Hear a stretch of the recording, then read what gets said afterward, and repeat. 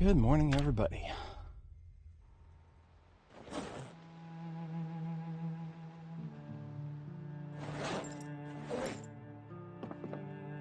Where are we at? We're at 10 a.m. How's my weaponry looking? Sword at 2/3. Machete could use a sharp. What's wrong with me?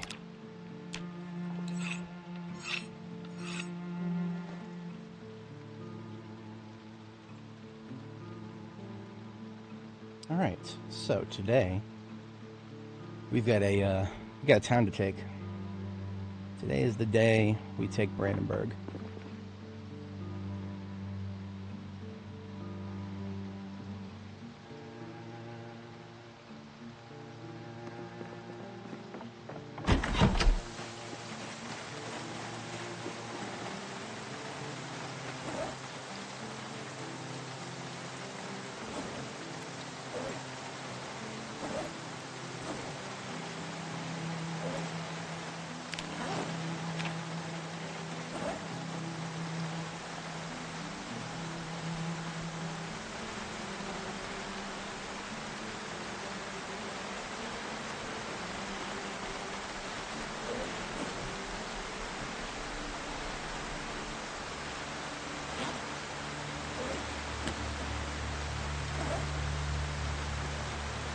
I need to find a coffee machine.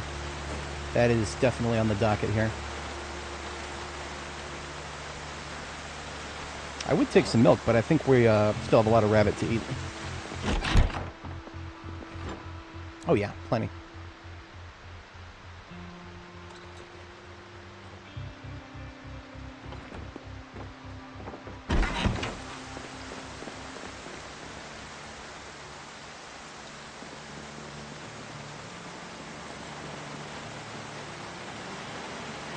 Alright, so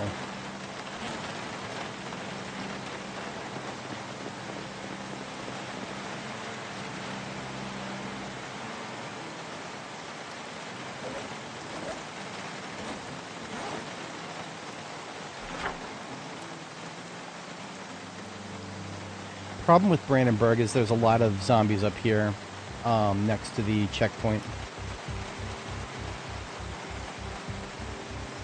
I suppose that's only a problem if I can't handle them. But that's also just it's a calculation, right? Do I even want to bother trying to kill them all because I'm not going to gain anything from it? I'd much rather kill all the zombies in this area in the town. Going to be very focused on combat today because I want to level some weapon skills. Our girl Dani here has got all the books for both aiming and long blade. So we would be quite remiss not to use them all. I'm going to do something I should have done a while ago and move my armor, my heavy armor from the ambulance over to the fire truck here.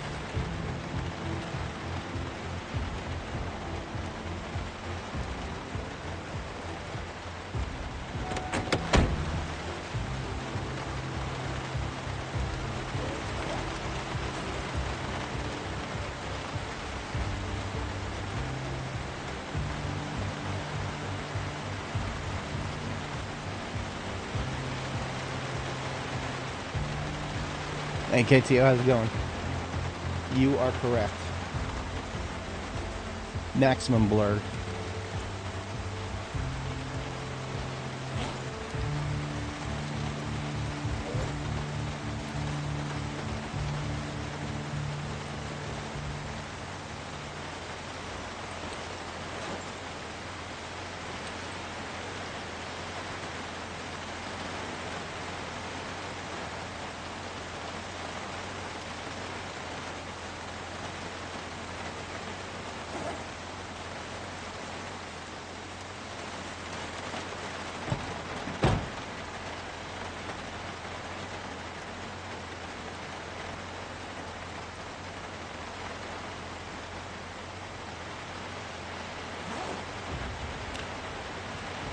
Now, everything except the sledgehammer will be moving over. Actually, no. The sledgehammer, charger, and pump can stay there. Hey, Mario. Good morning.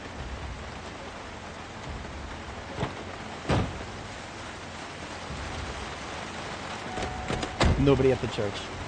No, I seriously doubt that. Yeah. Really?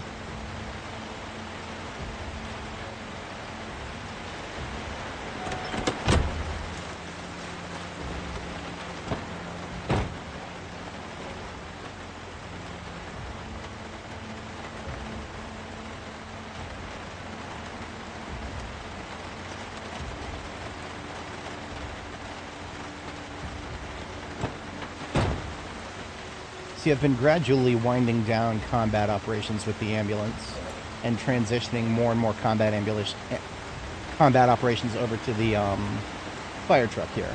And the reason for that is the ambulance is just too sensitive to hits, bumping into zombies and whatnot. The fire truck is far less sensitive to that. And so because of that, I'm actually going to move my entire bag full of blades, spare blades, over to the truck now.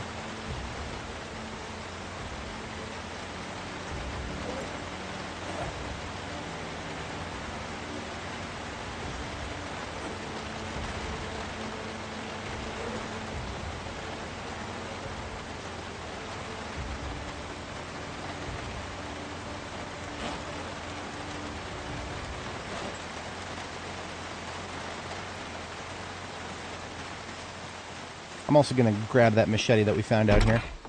We're going to be using that to replace ours next. Morning, Abreu.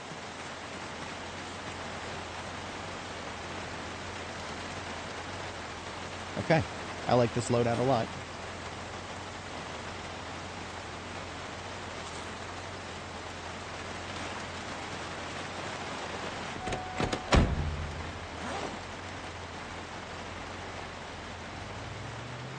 I'm going to get warmed up for combat by just not picking any sort of big fight. I'm just going to do a bit of an orbit around my home neighborhood here. I think there are still some Zeds in the area.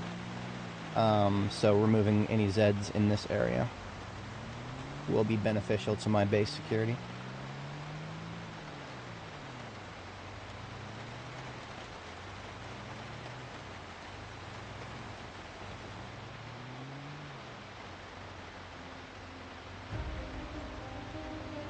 If there are Zeds in this area, I don't actually know exactly where they are.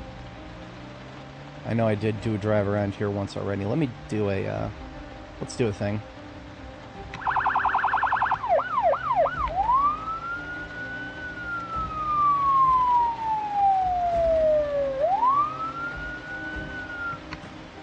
Just want to see what that attracts. This whole field out here is just loaded with trees that I can't see past. So there could be some moseying around out there.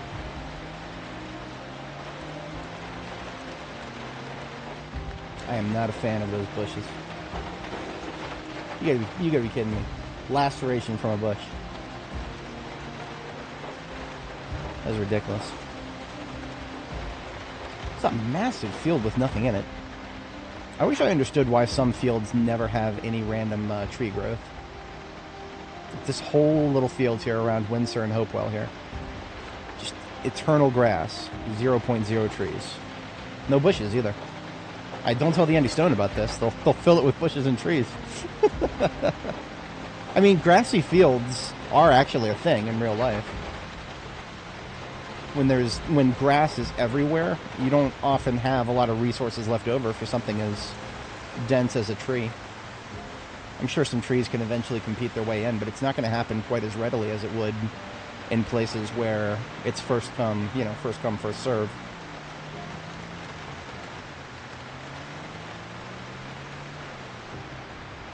Well, let me turn back around here and see if our siren attracted anybody out of the other field.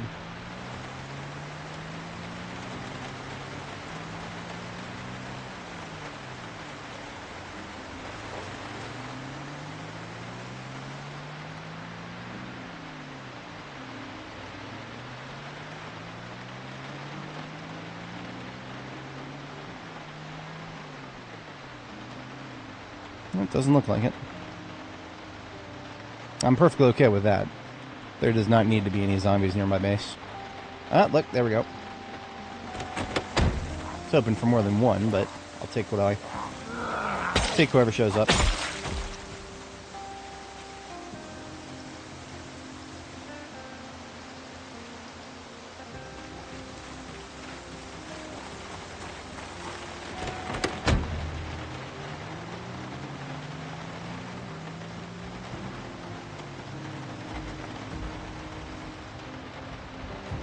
Okay, in that case, I'm going to go ahead and go around my building and just kind of ease my way into the neighborhood across the street, or across the highway.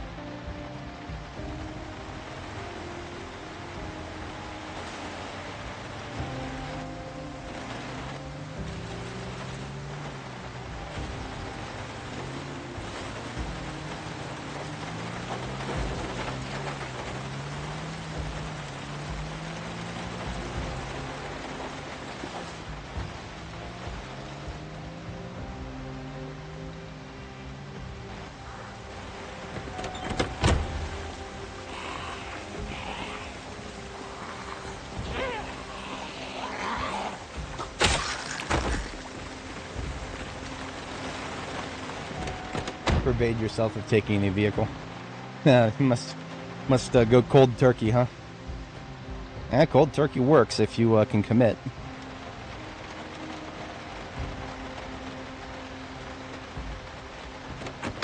Alright, I'm awake. I'm awake. Hey!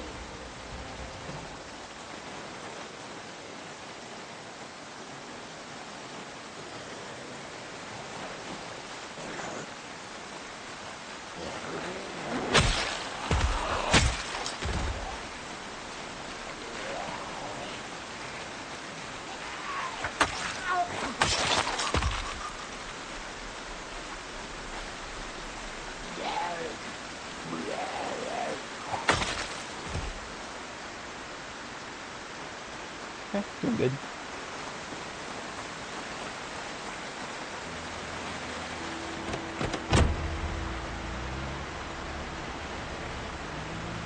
Secret mega parking lot in this area. Secret mega parking lot.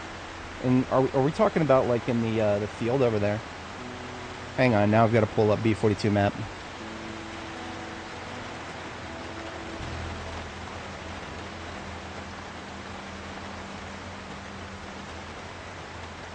Here's Brandenburg.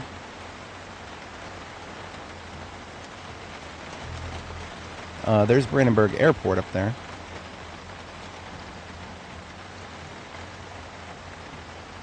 I think we drove past this once. Or maybe not, actually. I don't think we made it that far.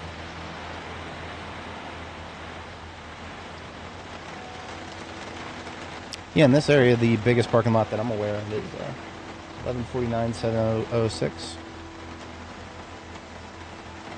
So 7006, that is down.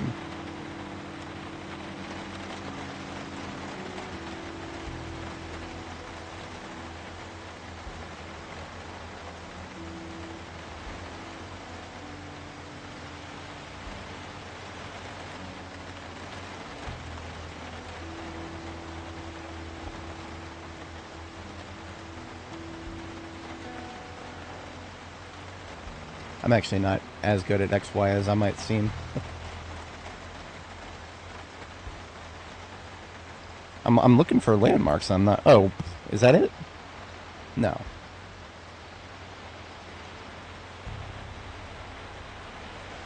Little pond by the airport.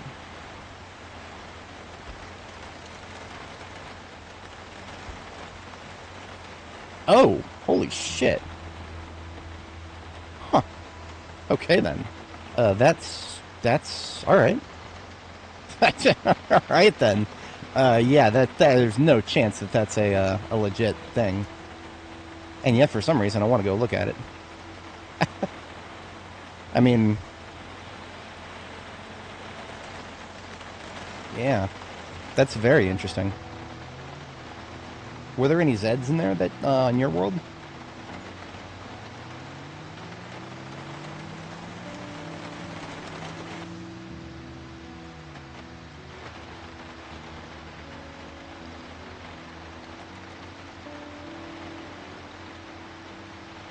Optimal route would be to go...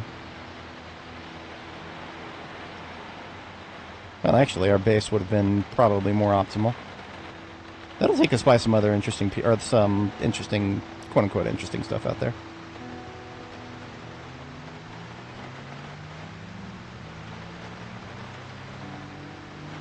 Oh yeah, if I actually found a step van, I would absolutely take that.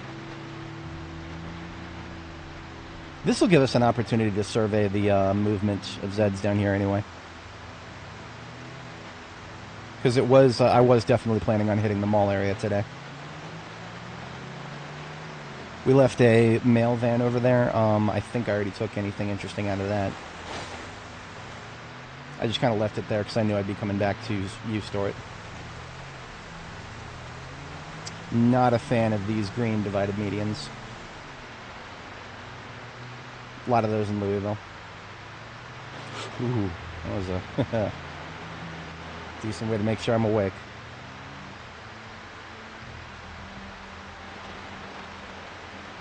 Yeah, I suppose I could just continue on down there and then turn north at the, it's at the damage right there.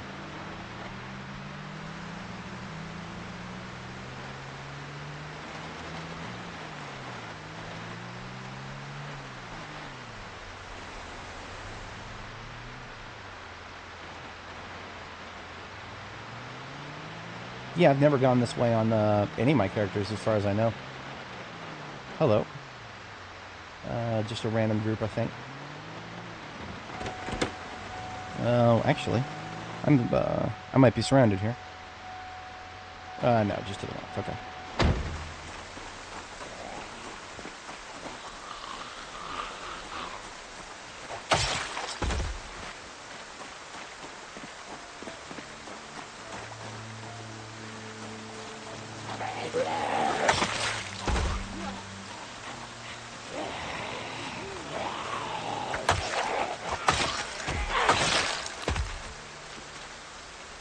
Like that. That was cute.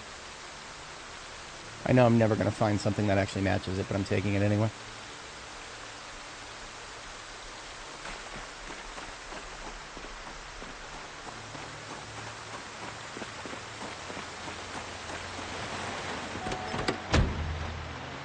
Well, let's put it to bed then.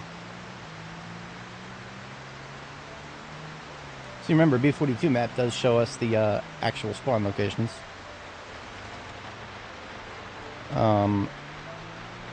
We've got to pass the lake first.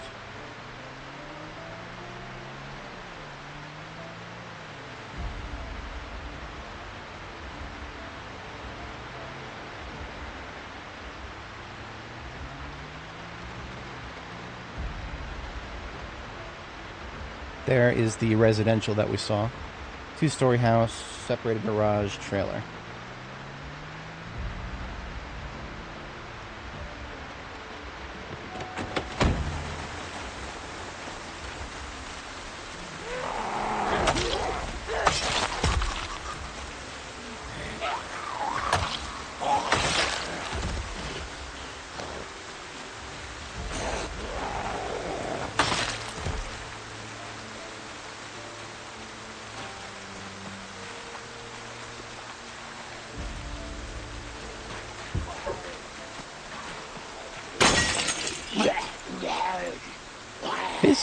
Sometimes it feels like they break the windows almost instantly.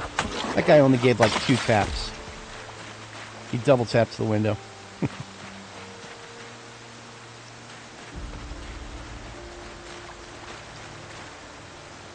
You know, I don't think I'm ever going to need it, but there's also a part of me that wants to have a cot with a pillow in my combat van. Because, I mean, then if I have to sleep in the field, a cot with a pillow, barring inclement weather, is actually not the worst way to... No, that's funny. That's funny. That zombie that came out the window was supposed to be barricaded in the bathroom, but another script came along and left the door open. And now you just got a floating bar.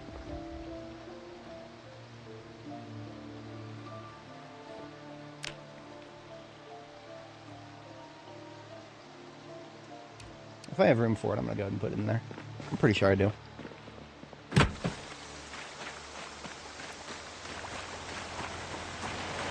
Hey, Rizan, we do all default settings here.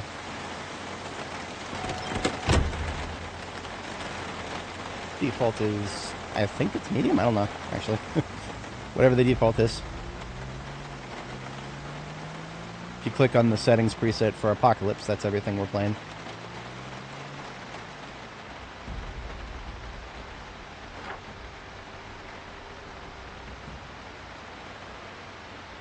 So we're going up and then taking a left on Fairground.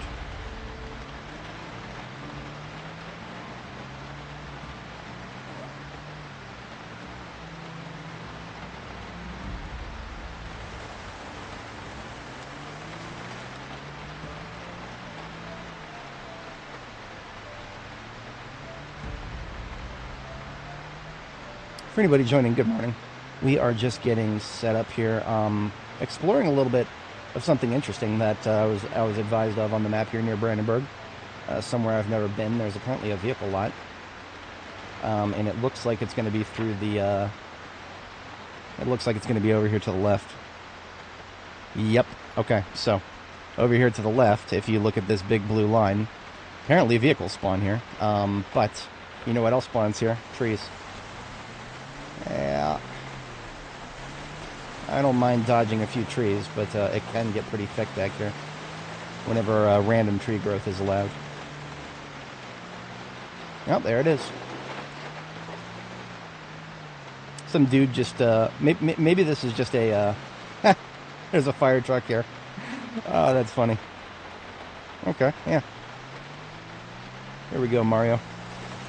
This is what you're missing out on, apparently.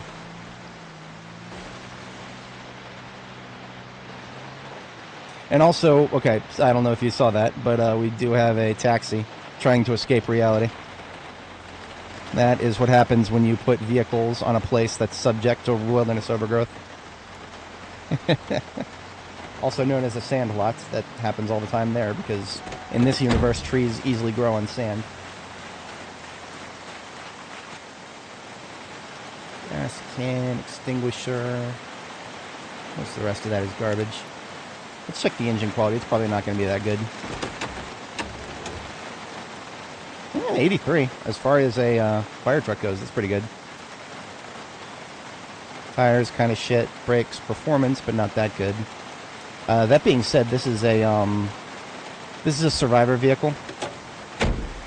At least I think, unless there's something else here. Hang on. Okay, no. So this is what I expect to see. A mix of decent and terrible parts and a dead battery. That's what I expect to see in all these. The fact that I did not see a mix of... Yeah, this is like all over the place, and we've actually got a charged battery. That is because this is a survivor vehicle.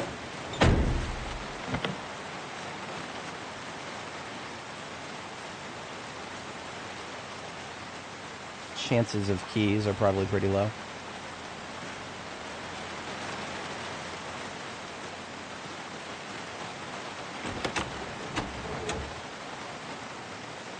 Yeah, it's only a 69% window. We just smashed that. Yeah, there's no lore for these. Oh, seat occupied. Now that's interesting. Oxygen tank. Never mind. I got excited for a second thinking it might be a sledgehammer. I did not think that sledgehammers would spawn in random vehicles, but we saw one in a mechanics vehicle of all things. Modern Mechanics, MM. Vehicle with that name.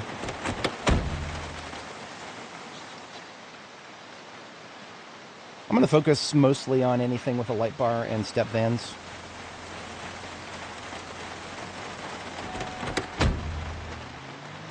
Because I'm actually not opposed to the idea of getting some more good engine quality step vans.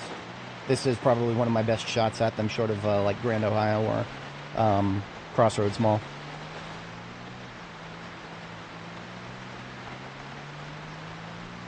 Hey Zacto, good morning. We're exploring a very interesting place that's probably not actually supposed to be here. It's probably a dev playground. This is, I'll show the map again in a minute. This is off of Brandenburg, so we are technically still in Brandenburg here.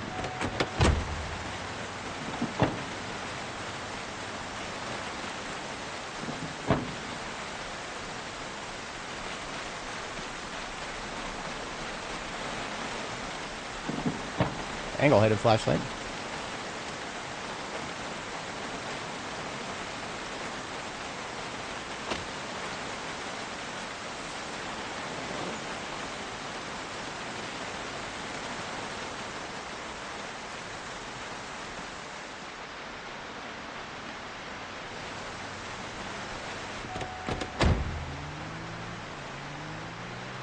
Oh, hey.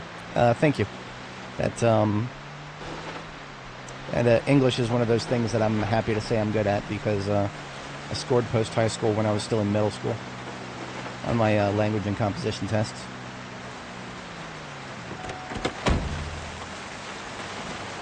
Thank my mom for that.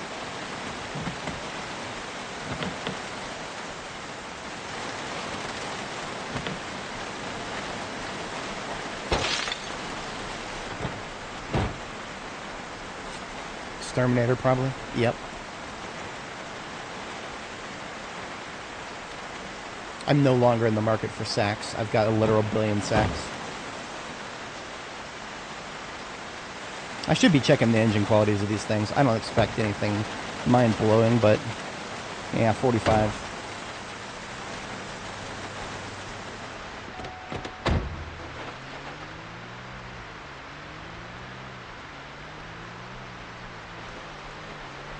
So the vehicle lot that we're looking at is triangle-shaped for some reason.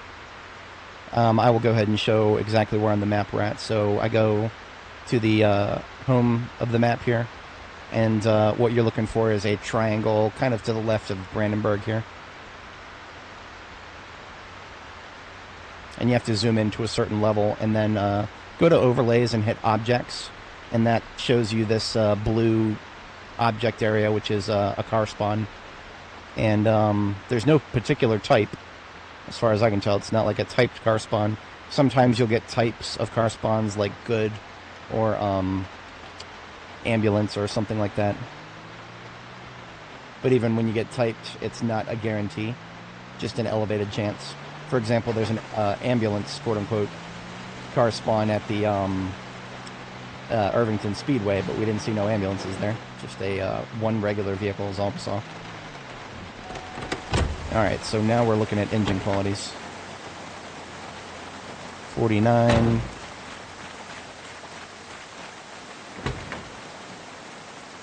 $50. I feel like the ones with the decals on them possibly have better chances. 69. Yeah, this one right here is certified nice. I'm going to take its battery so that we can go bring it home and charge it.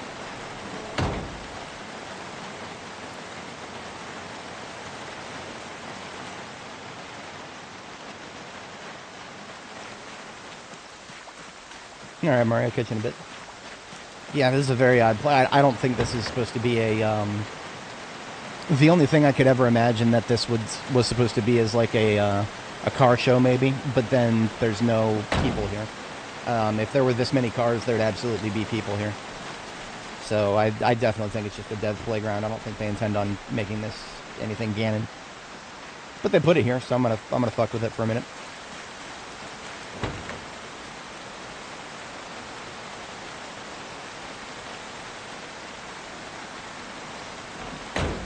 Yep, so everything except for Marine Bite so far is more or less garbage. Now, here's this truck here, or the van here, that says MM.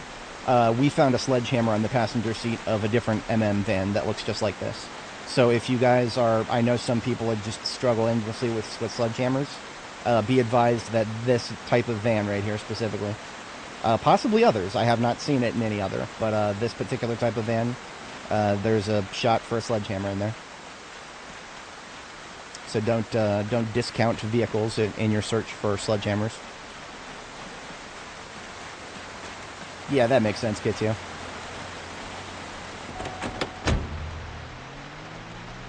Alright, Zacto. Catch you in a few hours.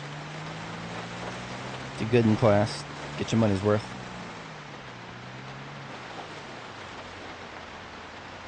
Forest gets thicker to the south here.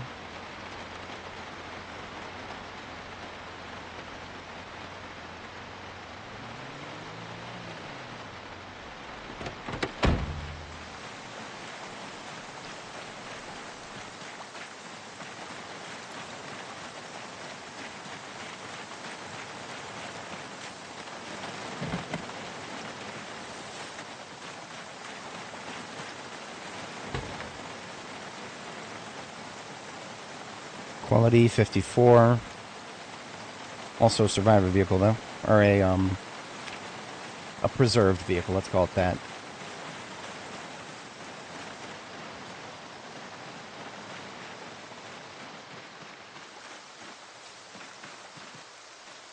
It's these little mini forests that really throw you off. There could be a car in one of these little mini forests here. Oh, yeah, look at that. If there was like a car like right here, I don't know if we could see it unless we went in there.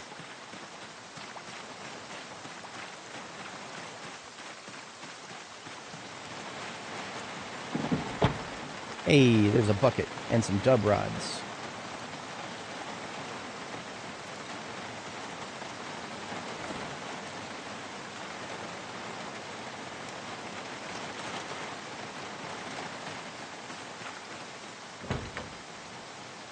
Engine quality 50. Marine Bites is still the best so far. Hey, we got a propane delivery down here. Usually what these have is a mix of empty and partially full propane tanks in the trunk. It's also a labeled step van, and I always find that the engine qualities on labeled ones are, on average, a little higher. Actually, about 20 points higher on average than the unlabeled ones. Engine quality 61, so not that much better, but a little better. Good tires, good brakes. And now for the most important part. Of course, it's locked. Hank Hill would never leave his car unlocked.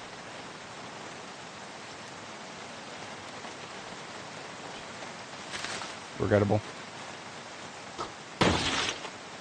I'm not going to try to search for keys in this muck.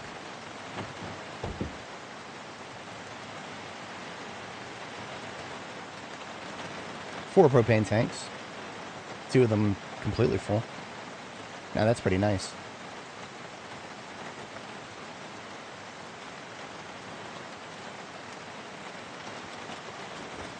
I'm going to go ahead and take those back with me. Because I do intend on maybe coming back for Marine Bites at least. I don't know if I'll come back for propane delivery. It's only 61. But Marine Bites was looking pretty good at 69. As far as step vans go, that's pretty good, actually. So we've got at least one target that I'm coming back for. I will probably come back here with a race car and a axe, so that I can cut trees that get in the way.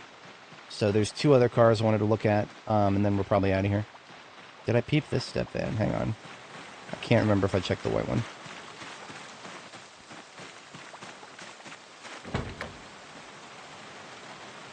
I did. Okay. Yeah, I recognize that engine quality 40. D6 down there. I don't care. I do not care. I have fire trucks now. Fire trucks are better than D6s.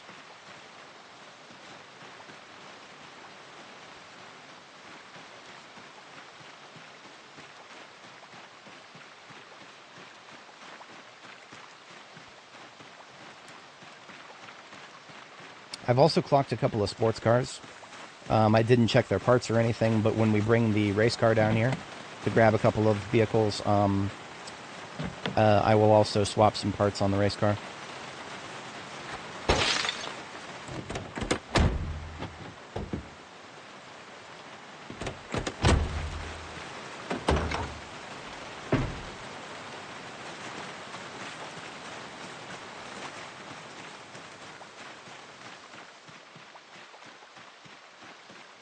Artisan Tannery. Now that's something to look out for, this yellow van right here. I believe we've got a chance to get some already processed leather in this. So if you are trying to get into your blacksmithing and you don't have leather yet, always, of course, keep your eyes peeled for that yellow van. Because, I mean, I didn't know to look for it before, but I found one like that before, and it assisted me. I think that was on Annie, actually. I can't remember which character, but one of my characters found a van just like that.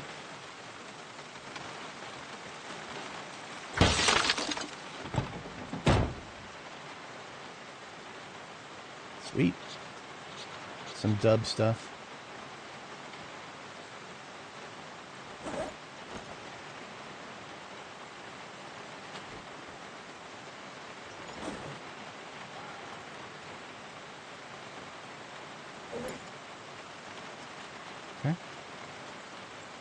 I'm digging it. It's, nothing else about it is impressive. We're actually, full now. I don't think I don't have the capability of carrying anything more. But I will take a look.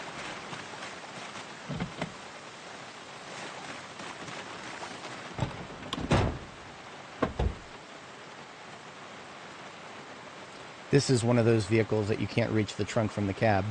They're pretty rare, but kind of stupid when that happens. Doesn't make any sense. So few vehicles are like that there's no trend. And look at that, we got a large and a small crude, both already processed. I think I actually do have room for those.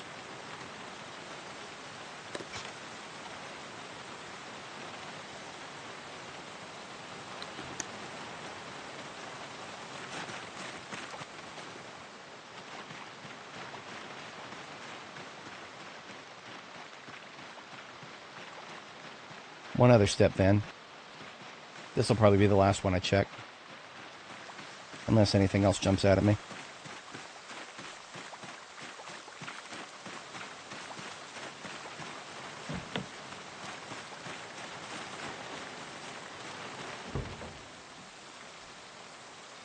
Quality 43. There is a little bit of stuff in the trunk, so...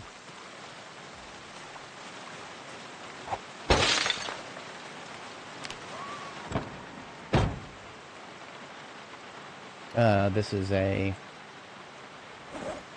farmer of some kind.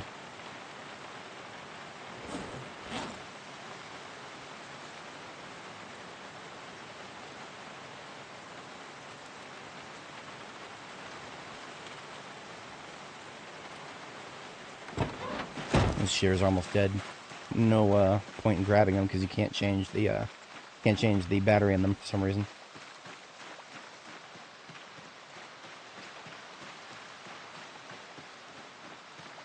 I believe we already checked that step van to the north. I'll peep it one more time. It's right in front of me. Might as well. Howdy. Thank you. Danny will need it. We do have some fights on our hands today. Quality 50. Okay. Alright, we're out of here for now. We're full on loot. Just by grabbing stuff out of these vehicles.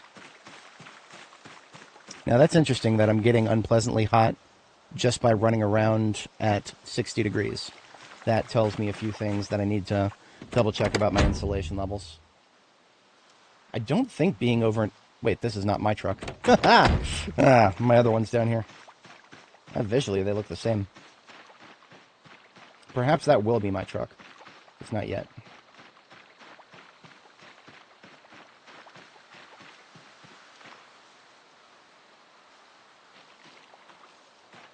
Great.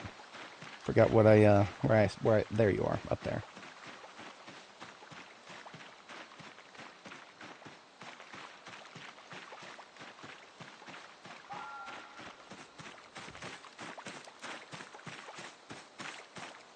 But yeah, I feel like I shouldn't be... What is my body heat gen? That's like 6?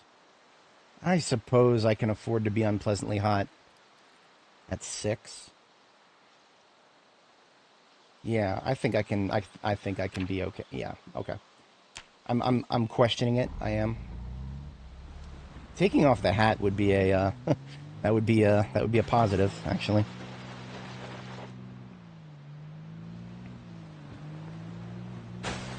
I don't know if I will, but when we get to the summer month, like June, July, August, I will probably forego a hat entirely and wear a bandana on the head. Zero insulation, but still a platform that you can stick a leather strip onto.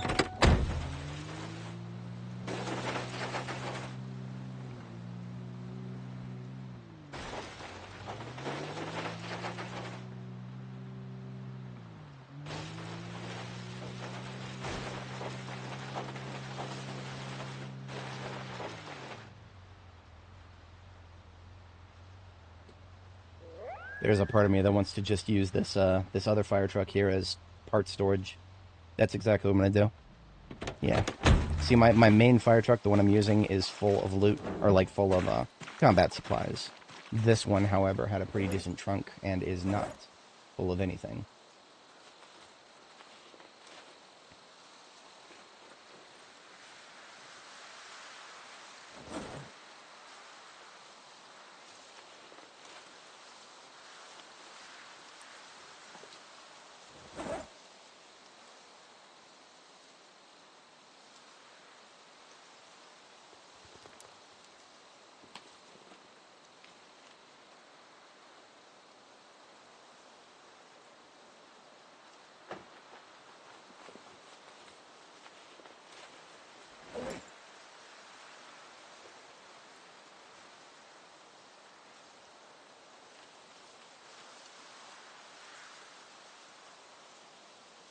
Certain things I want to keep outside.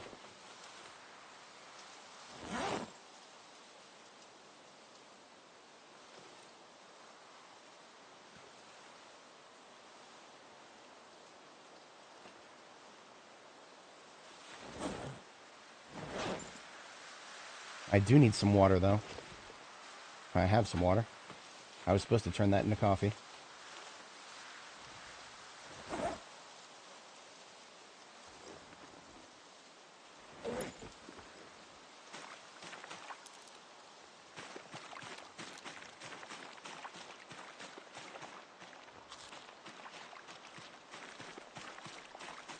Let's see, what should I focus on? I've got a little bit of room, but not much. Definitely not enough for a large shipment of vehicle parts. Do I need anything desperately on the fire truck? Yes, I need tires. On my main fire truck, I need some damn good tires. Okay. We can just slap those on right now. Brakes are perfect. Sus is perfect. So I really just care about tires right now. I can't remember how good the tires on this thing actually were before they got to where they are now.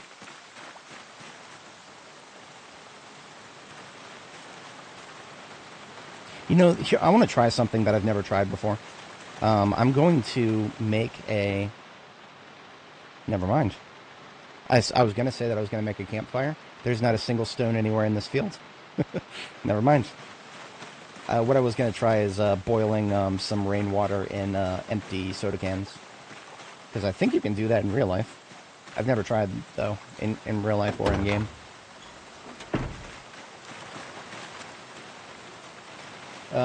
Gold ingots might be craftable. Hang on. Nope. You can only make sheets. Yeah. All you gotta do is type in the crafting menu the word gold, and then check the little box that says show all crafting recipes, because then it will show anything that is possible in the anything that's possible in the forges.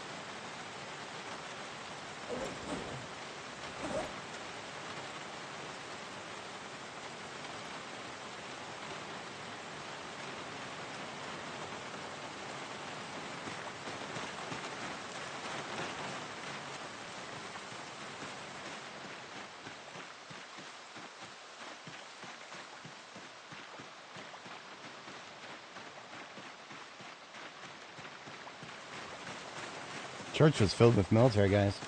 I wonder if that was the event. Were there any cops? It'd be kind of interesting if the event showed up in a building that large, and because it was so large, you got more spawns, and therefore more chances at gear. I'd be here for that.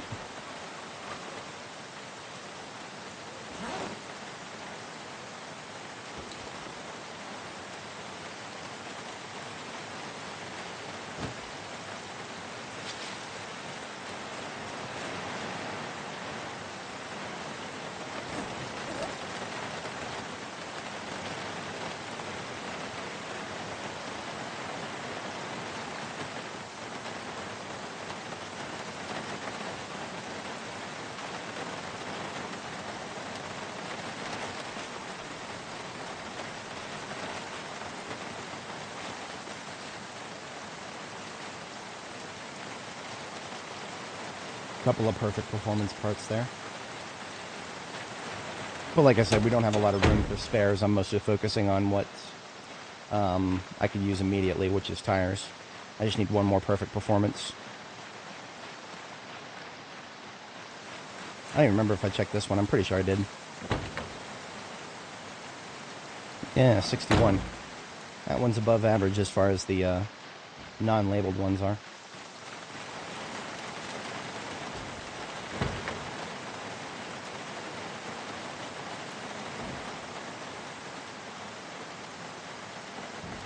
You guys hear that?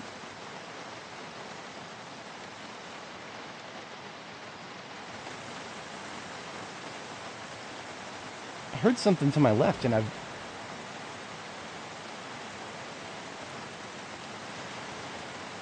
not going insane.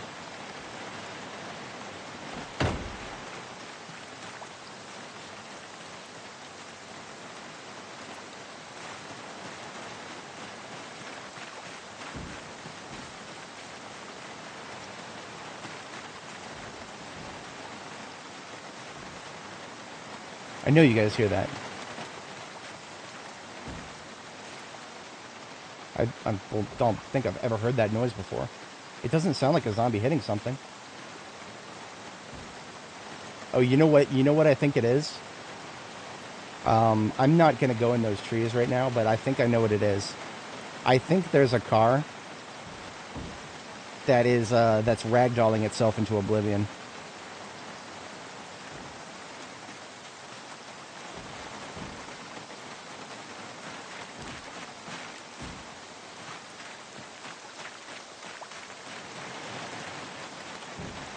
Yeah. Yeah, you see it? The white car up there. I didn't realize that this goes so deep into the woods. That means it's even bigger. It's even bigger than the map shows. I wonder if the map is showing it as a triangle when it's actually a big square. Okay, you know what? I'm not going to, like, dig into the forest for all these vehicles. It's already a little bit... We're already kind of pushing our suspension of disbelief by showing up here in the first place. Because this is not supposed to be here. This is not going to be here forever. I'm sure it's just a dev playground. We're just going to say that Dani located a lot that used to be a car show and then had a bit of a fever dream on her way out.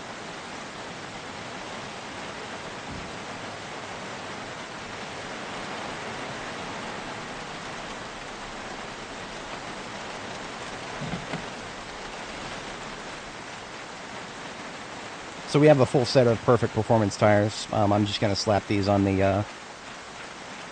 Actually, I'm just going to go, because we're going to incur a bunch of tire damage on the way out anyway, so I might as well wait to put them on until I get home. We'll come back for the Ranger car later. We have vastly overstayed our bedtime. If anybody joining wasn't here earlier, we have this huge vehicle lot near Brandenburg, and I don't think it's supposed to be part of the game. I think the devs just added this to screw around.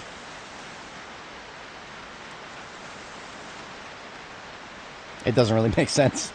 Because, I mean, all these trees that are here, the small trees in this field, they would not be here normally at the beginning of the game. They're only here because the wilderness overgrowth system kicked in. And I think we've hit peak. Yeah, we're definitely hit peak. I think it takes, like, what, 200, 300 days? Hopefully it's 200, because we're about to hit 300 days. Never got to tow a vehicle backwards. I like to turn the lights on for both.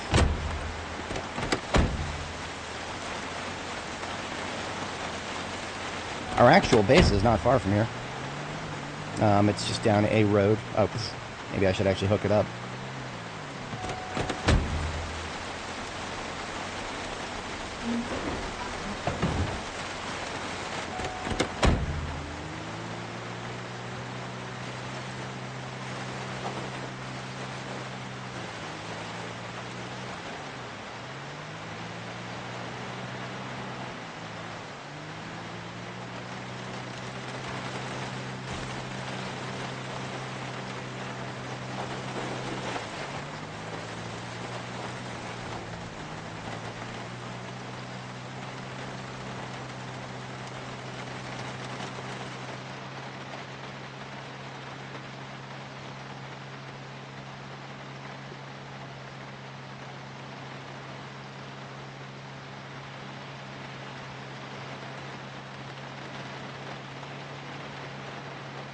200 is the default.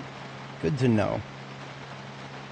So what Katia just advised me on is the how long it takes for everything to become overgrown. So like random trees and bushes popping up everywhere, you know, vines and cracks appearing on buildings and then roadways and whatnot. But when it reaches a peak, it stops completely as of now. In the future, they might make it so that certain parts of the wilderness overgrowth continue. I mean, it only makes sense if they would do that, because then you can eventually get your 10 years later thing. So I imagine that's... I mean, okay, I'm going to be real with you guys. I really don't want them to add... start adding small trees popping up in the roads. You know, like if we get grass in the roads, who's to say we don't eventually get saplings cracking up through the asphalt? I really don't want that. I really don't want that. I'm just avoiding zombies because I got fatigue and thirst right now. Not interested. It's more than I expected on this road. They were waiting in the wings. Earlier I was asking where all the zombies were. Here's the answer to my question. Ooh, I almost hit that one. That little bitch right there.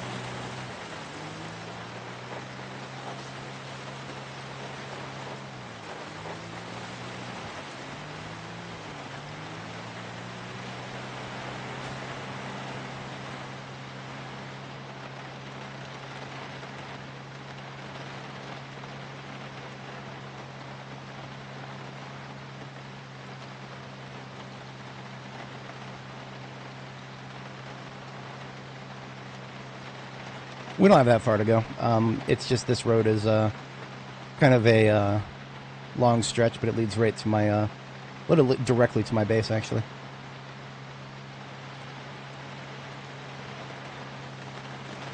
I'm still going to need to sleep twice, and I'm kind of okay with that because this rain has been going on for a while. So if it proves to be a not a super storm, then it should lighten up by tomorrow, hopefully. But it could always be a superstorm, so I have no idea. We get plenty of those.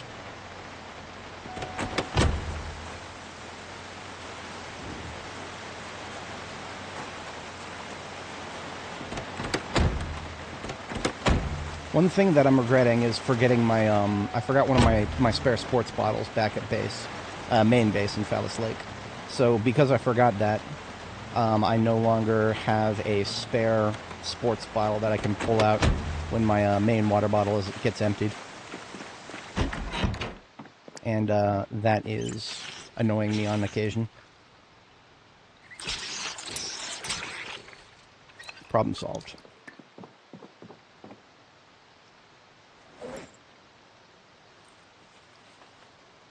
Alright, so let's get a sleep.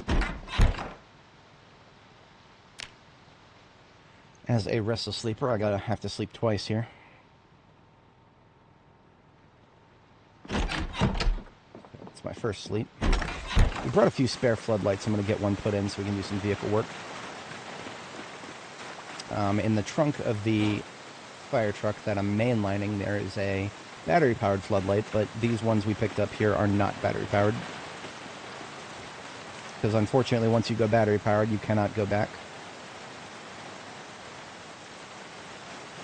I'm actually going to put it on the roof. If I put it on the roof, I think it might look cooler.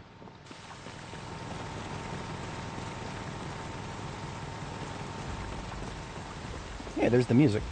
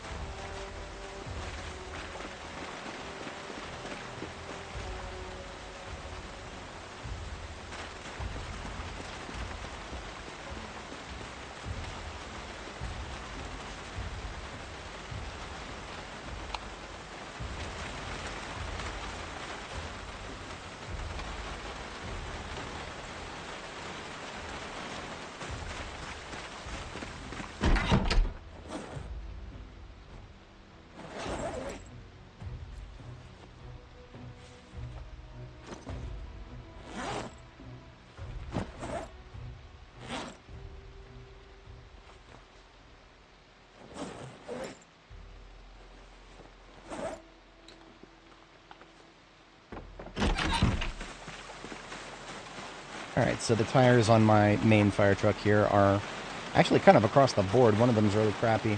The rest are in the mid. And we're just going to fix all those up to 100% with the tires we picked up. We got some generic loot in this one. Oh, you know, before I went to bed, I should have put one of these batteries on the charger. I think I've actually got 2 chargers with me. I think I carry around one in the ambulance and one in the fire truck now, but let me double check that.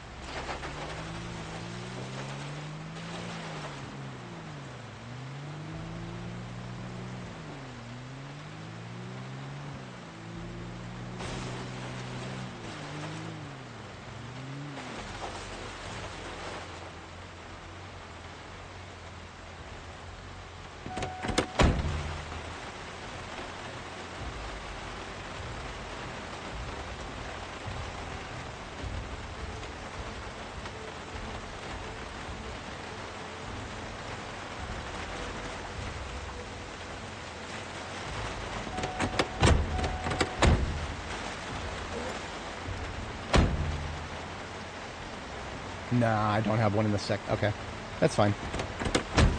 I've got one in the ambulance everywhere I go. Well, we'll need the pump too, so I'll pull that out while we're here.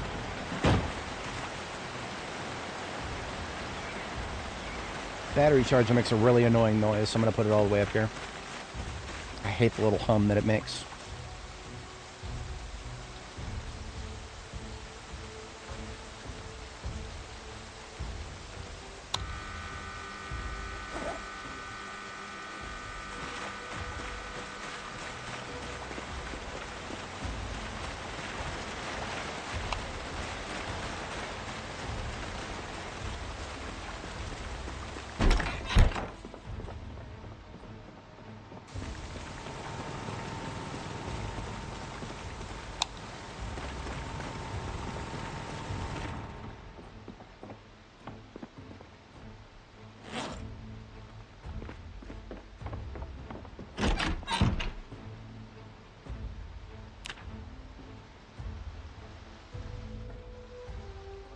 Am I lucky enough? Nope, the rain just got heavier. So this is probably gonna be a multi-day storm then. I know some people would tell me to listen to the radio, and you're not wrong, but also the radio doesn't always tell you how long these storms last. Like it will if it's a multi-day storm that's gonna go beyond 2 days, it's just gonna tell you the current day and then the next day. So I'm not saying it's useless, I'm just saying that I'm not going to sweat it. But yeah, since we've got plenty of rain falling, I might as well put more buckets down. I intentionally left this fire truck that we picked up running all night, so it would charge its own battery.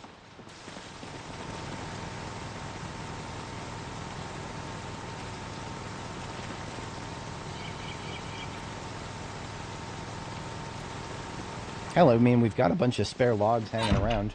Oh, you know what? Okay, so, just for the sake, we've got a bunch of spare logs sitting around, and I would like to pass a little bit of time.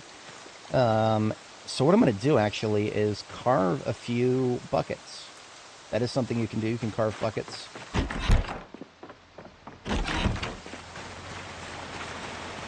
And I'm going to let them catch rainwater, so I have a little bit bigger of a water cache. Thing's battery's probably good now. Just about.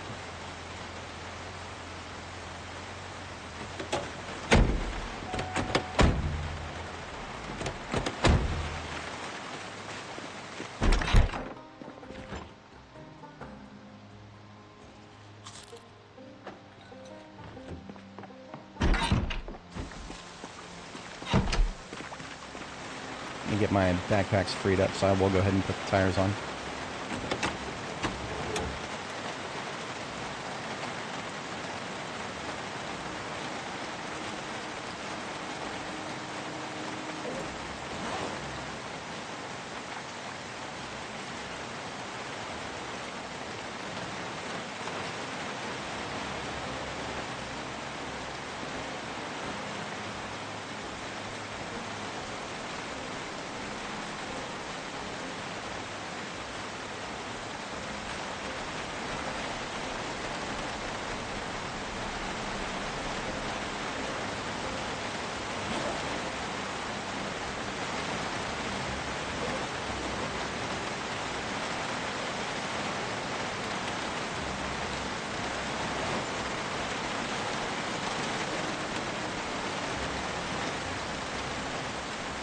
I'll pump them after I make the buckets, because I'd rather get the buckets filling up. They fill up on their own if you just get them on the ground.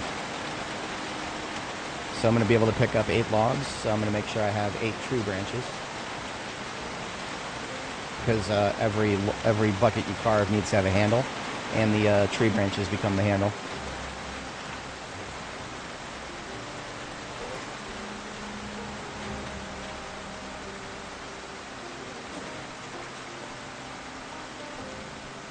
We have already read Carving Volume 5, so that we'll be getting a metric ton of experience for this. We'll probably get an entire level, possibly. I don't know. I haven't even looked at the numbers yet, but we're about to find out. Sitting on the ground so I don't shed health. Switching manually to use the hunting knife. And then carving 8 buckets. What are we getting? 156 carving experience. That has been drastically nerfed from what I remember. But I'm also used to taking characters with Carver, so that's a native +2. So yeah, that's definitely that's not bad for a level 6 or a level 4 recipe.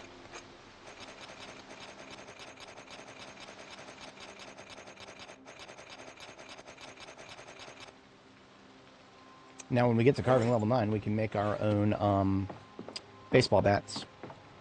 We are currently 8 and like 8.5, something like that. So we didn't necessarily do that for the buckets themselves, but the experience was a nice bonus.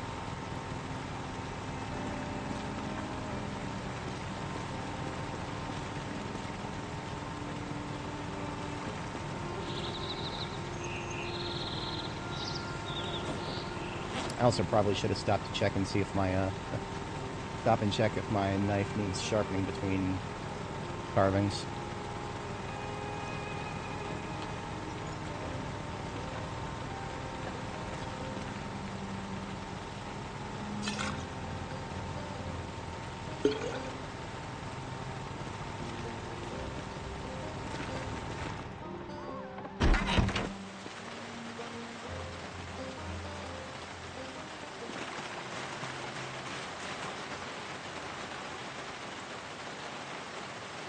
Alright, so now I can pump up the tires here.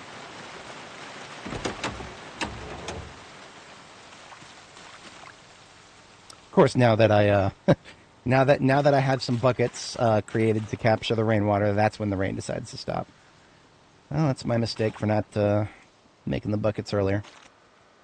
Should have assumed. What was our overall? I actually missed it. Overall is now 85. And we can still bring that up a little higher if we get some more light bar repairs in. We can fit 3 more light bars because we get 20% for each light bar that we use to repair our own. We have a small chance at finding some light bars while we're here in town. So I am here for it.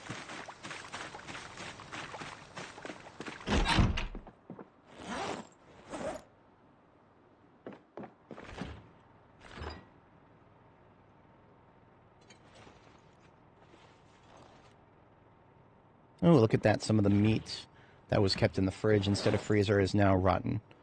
So that is going into the garbage. I don't have a garbage. But I should somewhere. I swear I picked up a garbage can at some point.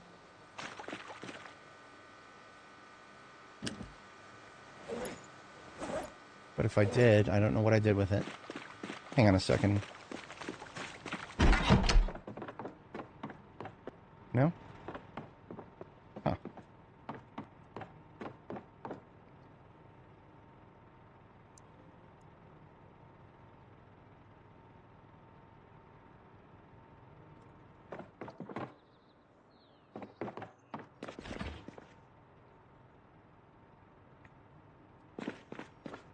Oh well. It's not that important, but it's nice to have one. I hate just tossing stuff on the ground, but I do need it out of the way.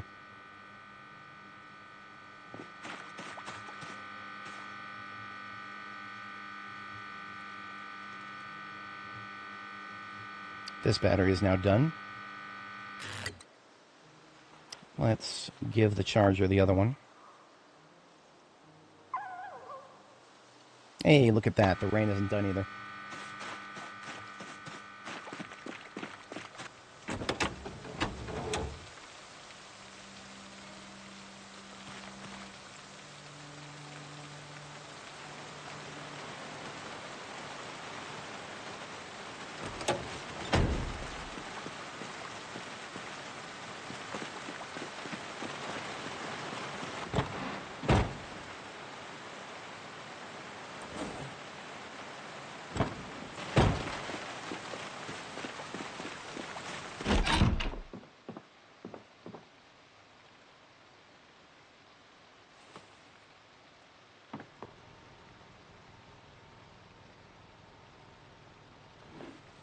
This napping book we found is actually possibly useful if we feel like leveling our napping skill while we're out here, because we've already read the Volume 2 book, so if we happen to get 2 levels while we're out here, we can actually read that Volume 3 book. That Volume 3 book may actually make its way into my bag of books that I carry around with me regularly. I'm just looking to see if there's any other productive things I could be doing other than fighting, because, I mean, you know, if I can do a few productive things around base while it's still raining, I prefer to fight without inclement weather.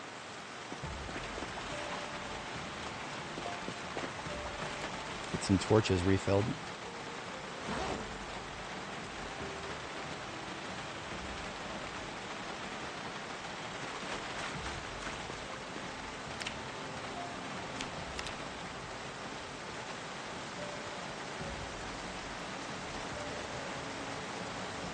It doesn't tell you how much propane is left in each tank, so I'm just going to take the least full ones and work backwards from there.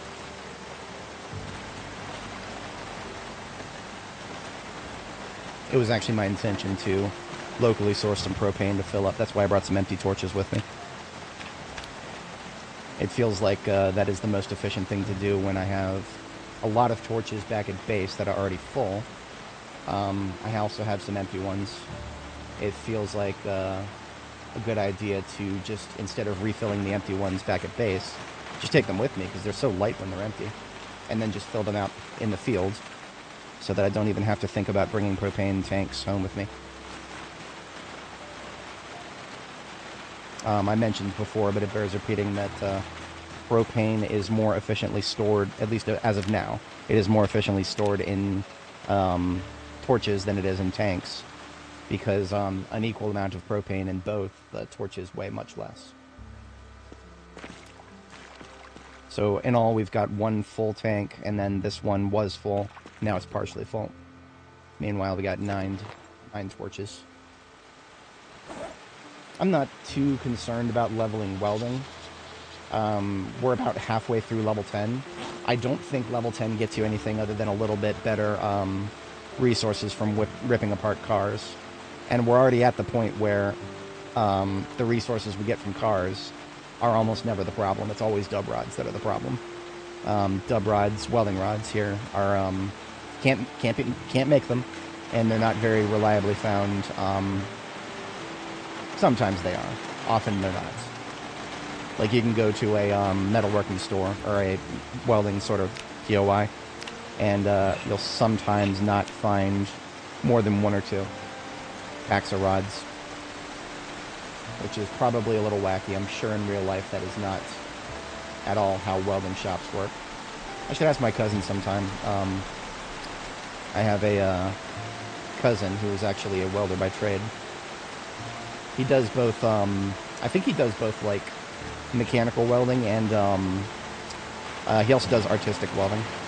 Like, he'll make things out of metal. Decorations and whatnot. I always joked that if there was ever a zombie apocalypse, he would be, him and his family would be among the better prepared for it.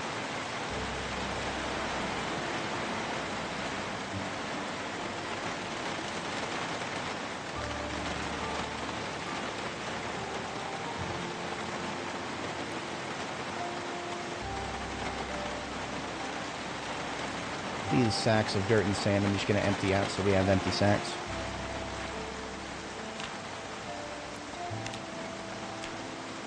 Both dirt and sand are the same as regular grass when it comes to driving over it. So it doesn't really matter if I... well, actually, I think sand is worse. I use sand as parking spots sometimes. But I've kind of fallen off on that because I don't have a massive sand lot at my current location.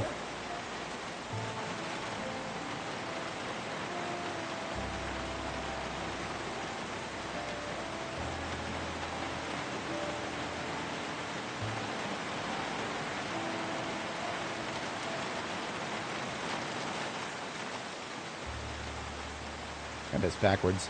What I like to do is, if I have a little bit of dub prod left over, I like to leave it separate from the full packs. The full packs always go home with me.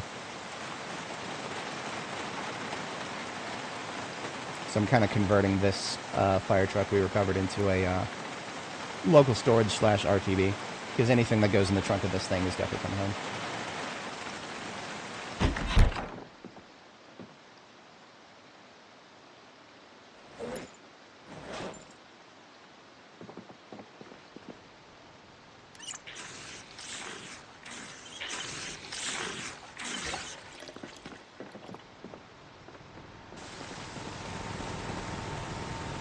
These buckets are about half full.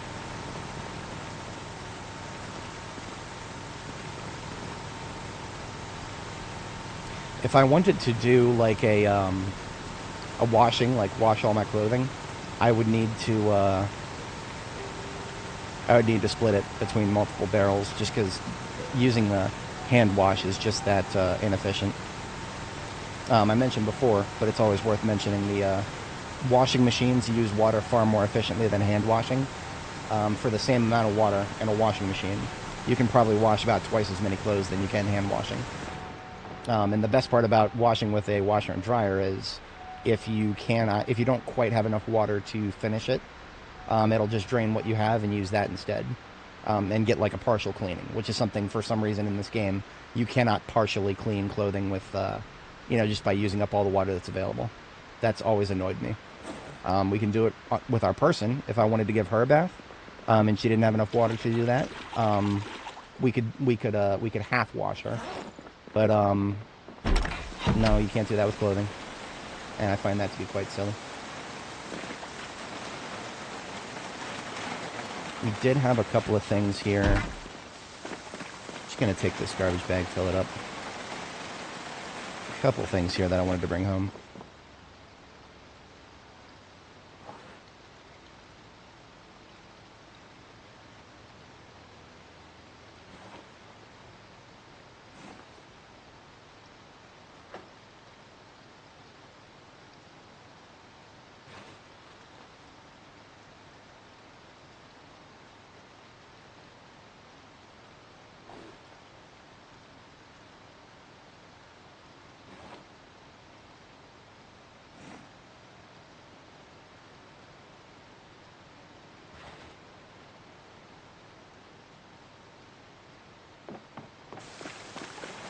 Pretty close to full anyway.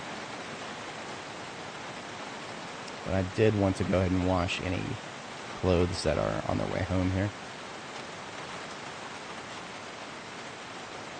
You'll never find more than 4 water on a tile on the floor. So that's regrettable. You can never, it's almost never enough to actually wash something.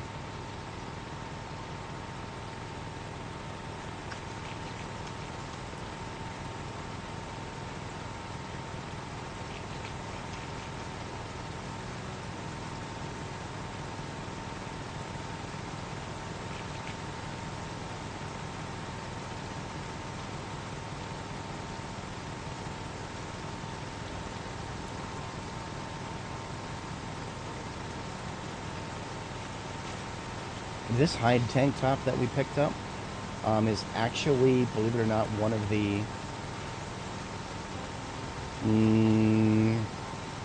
questionable. Okay, that's questionable. The insulation is lower than a standard tank top, and it comes with 10 scratch defense natively, so it is actually better than the regular tank top. The problem is the tank top slot is also occupied by the crop top slot. So the crop top arms has 0 insulation, and yet it covers the torso and the upper arm, and you can put leather strips on it. So 0 insulation, and it's something I can put strips on for the torso and the shoulder, so, or the upper arm rather.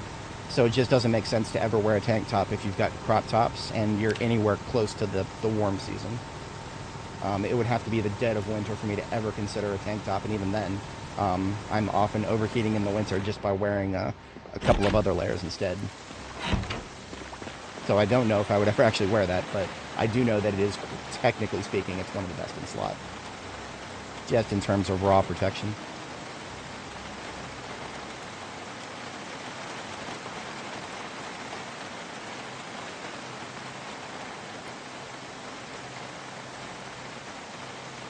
Okay, that's pretty organized. I guess we are going to have a bit of a chill day today. I did want to go out and get started with Brandenburg's main population, but it's not quite coming out to that with all this rain. Rain doesn't just mess up your vision a little bit, it also messes up your hearing. It makes it more difficult to hear when there is a zombie around you. What's the electronic, it's the how should I say, nature's equivalent of signal warfare, where you're jamming signals and whatnot, except it's just jamming my ears.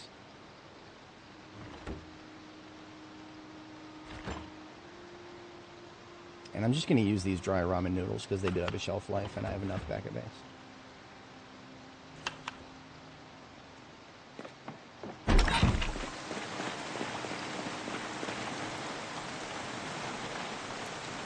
After we do our harvest of all the herbs that I've got planted right now, once we harvest those, we'll have a bunch of dried herbs, like literal tons of dried herbs.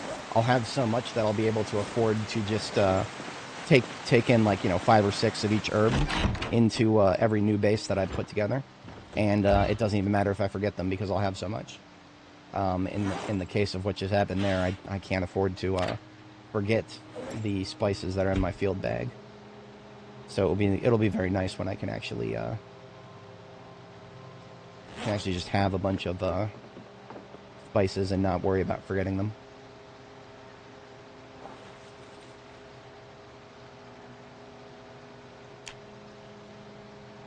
This one blocks the... Oh no, okay, so the icon for this leather jacket made it look like it was long, but it's not.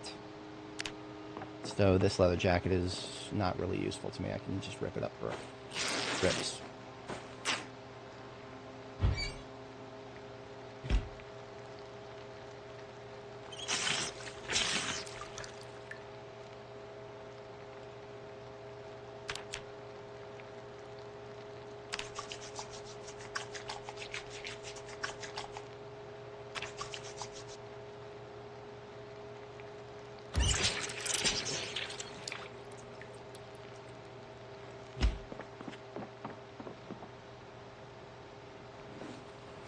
Actually, let's put that in the other side. I don't have a solid storage system for some of this stuff. Not yet, at least. The only thing I have a real storage system here for right now is food.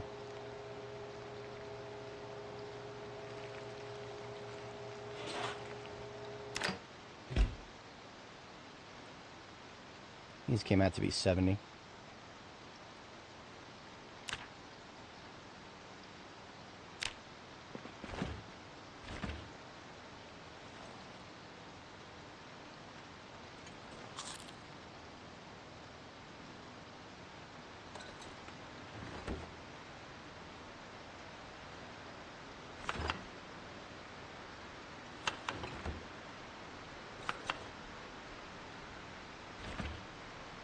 Alright, that used up all of the stale stuff. I don't even have to cook that last one. I'm not... Just wanted to get it out of stale and put it into a container. So what I'm going to do is, I do have to step away briefly, IRL. I'll just be gone for a minute or two here, and then we are going to go ahead and head back to the vehicle lot out there and I'm just gonna steal a. Well, I'm gonna put better parts on the race car, because that was one of the reasons we came to Brandenburg. Actually, is I needed to get some better parts on the Spiffo race car. So that was one of the reasons. That's actually one of our goals here. So the vehicle ladder is going to help us with that. But also, I'm going to grab on our way out of there. We'll grab the Marine Bite step van, because that had a 69 engine quality, which is pretty nice. So I will be right back, and then we'll get started on that. One moment, folks.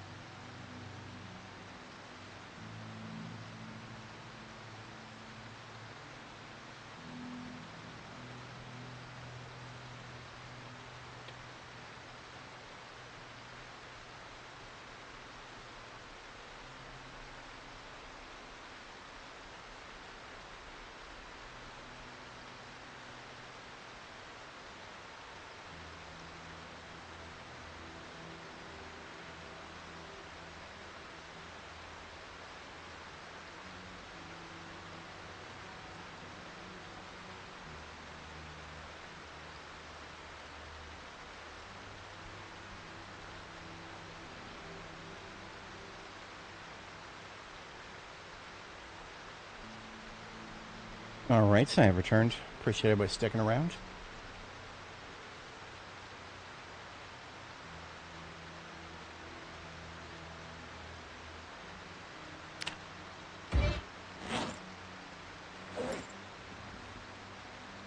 All right, we're going to go and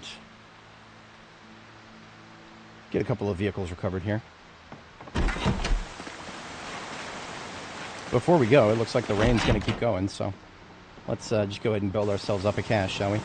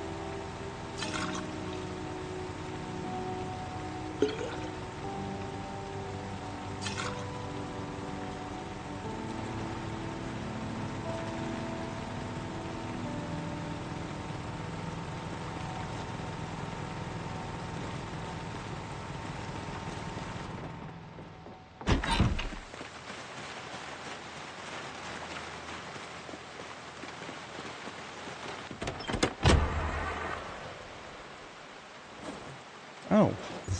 I forgot I had an entire bag full of loot in the passenger seat here. I'm going to need to sort that really quick.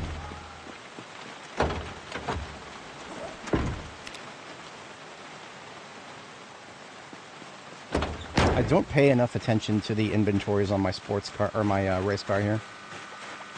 So I don't often know exactly when it is in need of being emptied.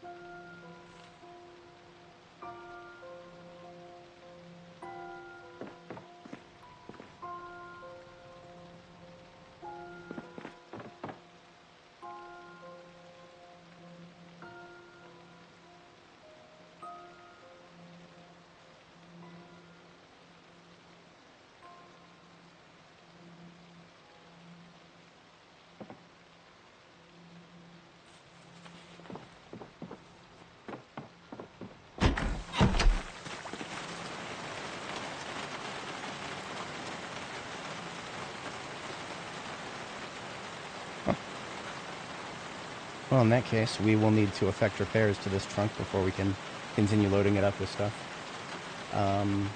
Or will we? Hang on.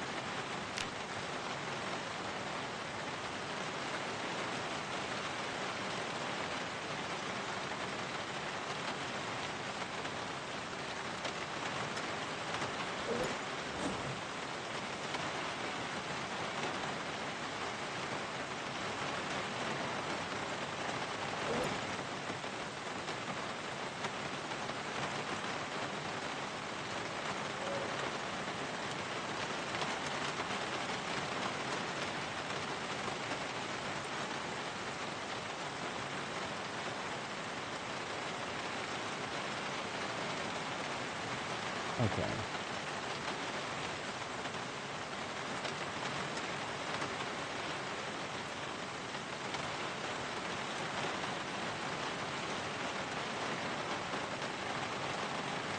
If I just get rid of just a little bit more encumbrance there. There we go. So I've got a full backpack I can put on the passenger seat here, since this is going to be an RTB vehicle. Then, there we go. And that lets me resume using the trunk for other things.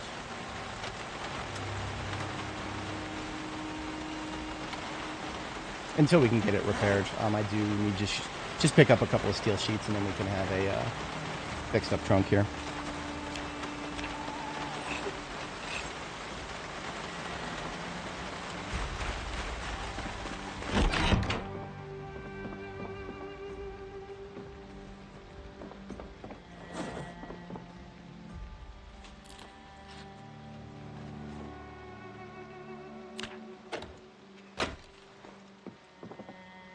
Any luck with that?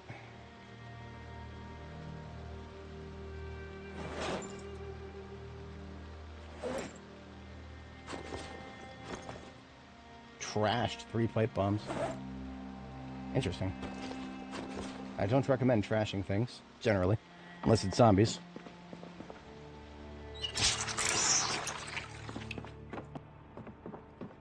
Still got a bucket in my main hand. Oops. I'm actually going to pick up some floor water just in case the rain is actually done. Because if it is, then what I'll use this floor water for is, we can, maybe wash the, make the base look prettier. We already got bleach and a mop.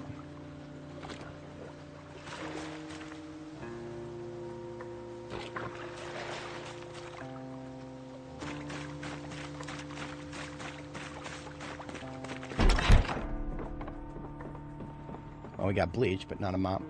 Oh well.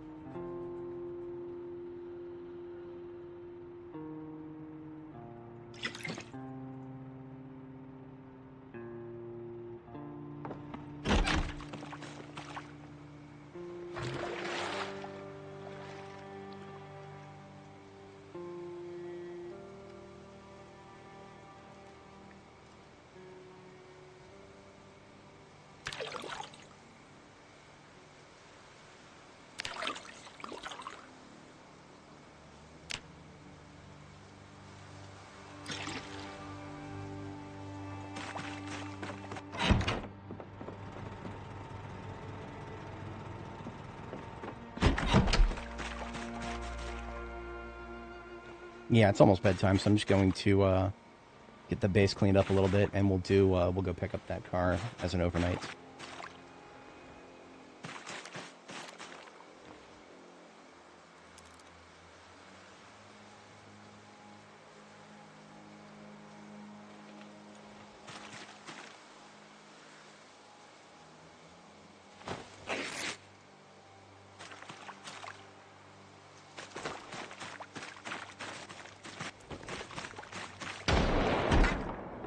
Shut up. I gotta shoot that thing for no reason.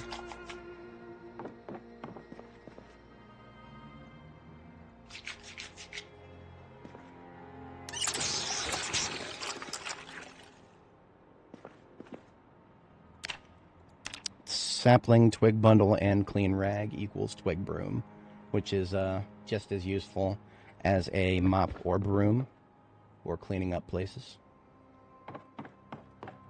So it's 2300, that's our first bedtime. And then as an overnight task, we'll clean this place up, and then should be tomorrow morning by then. Tomorrow morning, and watch, it's going to be covered in fog outside. Knowing my luck, that's exactly what's going to happen.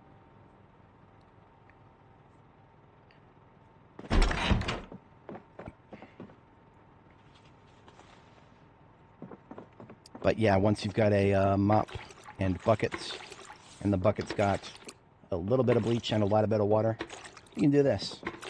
Get rid of the ugly dirt everywhere. It doesn't show up very much on these walls. Very, very hard to notice.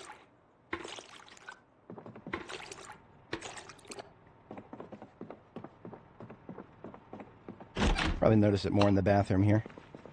Observe the grime on the walls.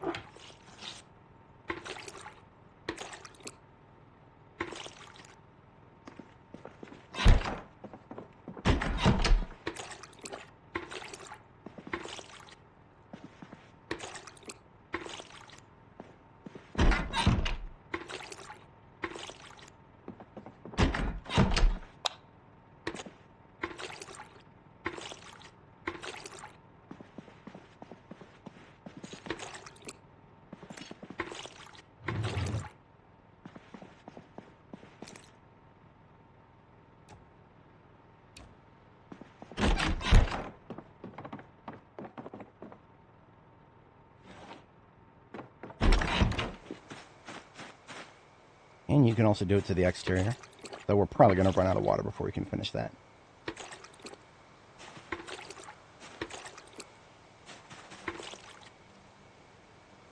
Yeah. Do we have some bleach left? I think we do have a little bit of bleach left. So I can actually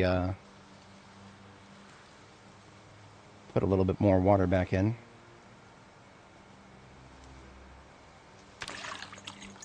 Just take like half of the car wash water here.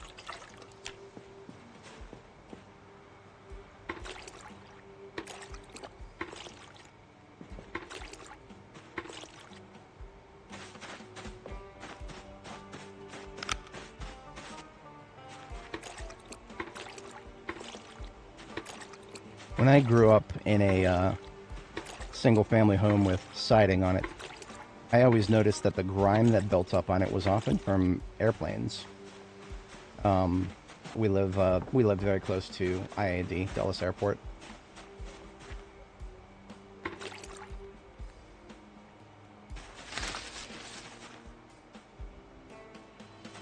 Yeah, that's all the water I had. That's all we need. That looks good for now.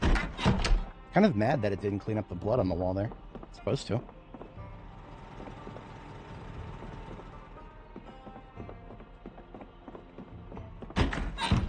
But now we have just about 1 hour before bedtime. You know, I suppose that's enough time I can go ahead and, I'm just gonna steal the, step van and come back with it.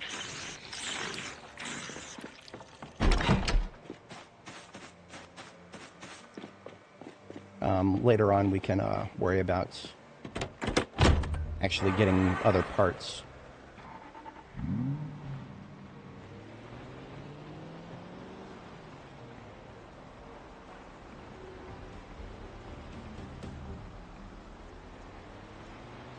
Or maybe I'll just kill all the zombies on this road so I can at least go back and forth easily. That would be a very efficient thing to do.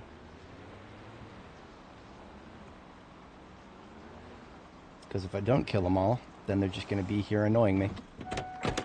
And ain't nobody got time for that.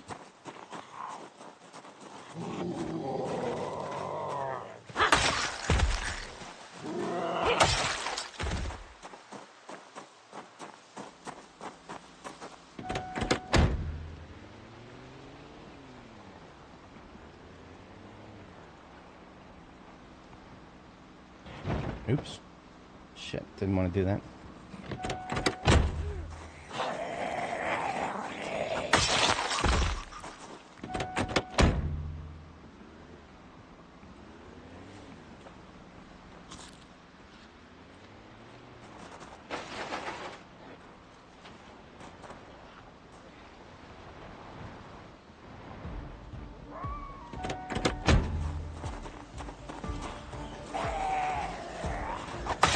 I like that hat. That's LEO blue right there. Solid blue. Nice navy color.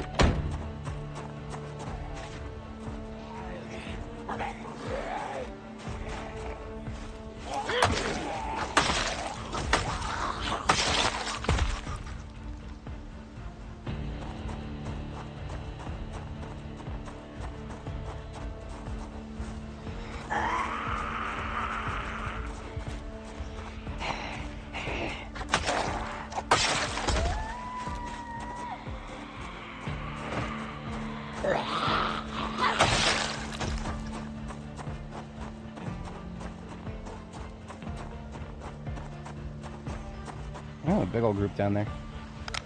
Every single one of them is going to hear me if I come rolling through here towing something. Actually, I'm surprised they didn't already, because I towed something the other night.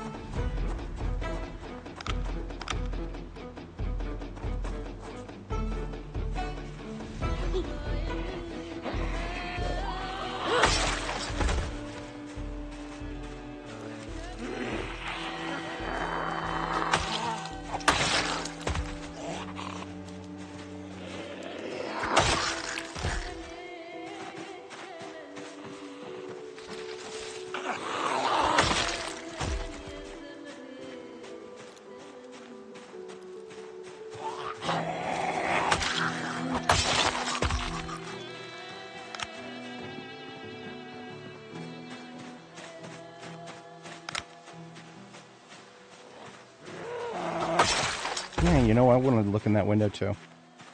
And doesn't look like any generators, but I can't tell until I go in there.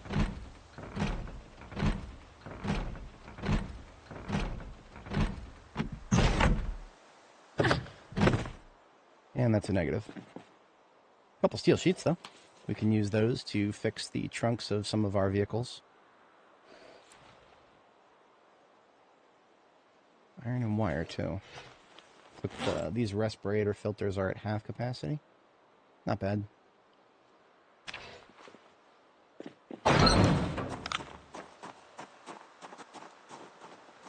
There's a couple more down here. She's just gonna kill anybody who's this close to the shed. Oh shit. There's one right there in that fucking tree. Didn't be getting too cavalier here.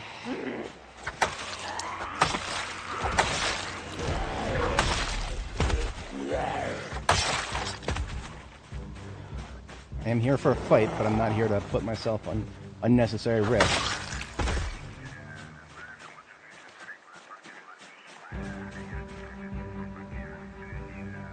Oh, there's a locker in there.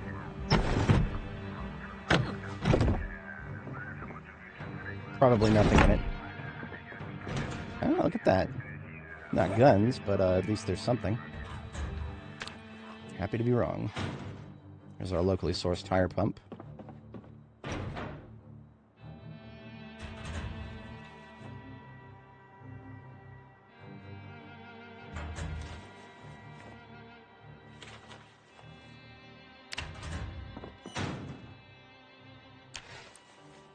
Dub rods.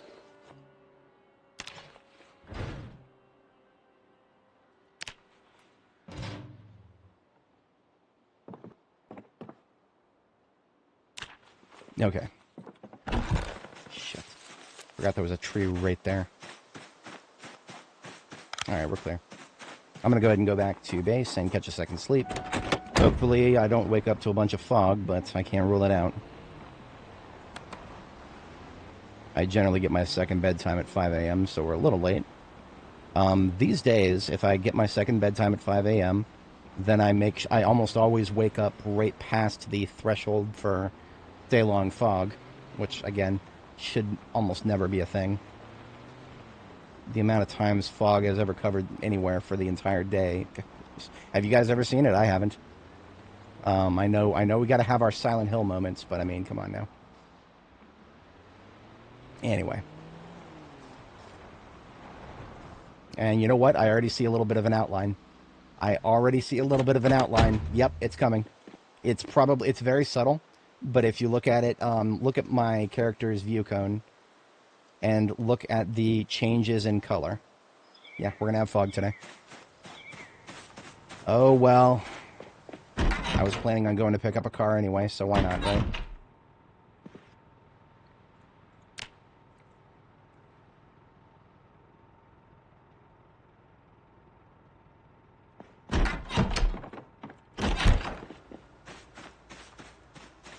Let me drop off the backpack stuff I picked up. Some more dub rod for you, sir. And we're going to expand the trunk of that truck right there, one we just recovered. Our actual main combat truck could use a trunk repair. We're not doing it yet. Snoop in town. Any.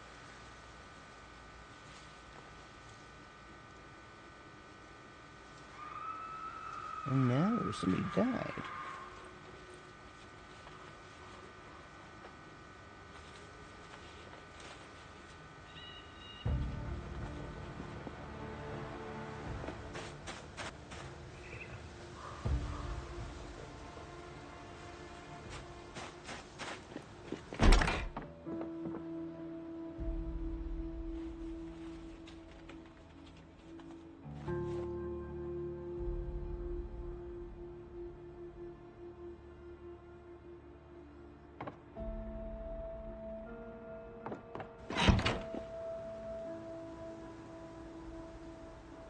I don't think there's going to be very many fishing opportunities here.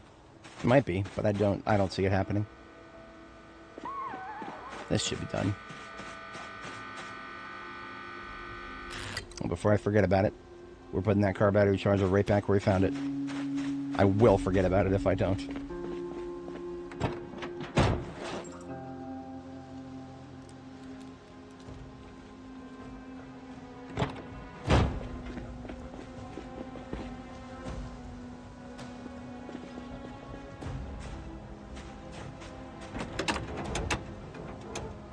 Jalapenos are good.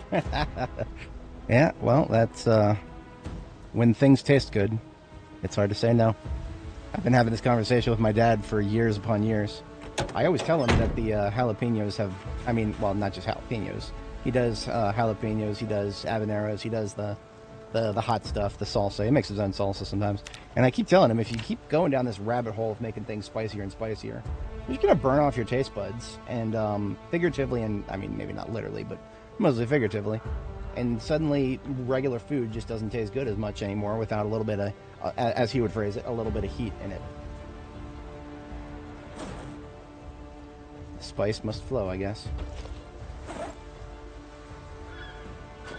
That's my whirling torch. I don't put that away. Yeah, okay. Off we go. All right. Off I go then. More work.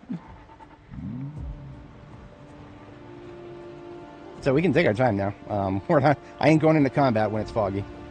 We can take our time a little bit, make sure we get a good set of parts placed on the race car here. And we're done and it's still foggy, then there's some carving I can do.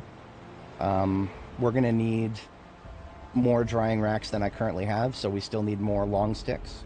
And all the wood we cut around our base to clear a driving path left quite a few saplings on the floor. So we can get some carving experience, we can get some sticks for more drying racks. It's great. Make a day out of it.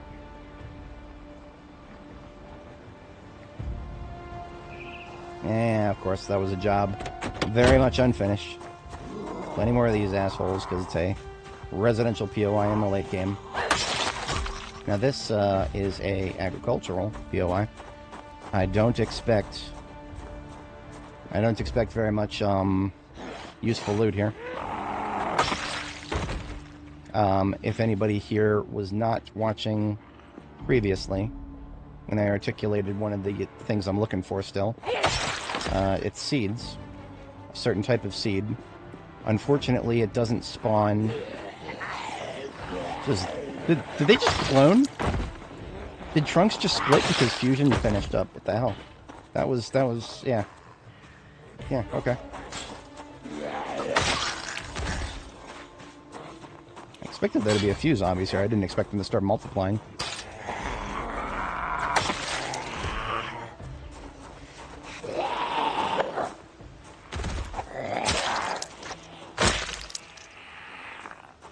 I got a fighting knife. I ain't afraid to use it. Shit. I am afraid of getting cornered, though. I literally didn't realize there was a window there thanks to the vines. I wonder if that's on purpose. I did not realize that vines could get that thick. That feels new.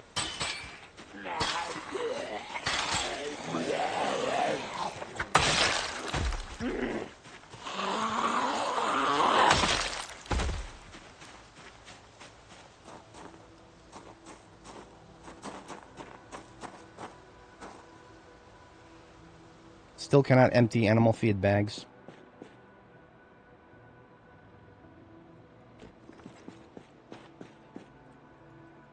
So, anyway, before I interrupted myself, we're looking for... Oops, that's the wrong bag. We're looking for certain types of flower seeds. Apparently they're much rarer than I thought they were. On my previous characters, I had no trouble finding a few bags of rose seeds or lavender seeds. On this character, we have found absolutely zero rose seeds or lavender seeds. We did find a little bit of chamomile seeds, and that's good. And marigold seeds. Now, marigolds are a little less useful. Dandelions are another flower that just came to mind, but there's no seeds for those. You can only find them through foraging. And despite all the seeds on the floor here, we have no...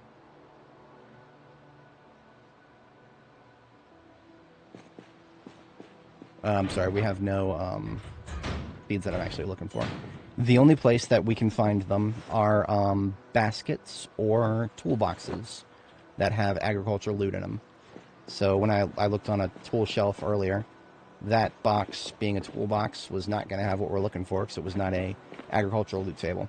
However, if we were to find a toolbox or a garden basket in any of the boxes in here, then those could have been a gardening toolbox or a gardening basket, and that has something like a 5% chance of giving us the seeds that I'm looking for. As far as I know, that's the only fucking way to find them. I have tried foraging a few times. I have not had any luck. So I don't know what's going on there. I don't know if something changed, but it sure as hell did not feel like this was a difficult thing to find. In fact, the only reason I know that they're useful is because I just planted them for the sake of planting them, because I had a bunch. But the whole having a bunch part is no longer applicable. Wrong way, wrong way.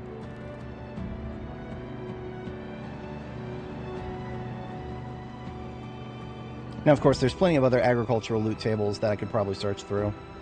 I'm not that hard obsessed with it. I mean, especially now it's April 30th. The best month to plant flowers like those is April. So April is literally, it's about to be whatchamacallit, the same date in game as it is IRL. It's currently May 5th, 2026. Tomorrow in game it will be May 1st, 1994.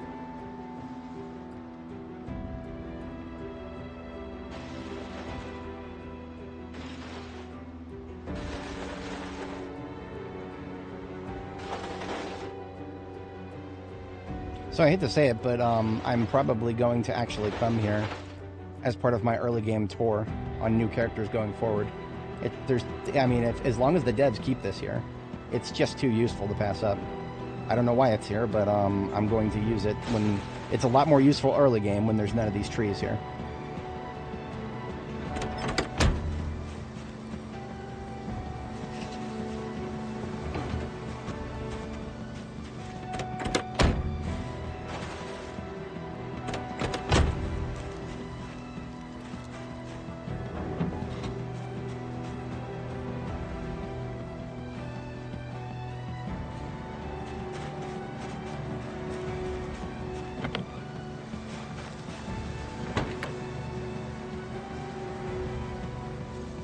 I like that. The condition and the quality of the engine is synchronized. Condition 69, quality 69.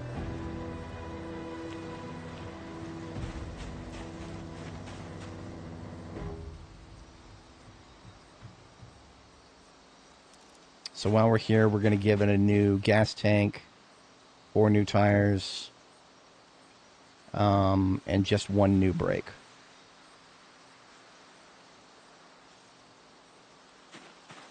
And it looks like even though the vehicle is locked, it is one of the ones I can take the windows off of, even though it's locked. I'm going to have to get used to that sound of a vehicle bumping up around for no reason. Because I just heard it again and it freaked me out for a second.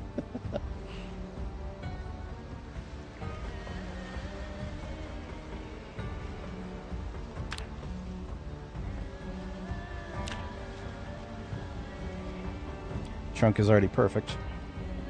Now the weather did clear up, so I'm not going to spend a billion years here.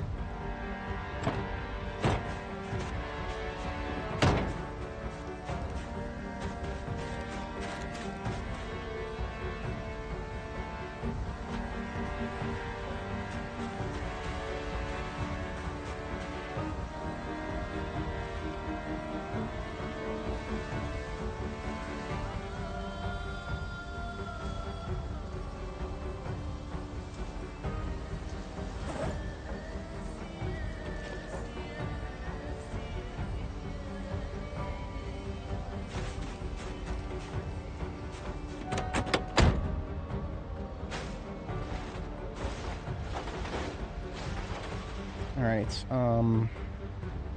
sports cars. To be honest, I think the Spiffo race car here could use a little bit of everything on it. I ain't even gonna bother trying to go in those trees, we're just gonna pull it out of here. On coupes like the Spiffo and the Corvette and the Murcielago, none of them require rear windows. So the rear windows on this thing are never going to be required for my purposes. Any of the sports cars that have rear windows, with the exception of Meade County, they all suck as far as I'm concerned.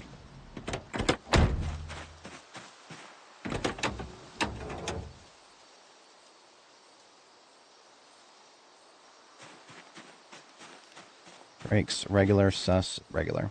Basically, this thing sucks.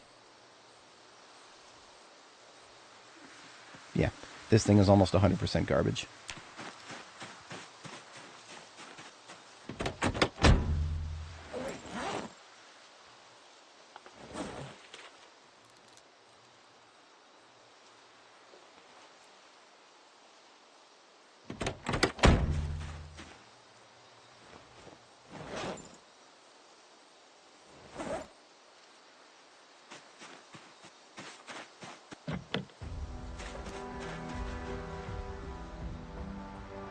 Other sports cars in the area. I see another Elite.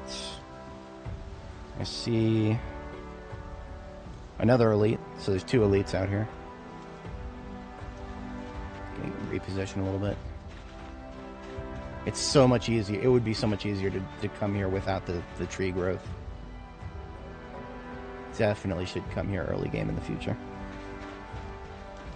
Assuming that it survives another patch. Next patch it might all be gone. Hey Freya, good morning. We're currently located at a, this is probably not supposed to be in the game, but it is. It's basically just a massive car lot that doesn't seem to have a reason for existing. We're near Brandenburg, in like a random field beyond the city, kind of near the west edge of the map. And because there's so many cars here, I'm actually shopping for improvements to our Spiffo race car. And this thing looks quite pretty, so it's probably got some good parts. Okay, yeah. It's also it's also one of those. I don't think it's, I mean, these things reach very far, the car alarms. So if there are any zombies in the area, this is gonna find them. So, yeah, we'll see about that. KTO warned me about this, so I can't even complain. I think he said something about 3 car alarms. Hey, this one's 71. This one's better than the other one.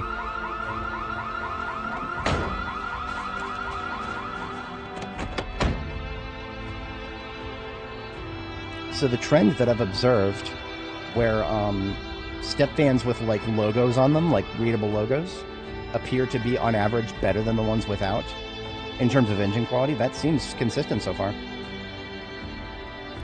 And definitely seems consistent. It's not like it's that different, but I mean, the average seems higher. And I'm here for it.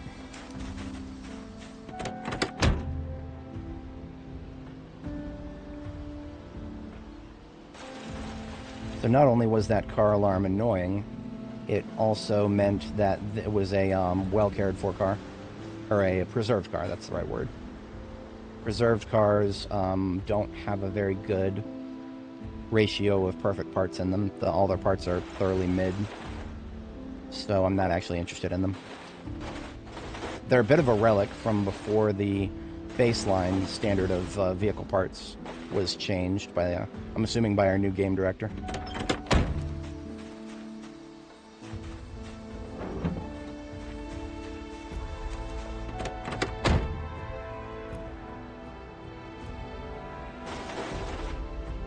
Alrighty, so we are going to take a look for... I think I saw another meat elite off to the left, bottom left. Dash elite, rather.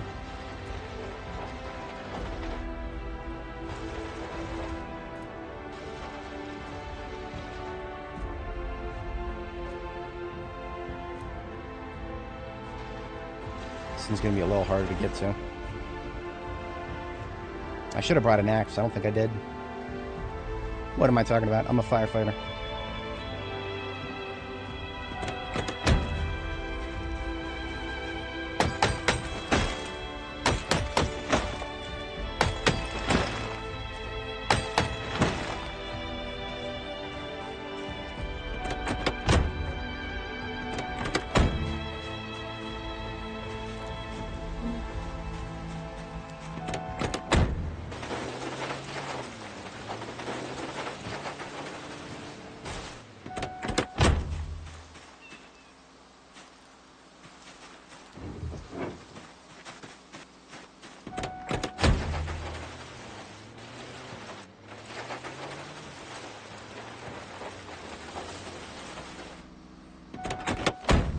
Alright, what do we got here? Another car alarm? No, we're good. It is another preserved car, which means yet another vehicle full of parts that are thoroughly mid. Let me just kind of mosey on into the forest here. Try not to get too freaked out by the sound of a very large collision. It's just glitched vehicles. It is not a behemoth zombie. They don't exist in any game. They were in 7 Days to Die for one experimental patch and then taken out. I will never forgive the fun pimps for that. I get it. It would have been a difficult challenge because of how big they are. They couldn't program the AI to make it function properly, and they decided it was not worth the effort. I disagree. I think it would have been worth the effort. But maybe that's just the side of me that enjoys Attack on Titan so much.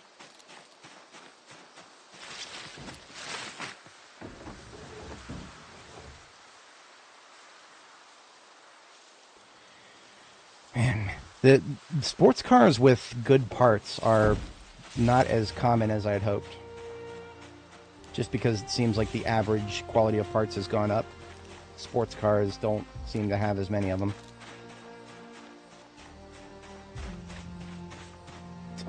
You gotta be kidding me.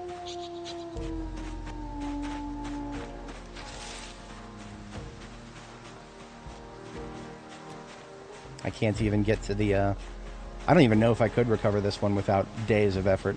Watch this one have a 100 engine quality. It's 71. It's 71, but the rest of the parts are not that good. I just... Dios míos.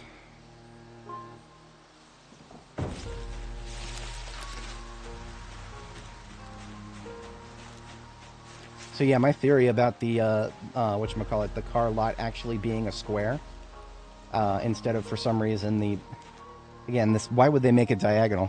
It's just a square, it's not diagonal.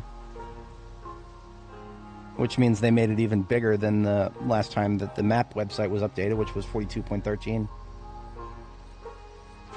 I wish firebombs did something against trees. We tried it. When we got to the edge of one of the roads that branches off of 31 West and goes off the map. I got to the edge of that road, and I saw just a brick wall of big trees, like these, only even thicker. And I tried to just see if firebombing them would do anything, and it didn't. Like, 90% of the trees that got hit by the bomb didn't even catch on fire. Fire spreading has just been nerfed that much. It's kind of sad.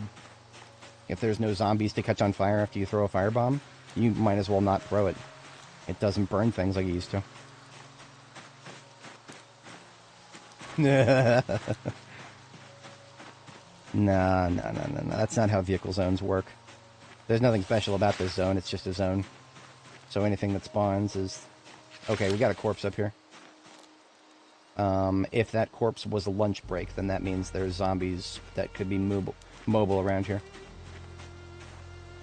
They would have been woken up by the car alarm.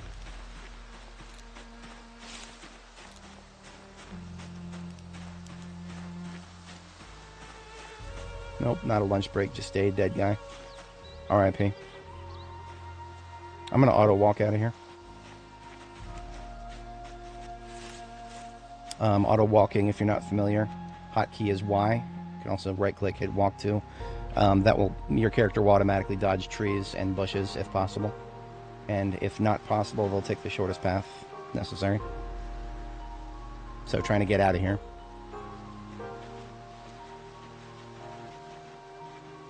You can see that there's tons of... Now, this particular segment, coming here early game, wouldn't have done anything different because it is... these trees would be here anyway, even early game.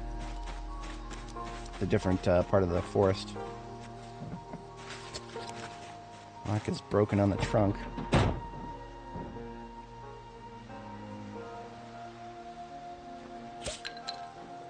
She's definitely going to need a drink after all this.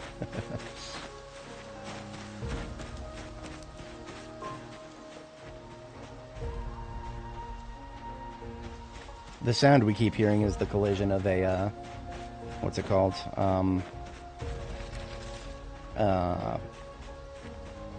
Chevalier Niala up here somewhere.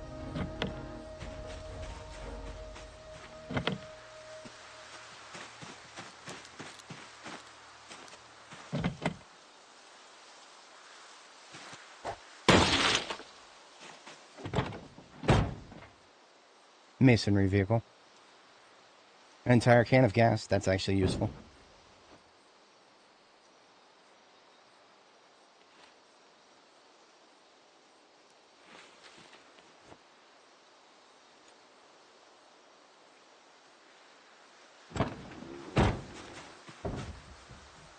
I literally can't see what kind of quality there is here because the hood is blocked, and I'm not going to try to unblock it. That is way too much work. Now there's one other target here that caught my interest. This yellow van here, we actually saw another one earlier, I pointed it out. This is a tannery van, and so it's going to have some processed leather, possibly. 3 processed crude. I was not expecting that. That is glorious. Let's get out a loot bag here. 3 processed crude. That's 15 encumbrance of leather right there.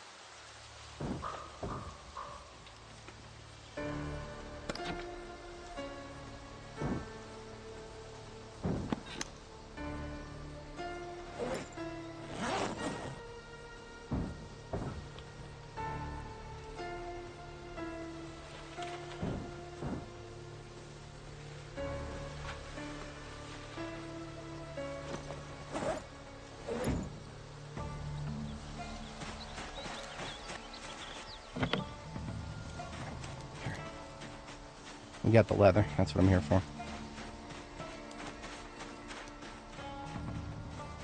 Not seeing any sport up here.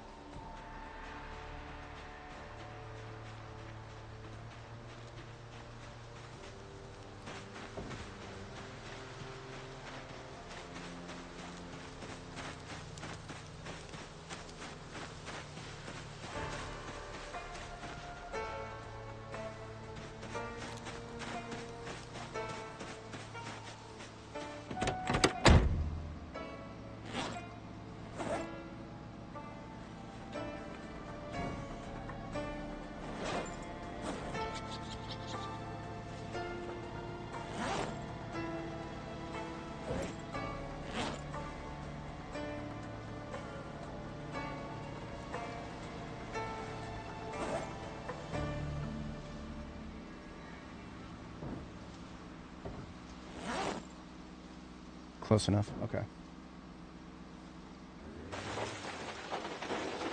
So we're backing out of there without really anything of value. Because like I said, I'm not here for half measures. We've got an entire parking lot.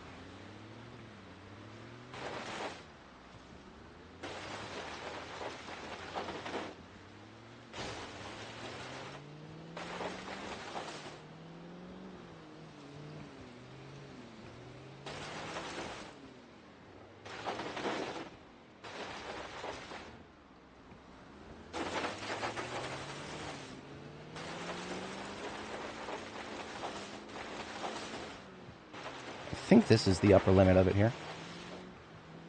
So it actually does kind of make sense to me to wrap back just a little bit into the forest here, because I did not actually explore the extent in this direction.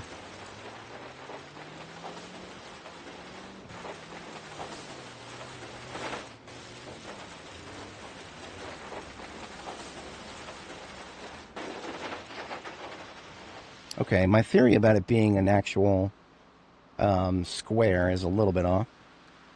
It just looks like it does continue going diagonally in this direction. Ooh, look at that. I've never seen that type of van before. That is a glass-making van.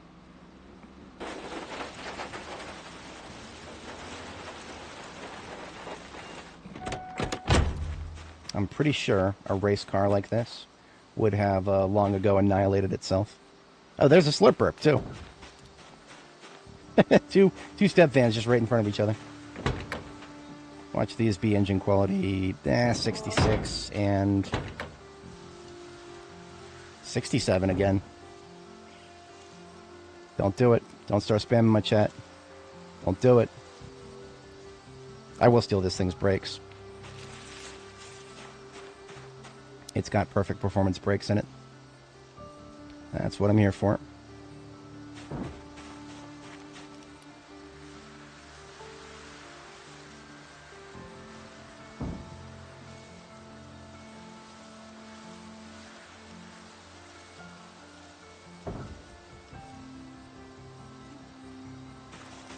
The magic numbers. The ones that make the Zoomers go nuts. Very rare do I actually have any Zoomers in my audience. This is such long-form content. They would have to be unusual Zoomers to enjoy my content. For me, I'm just to them, I'm just grandpa who plays one game all day.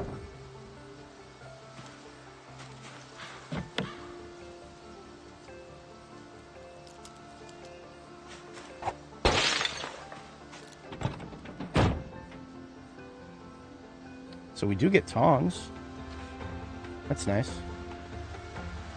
Ooh, there's windows. Huh. Slider windows and tile windows. Unfortunately, no windows that I cannot just steal from other places. So nothing particularly unique here. I'm here for tongs, though. I like tongs. Tongs sometimes are annoying to find, so I'm always down for being aware of another source of them.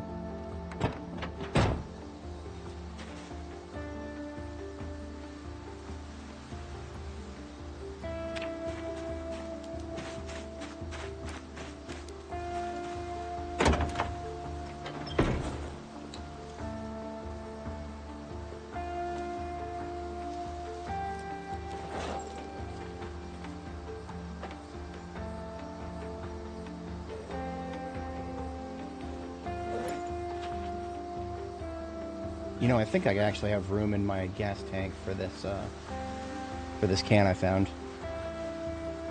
We haven't filled up Spiffo here in a while. Yeah. That'll ease up some of my carry weight.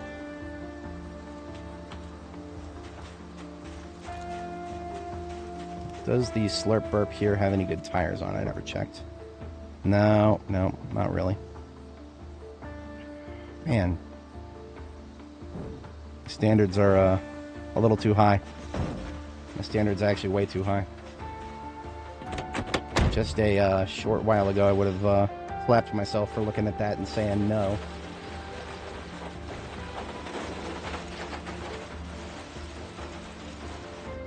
I also don't want to have to worry about extracting it from there, so no.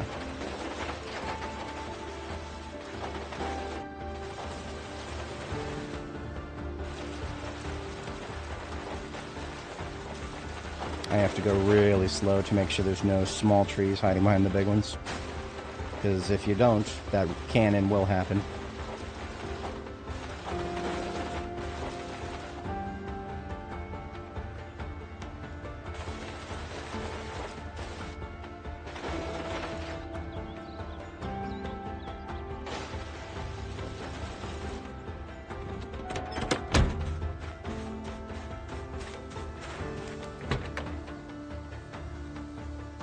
Regular tires, regular brakes. I need one window, I'll take that. The gas tank in this thing is big.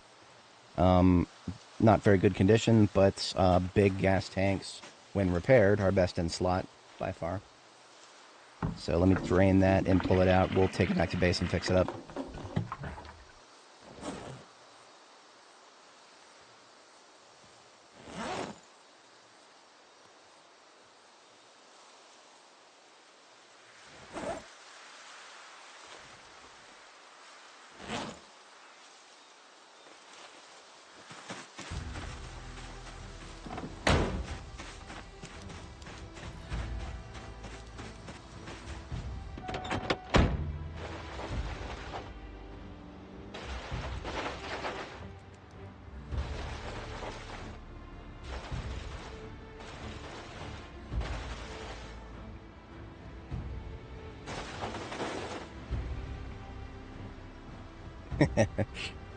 "23, 27 Zeds killed. Is that just the church area?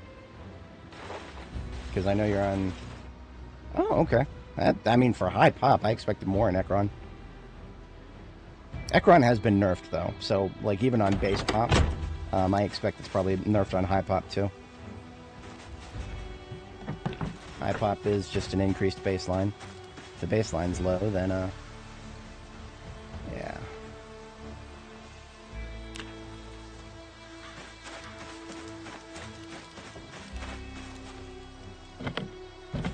Ah, the lock is broken, is it? Well, alright then.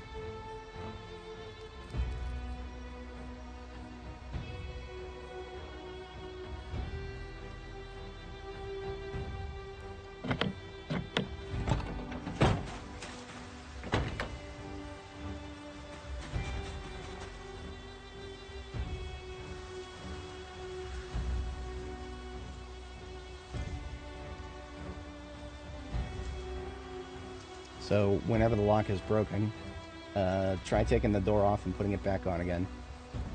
I'm not even being funny. It actually works as far as I know.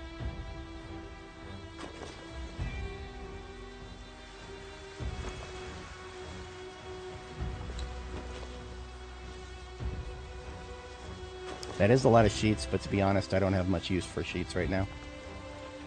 I will only pick those up if they're actually useful.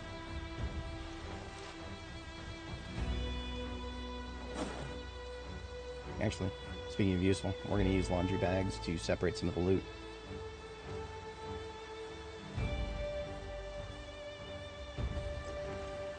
Because we're currently out of garbage bags.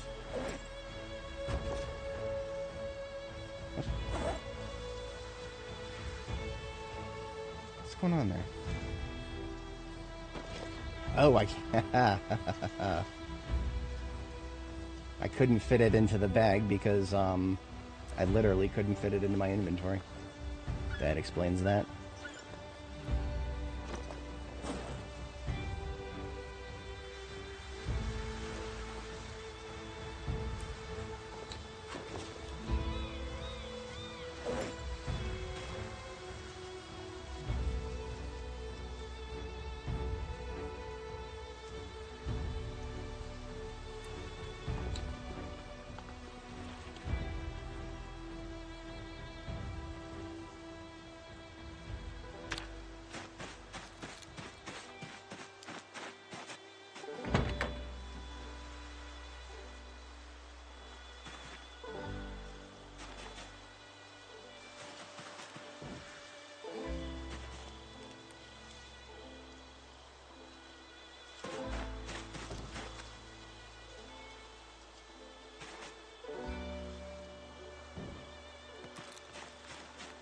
Shopping list includes...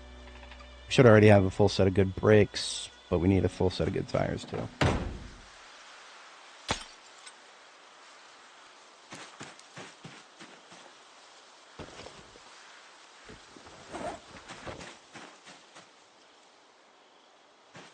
Let's start checking some of the other heavy duties. There's plenty up here.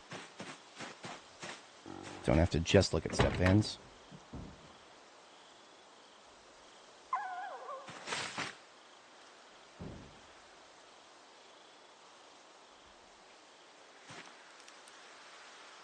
Yeah, look at that.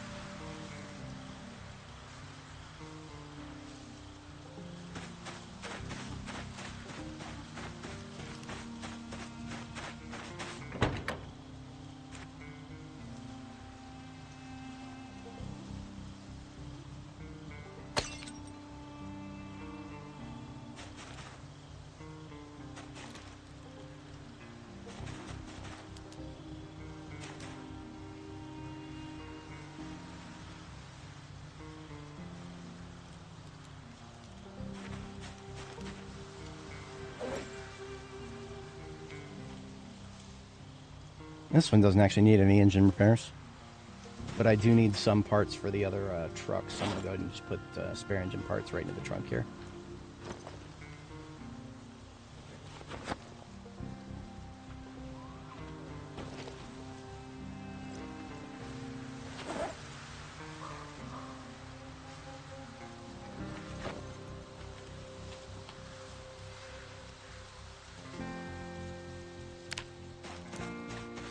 Still in the market for 2 more tires. I think I already looked at this one once. Yes, I did.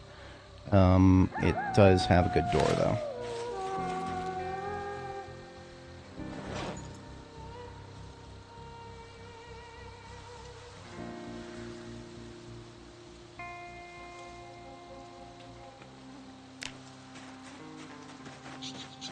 Hey, Zacto. Doing alright. I ended up spending a little bit more time in the forest than I thought I would because there's just a lot of cars in there for some reason. But we have concluded with going into the forest, and now we're just grabbing a few parts off of whatever we see here.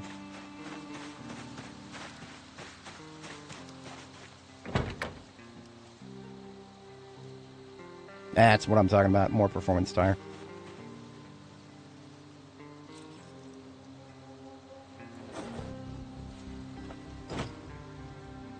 So I just need 2 for the current truck.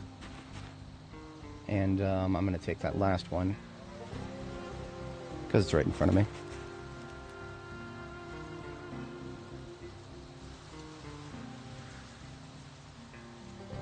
Everything else is meh. Hey, Luchador.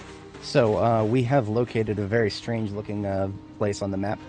Thanks to a tip from KTO here, we've got a massive parking lot full of cars that probably don't have any lore reason for being here. So, current theory is it's just a dev playground to test vehicle spawn rates or something like that. So that's what I'm going to assume that it is. But it's also here, right in front of me. It's an asset. I'm going to use it as such. We have already located a decent step van here with a engine quality of 71. I can't believe that is a that's actually pretty high considering what I've found so far. Let me show you guys on the map real quick. I showed it earlier. B42map.com, lovely website. The exact coordinates are 1100 6950. But if we go to home, so this is what it looks like when you load the map. Just scroll towards Brandenburg and look for that little triangle-shaped field to the left of the sign here. So right here next to a lake, and when you turn on decals, or under overlays here, turn on objects, and you'll see this big blue square, triangle-ish, rhomboid, whatever the hell it is. And it's this entire blue marked zone is vehicle spawning area. So every spot in this area could be like a parking lot, basically, as we're observing here. Okay, all the brakes need to come off, and one of the suspensions we're swapping.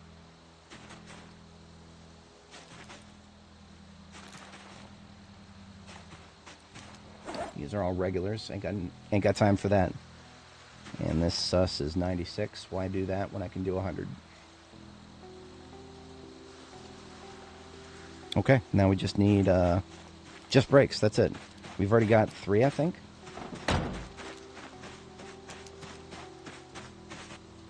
Yep.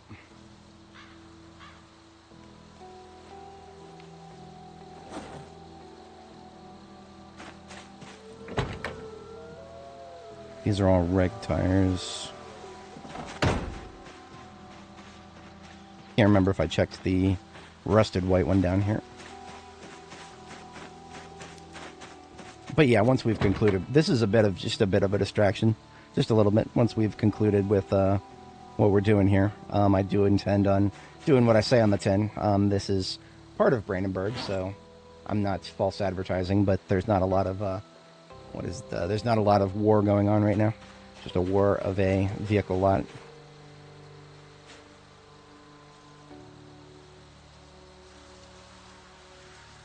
Jeez Louise, 20 engine parts. That was a lot for an engine quality of 40.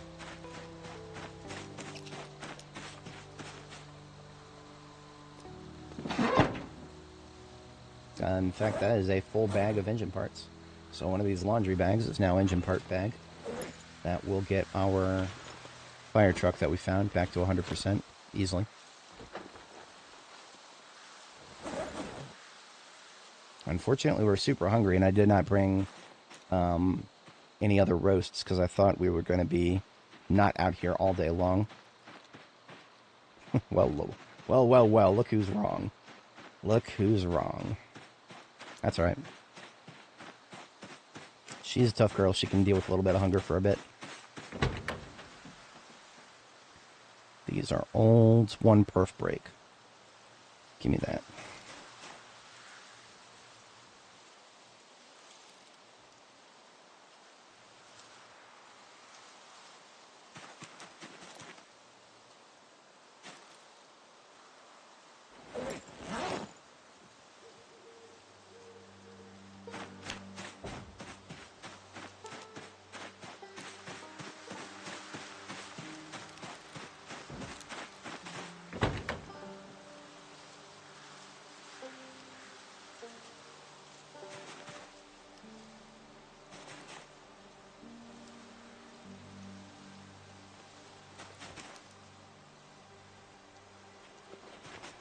It's all that, and we do have a spare.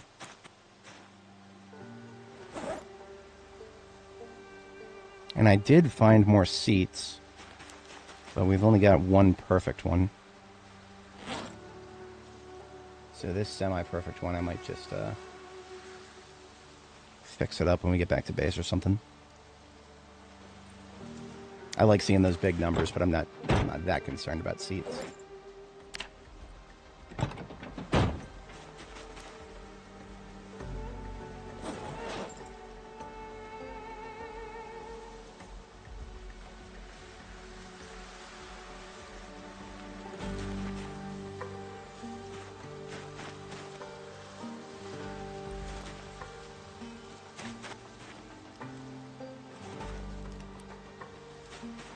Yeah.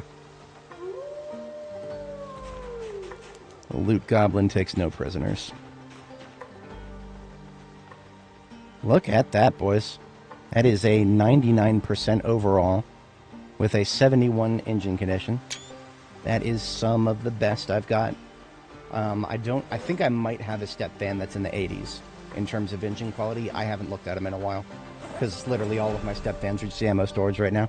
And we're going to need more. I mean, there's plenty more ammo on the map that we have not picked up yet.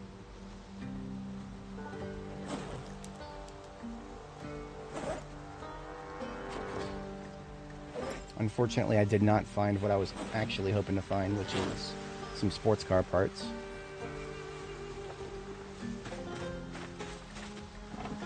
But it's too late now. The nightfall is here, and I need to get to sleep. Let's just go ahead and take our dub.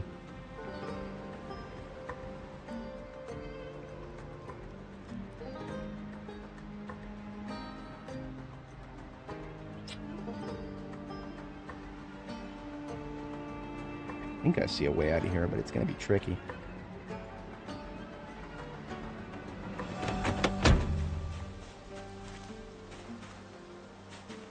As far as I know, doing this does not hurt it.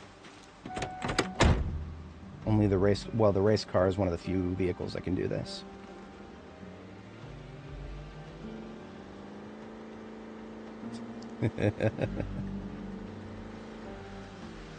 I am very curious if that causes damage, though.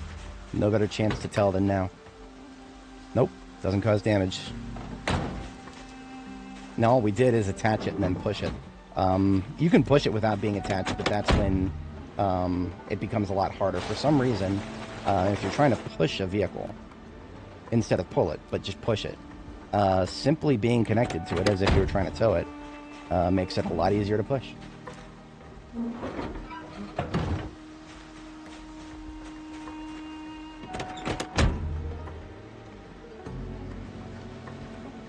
No matter how much you guys talk about it in the chat, I'm never doing extinction.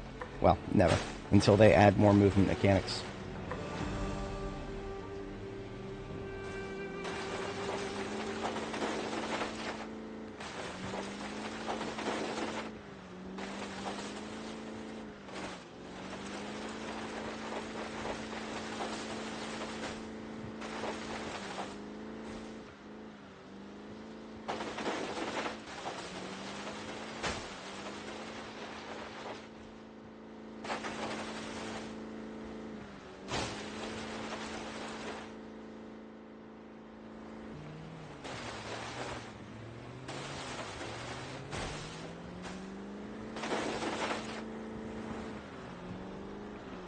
Alright, so we're going to be about an hour late for bed. That's okay. We are coming home with a prize.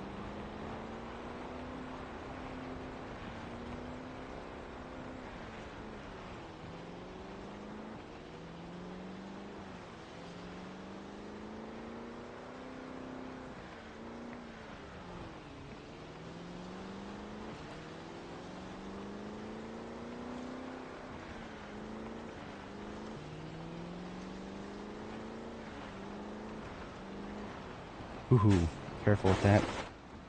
I'm surprised that didn't result in a collision.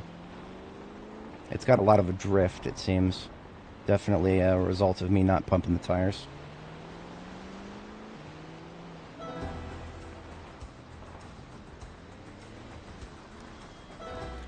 We're turning north here, right? No.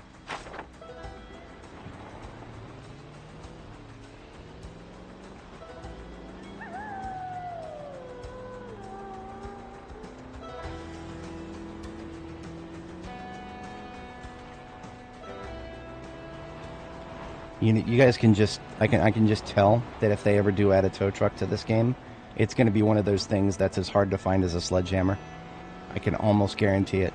If it does get added to the vanilla game. I know there's modded vehicles, that's not the point. In the vanilla game, there is room for it. But I don't see it ever being common. It would be rare. Very rare. At least one could say that it's more justifiable than the sledgehammer. Because the sledgehammer being rare doesn't make sense. But tow trucks, there's only going to be like, a dozen for every large city or something like that. Well, maybe more than a dozen. But what does the average towing truck company have? Like 4 or 5 in the fleet?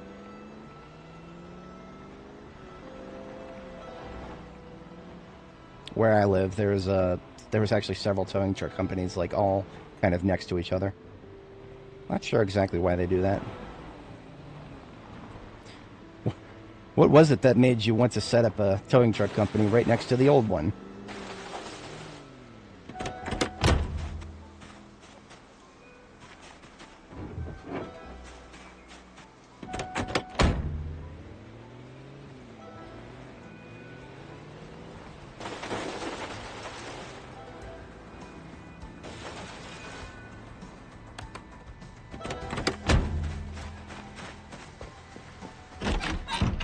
Glad to know it's not just me, Dark, because that is something I've been feeling as well.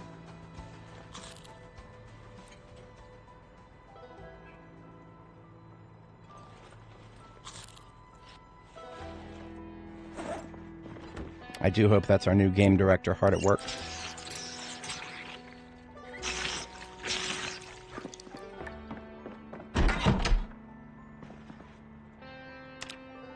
For anybody joining, welcome. We've been getting warmed up with some mechanics work since there was a massive parking lot nearby that I never knew about before. It was interesting to explore that.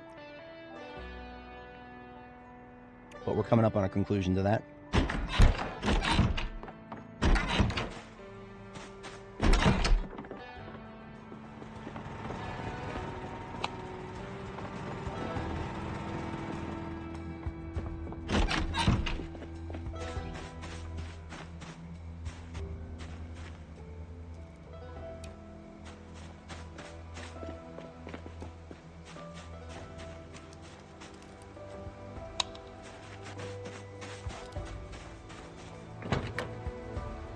Now that's interesting. I expected there to be a little bit of damage to the undercarriage since we had to drag it through a mini forest, but I guess you have to be driving it, like actually being in the driver's seat and driving it, in order for it to get the random damage that gets incurred when you do that.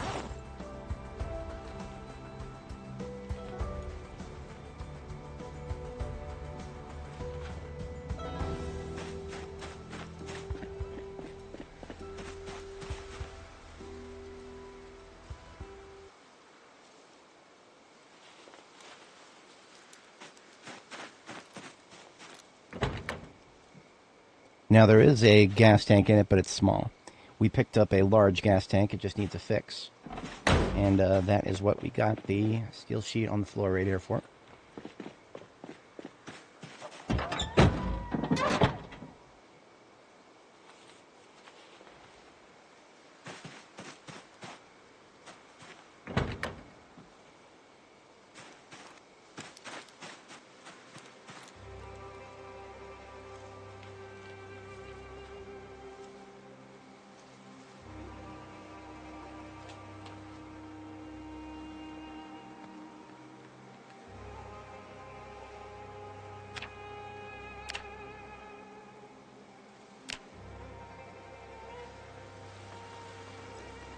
That axe belongs to the race car. Shouldn't forget about that.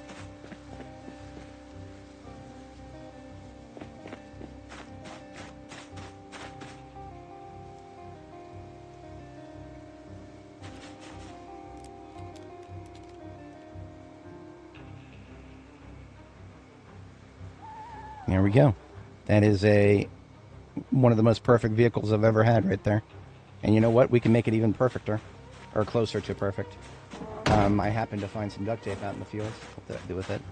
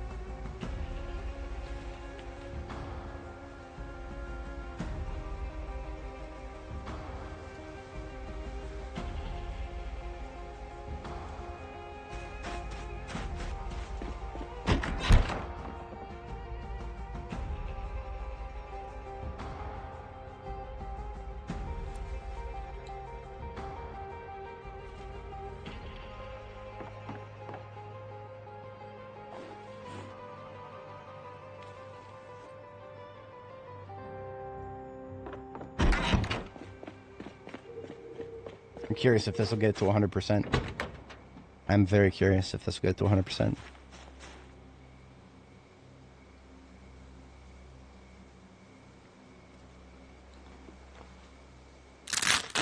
Very close, but not quite. 96. 99.89%. With a engine quality of 71. All performance, everything. I do still need to pump the tires. I'm just going to hope that we don't have any, hopefully we do not have any bad weather tomorrow. Because we've already had it today, and that would be really annoying to have it 2 days in a row. But that's probably why we probably will have it 2 days in a row. Because it would be annoying. That's alright. I still have backup plans if I have to go in that direction. I think we'll be alright.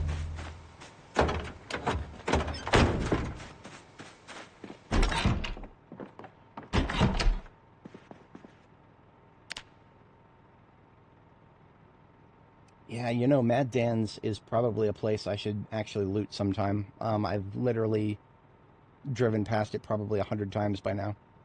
Across all of my characters, and I've never actually... It never felt like it was worth it to go in there. Oh, please tell me you didn't get bitten, man.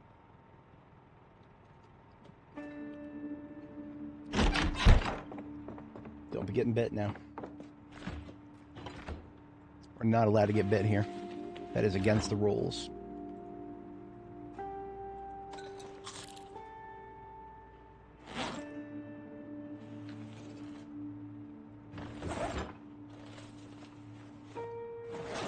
Okay, so, speaking of against the rules, we actually have good weather today. I think we're finally about to do what we said on the tin. It's fighting time. Knowing my luck, that means we're going to have lots of rain any minute now. But otherwise, everything else is looking beautiful.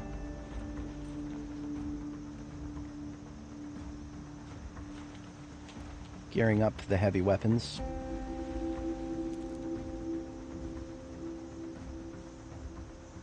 And this is my last box of 357 until we hit the police department, which is on the docket today. So I'm just going to go ahead and open that box now. And we've got 189 shots before we run out. And if we do run out, we've got 44 filled magazines of 9mm, so it's not like we are not going to be hurting for anything at this point.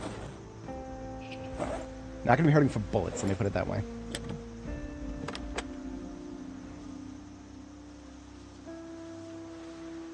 So, of the firefighter axes that I have access to, get it? Access. I'm going to put the one I just picked up into the brandly newly acquired step van here.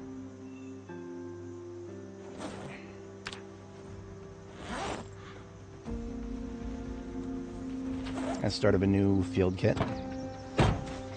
And I don't know if I'm going to need this blue generator. But in any case, I'm going to just put it in the RTB vehicle.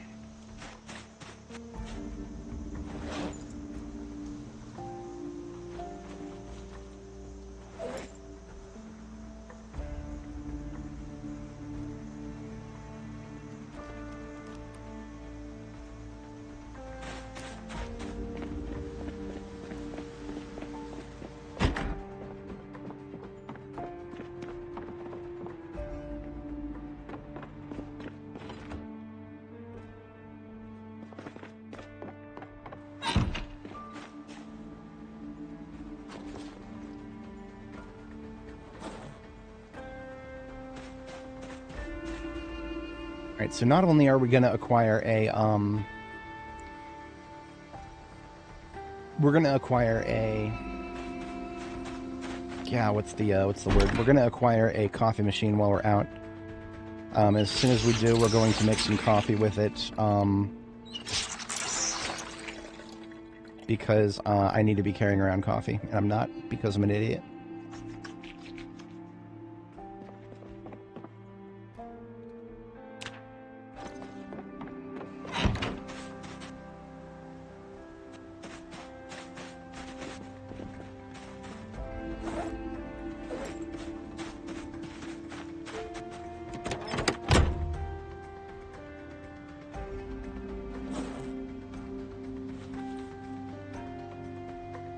And I'm going to gear up for heavy combat. This is going to be quite uncomfortable. So what I'm doing just now is I swapped my hat for a riding helmet. I swapped my gloves for metal gloves. And I put on a choker and a coat of plates. As you can see, my overall body protection is now 40% or above to the entire body. We got some work to do before I can get growing protection increased without taking a serious movement speed penalty. There is a way to do that, it's just very difficult. I don't know right now if I can get shin and thigh protection to its fullest. I don't think I want to right now. Shin guards and thigh guards would probably... Let me just verify this. I think they would boost me to 100. Yes, okay. So shin and thigh guards do boost me to 100. However, that significantly impacts my running speed. Significantly. I can go so much faster than this. And that's no good. So I am only going to ever wear these in close quarters, sustained close quarters. There is nowhere in Brandenburg that is going to need me to be indoors on a sustained basis. So I'm not doing it. We're just putting those away. We're going to make sure we stay outside.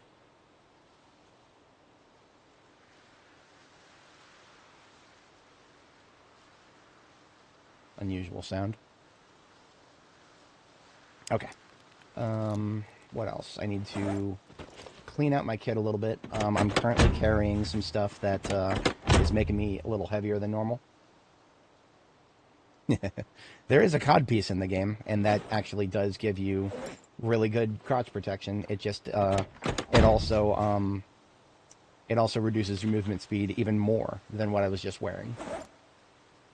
So it would be one of those things that I could probably tolerate for indoor combat, but again, I'm not going to bother myself too hard over that. So what I'm doing is I'm putting away the jack, tire iron, and backpacks, and e-tool. Because the satchel is usually where I carry those, and the satchel is easily the lowest encumbrance reduction of all my bags. So this ensures that I should not be over level 2 encumbrance at any given time. So I think we're going to be good on encumbrance, even if I start filling up the backpack. And we've got things like sledgehammer on standby here. So we're as geared up as I'm ever going to be. Now, I know a lot of folks are enjoyers of my bomb content in this game.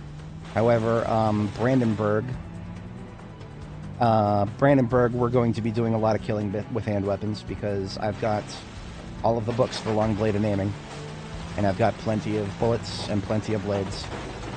So it does not make sense to me to deny myself experience points. Especially when I can just go right down the road here and have plenty of zombies to kill. You know, possibly. There is, I know you can make a leather one. But I've never, there's a whatchamacallit, there's a Old West sort of place where some of the zombies have Old West costumes.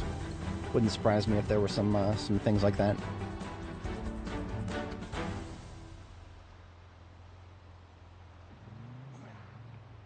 I'm not sure how I feel about this area. I have, I don't know if I've ever cleared this area with guns before. I've cleared it many times before, but I think I've always used hand weapons without specifically including firearms. Now, I probably should go ahead and expend my 357, because once I do, I can put away this carbine. As much as I love it, it's very heavy. And while I have it, being at stage 1 encumbrance is going to be a not good thing. Hey! So I'm just going to see what I can accomplish from this fighting position here. As you can see, there are lots of them in the forest there. I literally ditched them in this area. I could shoot, and there might be a billion of them coming out of here. I'm going to leave the engine running just in case. It's already running, because of course it is.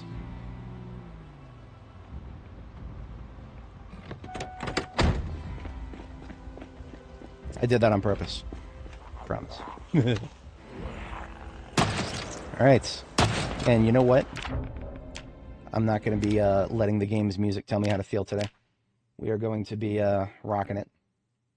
It's time to duel.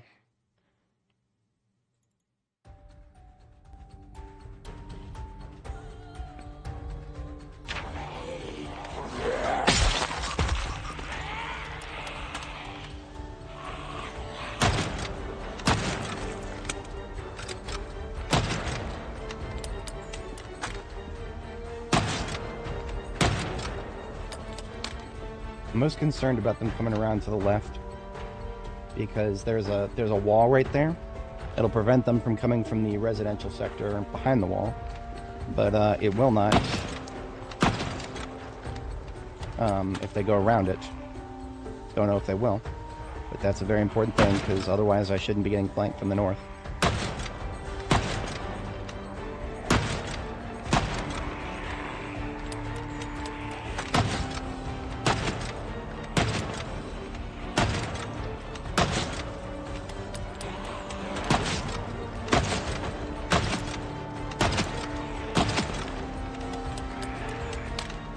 One to the south. Bottom water.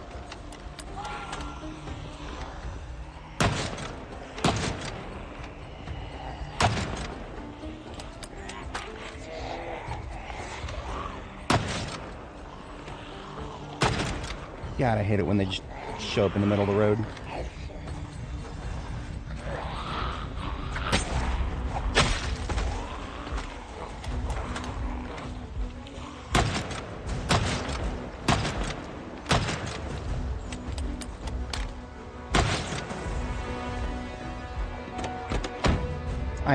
I've changed my mind about leaving the engine running, because right now, if I leave it running, then they just get stuck on it.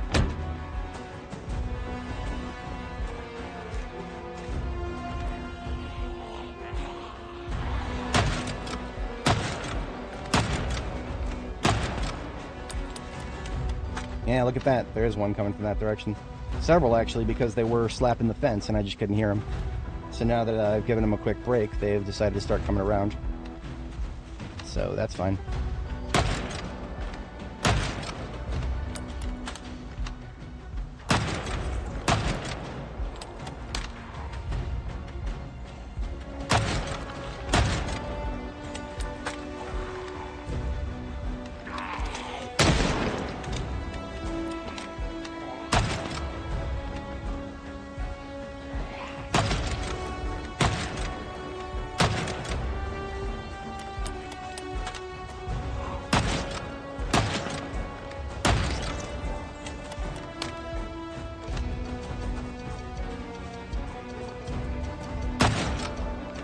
Over here, get a good action shot. I haven't actually gotten a good action shot of her in the new full armor set.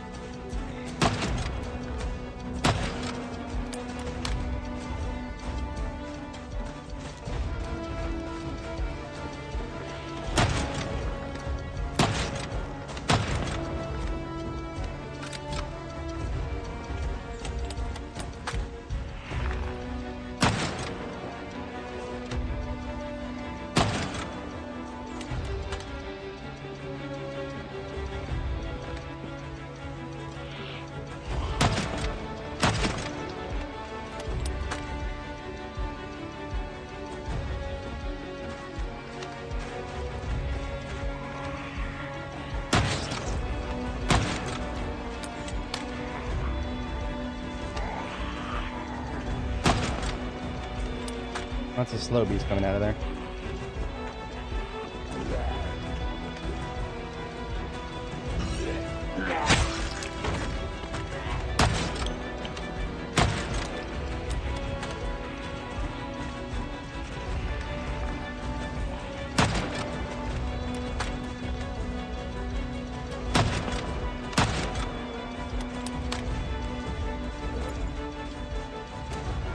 Alright, about 112 shots.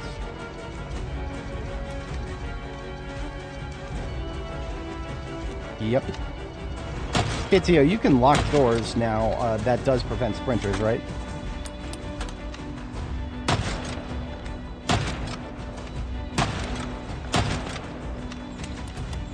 I have never actually bothered looking into it myself. Zed opening it. That's really funny. Would not surprise me.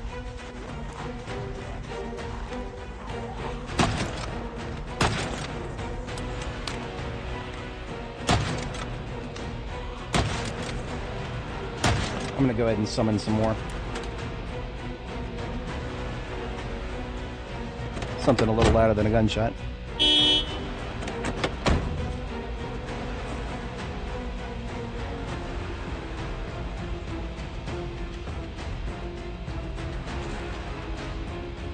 Keep an eye to the forest to the north, because that toot will have been long enough range to summon them from the north. In fact, I quite literally could be surrounded, because I have no idea what kind of volume there is to the left there beyond the fence. So, I don't know, Swivel. I know where the biggest groups are, but stragglers in any number can be a threat.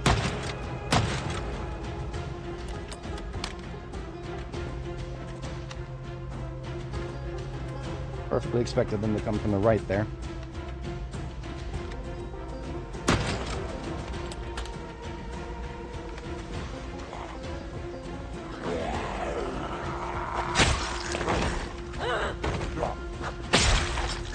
And movement speed penalty was enough to slow me down so I couldn't do my double tap.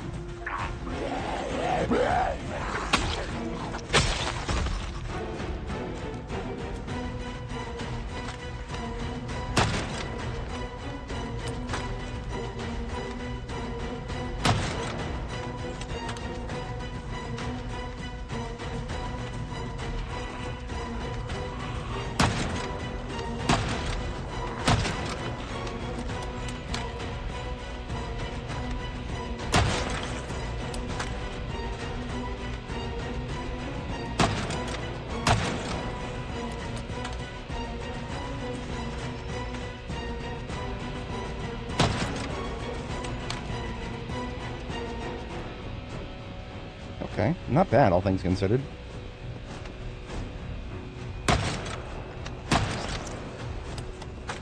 Let's see if we can get a bigger group.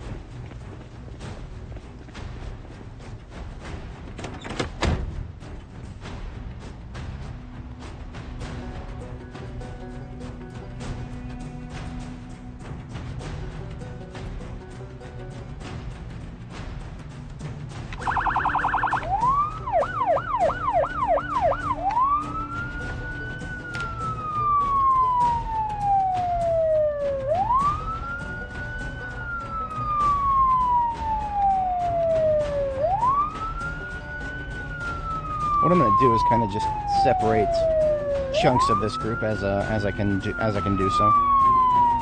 So we'll just stay mobile, do a little bit of shooting while it's running, but quickly fall back.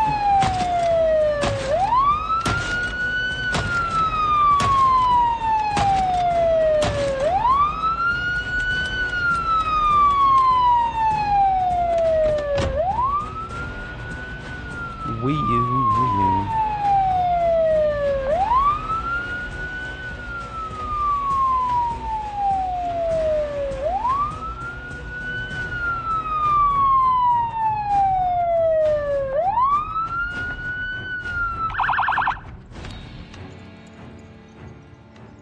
I don't know what the north is going to look like, so even though we shut the siren off, we're still staying very foot mobile here. Ammo check, we're at 72.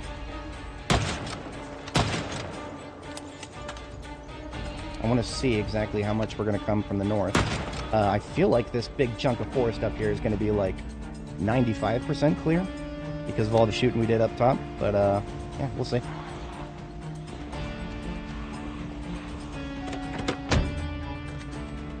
Definitely failing in my endeavor to keep them out of the road.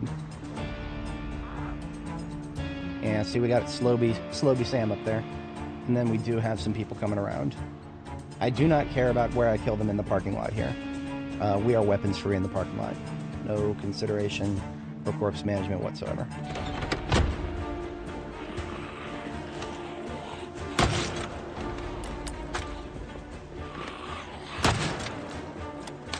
I did hear somebody slapping the door.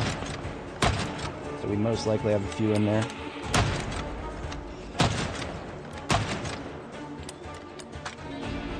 Possibly just one, but never take that for granted.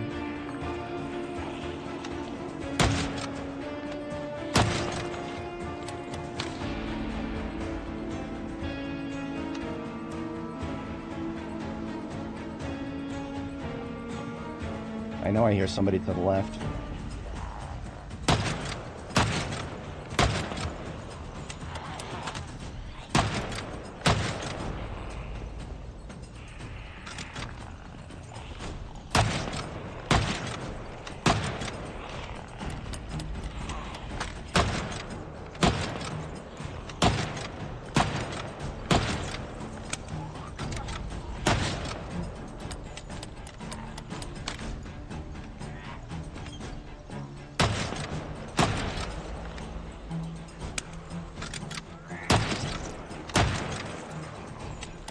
And that's what I was afraid of. Chuck Norris up there coming out of the woodwork.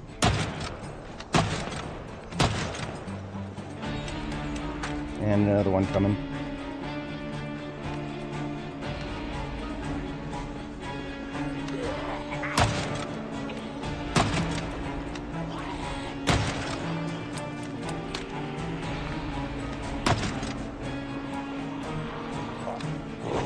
And he's not the only one. We have to assume there's many more.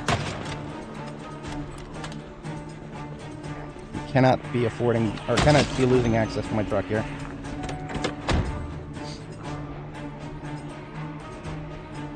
No. If it's too loud, just let me know. I will go ahead and turn it down a bit.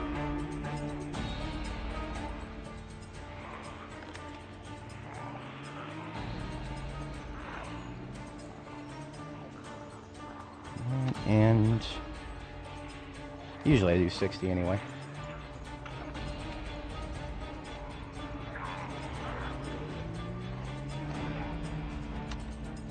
Now the further up here I go. Oh, I forgot about this fence up here. They have to go around it, which means that there's still a vulnerability up here, but it's not as severe.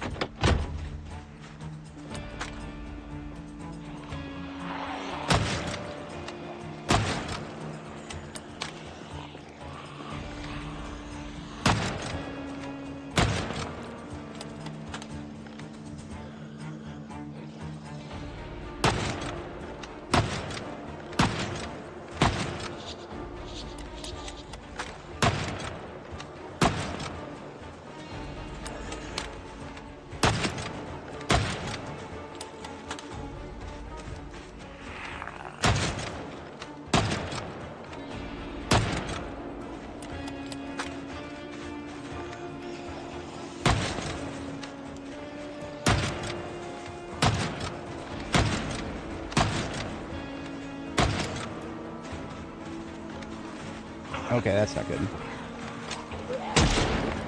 Falling back. Ammo check, 14.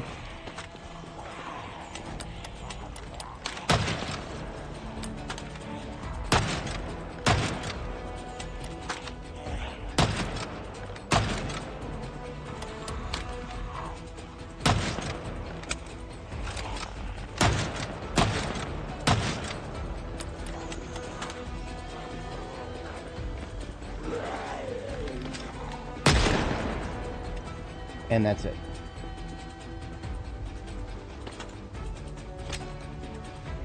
Come back for those later. But now, by dropping them, we have less weight. We can run much more freely.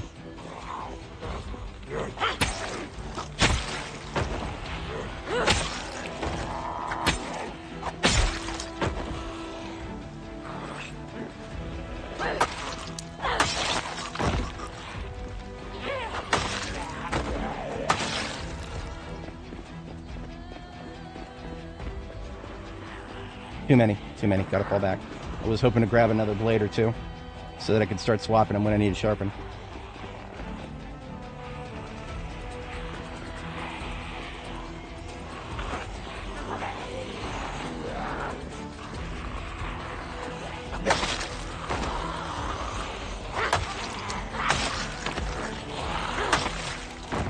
I just have a whetstone and carry it around in the combat truck. I really should.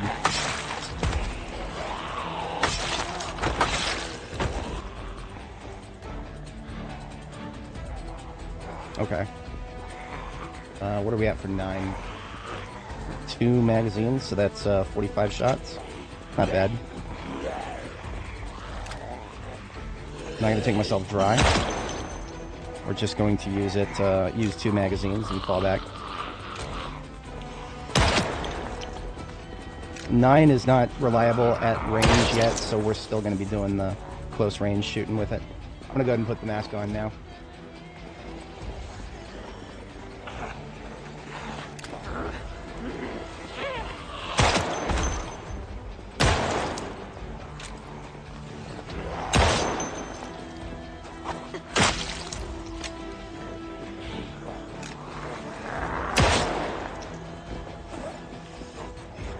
Eight rounds.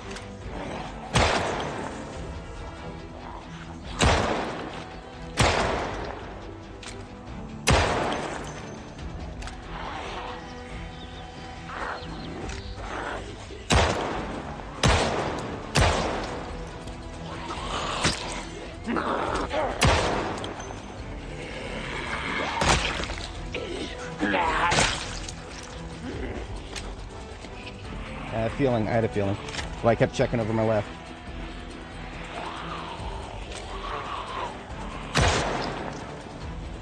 $14.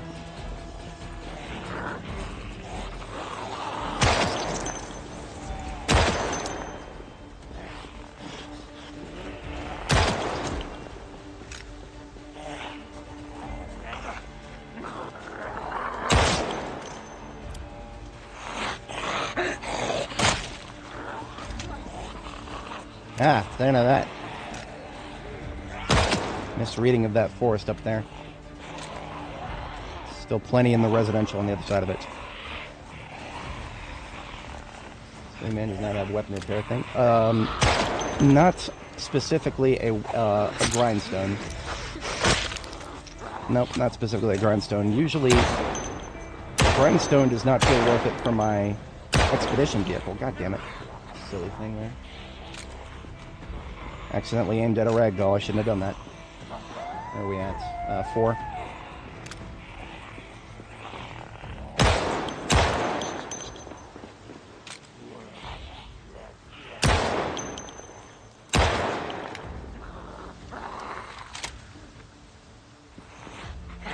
Okay, those are my 2 mags that I was prepared to expend on this.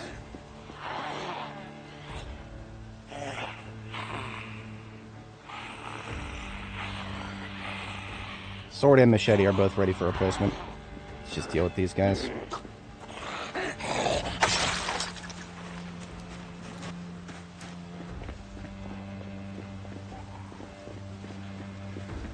But yeah, if I had a grindstone that I could deploy in the field, that would actually make that... I don't usually think of that, but since I'm specifically trying to go through Longblade right now, usually if I need to sharpen in the field, I'll just switch weapons. My engagements are usually not so long that I need to worry about that.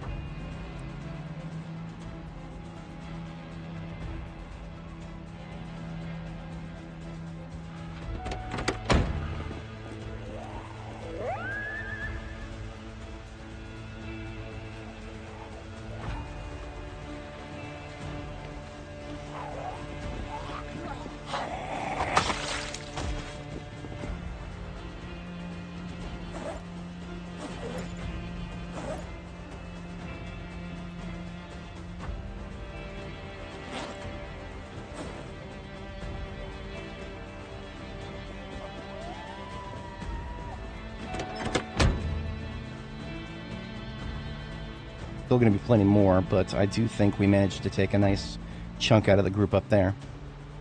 Let's see who's left down here that didn't get the memo.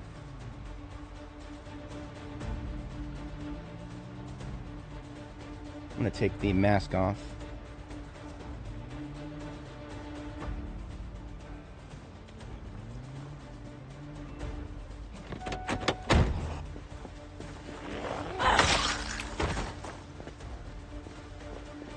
Two duffels full.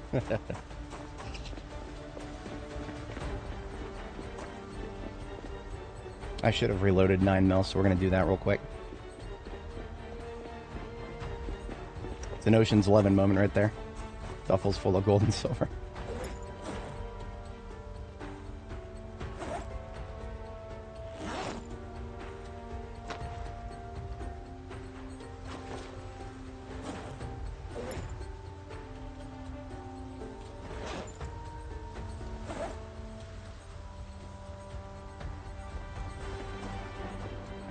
Okay, there, that kind of feeling. Okay, so we still got the huge crowd over on this side. Let's just, give them a little, just one, that's it. And then, of course, we can ult.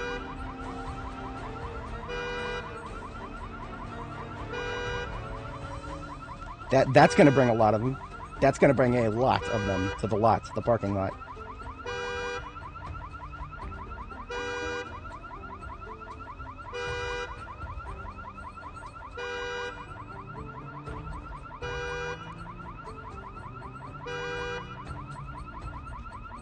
Just gonna fast forward for a second.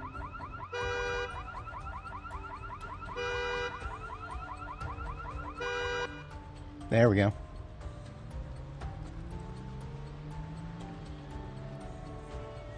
Looks like it brought them all. Well, it brought a lot of them, and that's what I'm here for.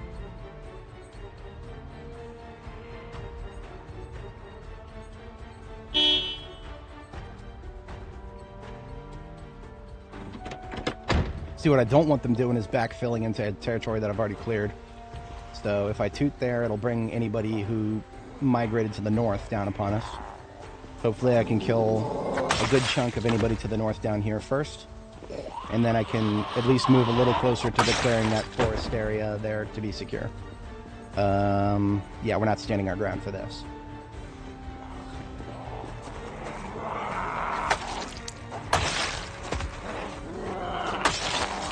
I mean, it all depends on my machete.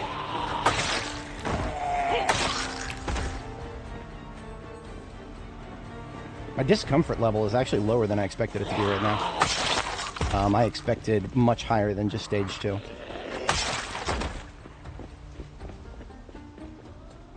Discomfort is it doesn't just build stress over time, it also messes with your stamina regeneration. So despite being fitness 10, we do have to worry about our stamina if we start getting too uncomfortable. Because stage 2, I feel like you're not going to feel it anywhere near as much as 3 and 4. At 4, we observed this on Annie. At stage 4 discomfort, you basically don't regenerate stamina anymore. That's at least how it was when I was experimenting with just dealing with armor on Annie. That's when I started really trying to min-max the trade-offs. Yeah, look at all this shit up here. This is what I don't want. I don't want backfill in this area.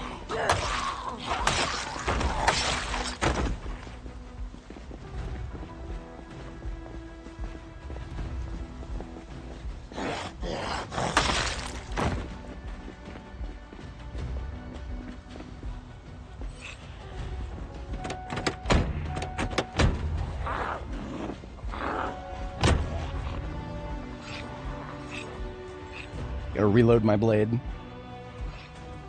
Reload my blade. Oh my limo.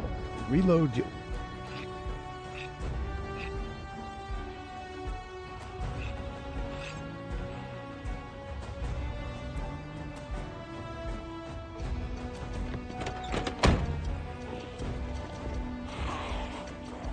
I'm not as worried about this particular machete, because it's actually not the one that's on my belt. This is the one that was on my belt. I'm just going to use it until it breaks. Or until it feels like it's taking more than 2 hits too often. Then I'm just going to drop it. And we've got 2 other blades where that came from. And I could be doing that a lot more often. I mean, honestly, if I just wanted to do nothing but long blade, I could carry around 2 swords and a machete and just start dropping swords once they start taking too long to kill zombies. And then just come back and sharpen them later, or just keep them replaced. Okay, that should not be happening. What are we down to here? It's 2/3, so it's still sort of effective. We're about 1/4 to 1/3 into the level of Longblade.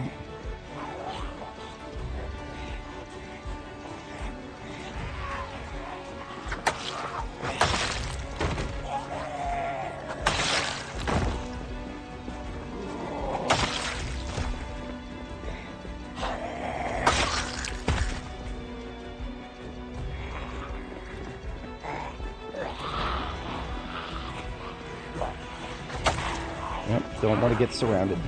Just wanted to move down here and see what we're dealing with.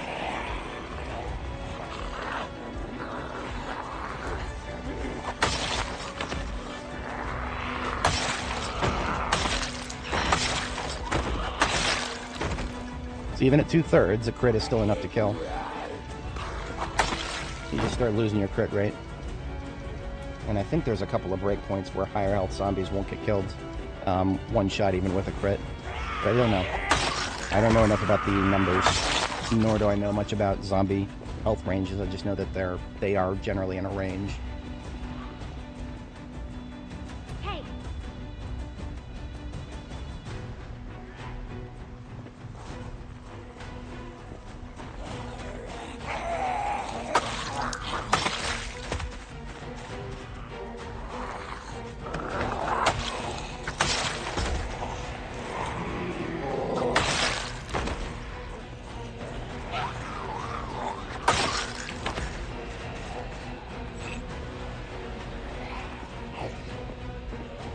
I shouldn't neglect chances to sharpen weapons, even if they're weapons that are about to throw away, because every chance to sharpen is still more maintenance experience. 20 maintenance experience for sharpening a weapon is actually nothing to snub my nose at.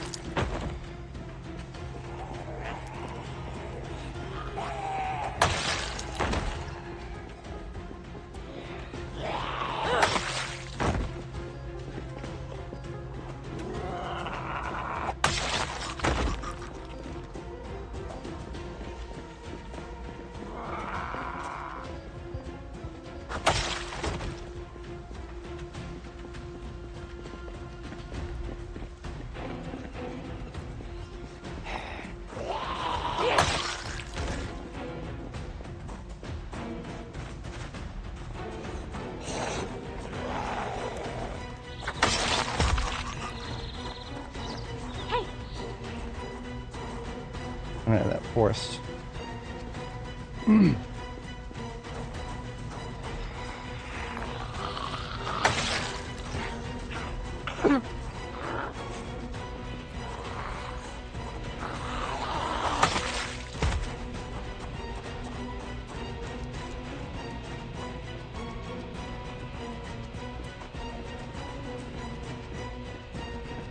Not bad at all, considering we did a horn honk. Yeah, that's not bad at all. I think we're definitely a much better place than we were this morning.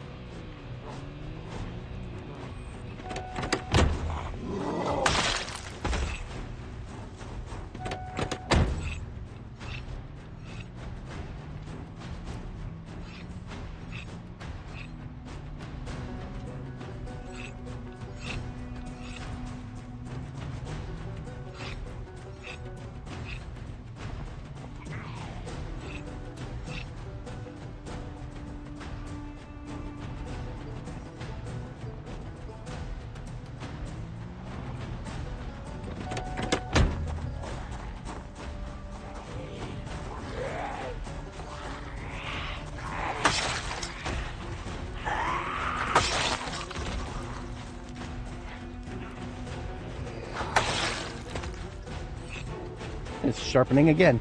I'm here for it. More maintenance experience. Just inject that directly into my experience bar.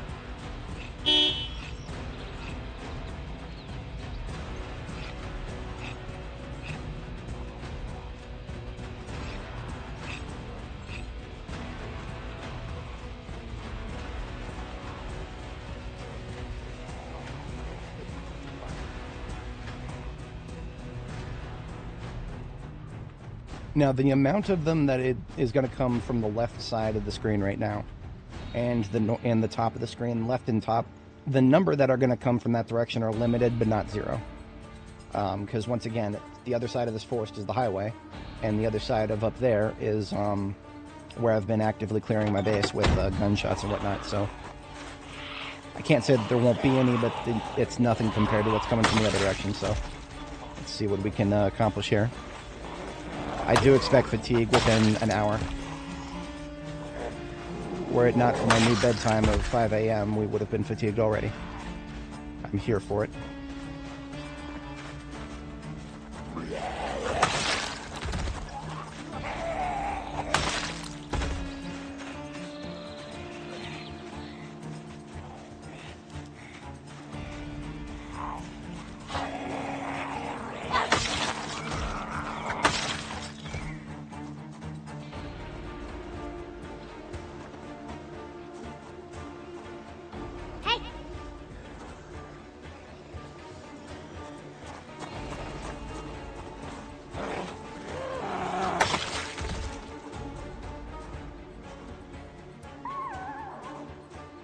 Now, I could shoot, but this is where magazine weapons are more annoying to deal with than regular bullet-fed ones.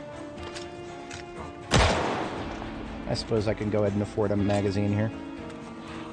I hate doing 9mm if it's not going to be something I'm going to commit the whole magazine to.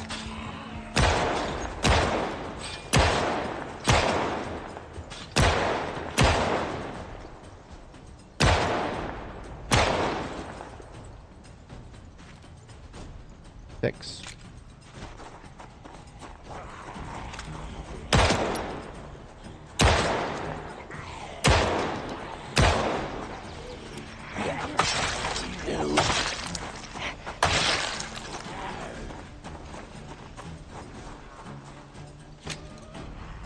Two rounds.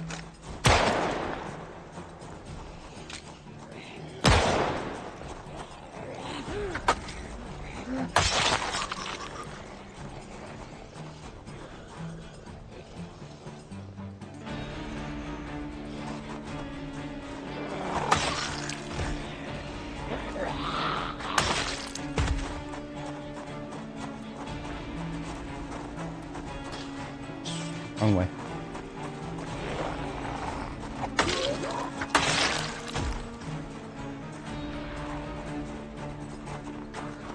And there's the fatigue.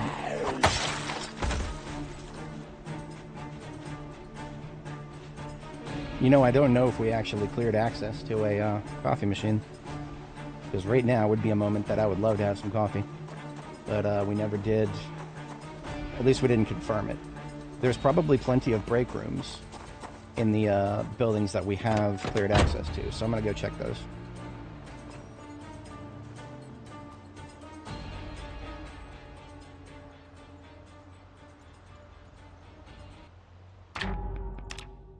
Back to the game's music for now, because we are winding down for at least today. Depending on how tomorrow's weather looks, we may be right back at it tomorrow. I'm also, since I believe we've got the lake cleared, I'm gonna go ahead and take a jump in the lake, get my all of my armor cleaned up.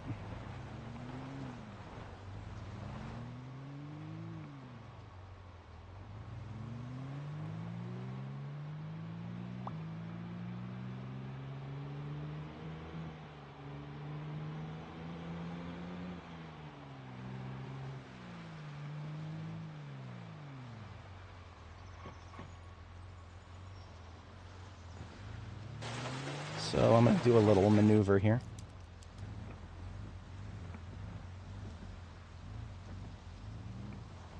Make it very difficult for zombies to actually sneak up on me here.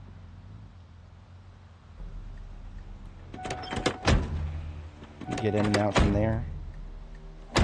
So if I stand here, they can't come up behind me. So it is, I feel a little safer fast forwarding.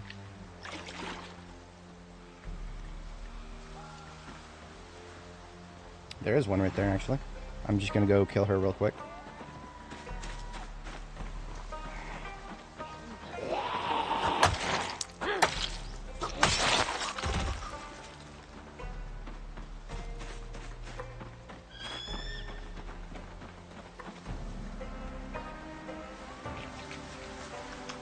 So this machete that I've been... Really? Really? I was just about to put the machete away. Come on now.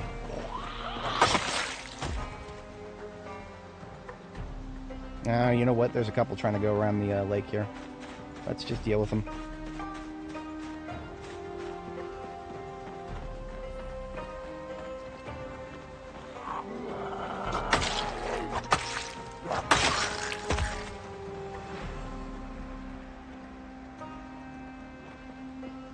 Not too worried about the pier. I should be far enough away from that.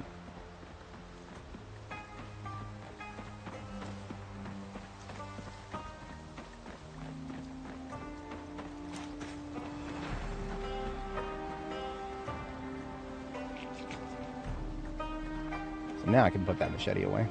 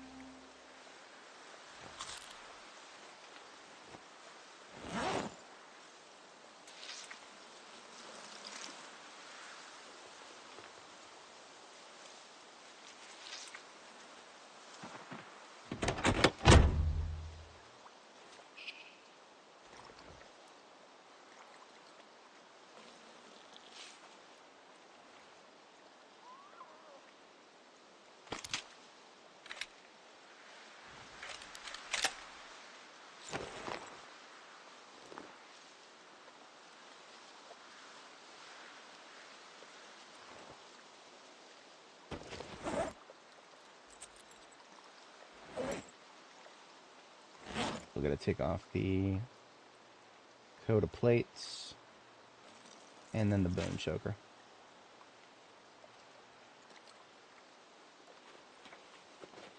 I have not yet tried to toy with just straight up tanking a low-level discomfort all the time.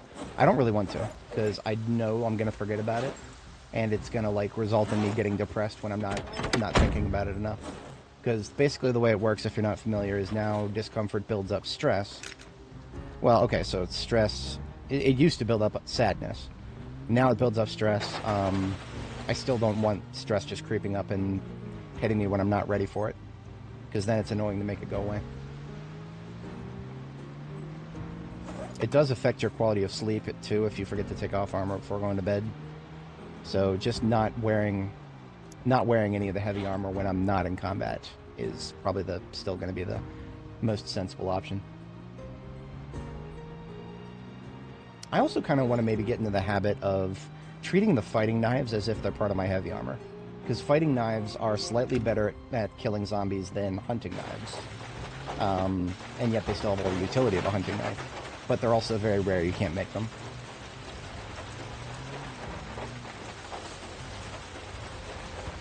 If I was ever just going to add a recipe to the game, the recipe to make fighting knives would probably be one of them. Because they are ever so slightly better than the hunting knives. And I feel like that means there's a niche for them out there. There is something better than the fighting knife, too. The handguard dagger, but that cannot go on your chest slot. So I don't know how I feel about all that.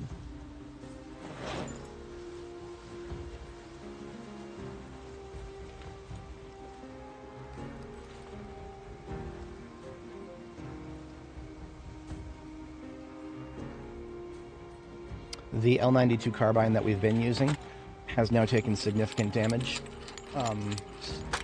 So I'm just going to go ahead and remove the ammo from it and the ammo straps. And it is now a wall decoration. I'm not going to use it to repair another weapon. I have a spare, KTO. I have a spare. Oh, I thought you were I thought you were complaining at me. But of course, no, that's yep. I would believe that in a heartbeat. I would believe that in a heartbeat.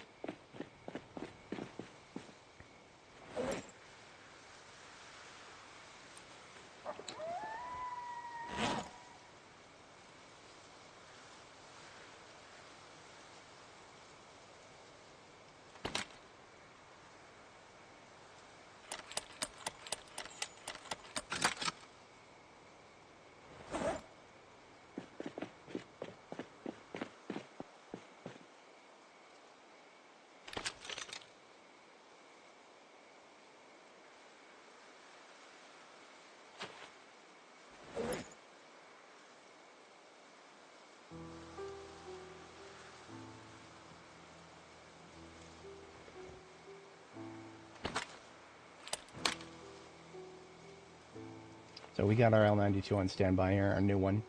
I've added the ammo straps attachment, which is the only attachment you can put on it. Also a very rare attachment. I've added, made sure to add that. Alright, every other weapon that's in my inventory right now is to be turned into a wall decoration, because we have now concluded our usage of it. Before we redeploy to combat tomorrow, we are definitely going to, we're going to be building ourselves a grindstone that we can carry around.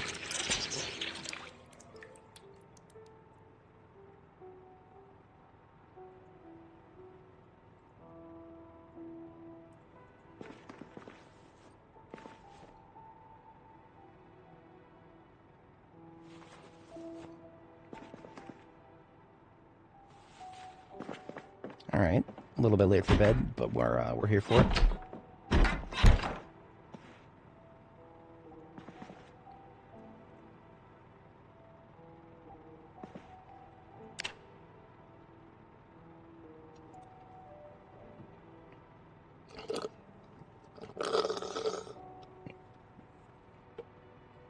Alrighty, so what do I need for a grindstone?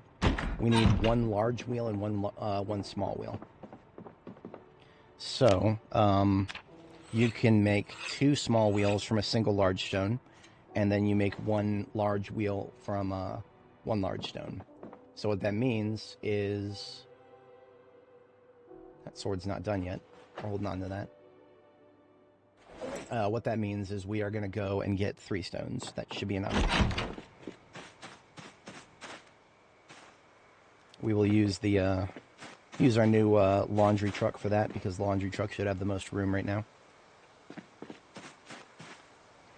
It's not better, it's faster.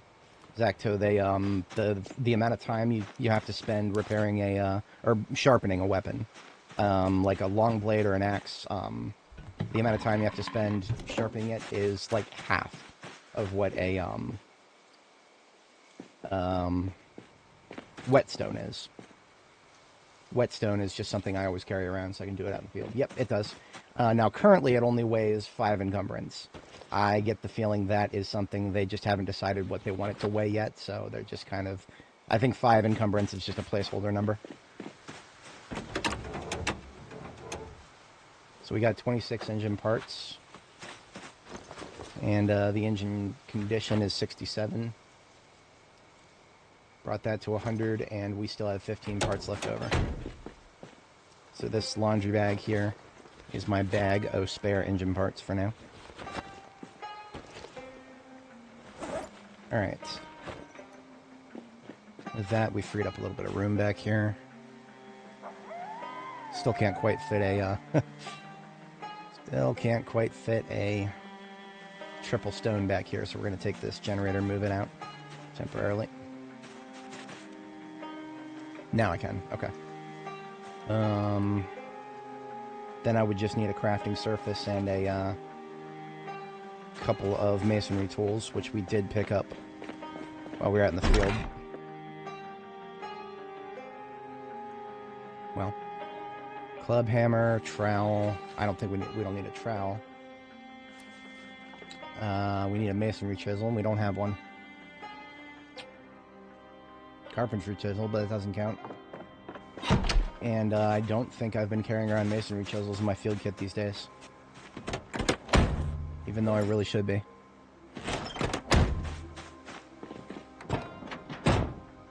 Back in the day when I was short blunt focused, a masonry chisel would represent the ability to just make the best in slot weapon for myself using locally sourced materials. That's not really the case anymore. There is nothing best in slot about the axes you can make for yourself with local materials. They're not bad. They're okay in a pinch, but they're definitely not nothing even close to best in slot. I can make my own masonry chisel, which is exactly what I'm going to do.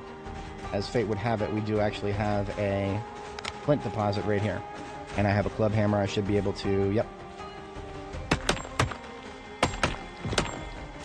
That got me a few nodules and flakes.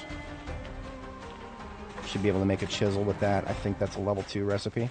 And I'm currently napping level 2.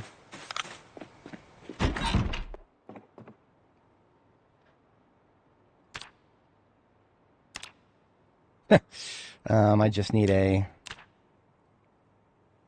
Now that's interesting. The club hammer doesn't work for that. I've always felt this is really stupid. Napping tool, short bat, stone hammer, wooden mallet. But not a club hammer. This feels like such a massive oversight. I don't understand this. I guess it's got to be a hammer with a little bit of give, if that makes sense. A little bit of give. A club hammer is a very solid hammer. That's the only thing that I could think of to explain this. Otherwise, it just doesn't make sense. All that being said, though, we actually have a napping tool. I don't even know exactly where this came from. Don't think too deeply about what it looks like. It is not an inappropriate object.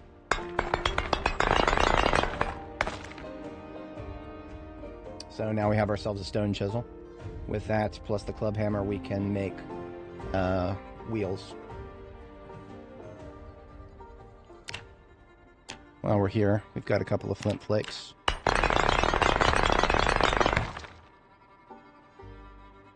Despite having read the book, that's only 3 experience. I'd have to do that 100 times.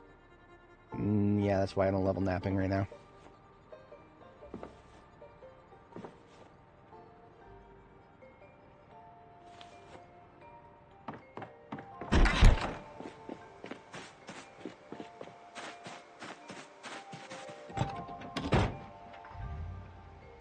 So I already see 3 large stones, yep. So because large stones weigh as much as a fridge, I don't like to actually have to worry about picking them up directly by hand. We just remove them from the ground, and then back a very large vehicle up to it, and put them directly in the vehicle. If only I could do that with fridges. I would do that with fridges in real life if I had to move a fridge, and I could actually back a vehicle up to it. I bet your sweet ass I would never put my hands on that thing other than to push it into the vehicle. Works smarter, not harder. This is why we removed a few things from the van so that we can fit 3 of these in there.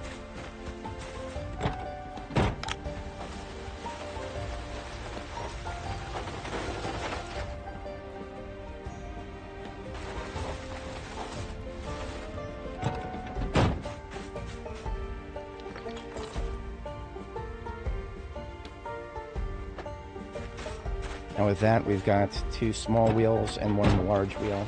We'll just need a crafting surface. Crafting surface that we can back the vehicle up to, which we actually have in the garage.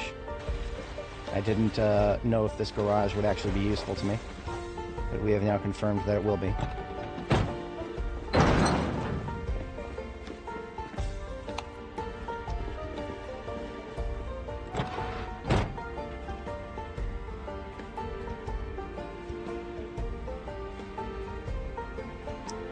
Come on, show me the inside. Okay, that's close enough. Holy crap. That's actually a little too close. I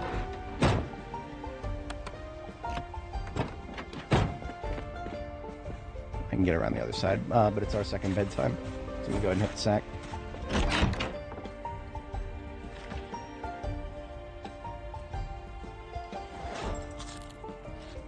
Alright, so more cooking tomorrow. I'm going to take some meat out of the freezer.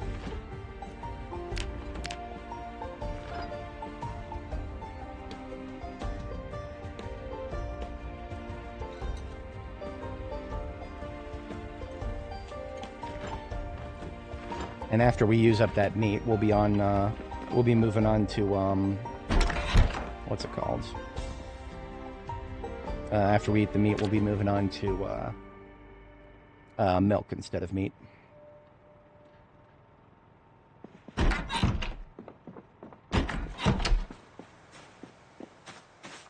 Alright, so with the trunk of the truck accessible from this crafting surface here. Wait a minute, what the hell? Why are there only 2 stones in there? I didn't actually finish the transfer for the third one. Oopsie doobles. I pulled it out of the ground, and I stared at it and tried to pick it up, and then I must have canceled the movement. Yep, see, it's right up there still.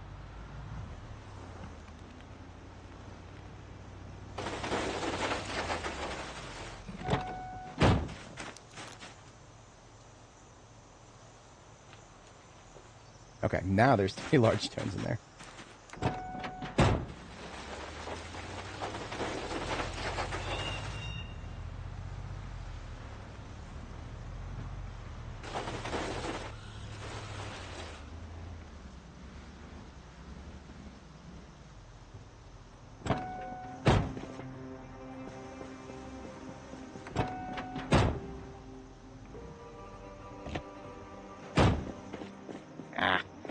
Really wanted to get around that, whatever. Alright, so, small stone wheel. Now remember, it says, there's 2 outputs, so this is 1 for 2 here. Just drop those on the floor. And now we make stone wheel times 2.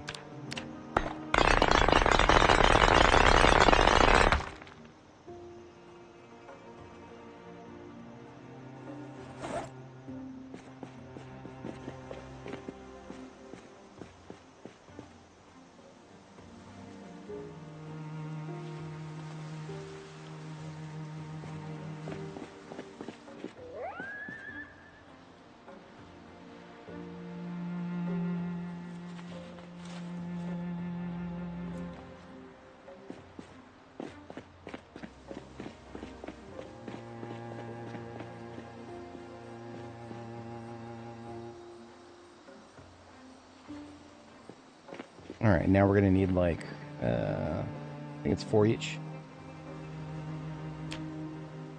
Yeah. So just 8 planks. Got 2 on the floor right here. So that's 2 logs worth.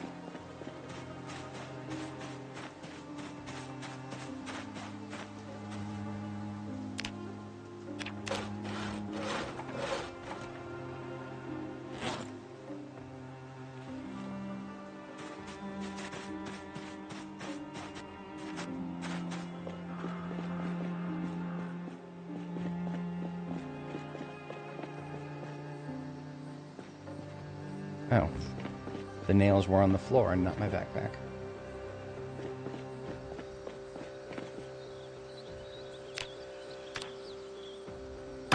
Oh, I'm a doofus. I didn't even need small stone wheels. I got it mixed up in my brain that we needed 1 of each. That's for pottery wheels.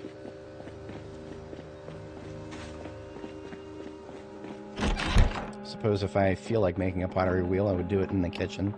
So we'll leave that there.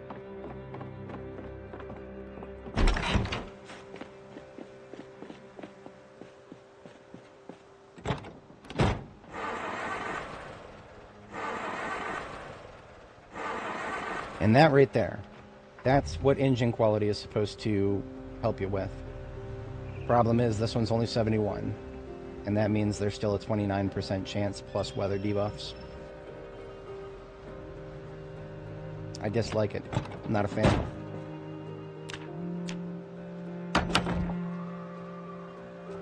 Hear that lady screaming? She just got so mad at her vehicle that she started screaming.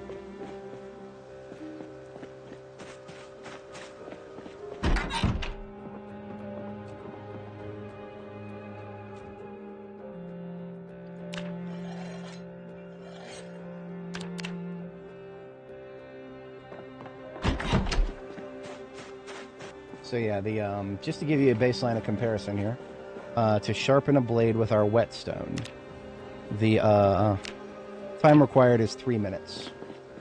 With this, it's 1 minute and 22 seconds, so that's actually less than half.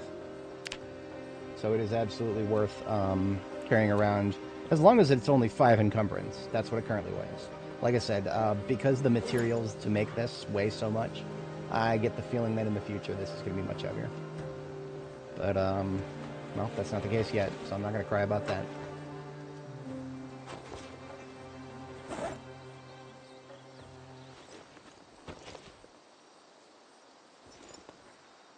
Okay.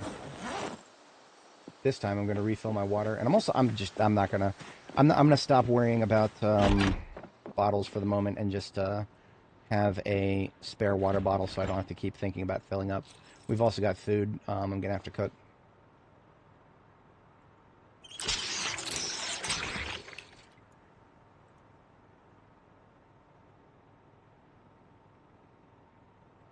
So this game roast, and then we got 3 more pans.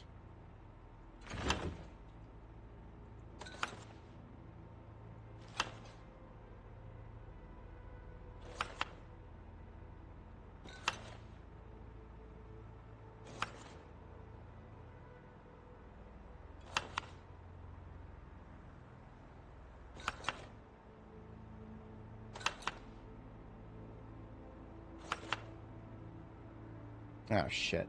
I didn't realize that I'd put 4 helpings of rabbit in that one. That was a bit of an oopsie. I hate leftovers so much. But at least we do have some stuff that we can shove in there to happy it up a little bit. I mean, hell, since we're still trying to use up all this rabbit, I'm just going to see if I get really lucky with foraging real quick. I have no idea if I'll get lucky enough for this, but if I happen to find a couple shrooms, ideally not poisonous ones.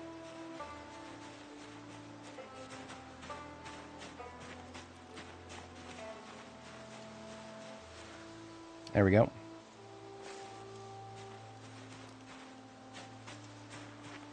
I like how it says mushrooms wild, as if there's anything that's not... Are there any mushrooms in this game that are not wild? I can't think of any off the top of my head. I don't think I've ever seen them in grocery stores.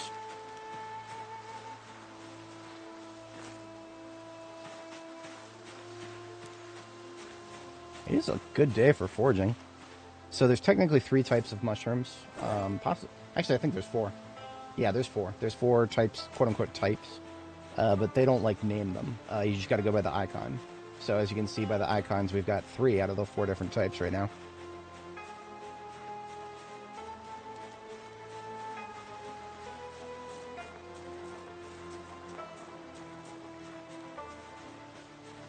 We don't even have enough room in most of these for... Oh, wait a minute. No, there's 6 then. Yeah, because we got 4, but we still don't have the white heads. 5 or 6, I don't remember. It is a number that is higher than what we currently have. That's fine. We're going to toss some of these into these roasts, and then the rest into a salad.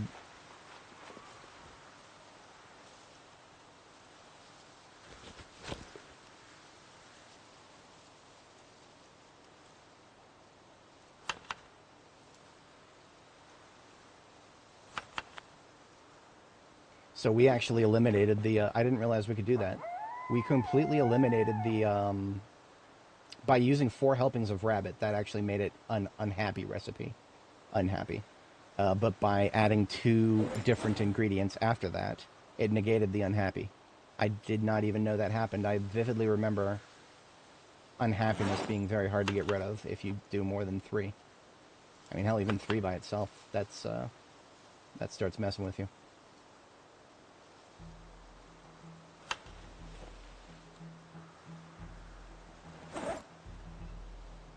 All the rest of these are 3s, so let's just add the biggest shrooms to them.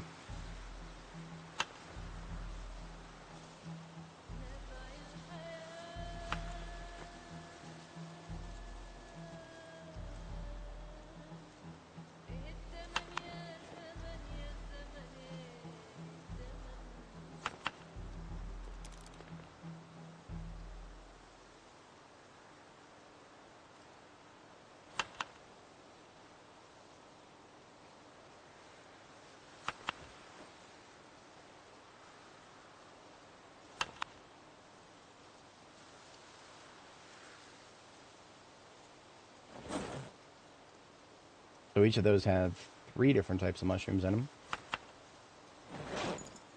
And that is probably going to come out real nice.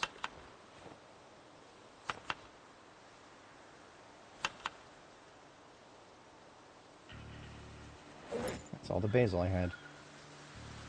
This is why I planted some herbs.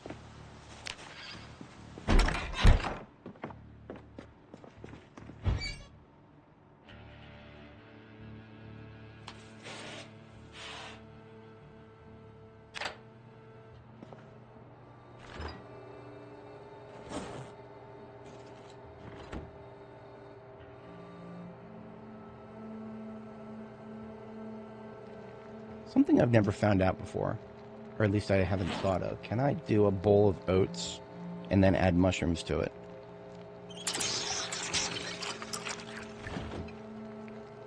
Nope. That's fine. I'm just going to straight up eat the oats. And then use the bowl to make a salad.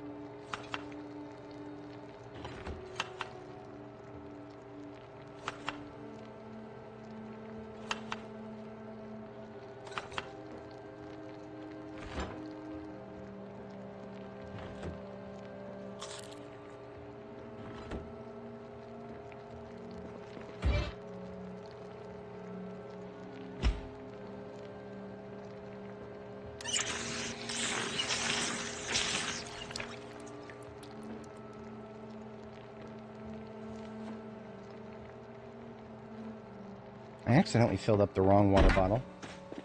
I'm going to use that opportunity to do this.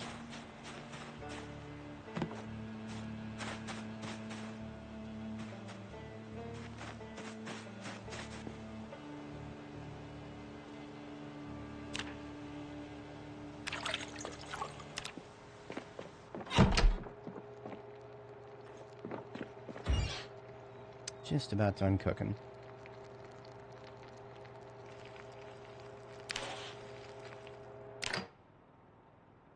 Looks like we got a 70 roast here. And a 70 roast here. And a 70 roast here, and then a 40. So one of them came out stunted. That's alright. We only have a half day ahead of us here, so we can eat that, and then we'll have a... I don't know, I'll take a bag of chips just in case we stay out late.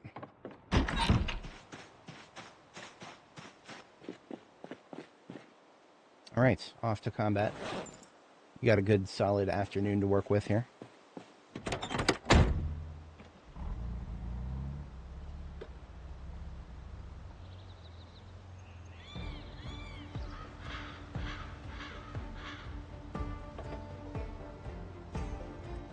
Seven years, I'm not hearing that.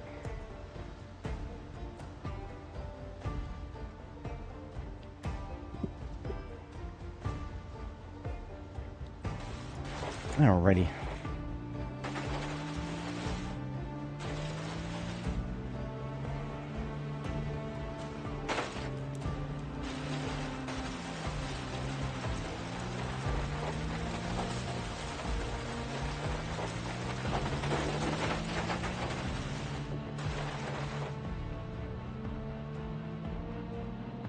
So when we started exiting the parking lot of the Pondview Shopping Center here, we started going up Lakeview, and that started bringing us in the direction of two survivor house. Well, a survivor house that's confirmed survivor house, and then annotated map question marks.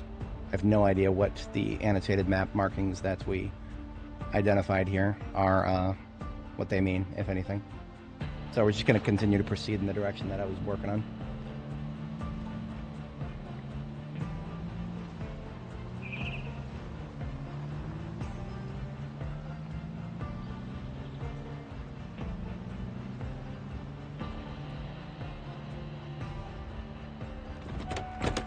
So, I've got 3 blades on me now.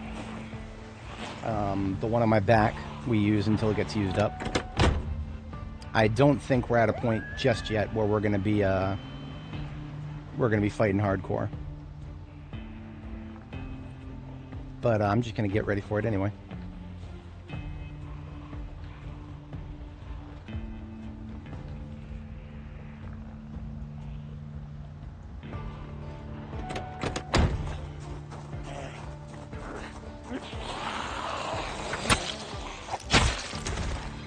So this sword was down to like, I don't know, 4/5. It's a little bit below half. I was originally going to leave it behind, but no, I'm at a stage where I feel like I'm good enough with long blade that I can continue using them until I lose them. After a certain point, I do generally want to start dropping them. I don't want to use them all the way until they break. Even at max level, they're not. You're starting to get a lot of extra hits even at max level.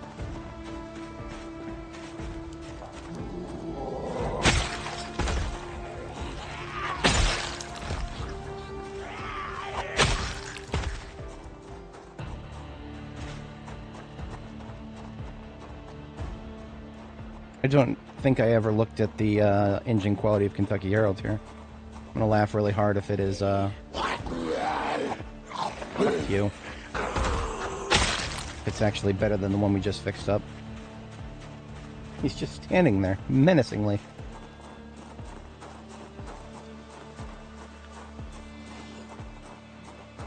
Someone aggroed to the right, slow.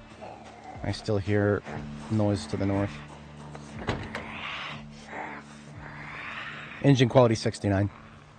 So it is 2% lower than the one we've got.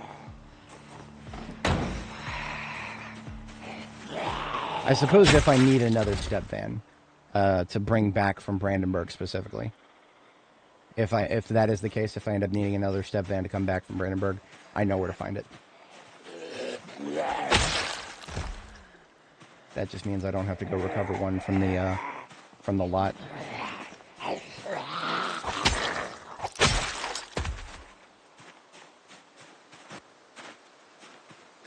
So the way this works now, with the grindstone in my field kit, I have thought about doing this in the past. I've never actually gone through with it.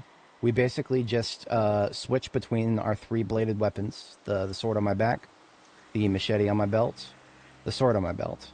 We switch between them until all 3 of them need a sharpen. Then we fall back to the sharpening stone and sharpen all 3 of them at once, and then return. I have a feeling that even if the devs make sharpening stones very heavy in the future, we'll still probably be able to carry them around in vehicles. Like, if just thinking about how much the total parts weigh, that's like 12 encumbrance for the planks and 20 encumbrance for the grindstone, or for the stone itself. I would accept 30. I feel like anything higher than 30, and they're starting to be punishing. Which, I mean, you know, it's the Project Zomboid dev, so that's a very big possibility. But I do actually feel like the weight of this thing should be something closer to 30 instead of 5. I definitely think that is a placeholder number that we should not be getting used to. Switch to your side blade. It's faster than... Oh my god. I was watching a Midwest safety body cam video where some cops were chasing a dude, and he shot at them a couple times while he was driving away. And I don't know why he did this. He's probably just a fucking moron. But he started throwing things out the window a lot. And some of the things he ended up throwing out were some of the guns he was using. And one of the comments was like, "Just throw your gun out the window. It's faster than reloading." I mean, I mean, if you have another loaded gun, he's technically correct. The best kind of correct.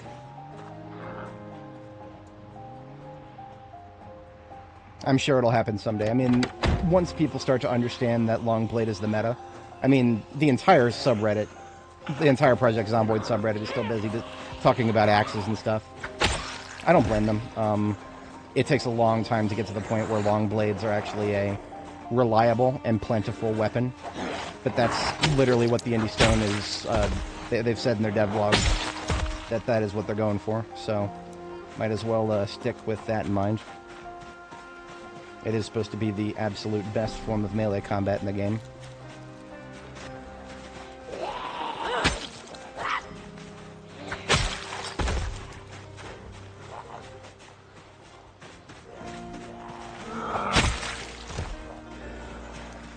Clean up this fucking fence here.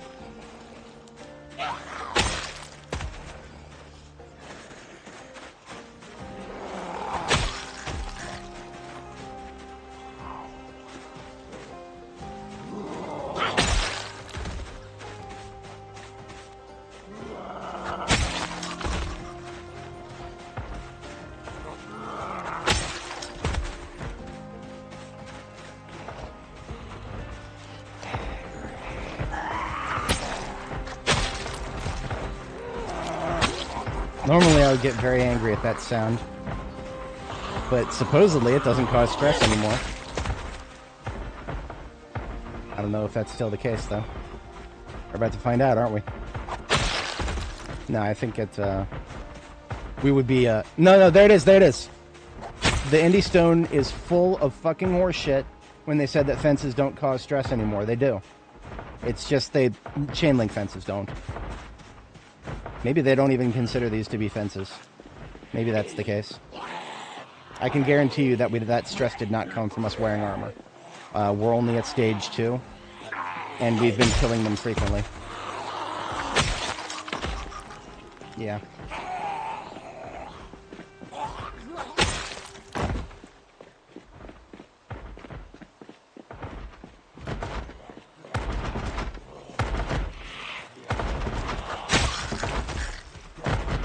Alright, fuck faces. What'd you say to fuck face, huh? Say anything stupid? Say anything stupid, I mean anything stupid?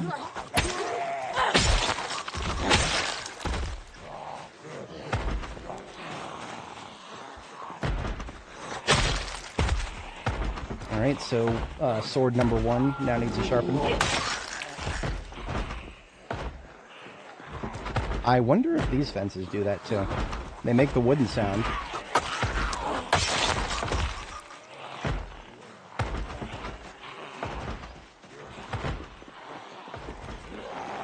See, theoretically, I should be shedding stress right now because melee kills are supposed to do that.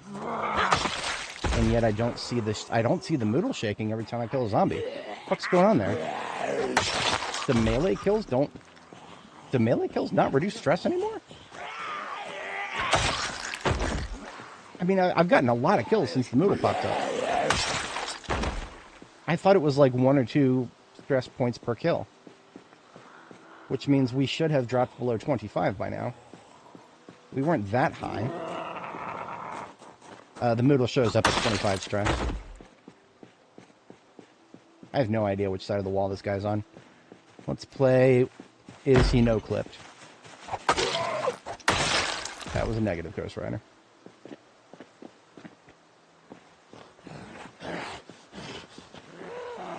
I could have swore that, like, every melee kill was like one... Nah, there it is. Okay.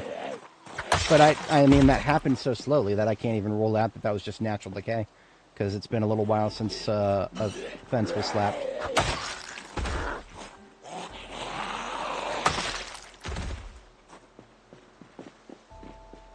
Hey!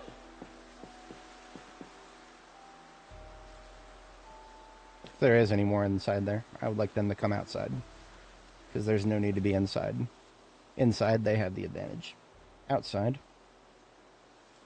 I am the king. I am the alpha and the omega. I am the terror that quacks in the night.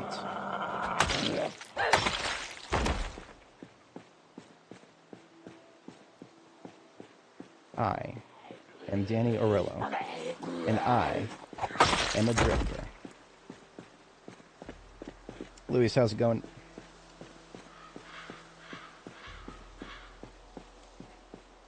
I will give a golden star cookie to anybody who understood who I just quoted.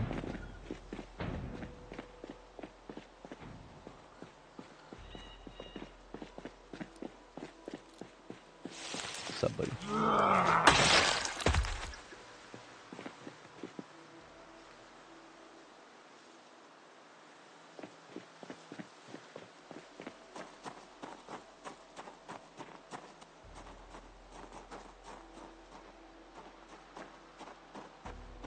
So I couldn't quite get this machete to a point where I needed to sharpen it.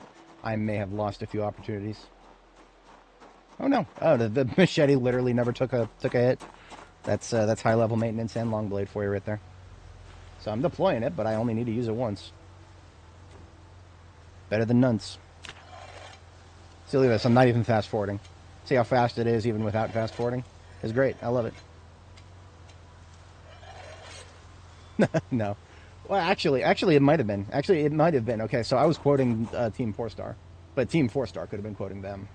That is absolutely something they would do. I am the bacon in the fridge for all who cry out in hunger.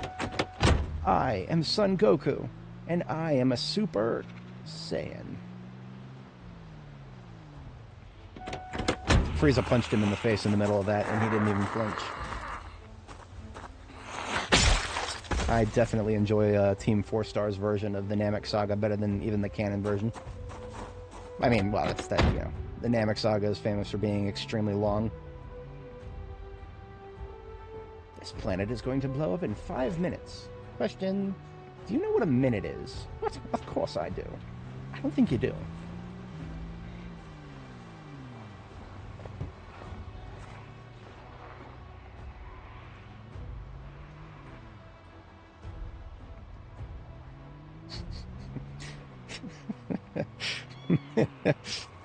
Frieza throws the death ball, but the planet doesn't blow up. Did you miss? I'm sure I hit the core. This always happens when I'm under stress. I'm gonna have to start watching that again. It's one of those things I watch every 1 or 2 years.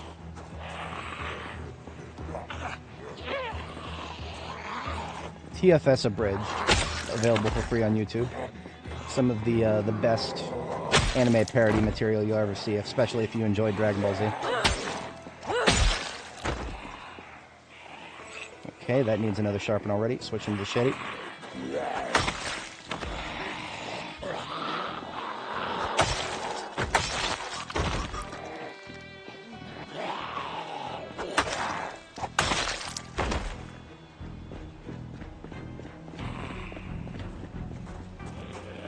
Hey, got a little rain. I don't know why I'm celebrating. Well, I mean, I'm not going to be shooting, so that's fine. I actually don't mind rain as long as it's not super heavy.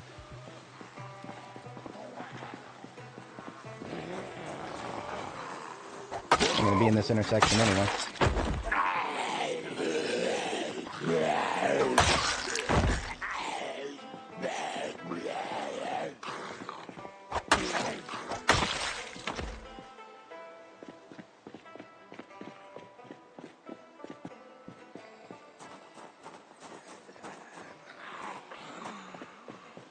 I hate crawlers. It's the fact that crawlers don't block any other zombies' movement. That has always bothered me a little bit. If crawlers, like, slowed down other zombies, or at least shifted them aside, I wouldn't hate them anywhere near as much. But the fact that they don't, despite being incredibly clumsy, and, you know, not really having any sense of self-preservation whatsoever, you would think a zombie would misstep if there's another zombie on the floor beneath it. But no. We can literally... I'm pretty sure we can trip over crawlers. I've never tried, and I'm never going to try. But I'm pretty sure we can trip over crawlers, especially if we're clumsy and we run.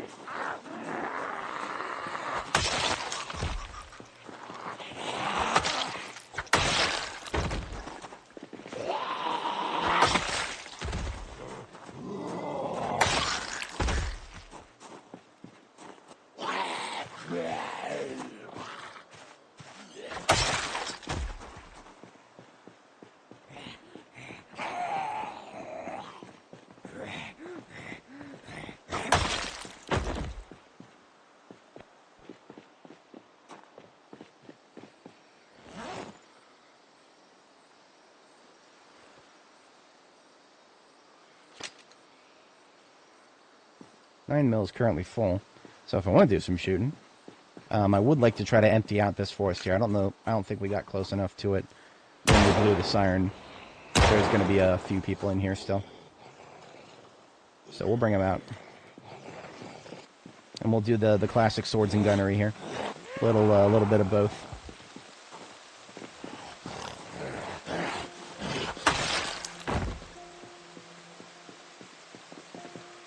Oh, look, another crawler. Where we're at, 14.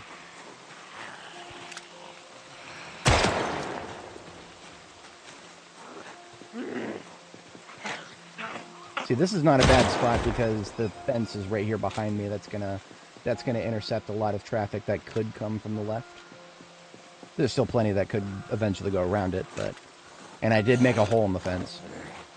I did that myself, so... In fact, I did that very early game.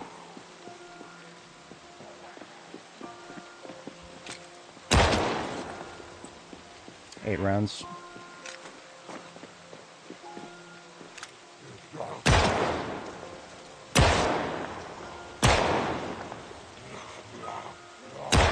I hate that so much. I really need to stop trying to use 9mm on a ragdolled zombie.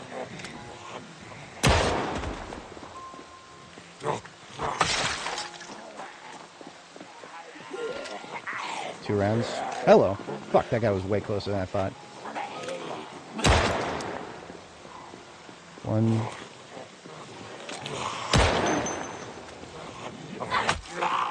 Fuck you. I hate the hitbox on those things.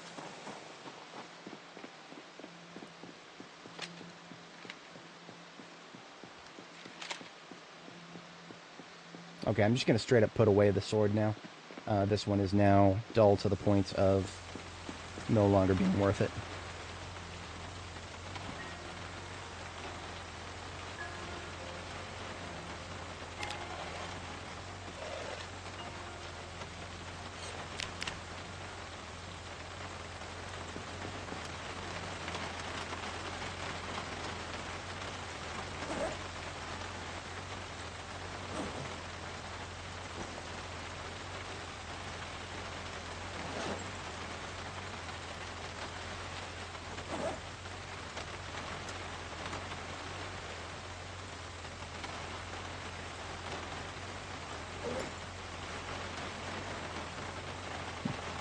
I am Sword Mistress, Mistress of Sword.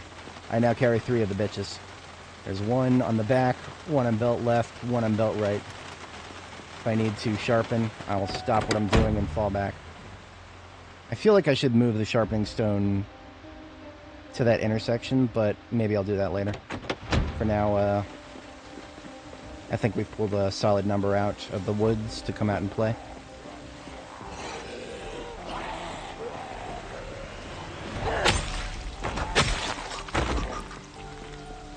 And that being said, these are the only swords I have now. I don't have any more in the bag. Now that we've used up the other one.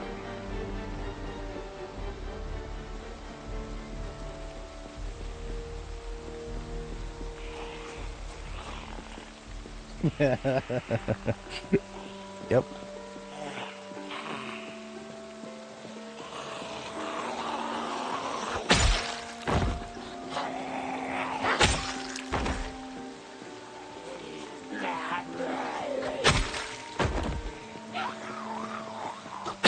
Just imagine if I just had a blacksmith on hand who was instructed, standing orders were to not fight, just avoid all conflict. Just come and pick up any sword that I drop and go sharpen it and then bring it back to me. Or just, you know, not even that. Just come back, sharpen it, and then go drop it on the floor where it was. Just have a rolling set of swords that I just drop and leave on the floor, and have my what would I call them? I was about to say caddy, and then I would say, nah, that doesn't work. No, it actually does. It actually does. He's my the carrier for my bag of swords. We could use a golf bag for our swords. Absolutely. Assuming they're all in sheaths.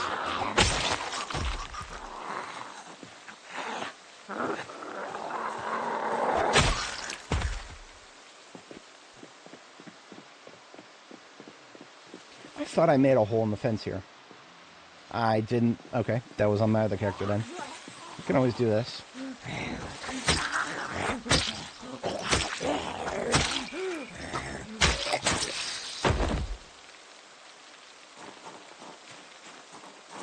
Squire, yes, Squire. I feel like I gotta get a golf bag, fill it with swords, and then just be like, all right, now I need a caddy.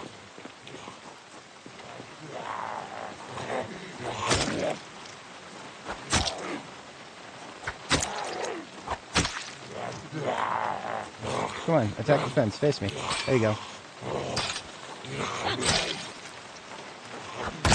Ah, damn! I was trying to go for the jaw stab, and there it is. My fighting knife has already taken damage. That's really tiresome. I'm actually genuinely considering adding a adding a recipe for the fighting knife. See, unlike a katana, there's nothing particularly, there's nothing particularly unique about this. If you look at it, it's just a fucking knife that is affixed. It's not all that different from a hunting knife. It's just the, it's not, whatchamacallit. It's optimized for stabbing instead of, having the serrated under edge and the, I actually looked up the terminology for this and then I promptly forgot it because it was one line in my book.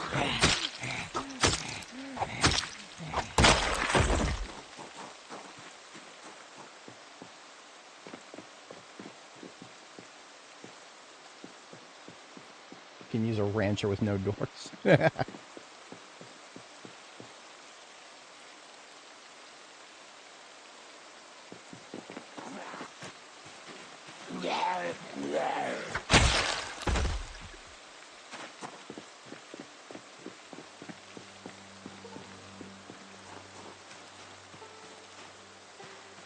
Okay. Well, we've got the road, I don't want to say clear, but the road is open now. I'm going to do another sweep with the sirens.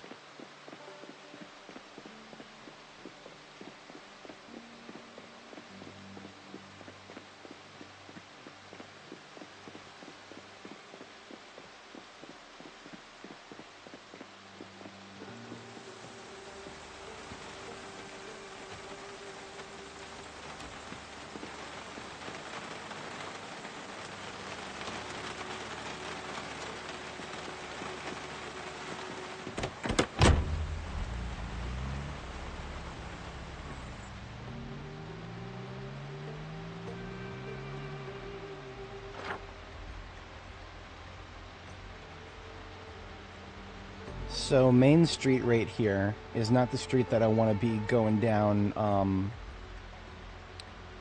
to get to the police department and the ammo store. Ammo store is the... I think it might be the blue one. I don't remember, actually. I'm not 100% sure which one of these the ammo store is, but I know it's somewhere down that road.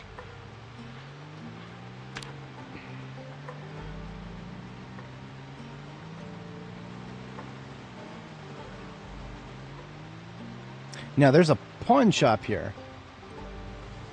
Let's hit that right now. Yeah. We're about to get fatigued anyway, so I might as well clear this particular spot. And then after I get fatigued, we can still do some looting. But yeah, I would like to clear this spot here so I can loot this. That would actually get us some non-combat activity to do after the fatigue hits.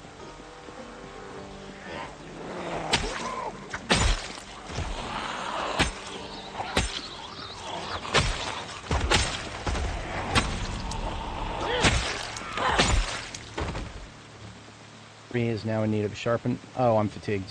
Fuck. I just said the thing. I just said the thing.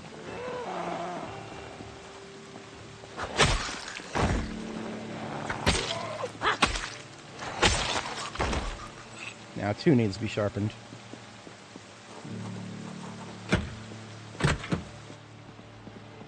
Funniest thing is, if I happen to find a katana right now, I'm not going to use it. This shit right here, the blade degradation, it's happening faster because I'm not max level maintenance and or long blade. So I literally would not use any katanas I might find in the, might is a very strong word. I don't think I'm going to find any katanas. It's just it's a pawn shop. You get a chance at, an astronomical chance, but a non-zero chance at a katana in a, pawn shop.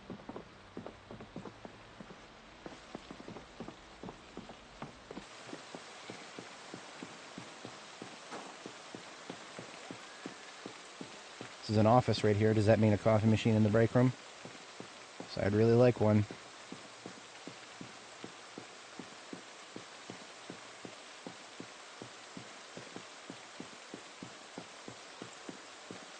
I usually feel like it's not going to be difficult to find a local coffee machine. Otherwise I would have definitely brought one with me. 10 days and then died from a fever. What? There's no fevers in this game that are going to kill you. You probably got bitten. Are you sure you didn't get bitten? I don't know how you could have possibly died from a fever unless you got mods or something. You can't die of corpse sickness. Unless you, so corpse sickness, you would have to stand in the same area full of corpses for longer than you could stay awake. I don't, no, I don't think that's possible. Pretty sure you just got bitten, dude.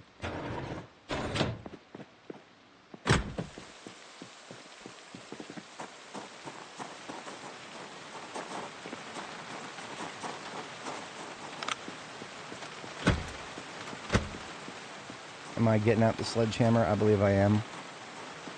I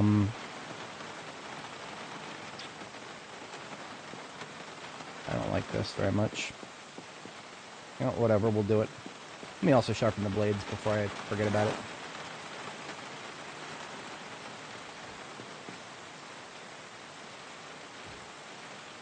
Fourth stage of sickness near, but I mean, doesn't it stop if you just get away from it?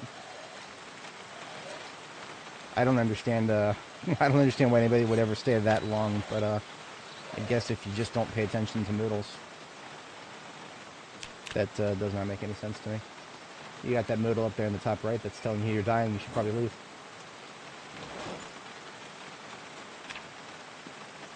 I know that you start losing health at a certain point. But doesn't it start going down if you just leave? They're supposed to have infect... Oh, are you talking about wound infections? If you get to the fourth stage, there's no coming back. Well, I've never been to the fourth stage, so I suppose I wouldn't know. Good to know, I suppose. Very good. That's your public service announcement to not stay around the corpse sickness.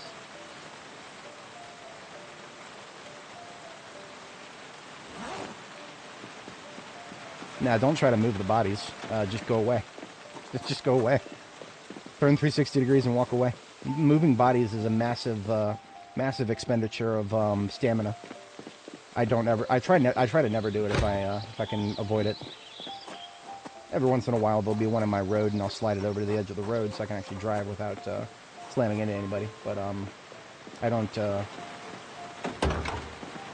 It takes a little bit of time to habituate yourself into actually leading them to where you want to kill them. Once you get to that point, it's a lot less thinking about it.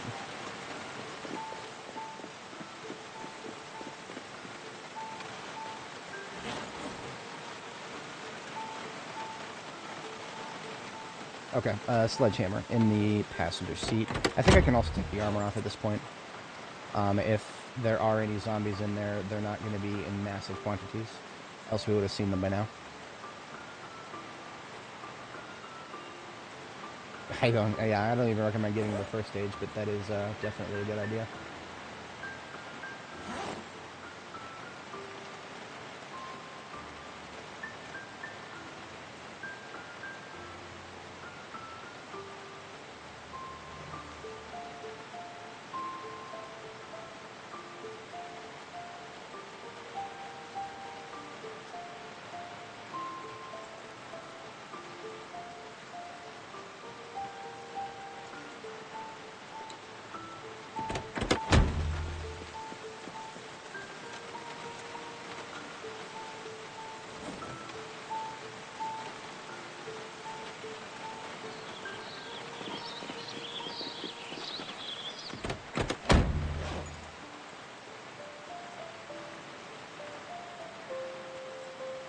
Okay, unfortunately I cannot keep the...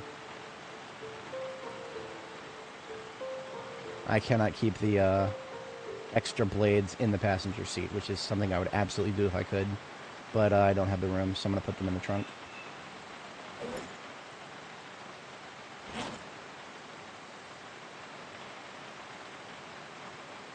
That way I can at least take the coat of plates off, and then the bone choker. It should be everything. Yes.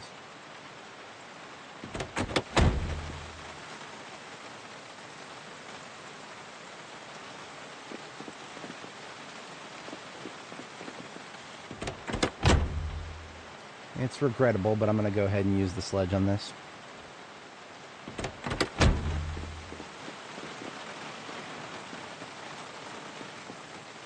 Just going to take out like a, just take out the corner or something. I'm going to have to resort to the sledgehammer. Don't go in. Damn it. She's trying to go inside. There's no need to go inside.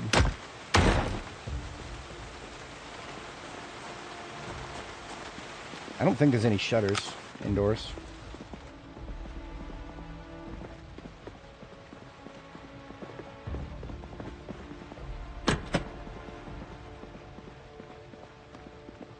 Last time I was here, this place was looted and trashed.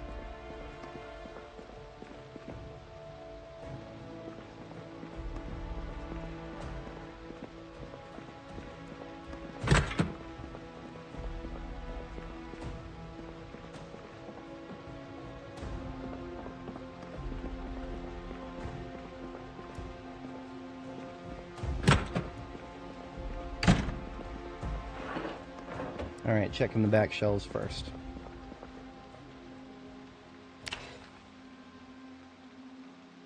I do like these Shemaz. I'm holding on to that one.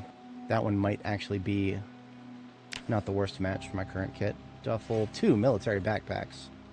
Oh, that's beautiful. Neither in the correct color, but I'll take them. I don't usually find military backpacks on shelves instead of on zombies. I think we did find a fair amount recently in the Jamietown military surplus. So some of that might be old memories there. Lots and lots of sports crap.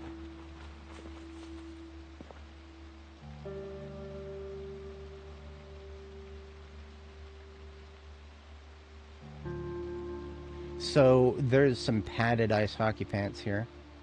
Bite 30, scratch 50. I think the bite is higher than leather. You can... Are you shitting me? I did not realize that you can, padded ice hockey pants can be, you can add, leather strips to them. I did not realize that. So, they do incur discomfort, and that's annoying.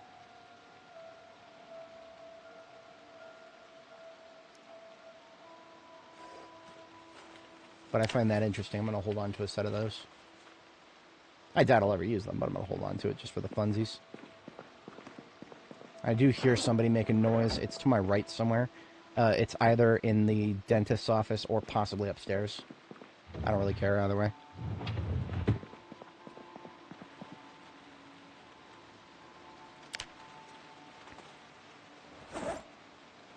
I'm going to take some of what I just picked up and go put it in the truck.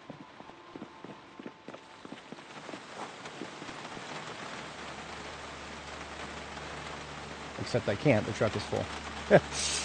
Alrighty then. This is why I don't usually do looting ops with the truck, or the ambulance really. I'm just gonna steal one of these vehicles as a ghetto trunk full of stuff.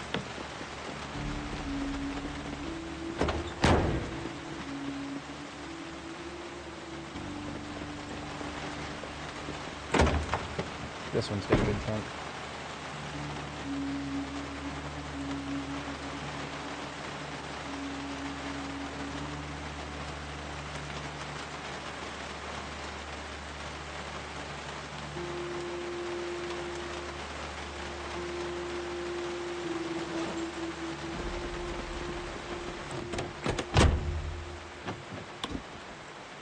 Especially got a battery in it. Okay, cool. Get into position for towing.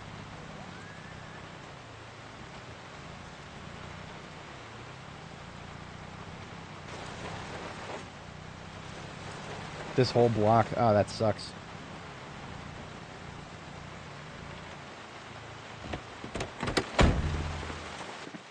Yeah, every time I've tried this particular place on other characters, it was indeed looted and trashed already.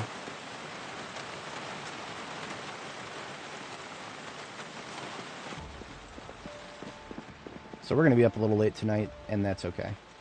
I would like to... Ceramic pot scrubber frog. That's a new one. You always find the strangest stuff in pawn shops. Pre-war hunting knife. Key to the pawn shop. I don't think I need that.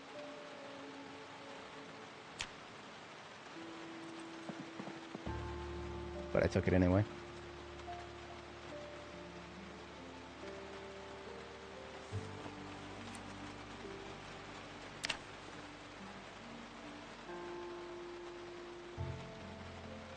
Guns, but none of them have... This one has an attachment.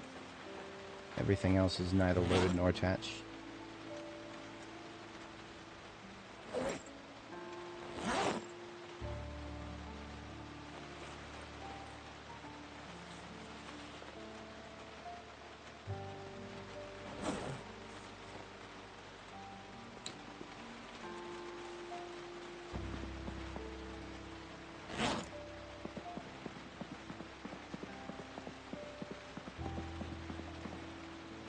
Tools.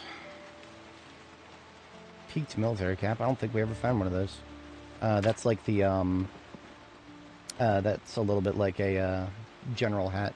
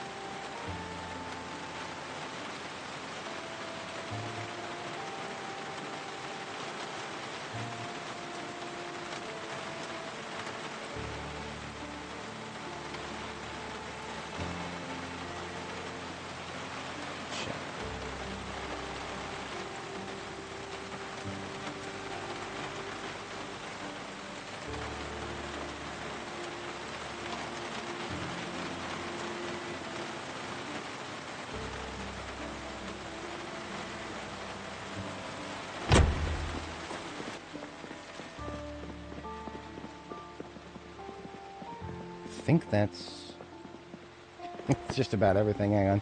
Oh, no, there's boxes and then this stuff. Okay. As far as a pawn shop goes, this one definitely has a little bit less real estate than the ones in Louisville.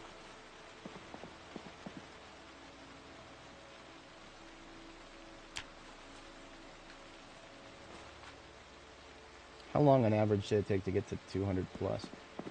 That's, yeah, everybody in the chat has different answer for that. I would assume that probably, for myself, it was, we're getting to the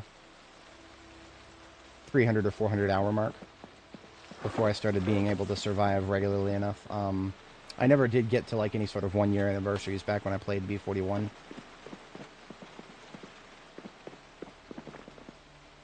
I think that's the whole pawn shop, yeah. So, not even any anything of substance. What? Apparently these are double items now. That did not need to be a thing, Indy Stone. It really did not need to be a thing. Whatever.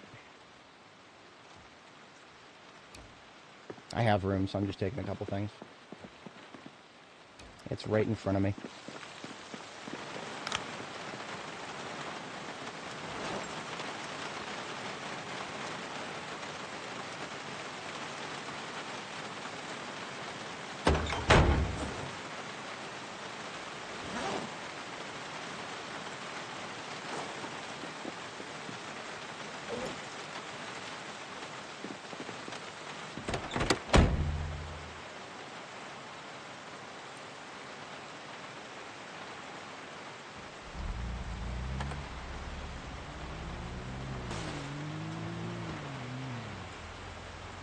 You know, I'm just going to come back for that.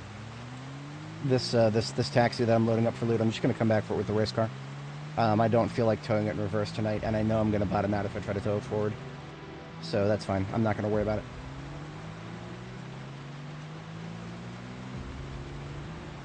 Gina the Goblin. Ah! No, hell no. That would, we wouldn't get anywhere. We wouldn't get anything done. There's too much loot in this game. The fuck? Why are they so condensed? I'm not surprised to see 5 zombies in the middle of the road randomly, but I am surprised to see them all that condensed. That was unusually condensed for a random group. Because, I mean, we had already wiped out everybody in that area, so that was just people following noise for a bit. Whatever.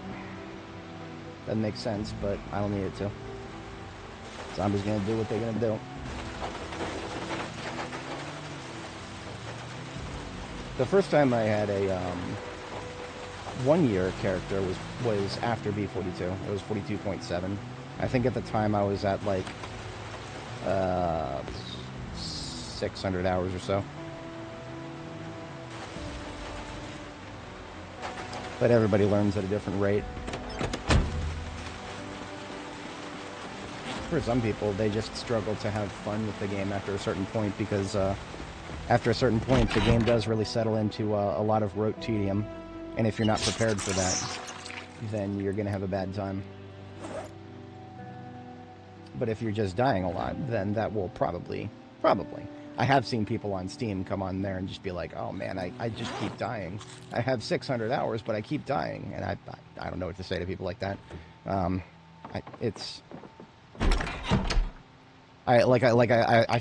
I saw that guy talking, I don't even know if he was being serious, but I gave him a few, pointers. I was like, maybe you don't have a very good sound system, and you're not trying to listen to sound very well. But sounds are easily one of the things that help me the most in this game. Being able to echolocate where a zombie is and tell the difference between one that's aggroed onto me versus one that is just kind of chilling nearby, but possibly near a door or something. I can't even begin to articulate how many times that saved me.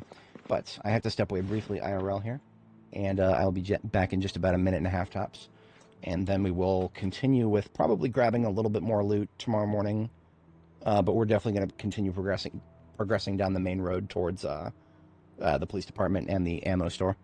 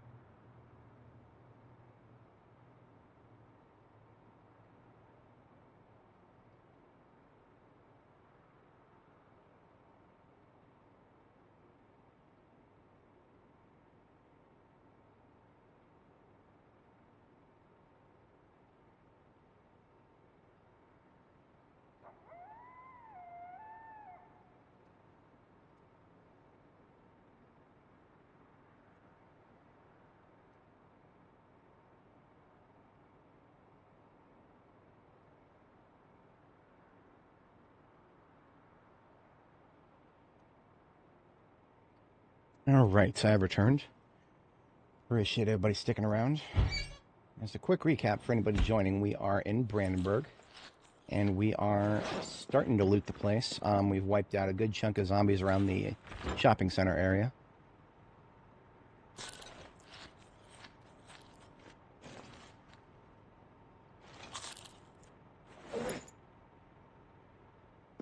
Dropping off a little bit of stuff I picked up, and then we are hitting the sack for our second bedtime. Then we are back to it.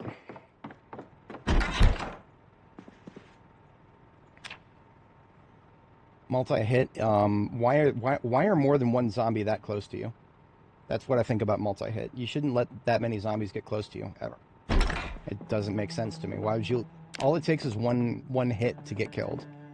So why would you? I mean, of course, unless you're going in there in the sandbox settings and fucking everything up.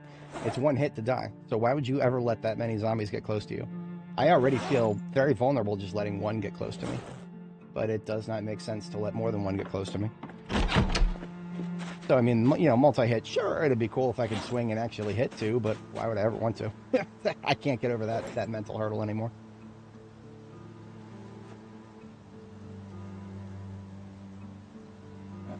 Let's just do a garbage bag full of gun-related stuff that we've picked up out in the field so far. I'm not currently discharging any of the types of ammo that we picked up.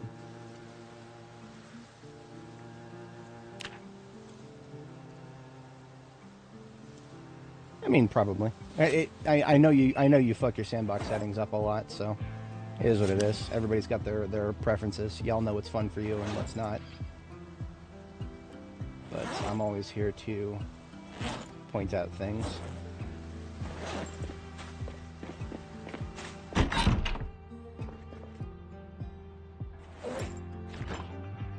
$70 roast here. I'm gonna take one. I haven't started eating yet. Yeah, that's what I need to do. We do have fog today. I'm not as worried about it since I'm very melee focused right now. Yeah, I'm not too worried about fog if we're just all in melee. Fog is no shooty gas.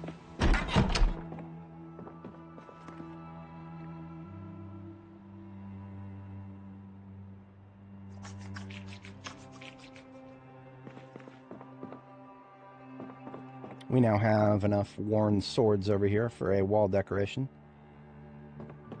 Or at least the beginnings of one. Extended 3D placement was definitely the best thing ever added to this game. Literally more interesting decoration system than what you can have in The Sims.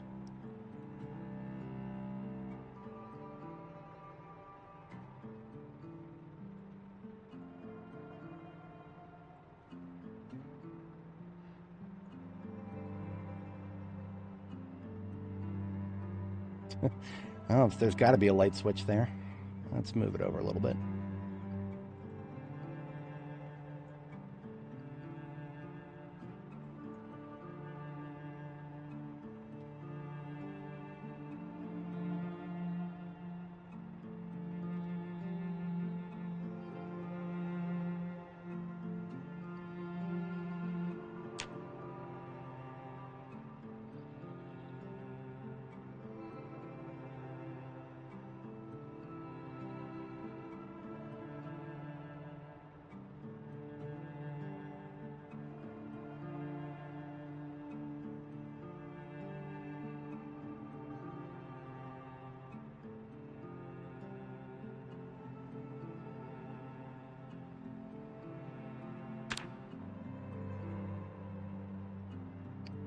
Else do we have? We have another machete too. I put it up here. We're gonna move that over here.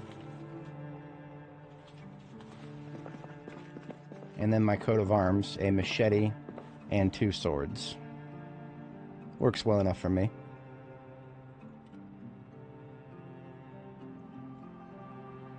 It looks a little tight. I'm gonna widen that up a little bit. Yeah, let's do 45 degrees instead of 30.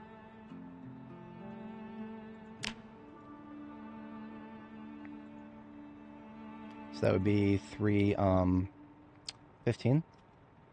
Yes.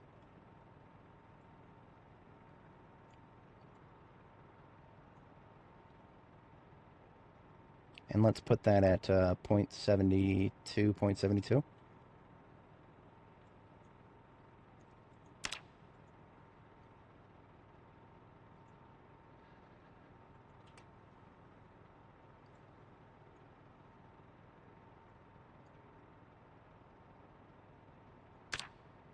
That's beautiful. And I'm going to adjust the machete just a little bit.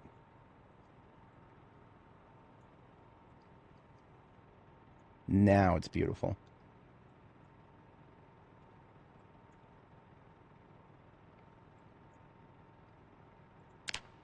Yeah, I like that. Okay.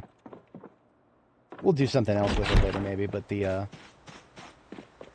I feel like I need a backdrop that actually works for it, but I don't have a good one yet. And the most important thing is that it's got to be a backdrop that is not a wall decoration, because I like to do the coats of arms on walls that I can't already decorate with something else.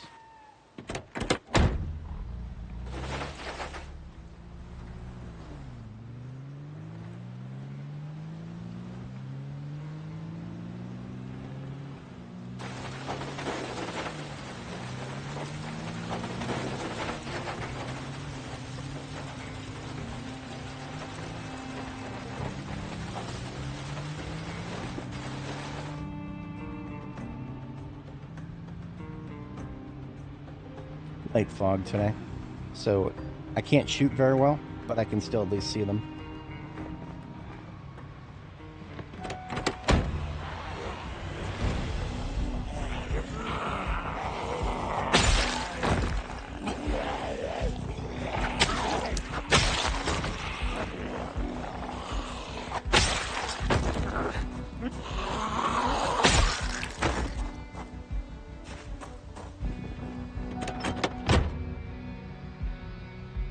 Am I going to go back to finish Axe? I mean, I don't see why not. But I've learned the most important thing that I want to learn about Axe, high-level Axe, and that's that wood axe is just never viable for anything other than very, very short stints of combat. Because if I'm Axe level 7 right now, and I still can't use the wood axe for more than 2 or 3 trees without getting winded. I thought that higher level axe skill would cut down the stamina expenditure a little bit, just enough to maybe hit a breakpoint or something. It doesn't look like it's balanced for that. I feel like it should be, but right now it's just like the wood axe is really, there's a very tiny niche for it, and that's it. It's really, it's a tiny niche if you're impatient. Which I am sometimes, all things considered. Speaking of all things considered, what do we got down here? I forgot about this place. My race car is in need of some new parts, particularly brakes and suspensions. We got regular fucking everything here. That's garbage. I'll give you some performance. A couple performance brakes, performance tires, and regular sus. What about our Corvette here?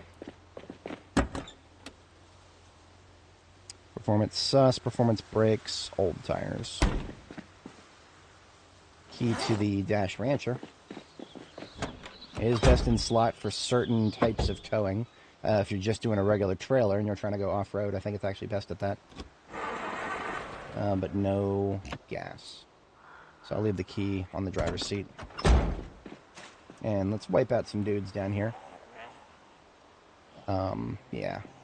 Because I am interested in the storage unit.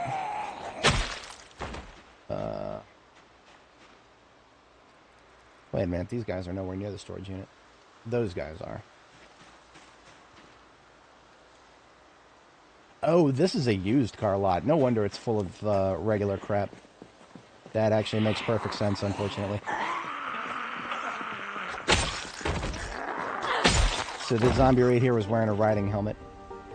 If anybody is struggling to stay alive, I encourage you to keep an eye out for those riding helmets because they're pretty good. Best in slot until you get your best in slot for no trade-offs until you get your jockey helmet, that's a Louisville thing only.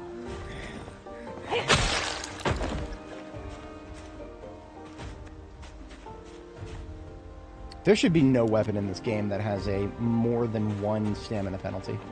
Sledgehammers and wood axes, sure. Give them a 1, whatchamacallit. Give them 1 stamina penalty per swing. But anything higher than 1 stamina penalty per swing, that feels like that number was set by somebody who just doesn't fucking play this game. Because anything with more than 1 stamina penalty that doesn't get removed by higher level fitness, it's basically fucking worthless. You will drain yourself of stamina really, really fast. Unless you're a dev who really doesn't want players to ever use a certain thing, and you only ever put it in there for a fucking meme. I can't rule that out, sadly. I cannot rule that out. So, no gas, but we got a key.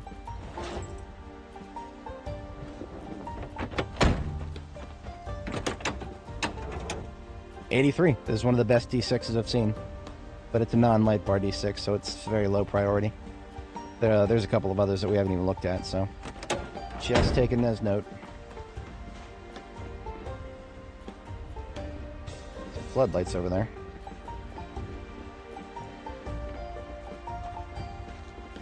I'm going to move up and kill those guys up to the north and the left side of the screen there. And then we are going to move on. It was not this direction that I really wanted to move in right now. It just kind of caught my eye. Supreme distractibility. Batting helmet, no. Batting helmet has a vision and hearing penalty.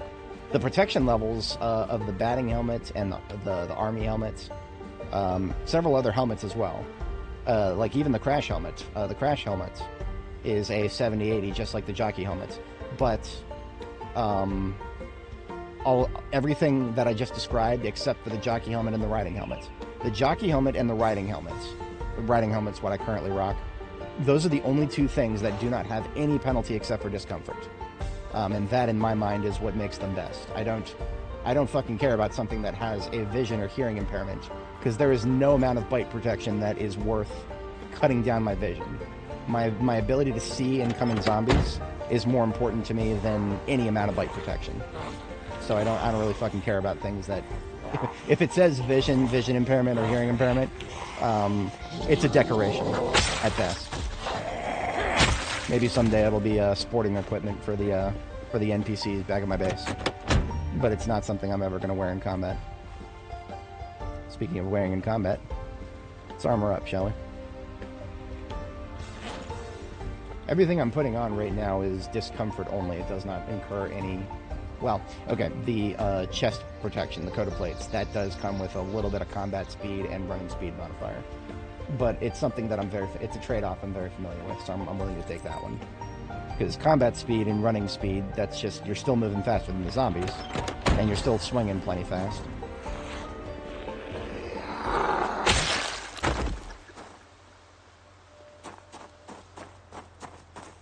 I've been bit in the head before. Been a very, very long time. I don't remember which character that was. Hello. Fuck you, don't just no-clip out of that fucking van, bitch. That was bullshit. She was like, she was right here and like inside the van. Hate it when that happens. I'm not even opposed to zombies being stuck in vehicles. There should be plenty of them. There should be plenty of them. They should be stuck in a vehicle till they break the window and get out. And then they should have to be a crawler because they'll damage themselves that much to get out. But until then, none of this no-clip nonsense, please.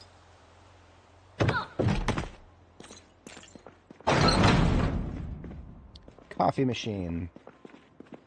I've been waiting my entire life for this. Let's see, are we gonna get some coffee? Just sugar cubes? Fine. And a sponge. If anybody's not familiar, sponges are recharges for your recharges for your respirator filters. So even when your respirator filters run out, hold on to them and just collect some sponges. Sponges are the linchpin material. Well, glue is also a linchpin material, but you can at least in this case use wood glue instead of fucking Elmer's.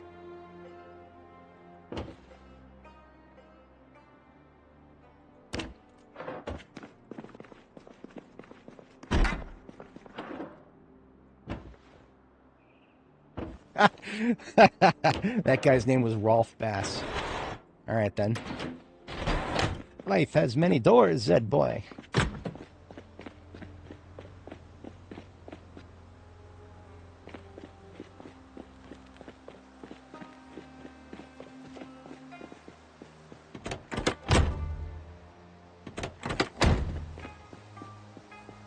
The fuck are these Dash Elites? There's no Dash Elites on this lot. I must have picked up the key to this stash elite over here. That's wacky. Imagine your local used car dealership having the key to a random nearby wreck. Welcome to Project Zomboid. Weird shit happens here. Let's put away that coffee machine we just picked up. Spare riding helmet. Except no, we're full now. I run a tight ship on my combat truck here. We're in a very tight ship. But let's go ahead and move up then. I'm gonna preemptively eat right now.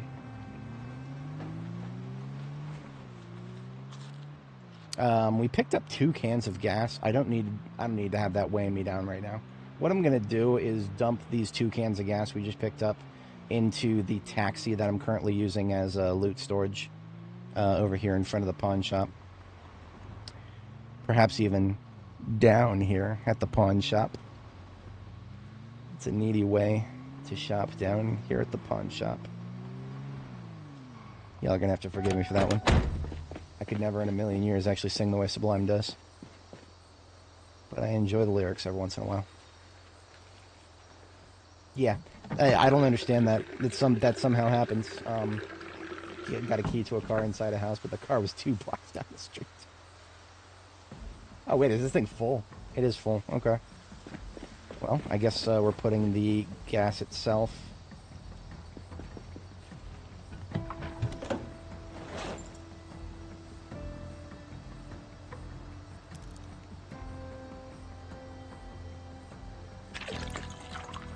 Yeah, we'll just put that into the,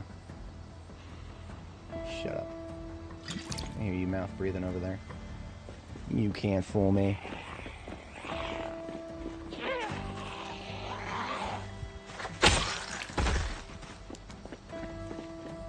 I think we had some room on the other side.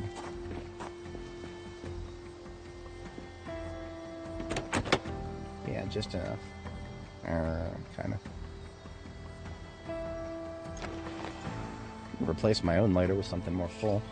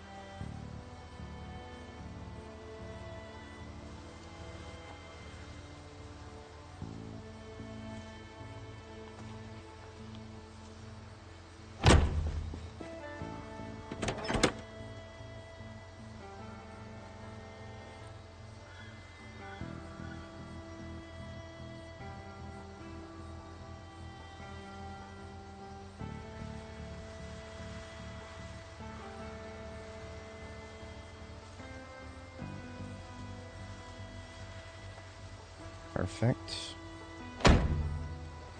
Nice little drop off there. Perhaps even more of a drop off. Anything I don't need to be carrying around right now. Or in the not too distant future.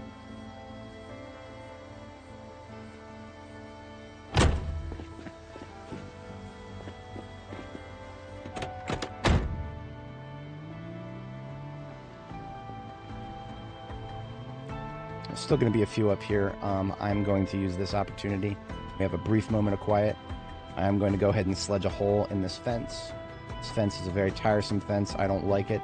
Lots of zombies get trapped in it. We're going to cut a hole in it.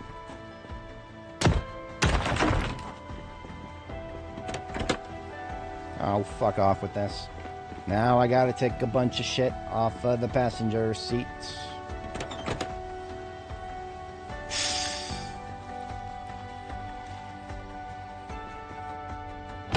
I don't know if anybody's familiar with that glitch, but yeah. Well, actually, most of my viewers probably will be.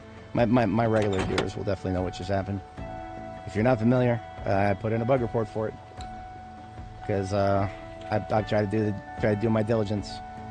I put in bug reports for shit, and then the devs ignore them. This is the most recent bug report I put in.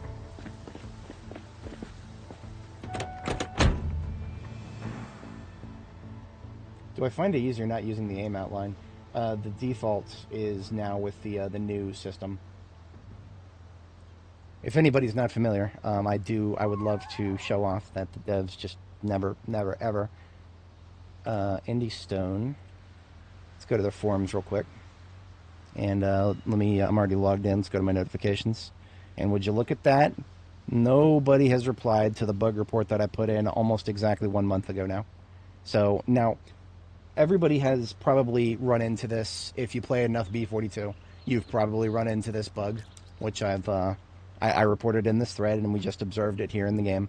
I included a save where it can be reproduced.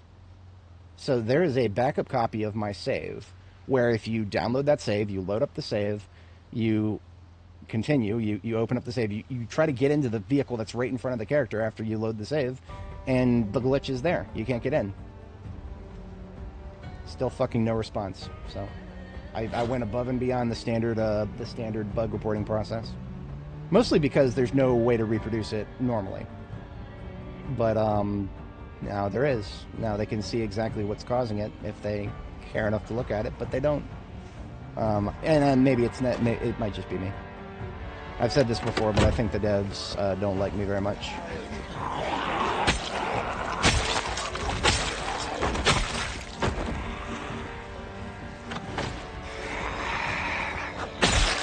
And if that's true, then all they got to do is reply and say, we got it under advisement.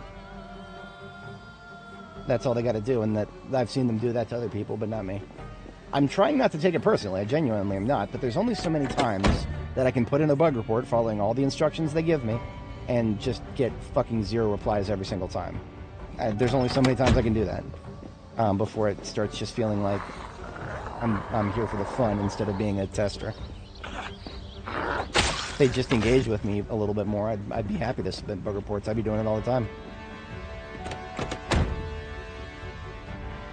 Cooking pot bugged out into a regular cooking pot. Now that's interesting. I've never seen that before. How's it going, Command? Good to see you. We are currently rocking our way into Metropolis Brandenburg here. I think we might have to go down another road. Are we on high or Boyd? We're on high. So I'm going to take a right on Sonder here. There are probably going to be a few in this parking lot. Well, I mean, I don't want to call their passion into question. The only thing I want to call into question is their focus. They go down rabbit holes, and I do sincerely hope that their game director, the new person they got on the team here, the Yank, he's one of us. He's one of the nerds who plays 1,000 of hours. I do hope that he is able to wrangle them into doing things more logically. But I'll never question the devs' passion, just their focus. They should, every amount of time that they spent working on ragdolls should have been spent on something else. I get it, ragdolls are funny, they're fun, I enjoy them too. But whatever development effort was put into that was a grievous misallocation of valuable time, in my humble opinion. Pay attention, Rabin, this is how you gripe.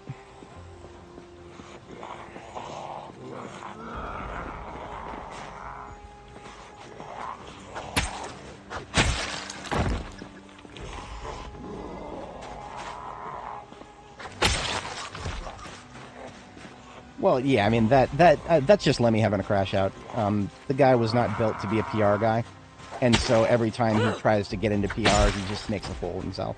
That's actually not the worst thing in the world, as long as he doesn't follow through with it, right? Having a crash out on the internet, that everybody does it once in a while.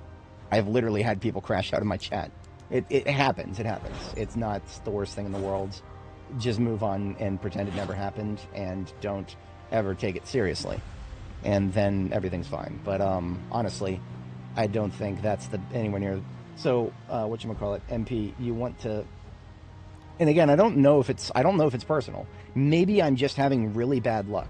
But I just gave you an example of a bug report that I put in following pretty much all the instructions that's been ignored for a month. Let me give you one that's been ignored we're coming up on the 1-year anniversary here. I'm going to type the word tobacco into my Steam post history here. And that's just going to bring up, like, what, 3 threads, maybe? Yep. So, 42.7.0 posted on May 18th, 2025. So we are 2 weeks away, just about 2 weeks away, from the 1-year anniversary of this bug report. Our 1-year anniversary of this bug report is coming up, where I told them that tobacco is literally 100% impossible to grow. I gave them the steps to reproduce. Okay, I was a little salty when I put this one in, granted. I can understand if they'd be like, watch your tone, dude, we're just trying to do things. But no response. Again, like, steps to reproduce. Plant it in April, keep your tobacco watered, survive for April, May, June, July, August. Watch your tobacco literally fucking die as soon as September 1st rolls around. I never actually did this, but I was going to post a follow-up in that bug report thread of exactly what they need to change to fix it. They need to add one number to one line in one file, and they would have fixed it. It's still not fixed, by the way. Again, bug report 1 year ago, completely fucking ignored. Not even just a, hey, we're not working on growing seasons right now. See, that's not true either, because 42.7, when I submitted that bug report, all the winter crops functioned exactly as they're supposed to. You plant them in October, or September, October, whatever the fuck, and you harvest them in the spring, just like you do in real life. But now you harvest them in fucking January, because some of the winter crops, not all of them, just some of them, they randomly went in there and changed the growth time to 104 days instead of 230. Why? I gave up thinking about that one a long time ago. I cannot afford to think about that one. If I do, my brain will break a little bit. Oh, we are ready for a sharpen. No. MP, I just gave you an example. They'd never reply to my bug reports. Click on that link, see how old that bug report is, and realize that they have never once replied to it. I don't even expect that they will at this rate. I mean, obviously it's an older version of the game, right? I don't remember exactly how long 42.7 was the relevant version. But again, the issue I reported there is still here. We can still look at it. This is a readily apparent thing. I'm pausing the game real quick. We can look at our agriculture menu. Tobacco. We've scrolled down to tobacco. Average time of grow, 180 days. We're going to do the math. What's 180 days? Divided by 30. That's 30 days to a month. Add 6 months. What does this say right here? March, April, May, June, July. That's 5 months. Why is it that a crop that has a 6-month growth time only has a planting season that's 5 months long? What's going on there? Again, they need to add one number to one line in one file, and all this will be fixed. And they can't even do that. They can't even do that. So it's like, and it's because they're probably not actively working on agriculture. I would understand that perfectly fine. Maybe give us a heads up. Maybe mention, hey guys, we're not actually working on growing seasons right now. We know they're broken. Don't worry about bug reports. But no, they couldn't even do that. Just fucking crickets. No, thank you. Yeah, my gaming setup is about $100 at Home Depot. A little bit of carpentry skill, IRL. Shout out to my dad for teaching me how to use a saw.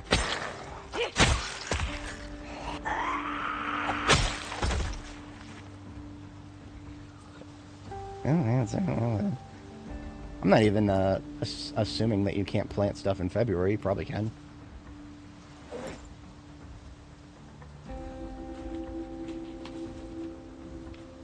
I believe we already looked at the fire department here.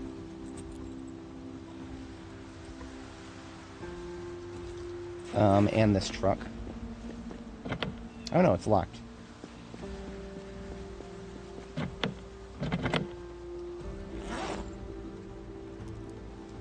Also, I forgot to actually deploy the sharpening stone. I'm a little bit of a distracted doofus right now. Went through the effort of bringing this with me. Might as well use it. Is that a bed? No, it's a, this is a Lazy Boy recliner. I actually looked it up once. I don't think it's currently for sale anymore, and there's a newer version.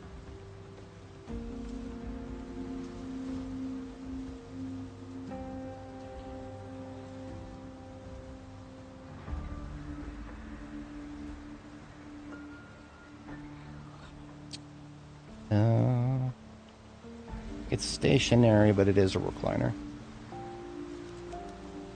No, that's not stationary.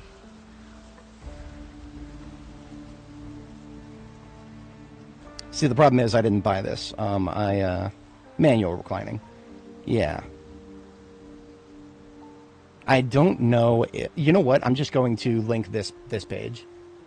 It's one of these. I don't know which, and I don't even think that the specific one that I'm sitting in is even in being produced anymore. It's like 15 years old, but it's made by Lazy Boy, same company. I cannot promise they haven't been enshittified like so many other companies these days have been.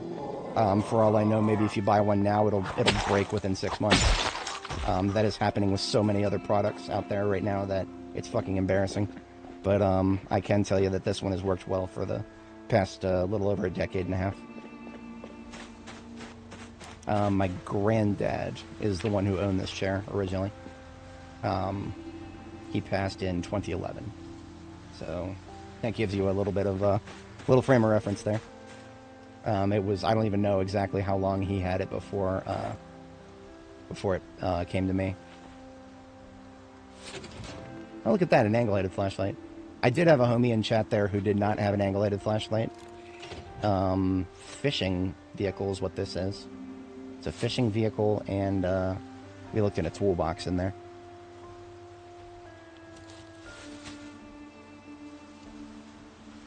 Yeah, I know, right? That's truly a tragedy. How can a company's just gonna... I mean, if you listen to the business majors these days, they're gonna tell you that making a good product that lasts forever just means you're gonna go out of business. Almost as if, you know, the solution to that used to be to have a different business model so that you can make other things that are more recurrent while also making the things that last forever. Alright, I am going to go ahead and just... I don't want to, but...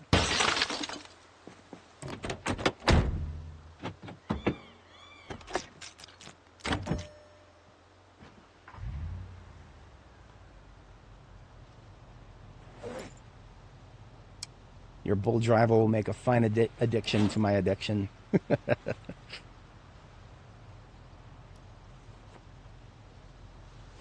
Alright, loot on the interior cleared out. Now I can finally see if there was ever any axes in the trunk. Nope, no axes in the trunk. Boys, we did not find a single axe in all of Brandenburg. And I find that to be very funny. Because we already cleared there's only like a couple shelves. Oh, wait a minute, no, that's the other. That's the other fire department. We have not cleared this one yet.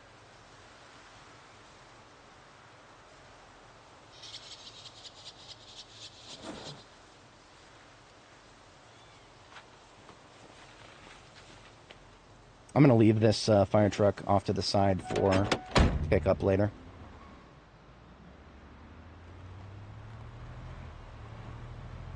When we come back through with the race car, do a little bit of towing. Actually, we should just use this to store the loot from the fire department itself. Yeah, I'm just going to park it in front of the garage. We've got some people to kill over here anyway.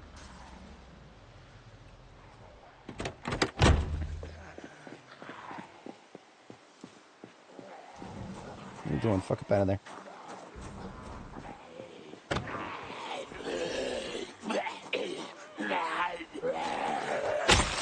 My girl is originally a fire officer. That was her profession.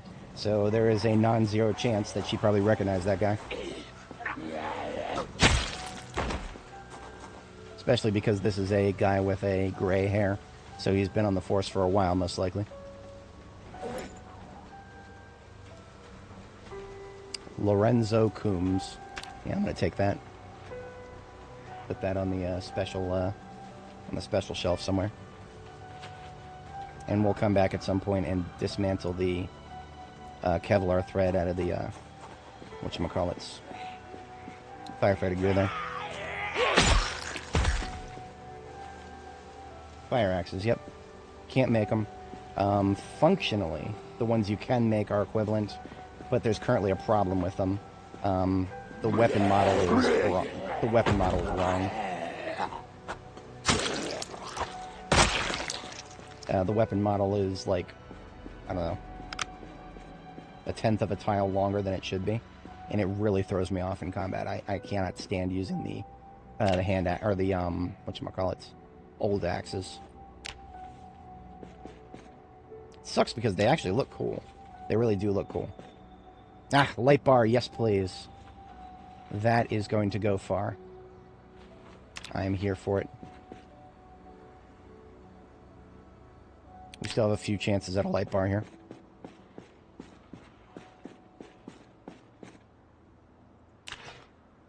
But we missed them all. Oh well. I do not believe... No, there's no other loot containers here that could contain a light bar. If anybody's not familiar, light bars are to repair derelict vehicles. I don't know why I dropped that sword. I shouldn't have dropped that sword. It was, I just needed to sharpen it. We literally deployed the, I was talking earlier about having a system where I could drop swords. We don't have it yet. Yeah, vanilla B42. 100% vanilla, except for a texture replacement. Our backpack would be puke green, but we changed the texture for it. Otherwise, everything is vanilla.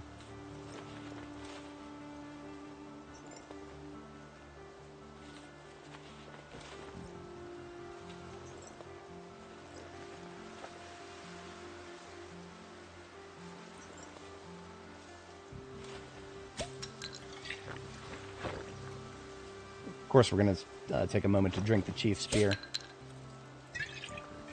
It's warm, but it's probably still good.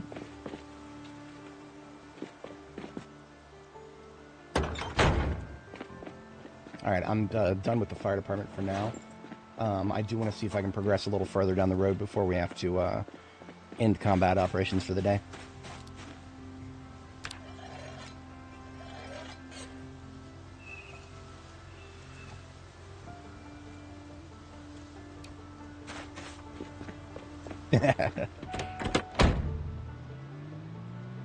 You know, as the acting fire marshal through sheer attrition, I'm gonna have to just take that as an L. I didn't realize there were still that many here. We're surrounded here. I do not have a clean angle of approach, so I can't go loud. I can't start shooting. I probably can perform okay with blades. I'm just gonna need a solid place to put down the grindstone. Let me double check over here. Maybe I do have a solid angle of approach. We got a animal fence and then a field back here. And it is a no-growth field. There's no trees in it. Also, this huge parking lot. This is for Sammy's. Okay. I have a better understanding of where we're at now. Okay. Sammy's is not clear, but if we clear Sammy's, I think everything beyond it is going to be relatively clear, because that's where we were with the pawn shop just the other night. So I'm going to deploy the sharpening stone here. We're going to go loud for a minute and survey the population movement, see what happens. And in this context, going loud means 9 mil, because that is currently what we have the most ammo ready for. There may be some stuff from the south. I don't expect it to be too bad, but head on a swivel either way. That's 15.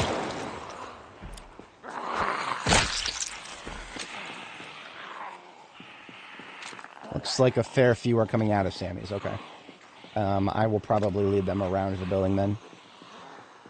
Hopefully we can fight our way back to the grindstone without it being too big of a problem. And if it is, well, we'll just take it slow. That's all we gotta do.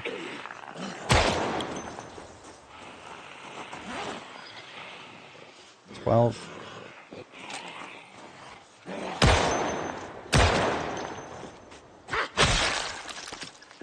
And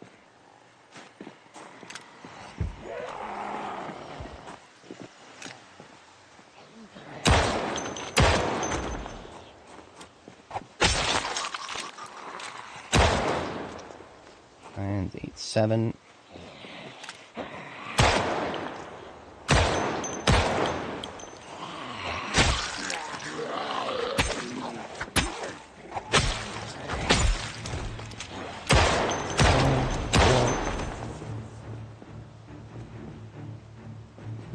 1.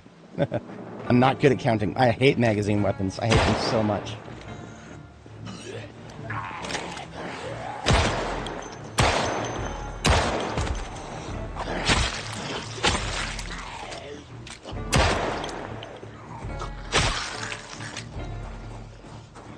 $11.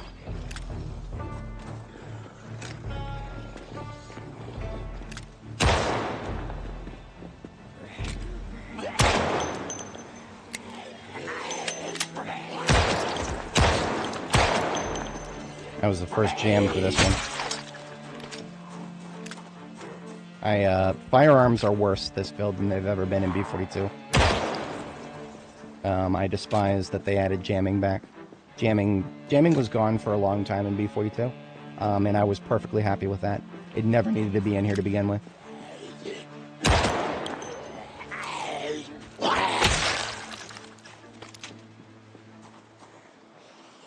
Three rounds. This is the 9mm. 15 in the magazine, 1 in the chamber.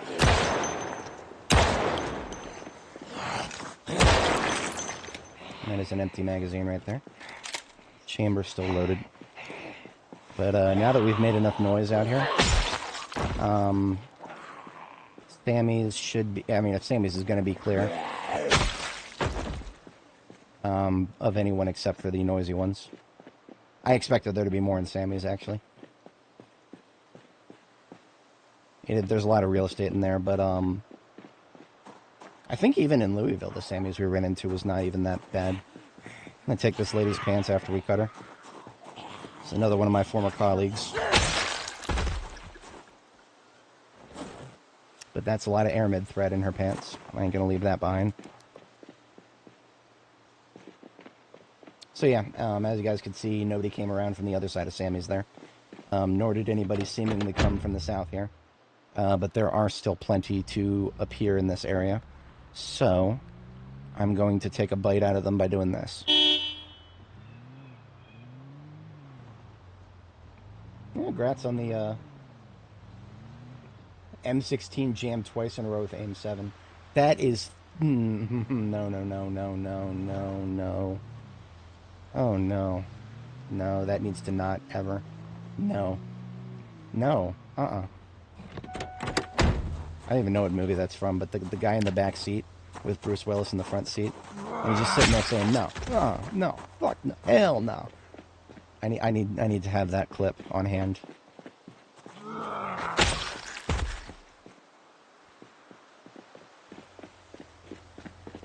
We're very close to fatigue here.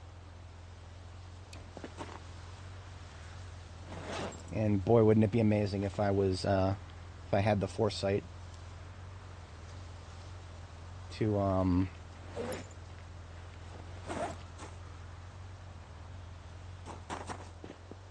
There's another one of my colleagues here.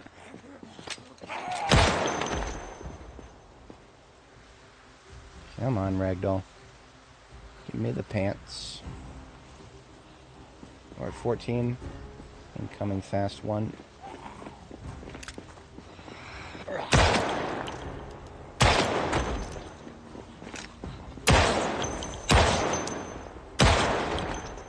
Should be 10. 9.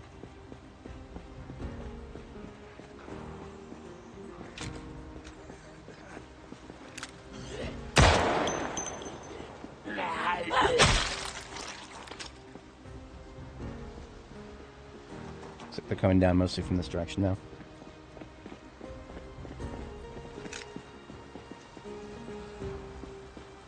I mean, hatchets are great. The problem with axes that are always going to keep them worse than long blade, even if you got your Axpert and your level 10 axes, is you can only have a good one on your back. Hatchets are okay, but they'll never match the crit rate of a two-handed axe, and you can only have a two-handed axe on your back. There's no other way to carry a 200X unless you want to do the drop carry thing that I sometimes do with long guns. Not the worst strategy in the world, but you're still going to be limited to 2. I have hated the fact for a long time that we only have one quote-unquote back slot. This useless 9 here. Backpack bottom slot. That should be a back slot is what that should be. That should be one of our rewards for carrying around a massive-ass backpack like this. And yet, it's not. It's one of the most useless slots in the game. One round, I'm just going to rack it and reload.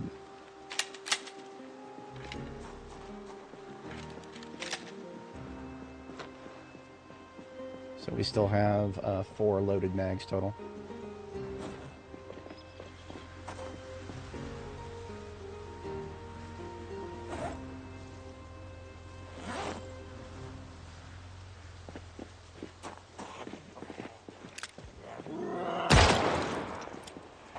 I expected to be tired by now, but I'm okay with not being tired.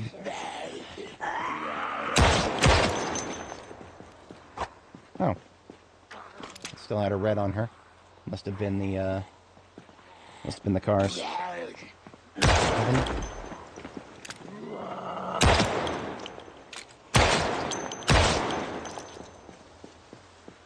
You wouldn't think we're aiming level 6, but we are. We're literally above average now, and this is the result we're getting. I mean, even calling level 5 average in this game, even that feels wrong, because nobody starts at level 5 anything. And you would think that if we have a profession in something, we would be at least average at it. But no. So I don't know what's going on with the skill levels in this game and what they're supposed to be considered. But, yeah. We're level 6 now, and we're still doing this shit. Show trait build. What positive and negative do I have IRL? Oh, thanks, Zaytu. Appreciate that. IRL,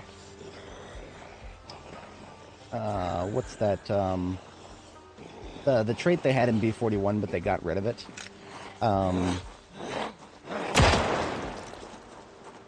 I forget what it's called. There was a trait in B41 that had to do with the out of breath one, because my fitness is terrible IRL. Come on, ragdoll, give me the. I hate it when this shit happens. You see how he's just twitching like that? I can't loot him while he's like that, so whatever. If you wait until you find a katana for Longblade, you're gonna be waiting a long time. Longblade is, of course, that was a meme in B41 because you're never gonna find a katana, and yet that was one of the only ways to get it. But now you can make your own swords, and I highly encourage people to give it a shot. It is fantastic. One round and then reload. Probably out of here, because I am now fatigued. Fatigue will not stop me from point blanking zombies, but I would like to be able to switch to melee on demand.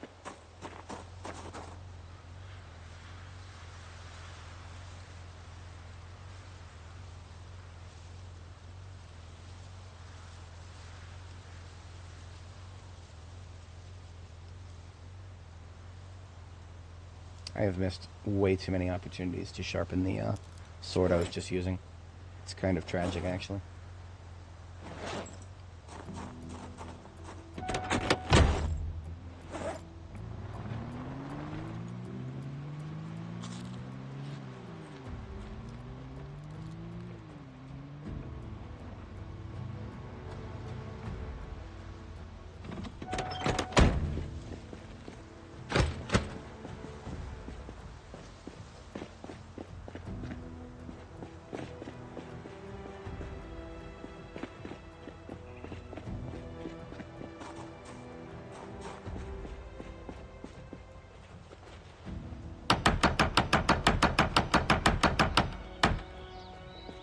Why would I, why would I delete a perfectly good door when I can just do that?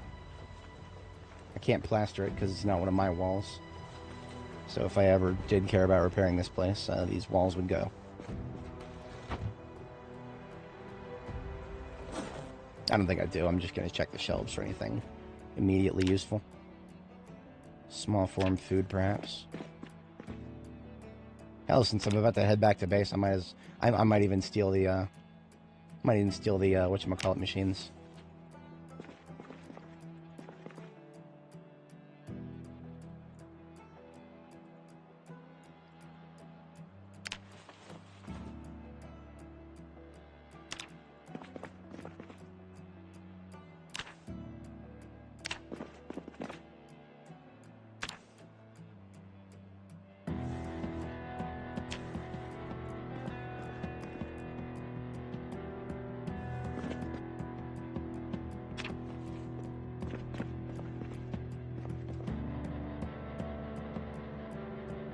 Oh, look, a bunch of lighters that are not full. Tiresome.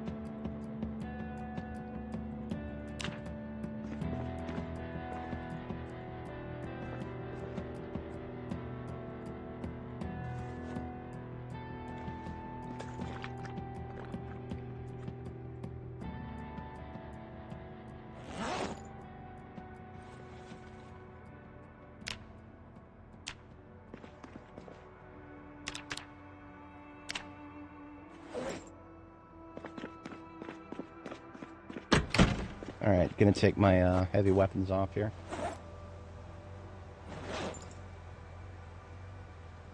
Except I'm not, because I don't have room. Boy.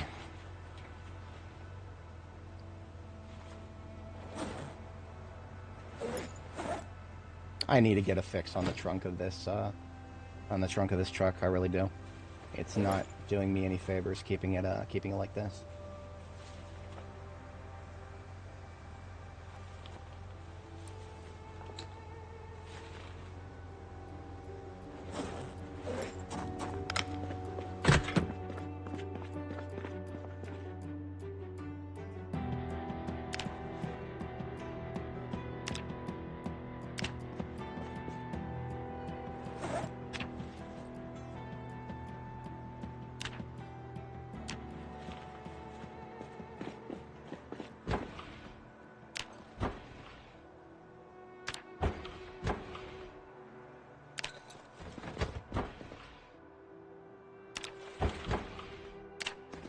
Yeah, I got room for them. I'm taking them. I have a couple of game machines for my base.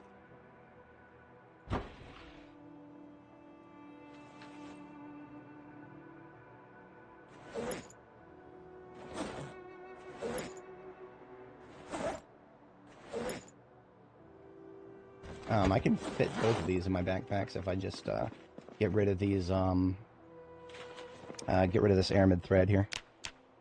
All we needed was a crafting surface, and we can do this.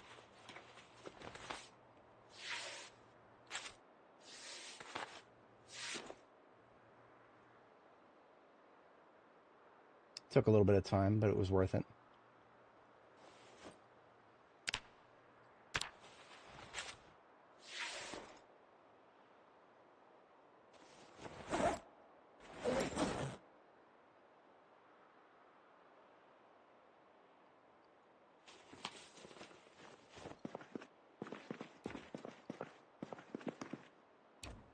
Someday we'll be able to play these, and it will reduce unhappiness, probably.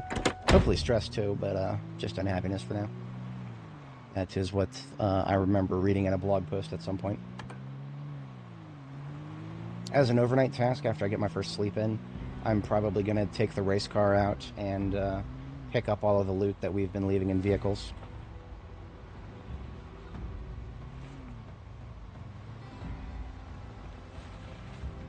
In the meantime, I'm taking off my armor.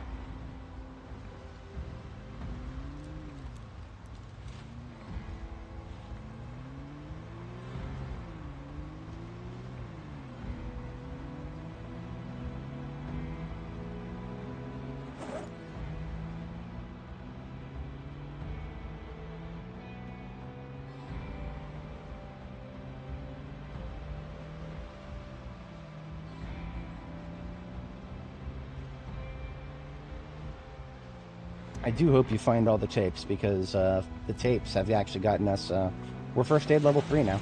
I have never been first aid level 3 in all of Project Zomboid. 3,200 hours something, I don't know, maybe 33 by now.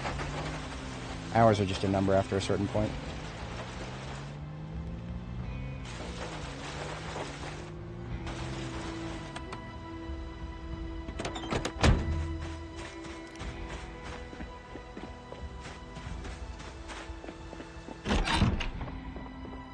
I know exactly where these machines are going.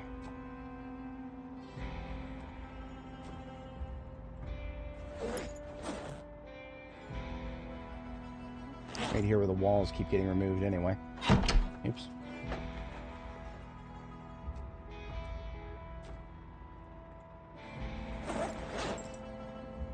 And I'll worry about the rest of the stuff later.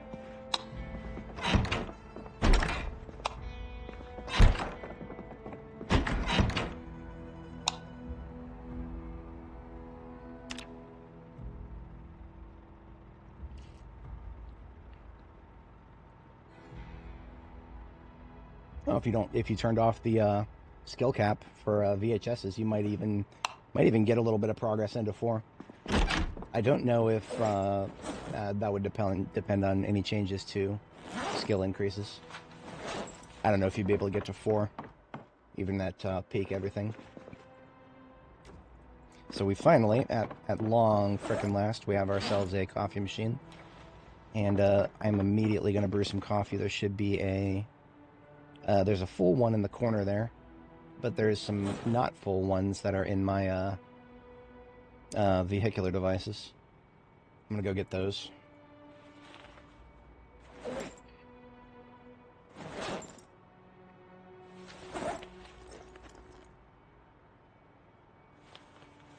As soon as I finish emptying. Soda there. Box of sparklers, that's for the fire truck itself. Assuming we have room. I'm gonna have to make room. That is a problem. That's not getting any better. It's only getting worse.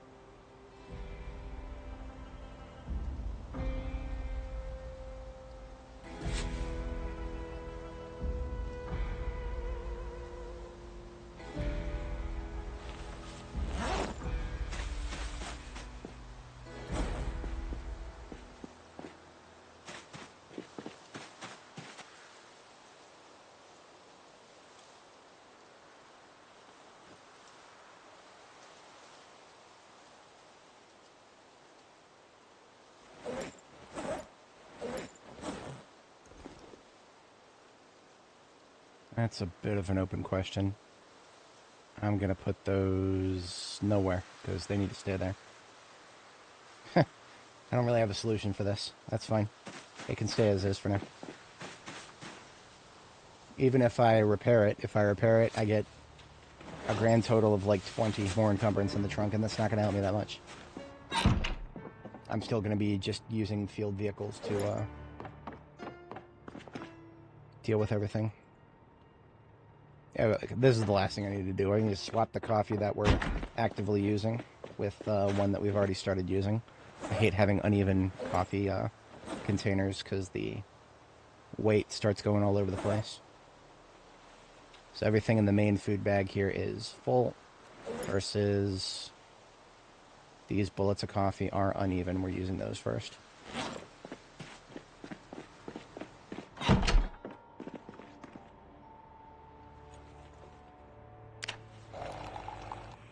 We now have ourselves some coffee. I should be carrying around one everywhere I go, but that's one thing that we kind of failed at in this expedition. It took us way too long to get a coffee machine set up.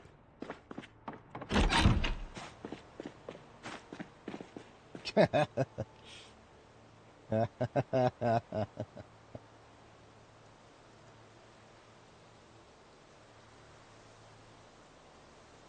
you fucking kidding me? Wow, okay. Well, I mean, I guess if there's a way to get long blunt experience, I'm here for it. Let's do a new battery in my flashlight here.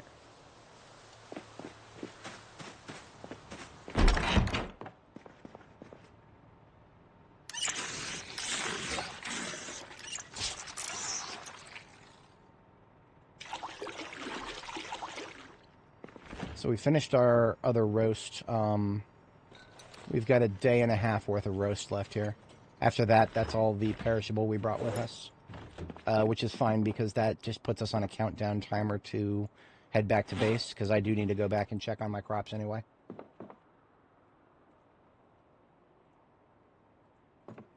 It's yet another situation where having a trash can would be great. For now, I'm just chucking shit on the floor. I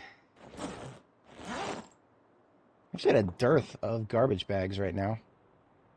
I know I put a box somewhere. And I know I have a billion back at base. That's not the point. I need bags to sort things in.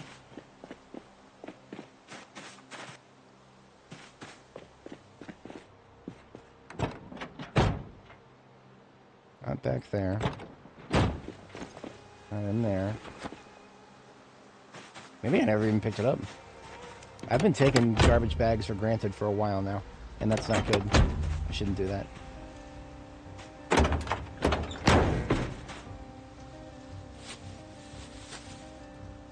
Well, I know what to be on the lookout for, I guess.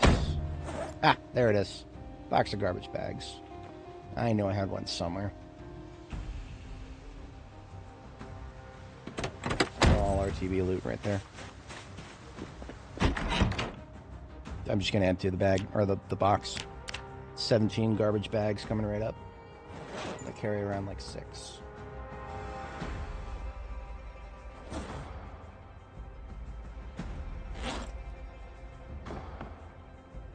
Rest for later. And we're right about second bedtime. You could almost say I timed that.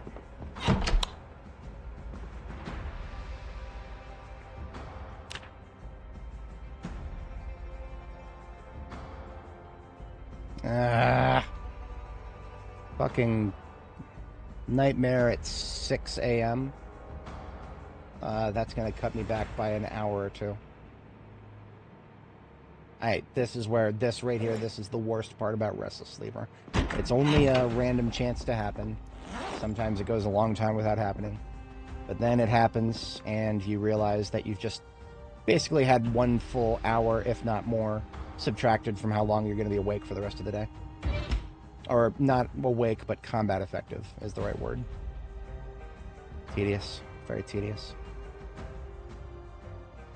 I don't have the bottle anymore. Okay.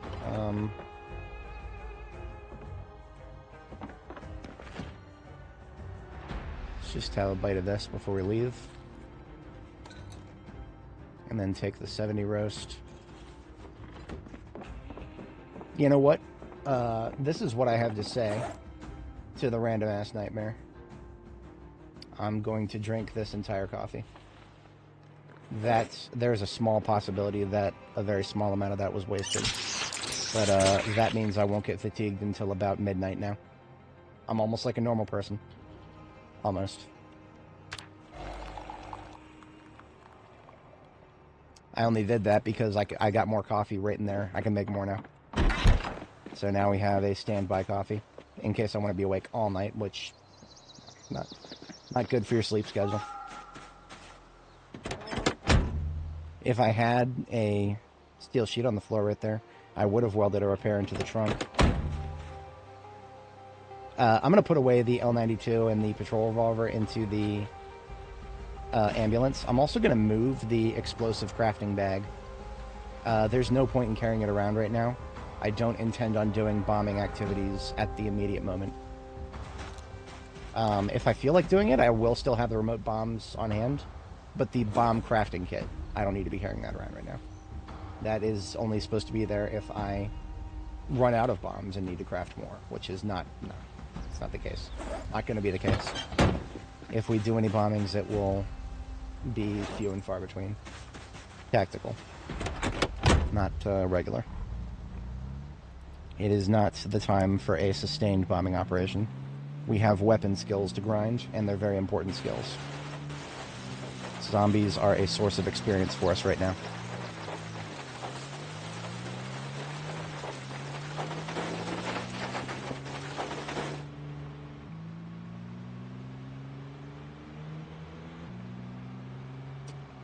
Well, that's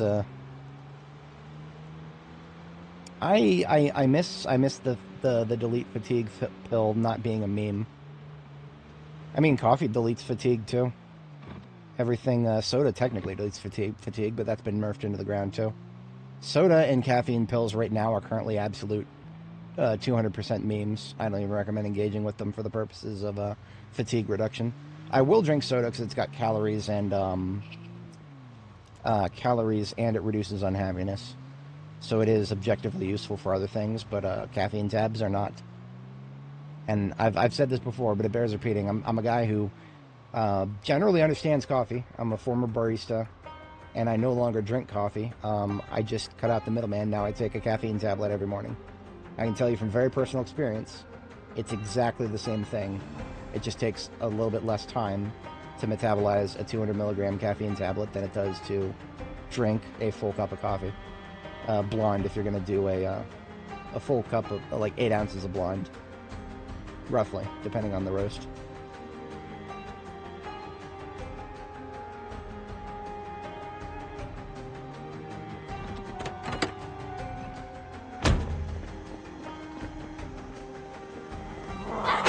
Let's stay foot mobile for the moment until we decide to commit to anything.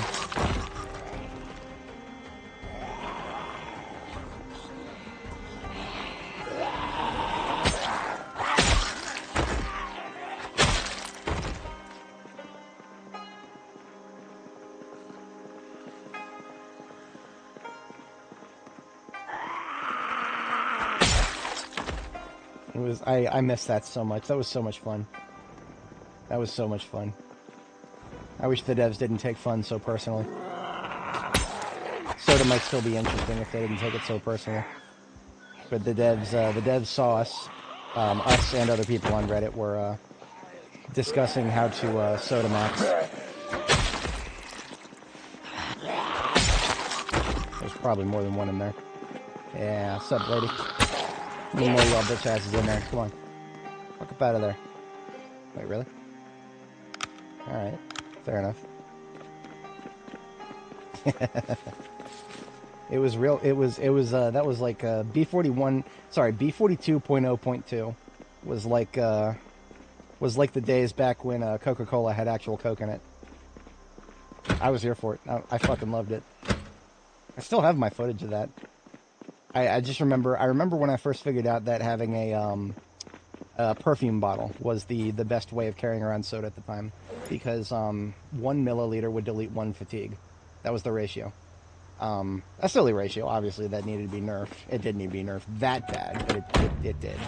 But I carried around a fanny pack with a perfume bottle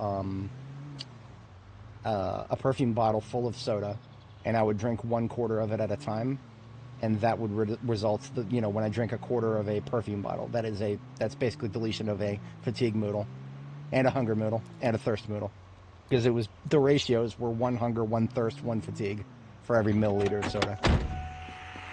Probably sounded like a good placeholder number. Devs probably didn't expect us to start min-maxing the correct amounts. On my first character for B42, I only slept like 2 or 3 times for her entire life. That was so much fun.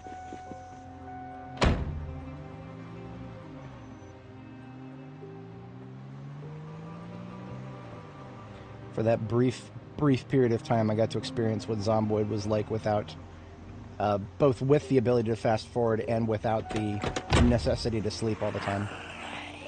So it's like the best of both single player and multiplayer. It was great.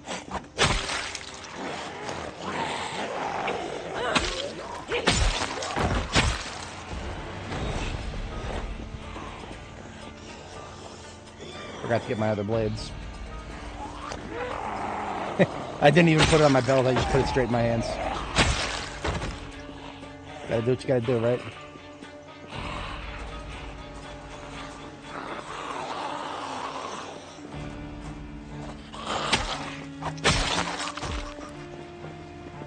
Microdosed on whiskey or beer. That's funny.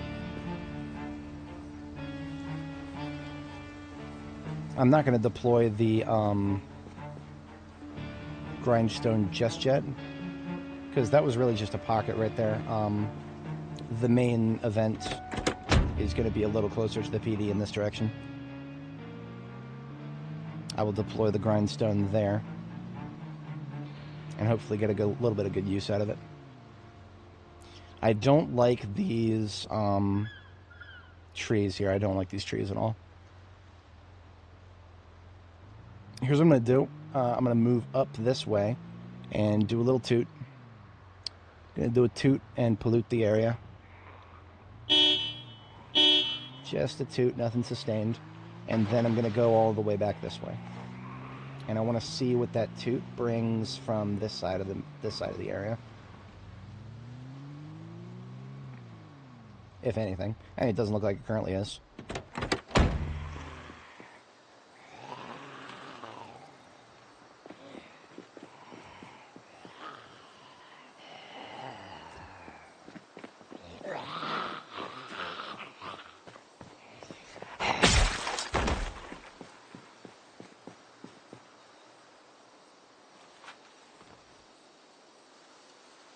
Alright, triple sword is back in action. We have a sharpening stone for quick sharpens. And armor is getting put back on.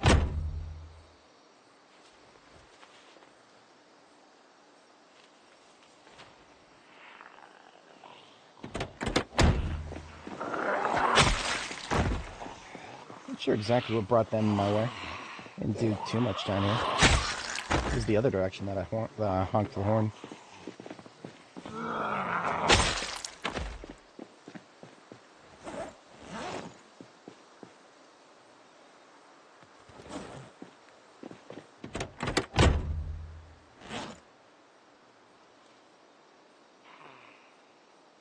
Shut up.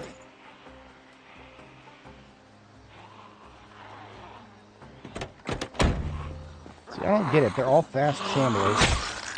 What exactly is it that keeps bringing them this way? Like these guys up here. Again, I didn't honk the horn down here. I honked it all the way up there, and yet these guys are just... If it's just that they're really high attention span and I drove past them, why can't they do that all the time? I all 3,000 hours in this game, and their attention spans are still a mystery to me. Some of them will hear a sound and just move in that direction until the cows come home, and then some of them will just stop for no reason immediately, and that'll be it. I don't get it, guys. I don't get it. Doesn't make sense to me. Let's just kill these guys.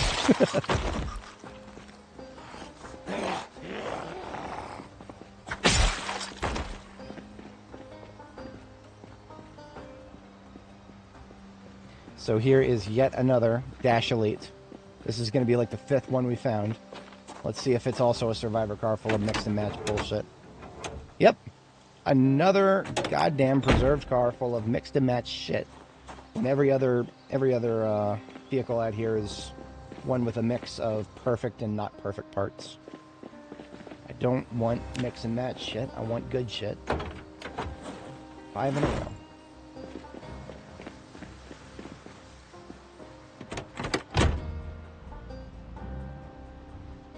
So it does look like the residential area over here is still definitely dripping with Zed.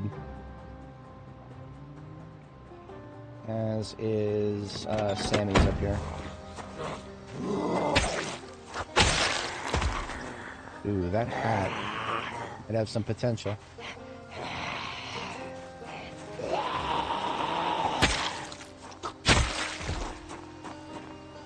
I don't know if I have much use for an all-black hat at this point, but anything that's a perfect match. Look at that. Look at that. That is the closest I've seen. It's ever so slightly tinted blue. We're talking like a 2 or 3 RGB value right there. Yeah. I don't hate it. I'm holding on to it. It's going in the, it's going in there. Hey! What's up, Agnes? Gonna need your pants. Some more of that airman thread.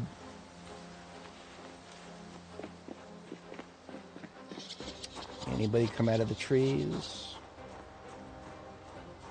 looks like a big nah.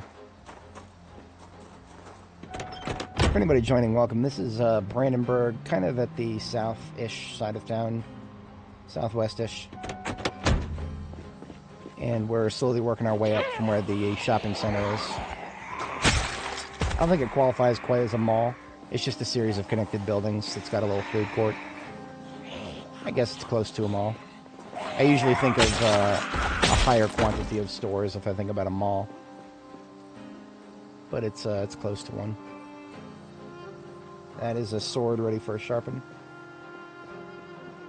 We'll probably head back and grab one after we double check that we've cleared Sammy's here. Hey!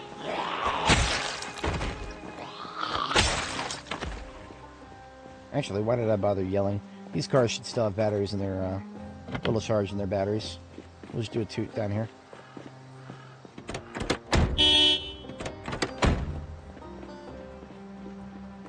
The cars in this lot still have charge in their batteries because we uncovered them very early on. That's interesting. What's our body heat gen right now? That's about 6.5. Okay. I must have been, yeah, I've been doing a lot of running. That's okay. I've been paying attention a lot to my heat levels lately because my current kit is very light on the insulation.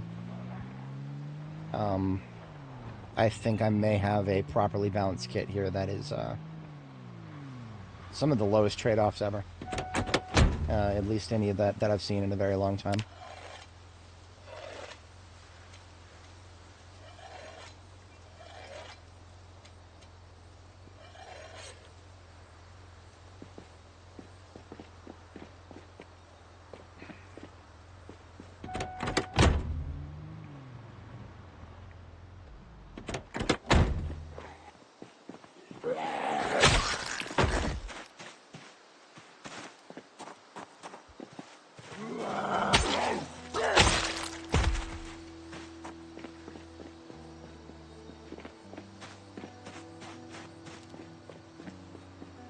In fact, I'm going to do another toot.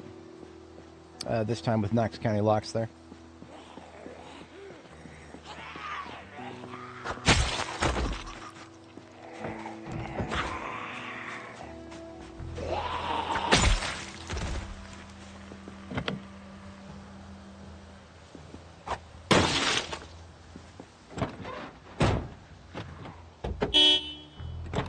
Of course, the van with the locksmith should know how to lock their van. You would think. So I'm moving across the street because I want to watch their movements before just jumping in there. I want to see if that toot was enough to bring anybody out from the fire department or maybe around it. We do have a double tall fence in the back of the fire department, but with them not being able to see us through the fire department, they should just go around it. Big should. I'm not 100% on that. They might not be able to find a path.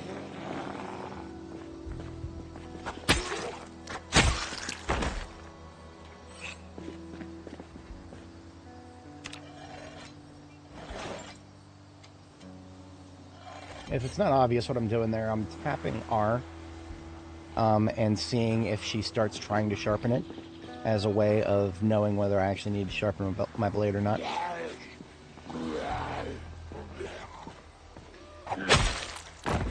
Yeah, look at that. 2 of them coming out of the fire department. No idea. Oh, there's a back door broken, I think. Hang on. Yes, they broke in through the back door here. They must have just been out in the courtyard. Yes. So we got a couple coming out still. 2, and I think they're both medium.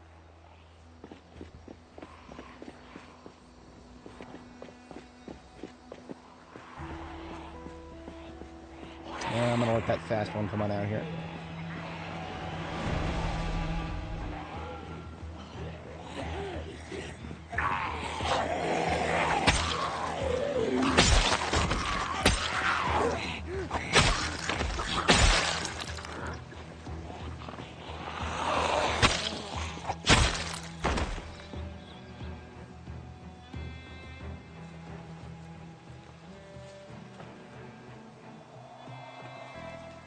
You know, I probably don't even need this aramid thread at this point, but there is some more leather that I have drying, and so there is a couple more clothing and or armor things that I would want to make that would need either Kevlar thread or sinew thread, which I haven't even started eating into my sinew thread yet.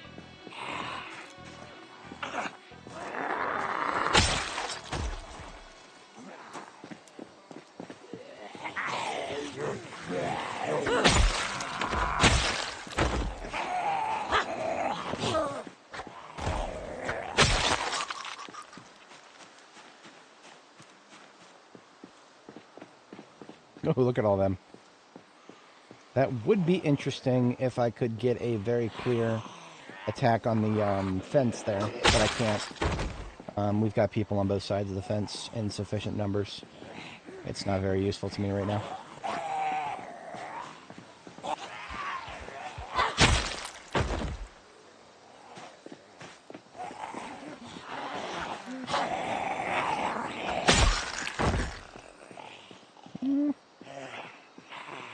No, I don't want to challenge this. Not with guns right now. I'm focusing on sword. We're 2/3 of the way to the next level.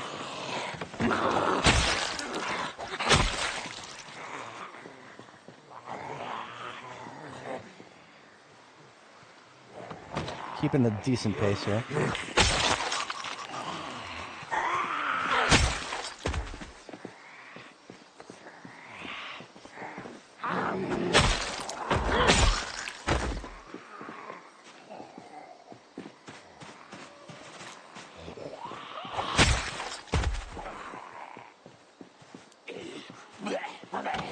Part of that group has noticed me.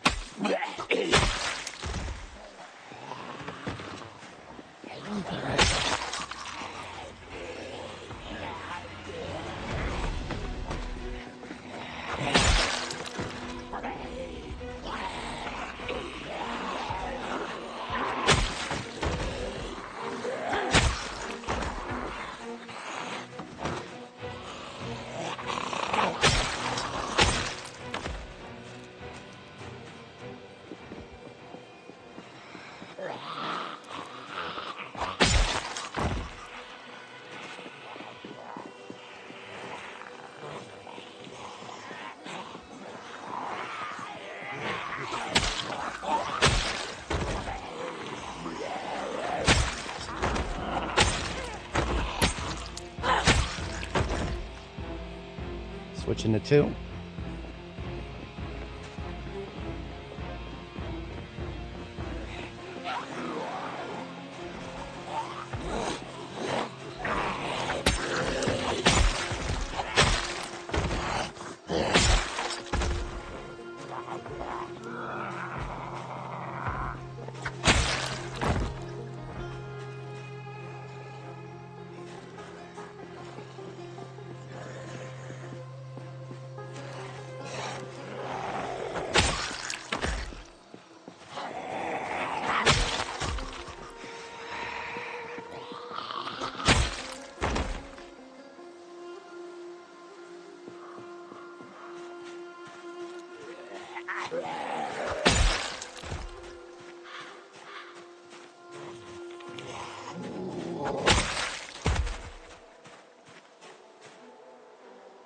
That's not a survivor house, no. At this house and beyond, we start running into tornado damage territory. Wait a minute, what the hell? There's a gun on the floor in this house. This is one of the houses with tornado damage, though. I have no idea what's going on there. All I know is I see a gun on the ground, and it looks like either a JS or a carbine. And if it's a JS, that's actually interesting to me. Because if it's a JS, it might be one of the impossible ones. For some reason, we cannot put laser pointers on a JS-14 ourselves, but the game can spawn them on there. Never understood that. Same with Trapper Carbine. But yeah, this is a, or at least, okay, maybe I was, no. I'm pretty sure that this was supposed to be a tornado damage house. Because, as you can see, we're right across the street from the other tornado damage houses. And yet, I very clearly see a gun of some type on the floor there. It is a magazine-fed rifle with a wooden stock, so it's either a trapper carbine or a JS-14. There's only two.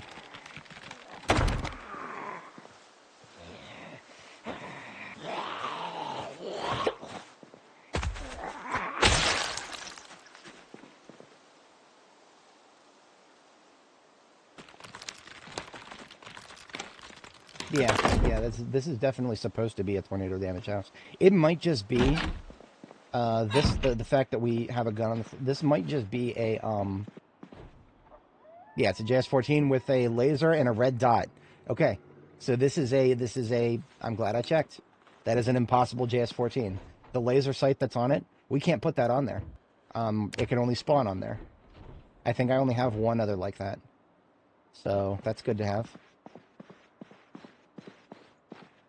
But yeah, otherwise there's nothing particularly special about the loot in here.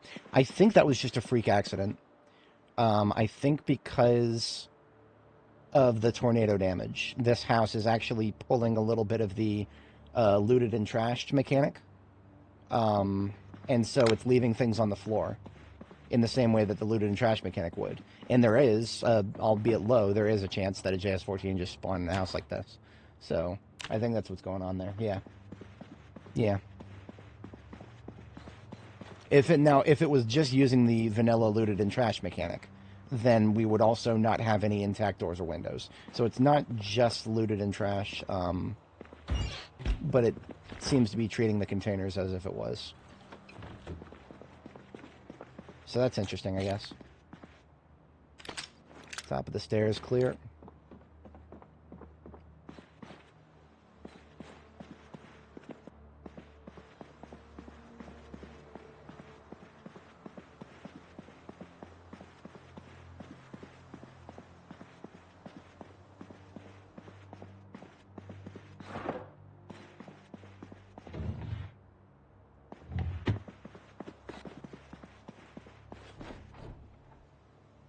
A bright pink hoodie.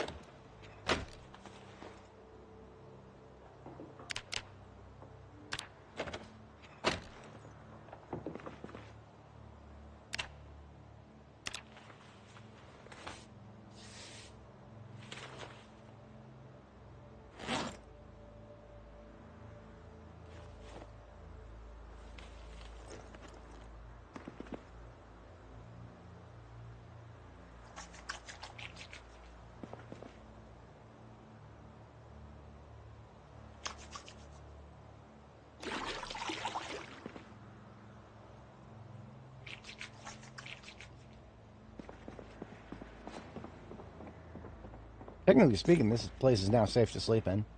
I'll mark it with. I'll put a pillow on a bed upstairs. Mark it with an S. Second floor, all windows boarded up too. But the second floor bed is the most important thing to me when it comes to a place like this. Second floor bed with pillow.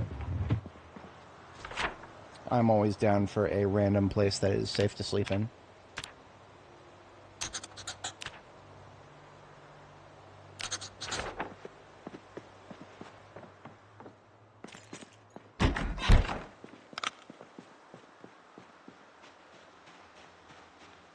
But that means that is pretty much the end of useful housing, because I don't expect to run into another lucky thing like that. The chances of a gun just being on the floor like that. Yeah, we can look in the window and literally see. There ain't gonna be no guns on the floor in here. Wait, that's a cheapskate John magazine on the floor in there. It's, I like how I can see that from here. It's chemical warfare, so I don't care about it. But that's really funny.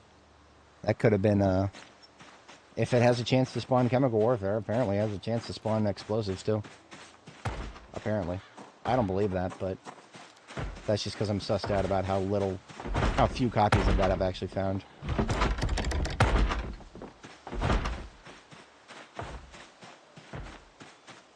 Look how many of them showed up here later on afterwards.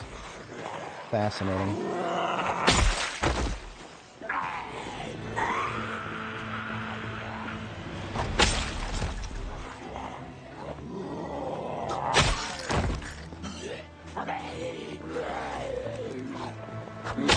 The drawings too, the little sketch drawings on the front. I think you can kind of tell at a distance if you've seen it before. Oh, this is the birthday hat with the flowers on it. I'm taking that. I already got several copies of the stripy ones. This is the one with the whatchamacallits on it.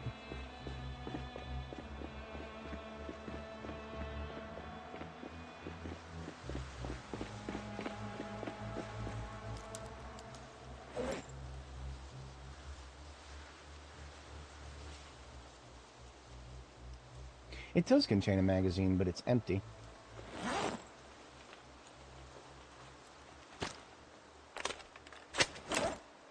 Wait a minute. Does the JS-14 shoot 556? It does. Now that's interesting. I can actually give this a try. I think I'm going to do that. Because I'm curious to see what a JS-14 feels like. Fucking shit! Fucking... He almost got me, Chuck. He almost got me. He almost got me. I started vibing. I disrespect you for that. It's not your fault. That was my fault. I'm still going to disrespect you for that.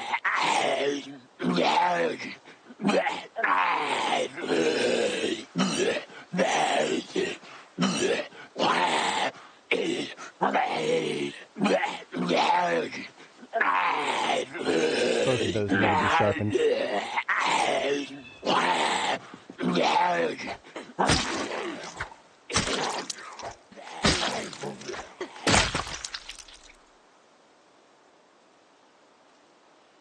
I don't even know if that was Chuck. He didn't carry his ident tag. Absolutely. Told you I was going to disrespect him. He shouldn't have done that to me. I don't care if I was asking for it. That's not how we roll here.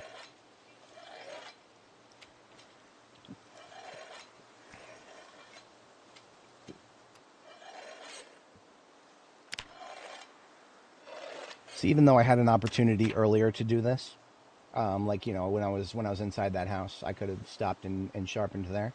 Nah, because then it would have taken longer and that would have subtracted more daylight from me. So I'm perfectly happy with not doing it there. If I got a grindstone and I'm coming back here anyway.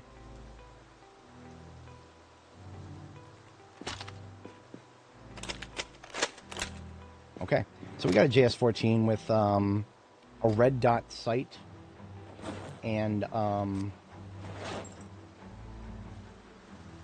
sorry, brain fart there for a second. Red dot sight and laser sight. The only thing we could do to improve that would probably be a recoil pad, but I don't even know for sure if that's an option.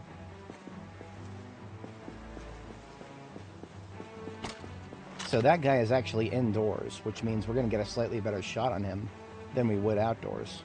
I like how tight that crosshair is. Let me see how long I got to go from him for it to get wider. So it's good there. Stepping back a little further. It's starting to get wider now. Well, that's also probably the corner. Yeah, it's a little wider now, so... What is that? That's like... diagonals... 2, 3, 4, 5, 6, 7, 8... 10-ish tiles, whatever.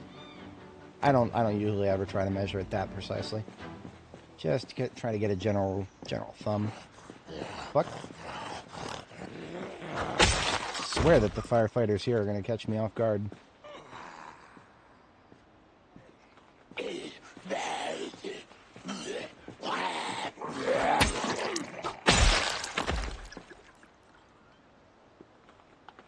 Don't even know who any of these grunts are.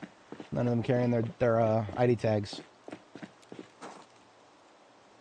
They don't make firefighters wear dog tags, do they? I mean, they're, you know, public servants who have to go into dangerous situations. You would think they would stamp out some dog tags in case they get caught in the rubble.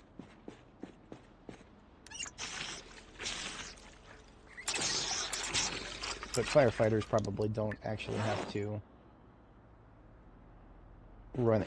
face as much danger as soldiers these days. Fire sciences, well, I mean, there's literally college courses on it now. 7 bags of dry dog food. Now that's something I've never seen in the fire department before.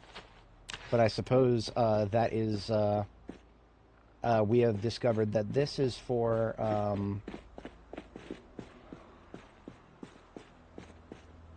oh no, the dog yard is right out there. Okay. Gotcha. I thought for a second they were keeping the dogs in the jail cells there. I was, no. Hey, somebody put gin in a flask. Nice. I'll hold on to that. Somebody had good taste. A little bit of me in the flask. What'd you say to me?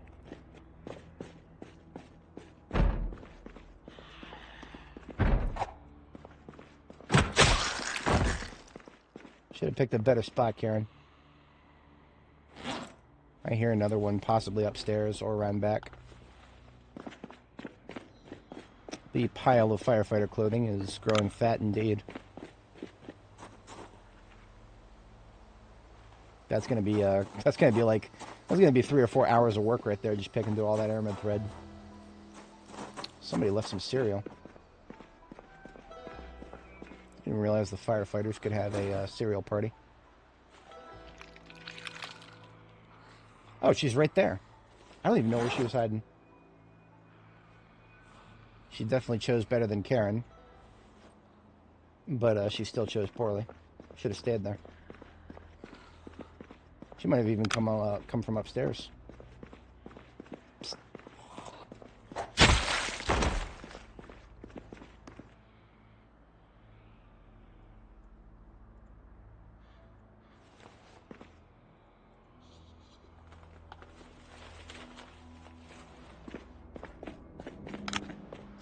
Your airmid thread will go on into the future, and I will carry your will along with it. After I finally pull it all apart. Hey. Okay.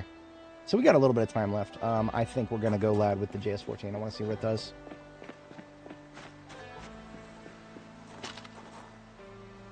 We got a very beautiful day outside.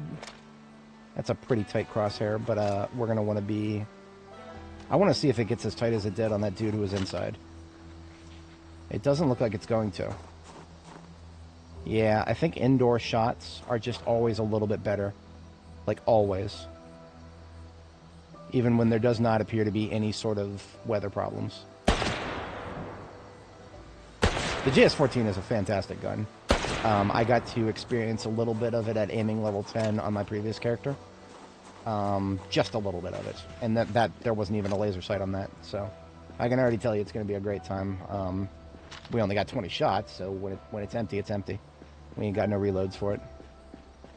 Well, we actually probably do have a couple reloads for it. It's basically just 1 box per magazine. And I think we might have picked up some 5.56. But this was part of what I wanted to do here, was pull anybody else out of the fire department. So I'm going to have a bite to eat really quick while the incoming is coming in. And then we'll shoot this guy, and then shoot those guys over there, and just basically deal with this area.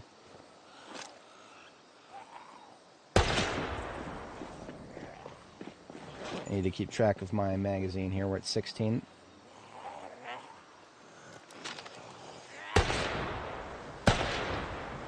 I love this gun so much. It's the sound, too. The sound is great. I just wish it wasn't a 1 box to the magazine.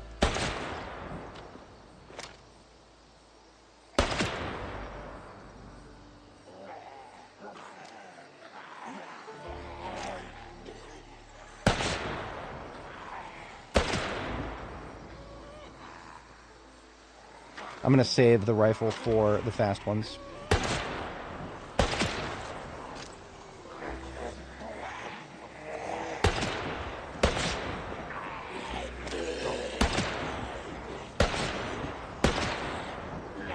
And that's it.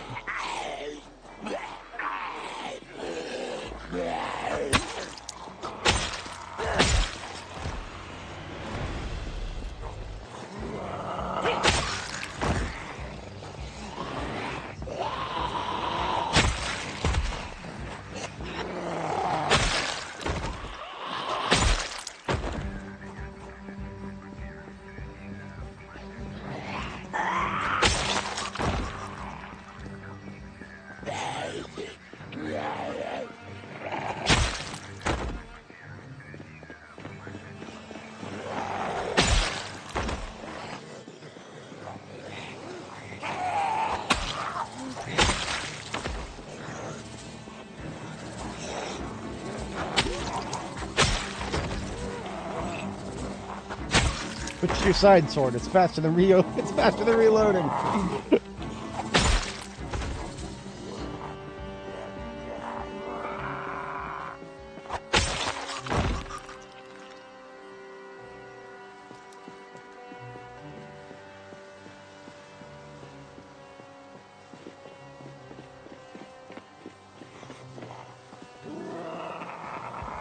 Of course it is. We're just gonna have to say that Dani was always curious what was on underneath all those firefighter outfits. But now all she gets to see is rotting flesh, so that doesn't exactly count. But she's definitely just doing it for the armored thread, 100%. Don't know what you're talking about. Shut up.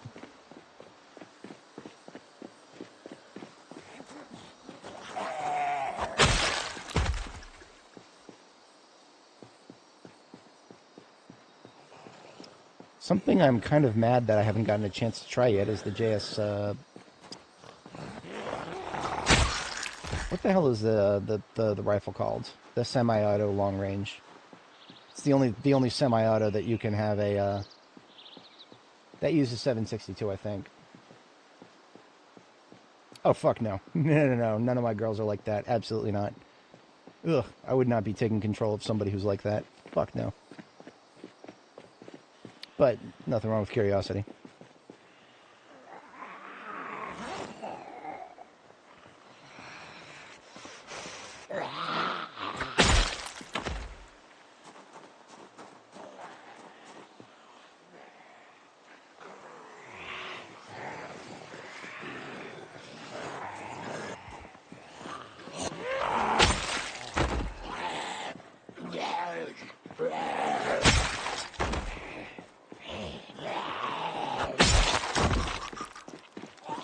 Now you see, I got that lovely sharpening stone, and now all I need to do is make sure that I actually remember to fucking use it, because I need one of my blades does need to be sharpened right now, and I have failed to actually use it while I was close to it.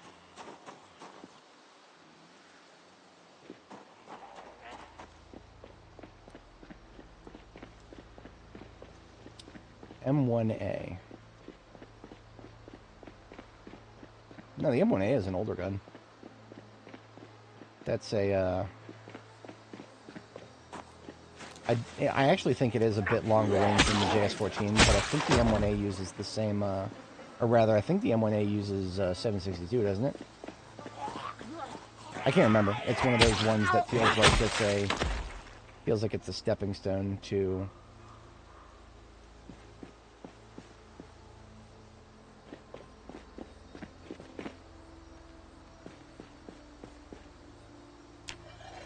something better.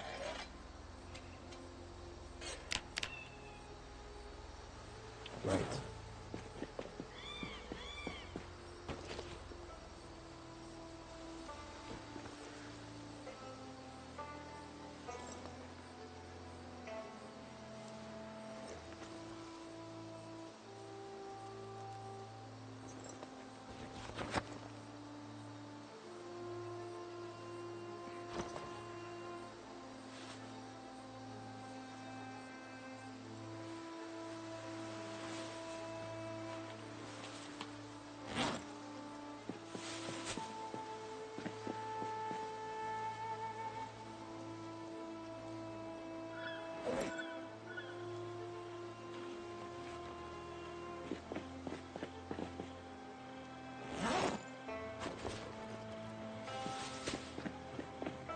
I think I can safely start moving the grindstone up now. We've got plenty of time left. It may be 1900 hours, but we woke up with a nightmare, so I decided to do a, what's it called? I did a cup of coffee. So we probably should be good until at least 2200. At least. I would be extremely disappointed if we got tired before 2200. It shouldn't be possible. There would have to be something about my fatigue gain rate that I would be fundamentally failing at understanding. if we got tired before 2200, because we were incapable of going back to sleep as of 7, which meant that we were below 30 fatigue, and then we drank a coffee, which is 24 fatigue. So we were down to very low single-digit fatigue, at the maximum.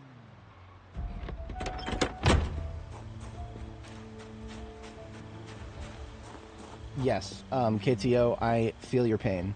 I'm actually, I already have the Lua script for it. What I've been trying to do is make a mod that goes through, it just goes through all backpacks in the world and changes the parameters. Wait a minute, no. It, let me double check it, because I have it right here. What did I do with it?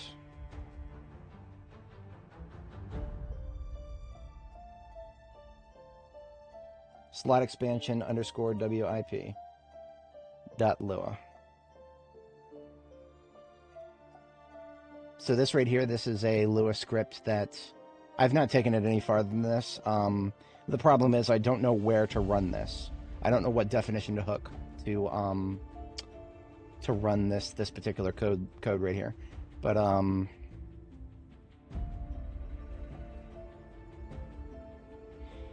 yes, okay, so here's what it does, and this some of this is sillier than others. It changes the definition of slots so that bedroll bottom can fit any weapon on back. And it changes webbing left to also be a shoulder holster. It changes webbing right to also add something. This is just an experiment. I don't think I'm actually going to put that in there. Doesn't make sense. You can put a frying pan on your webbing slot. No.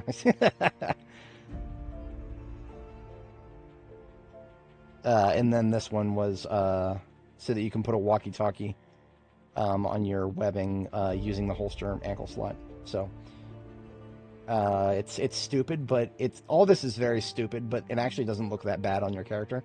The only reason I haven't actually tried to put this into a mod is, one, that would require a lot of trawling through code to find out what definition to hook, so that I can have this. Basically, this code just needs to run whenever the game is loaded, because this is a temporary change. It does not change any existing files, which, as you guys, I've articulated before with my mod, whatchamacallit. You already can, yes, but I don't want to waste a webbing slot on that, and I don't want to waste a belt slot on that. I just want another slot that I can do something with, and the ankle holster slot can do so little that I'm actually perfectly fine with turning the ankle slot into a walkie-talkie slot. But yeah, it's silly, but it works. I don't know where to run this code. I got to figure that out. I may publish this if I ever figure that out. Would I ever wear it on, or would I ever use this mod live streaming? I don't know, because the whole point of my streams are to keep things close to vanilla as possible. And I permit myself a few aesthetic changes for, the backpack colors and whatnot, but I don't think I'm going to go that far with functional changes.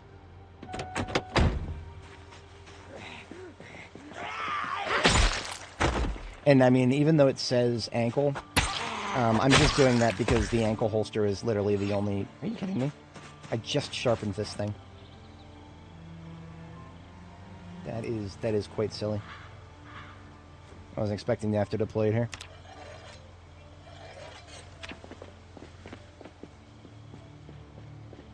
But here's one of our targets.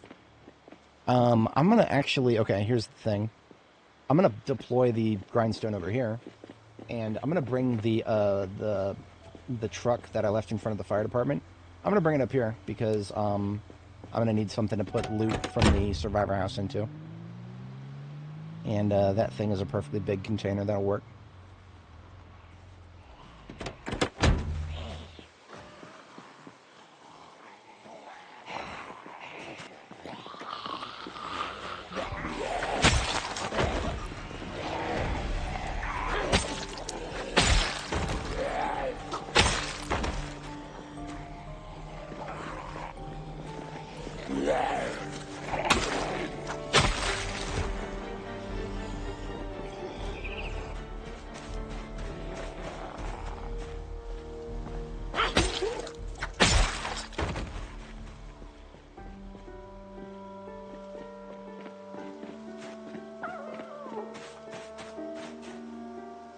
Now, we found this place early game, so this is not a late game survivor house. I don't know what that means. It does mean that there's some changes to the loot table. I don't know all of the changes. I just know there's some.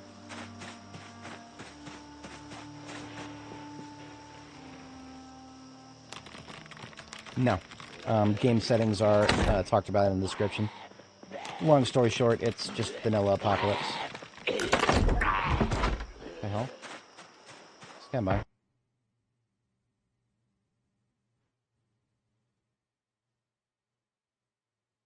think it's just wind. Started feeling vertigo for a second there, and I couldn't tell if it was just me, or if my chair was shaking. And I think my chair was shaking. No. No, my chair is shaking.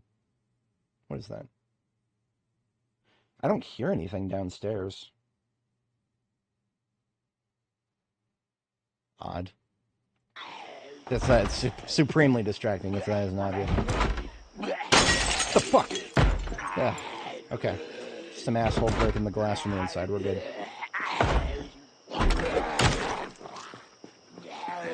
Still have my hammer to hand. Oops.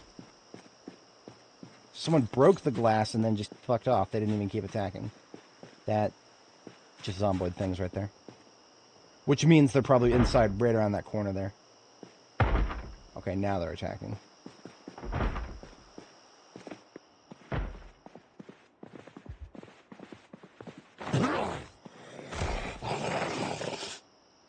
Come on, bud, get up. Wouldn't mind being able to sleep in here, but I ain't sleeping in here with no corpses. Come on, outside. There you go, yank.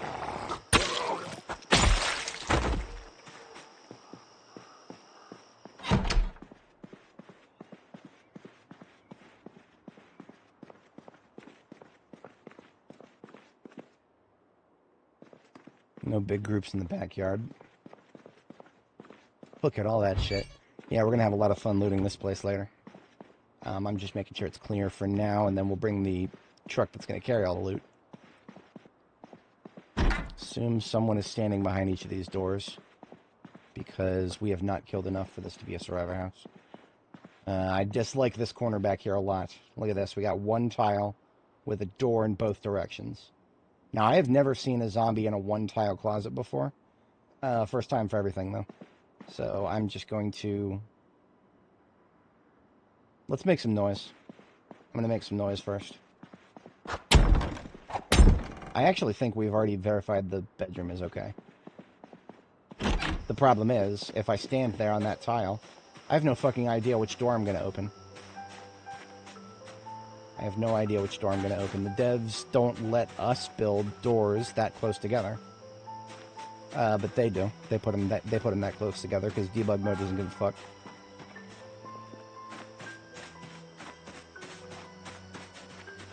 Okay, in for a penny. Okay.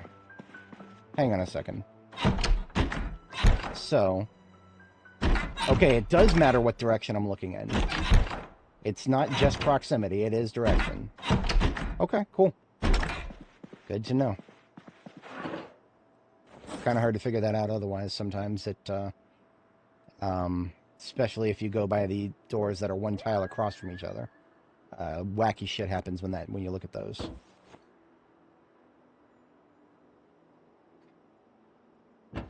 Never get tired of seeing this one. LSU, everything except long blade and aiming, which is, I actually got copies of those this time around.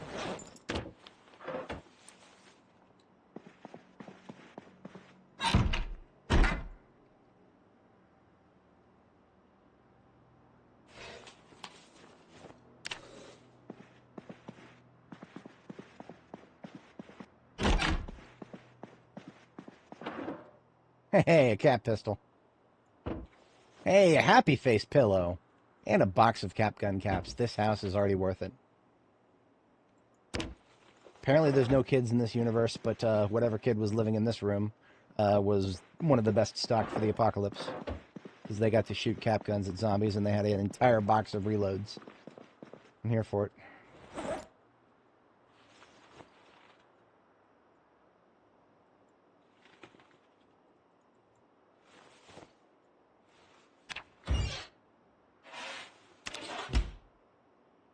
A spare E-tool. That's neat. Jenny. It's a dog tag called Jenny. Jenny was a dog from that series. At least she stayed away from Forrest.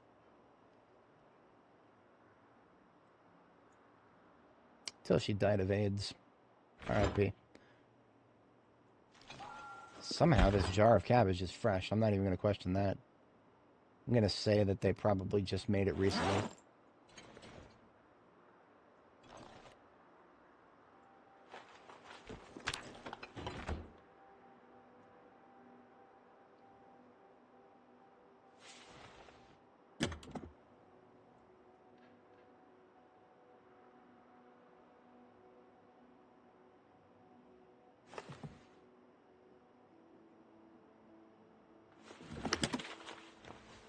Yeah, I have no idea.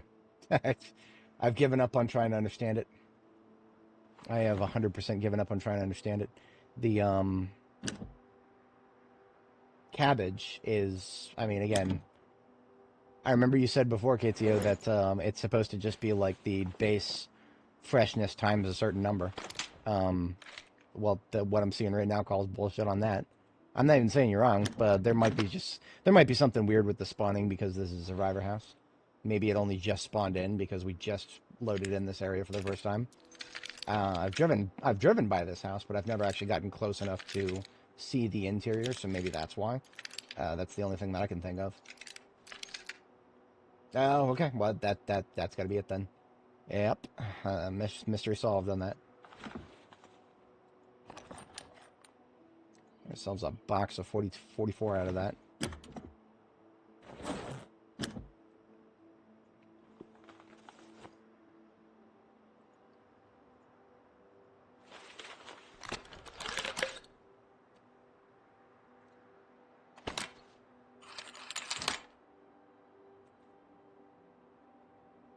BF pistols are still rare enough that I don't actually have a billion of them back at base, especially not perfect ones.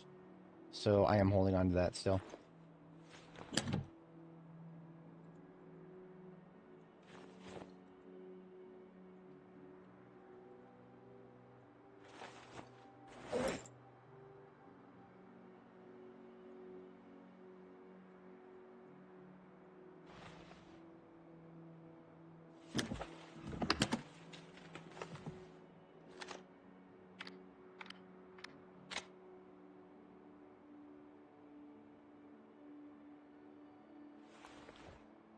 Yeah, that's right. I'm putting my toy cat pistol in with the rest of the guns. What are you gonna do about it, huh? I consider this a gun. It technically does damage.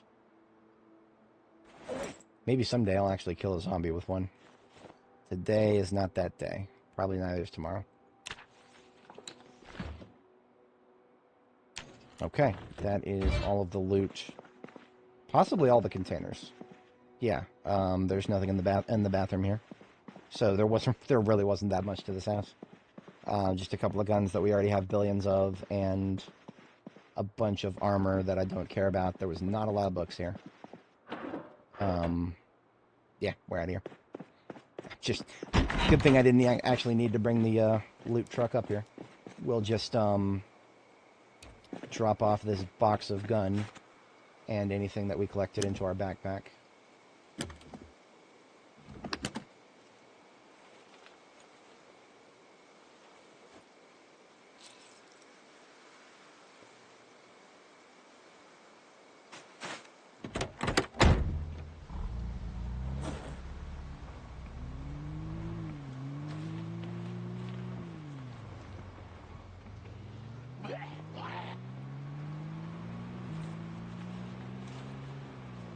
Nice.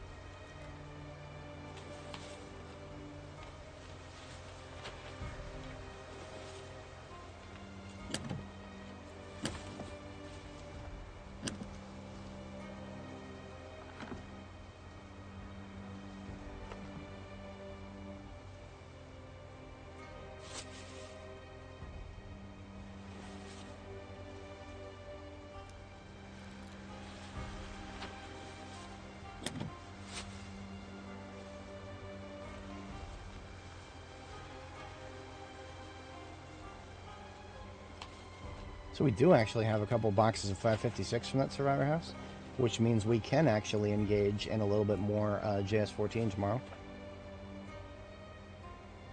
I am going to see if I can safely sleep right here.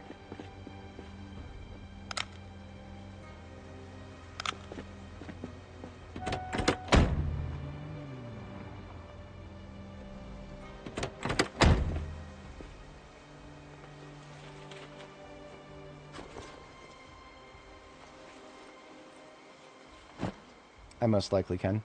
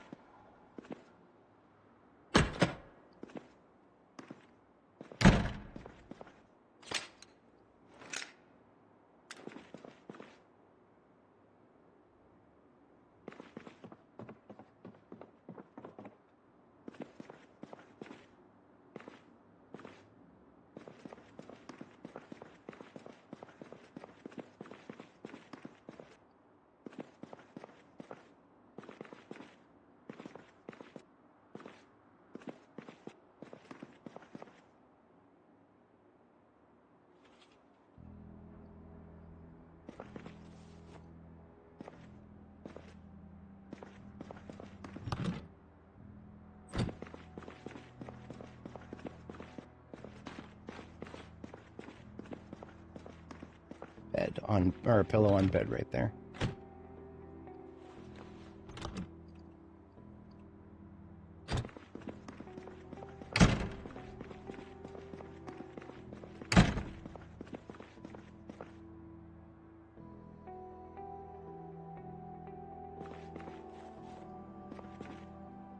Okay, so for the sake of keeping my sleep schedule intact, I'm going to take off my armor and then sleep. Armor just includes coat plate, riding helmets, bone choker, and gauntlets. With those off, I should be comfortable. My coat of plates, please. I'm just going to have to drop those on the floor. There we go.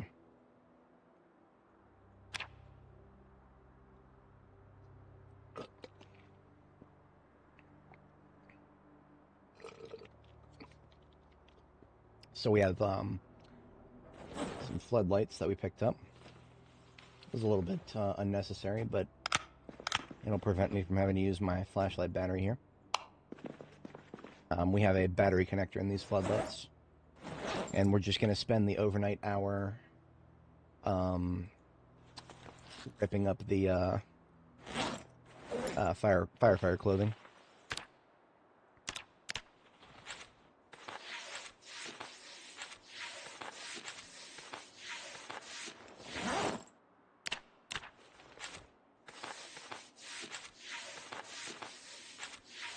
And look at that, it's almost 5 a.m.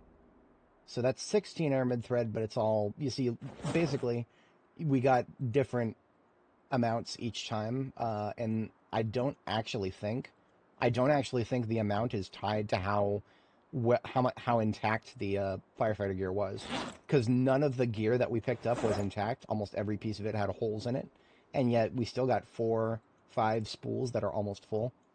So I got nothing. I think it's entirely random. And I even tried it early game. I don't think it depends on tailoring skill either.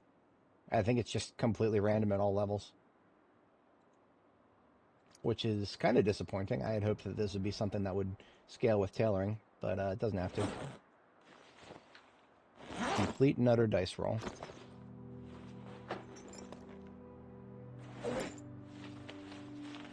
And because I drank coffee the other night, I'm going to read these recipes here before getting our second sleep.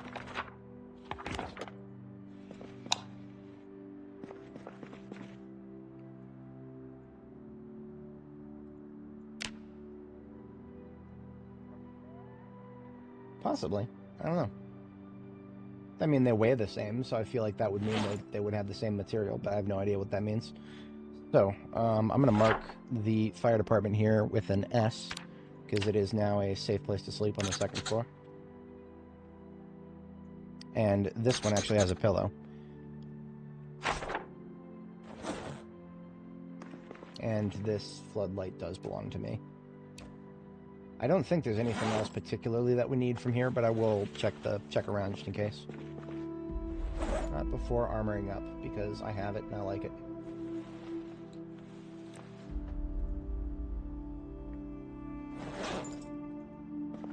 And our girl is tough. She can handle the discomfort.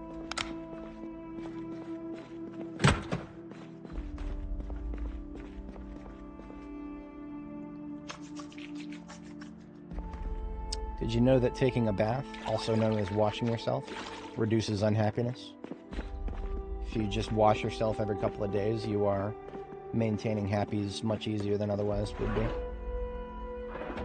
Happies isn't usually a problem for my character. I always keep my girls happy, but if I was ever not being able to do so, that would be a solution.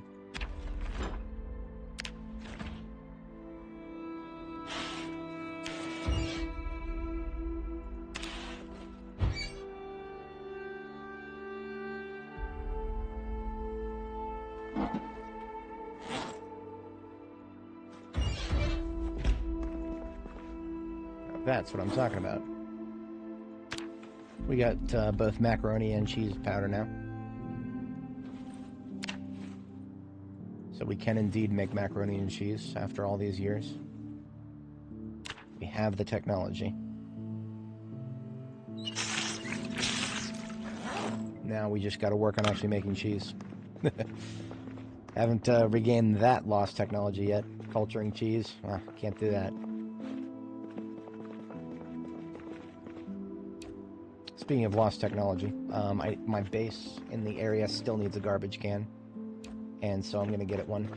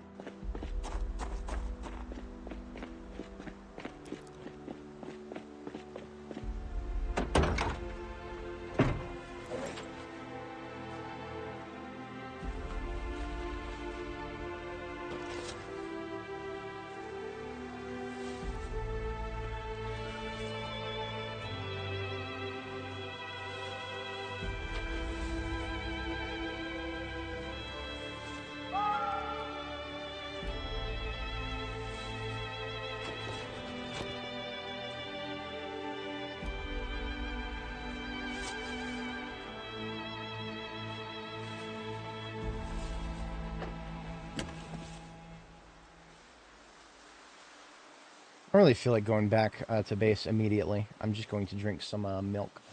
Shut the hunger up.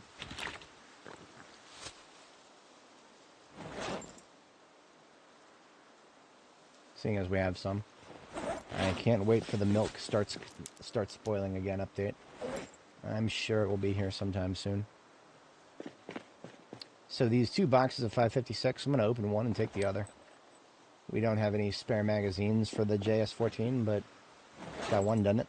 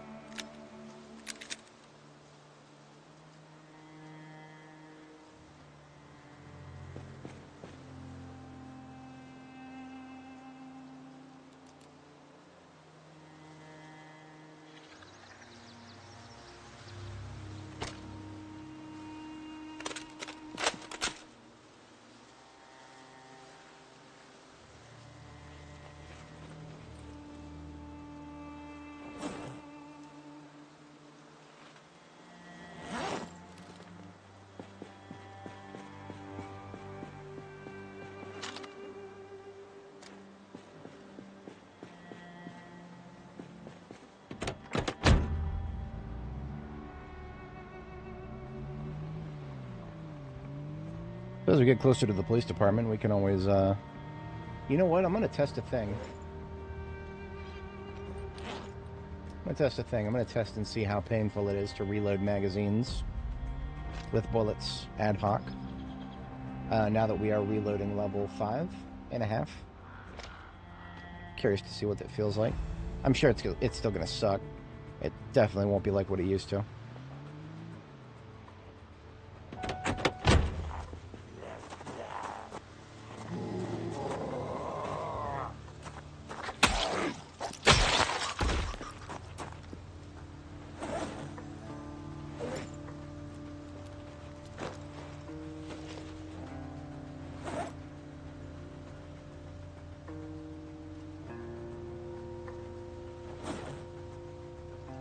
Yeah, there's no getting around that. We're going to be heavy no matter what I do. And that's fine. As long as I plan on carrying around a rifle, I'm okay with being a little heavy.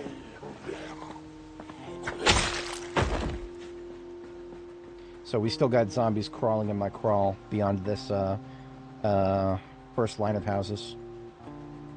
So that means we are not cleared to go loud up here unless we want to be flanked.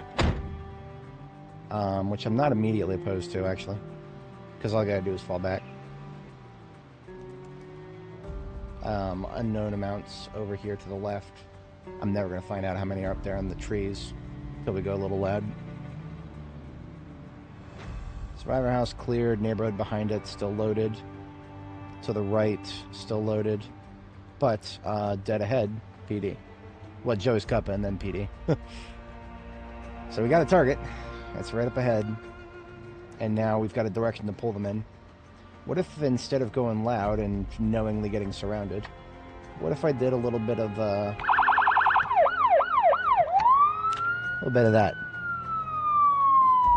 Anybody down this road, we're eventually going to have to deal with them. Might as well get them all centralized in one place.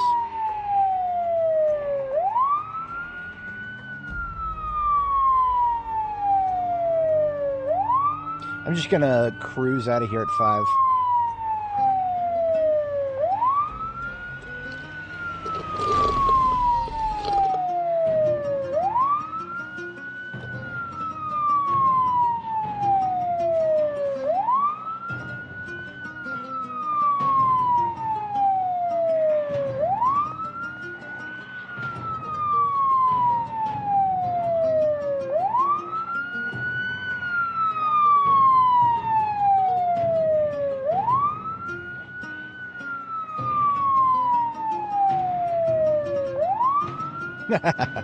If I had a shotty to pull.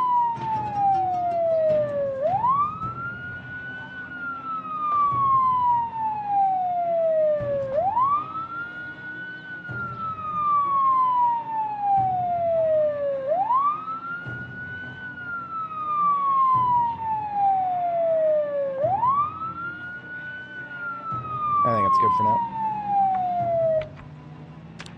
So what we do is we just kind of leave it at that up there, and then I'm going to kill any backfill in this area.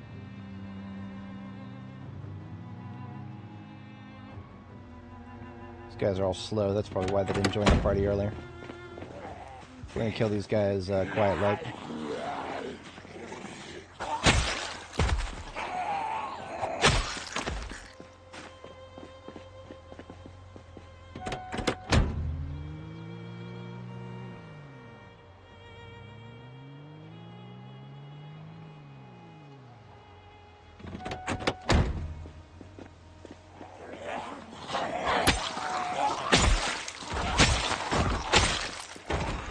That was a broken long stick in the lady here, in Lewandowski. I have no need for a broken long stick. Thank you very much, Lewandowski. So, I was also kind of hoping to get a beat on whether there was anybody hiding in the baseball field. But if there was, we probably would have noticed them by now. There is a lot of trees in there, but there's also... They would have come up to the fence, and nobody did. So I think we're clear to get out and start doing a little shooting. A little bit of shooting. Question is, where do we start from? I'm feeling the playground, actually. Don't read too deeply into that. That's a very cynical notion. I don't want to do any shooting in a playground. But in this game, where kids don't exist anymore, there's just a bunch of low fences for zombies to flip over. I'm here for it. Hey!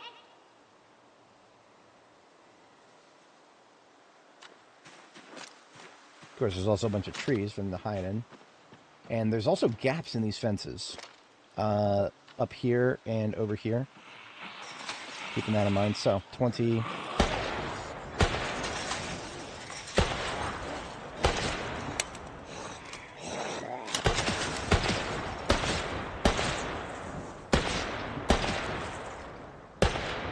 Utterly failed at counting there. That was at 100% integrity and it's still jammed. That's disgusting. That does not feel like reloading level 5 right there, boys.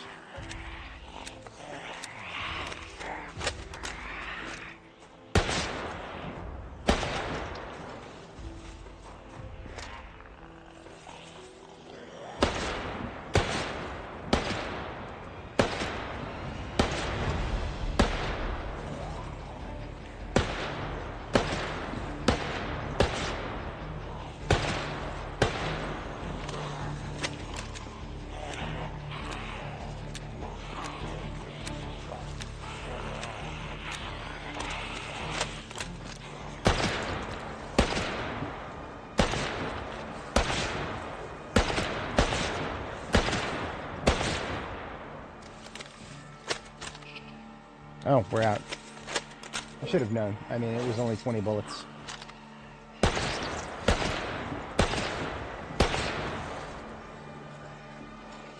That is always the weakest aspect of the JS14, is that it's fun until it's done. And then when it's done, it's done. And there it is. Now it's done. One more shot. Hang on.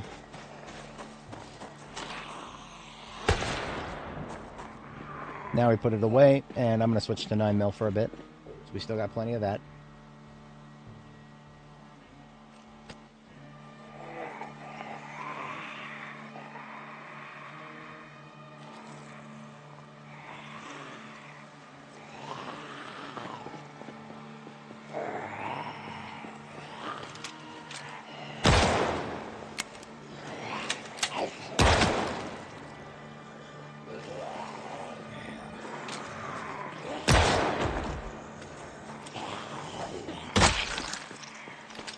Slow to the south, bottom, whatever. There's no real good cardinal direction for screen direction.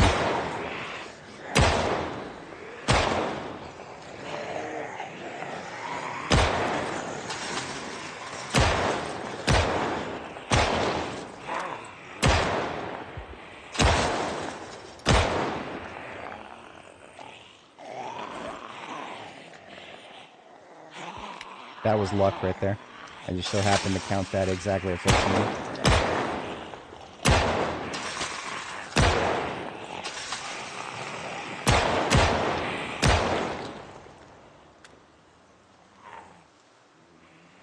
Eight rounds.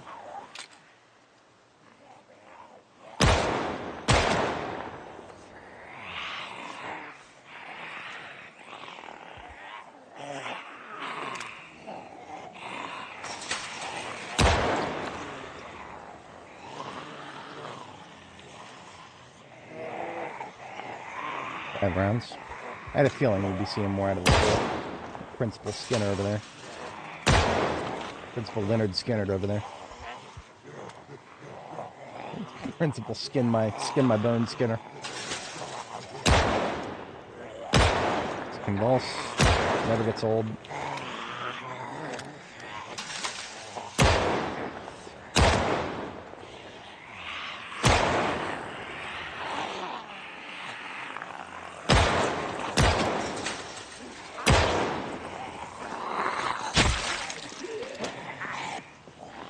Nine.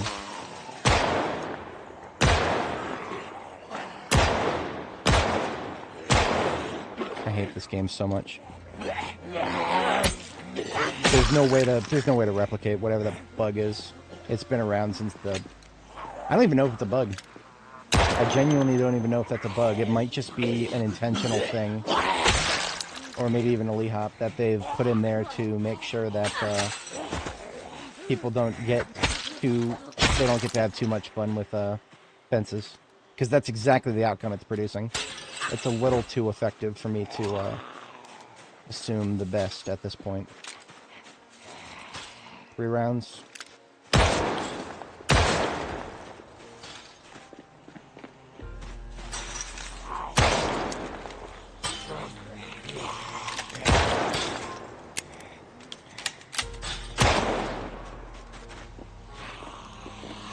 I'm starting to see some cops near the police department here.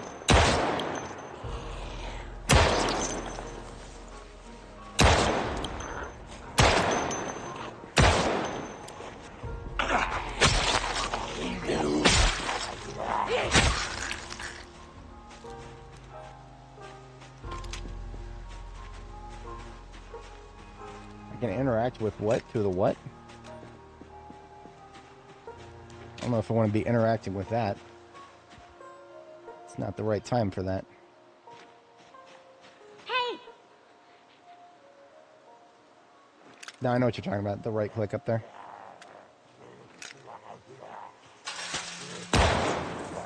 I would have called them circles, but, you know. Whatever's on your mind. 3 rounds.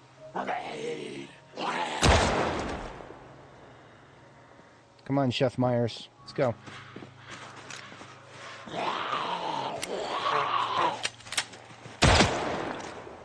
Fucking jams. The handgun, sir. It appears to be jammed.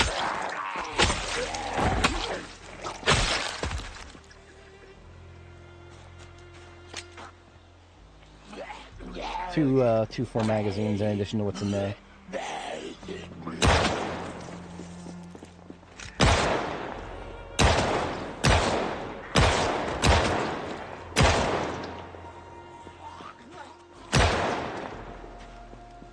We have a lot of these, so... The more of them that I expend, the more room I have in my fire truck. So, I'm not in a rush, but... as long as I got the book read and I got a good shot, I'm taking it. He went from hitting the door on one side to hitting the door on the other side.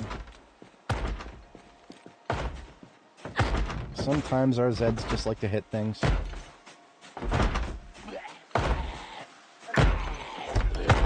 And I can't even open that door, so nope.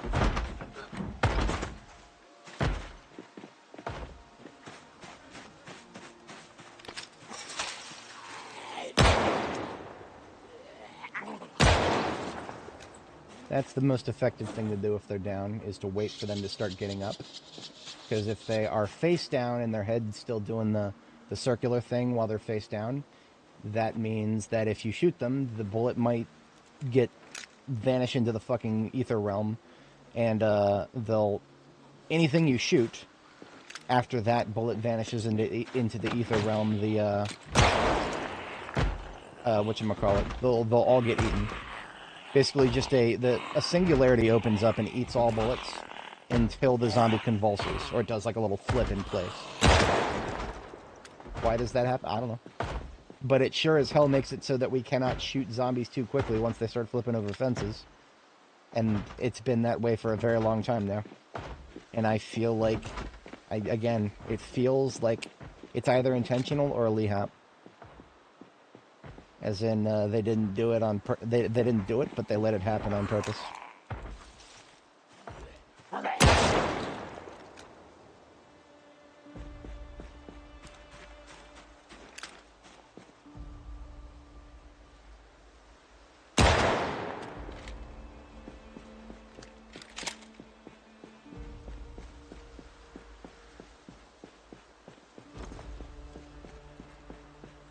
So current magazine and then a +1. But as you can see, thanks to our little mosey with the fire truck, I do believe we've mostly cleared the police department.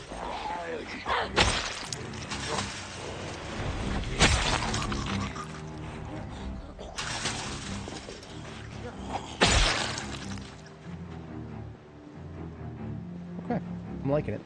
Feeling good about that. Let's go ahead and move up.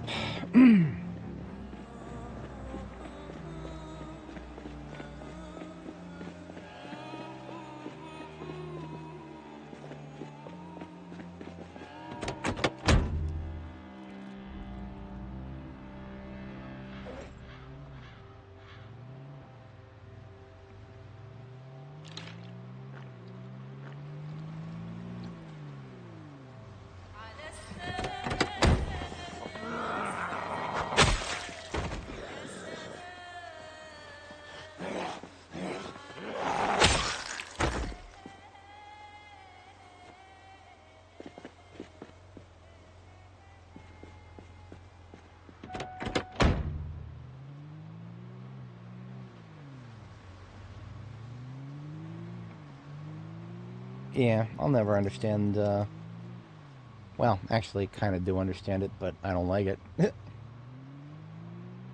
Alright, Joey's Cuppa. So, would you look at that? I guess we never got quite close enough for the police department to properly spill. So, yeah, plenty of Zed up here still. I forgot that I left a strategic deposit of step van up here. That mail van up there, we left that here. Because I had to get it off of my race car at the time.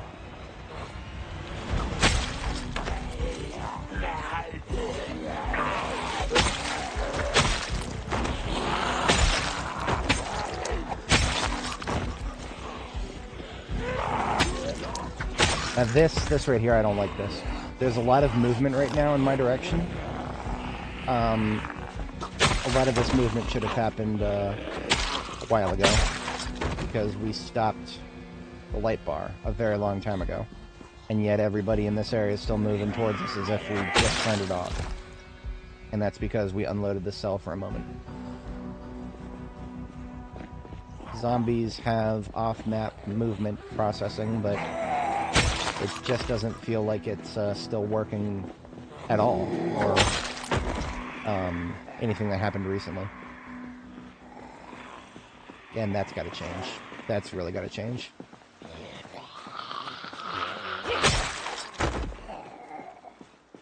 If I make a really loud noise, and then I back a little ways out of a map cell, everything in that map cell shouldn't just become frozen in time, and then I re-enter the map cell, and then they start moving as if they had just heard the siren.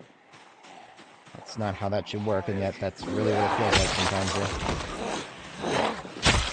But what do I know?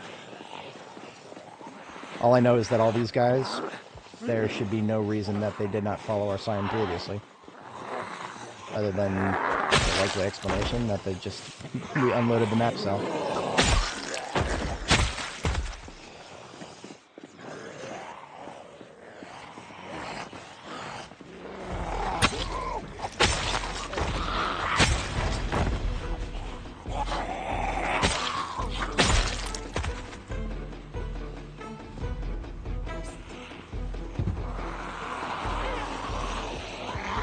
Not doing that.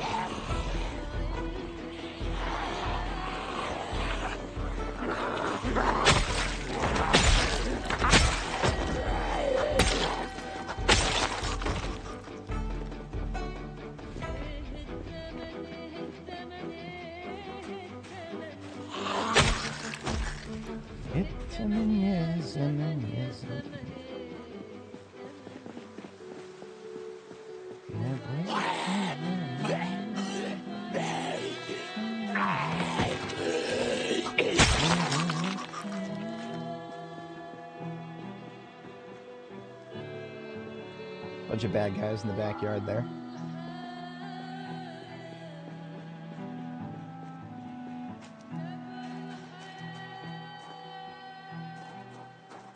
Hey.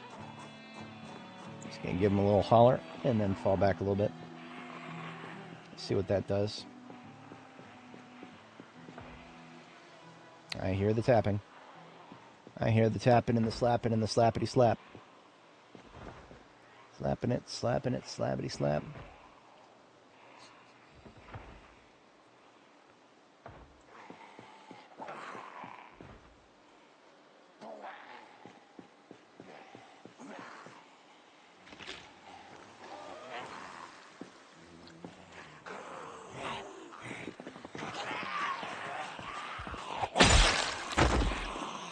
Oh, great, we're sick. That's getting fucking annoying. We weren't even in the worst of an area here, but it doesn't matter. Long enough and lightweight, bad stink, and that's enough too.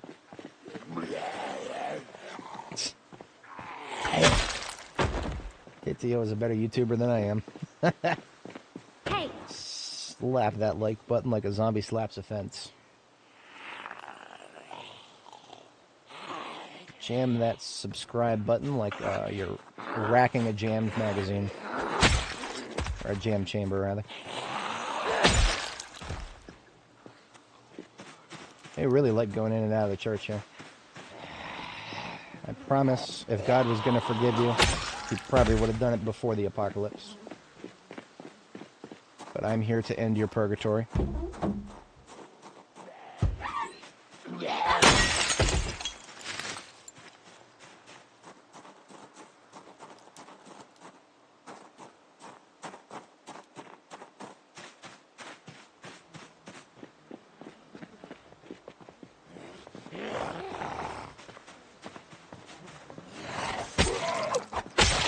We are now stage 3 discomfort because of the mask, and also I think that might be accelerated by the unpleasantly hot moodle, which is also because of the sickness. Right? This is another reason that I don't like waiting until I got the queasy moodle, because that starts fucking with my insulation expectations. Queasy increases your body temperature output. Or body heat gen, rather, sorry. And it even increases it before you get to that point, which is why I like not getting to that point.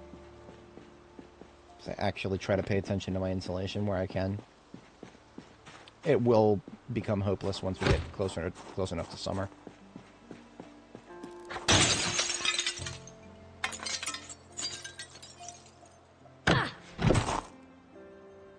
Alright, let's take the hair dye. Let's see what we got.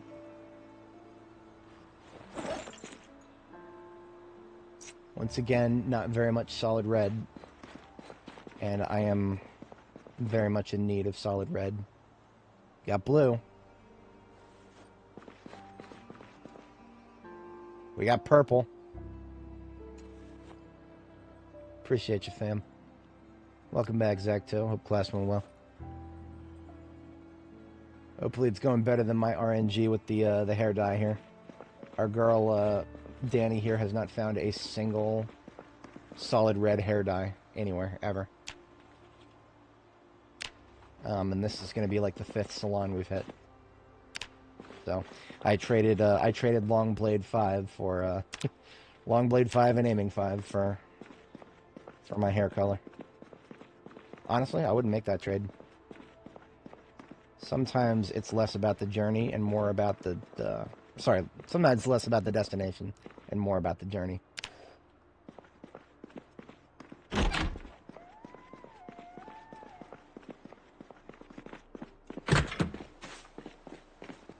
So, this mail van here, just put the loot that we just picked up straight in there, assuming it's not fucking locked. It's a rather bold assumption right there, isn't it? I hear somebody north. Jesus, aggroed. Another cop.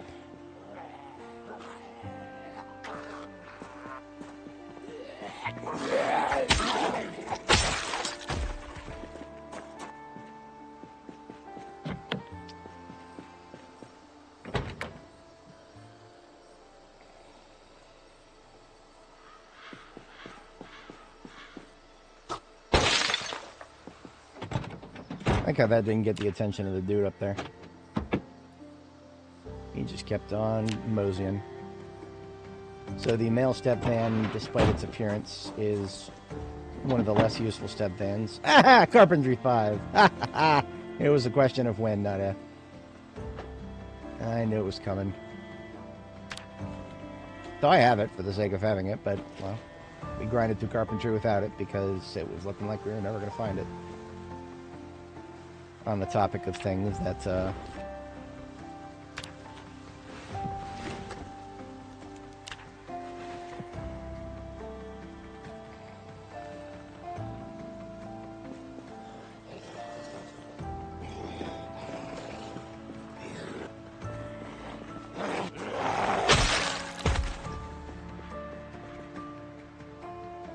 going to try to exist without the mask for a second here.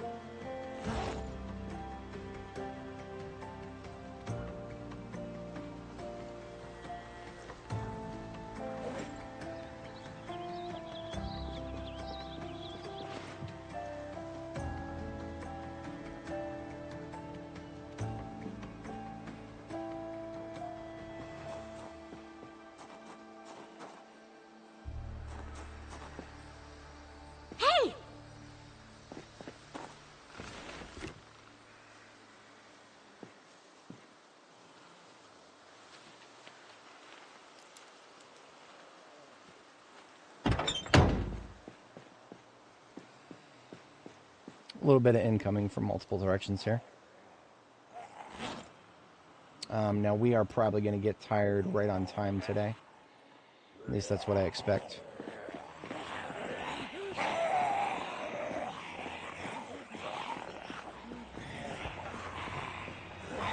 I'll be wary of that column that's preventing me from seeing and hearing incoming to the left. I also don't have a very good line of sight because of the position of the van there. The van is literally going to block some people.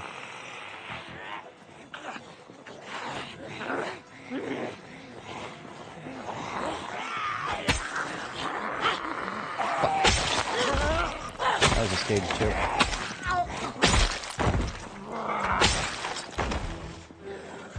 2. Still can't sharpen. What's going on there? I feel like my moments to sharpen are escaping me. Yeah, this sword is basically done, and I didn't get very many opportunities to sharpen it. I feel like these, at my current level, I'm just not very likely to degrade sharpness as much. It's kind of tragic because I'm not maxed on maintenance yet.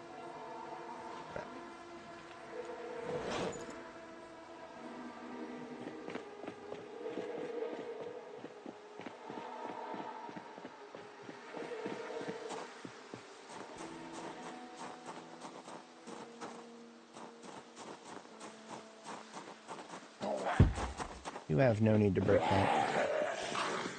I am actually kind of very impressed that not a single window has been broken yet. That's... okay, cool. I'm not going to complain about it. Just the sheer volume in this area, I would have expected it to have happened.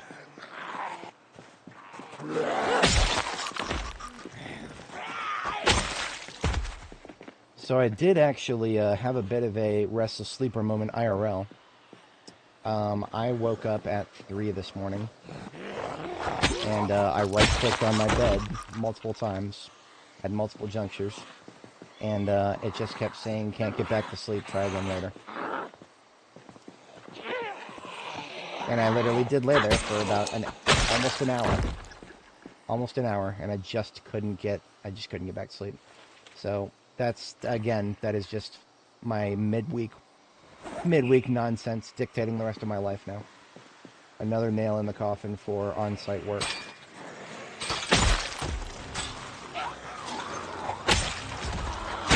I told my manager it's not worth my health, and I will make sure that my doctor writes me a note if I have to. I'll do whatever I have to do to not have to wake up at 3 a.m. to fucking commute to work.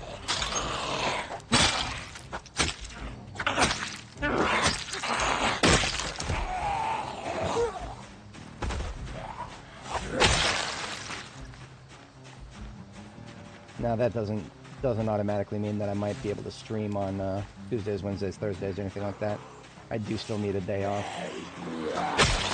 But it does mean I might reassess my streaming availability.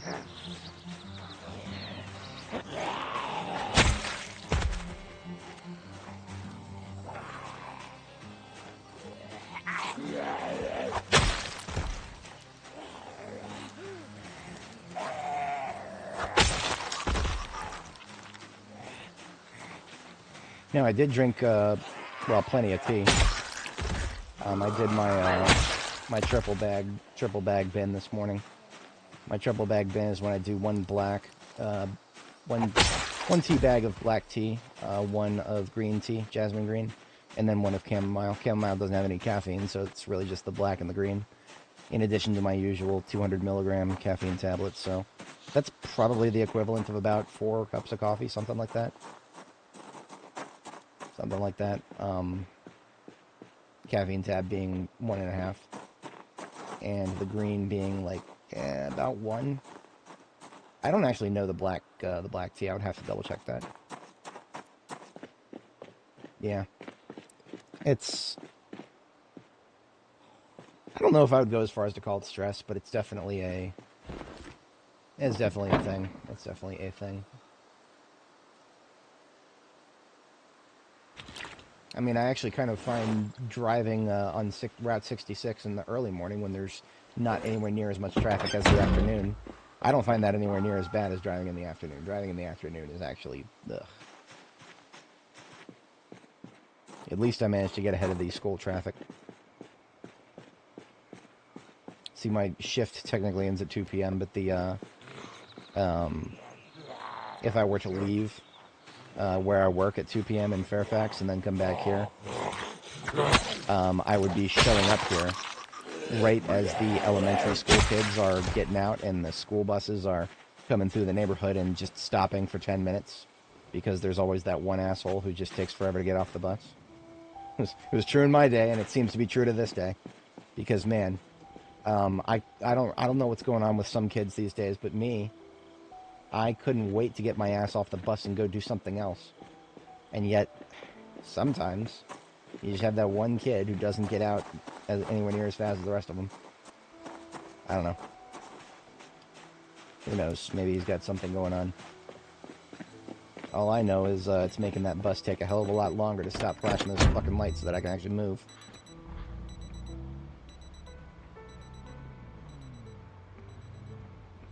Yeah. And yeah, no, I have cycles where I'll do that too. Sometimes on my days off from streaming, I don't even go to work on site, but I just sleep in a little bit and actually call out. But not too often. I've been doing all right, well enough lately. Good enough for government work. All right, so I don't. No, it's 1900 hours right now.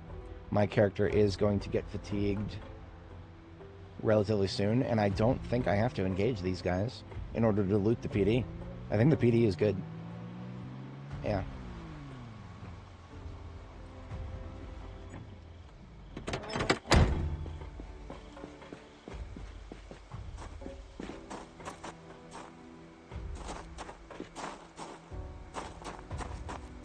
And now comes the downside of not actually having any windows broken. I might have to break one. Unless I can... Okay, so I never looted the cops over here. Let's take a look. See if any of our LEOs have anything for us. Twi'lek Eagle. Deputy Eagle. Now that sounds pretty fucking cool. If my last name was Eagle, you bet your sweet ass I'd probably want to be in law enforcement. Push to talk. And friggin'... Well, they always use badge numbers these days, don't they? Yeah, they use badge numbers a lot over the radio.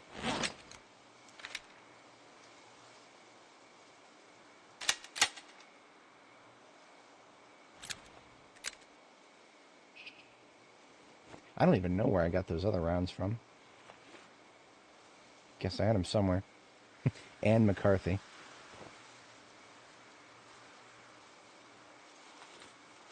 Better Anne than Megan. No, I don't hate her. I just find it a little sus. Long, long time ago, I wrote fan fiction for a particular series. It's not important which. But one of the writers of that series, probably about 6 months after I published one of my series, one of my fan fictions, came out with a suspiciously similar plot. I didn't dislike it or anything. It was all right, but it was, yeah, there was definitely a little bit of sus on the timing there. Maybe you could just say that there's nothing new under the sun. I have no need for JS2000 right now. I will go ahead and break down the bulletproof vests, though. We'll take those inside while we're crafting the surface. And everything else... Alas, no, whatchamacallits, no... What's it called? Sorry. No keys, so we're gonna have to ring the sledgehammer in.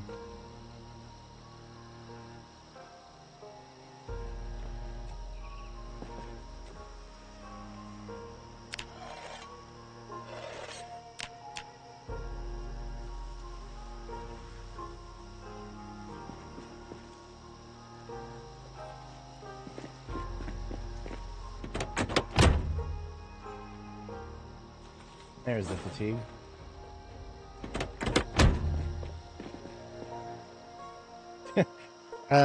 Do a Google search for Sunderbraze. I'm pretty sure that it's still one of the top results. Hang on. Oops. Didn't want to F11 that.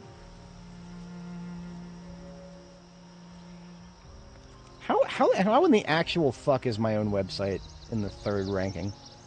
That's really funny. I actually would have expected my fanfiction account to show up in here somewhere. My fucking Twitter account. My Twitter account that I've never posted in before. Okay. Well, if you check my DeviantArt, it actually has a link to it, so... Like I said, it's not important. It really isn't. I'm not exactly ashamed of it. I'm just not interested in, like, you know... Not interested in trumpeting it around or anything. Oops, get up.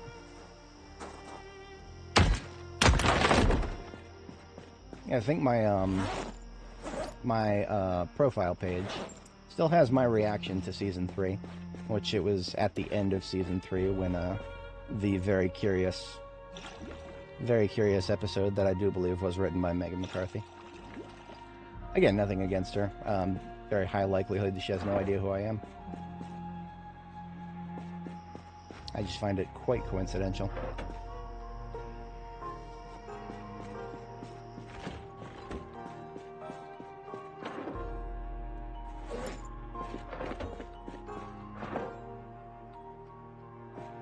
Nothing of particular note here, and we've already got ourselves a coffee machine. But you know what we don't got is a raspberry shortbread cookie.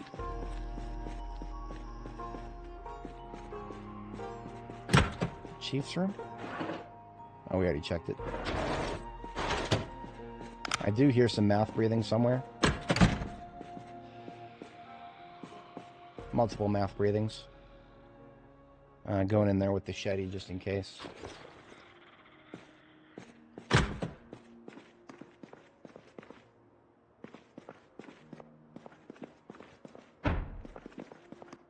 Oh, that sounds like, yeah, bathroom to the right. But there's more than one, I think. The pattern of mouth breathing I was hearing, that sounded like more than one. I believe the upper floor here is not like an actual upper floor, just roof access.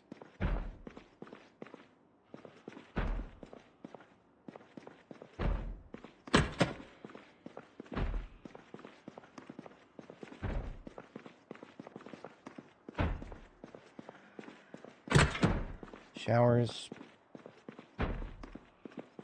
Knock, knock, boys. Coming on in. Oh, no, just lockers.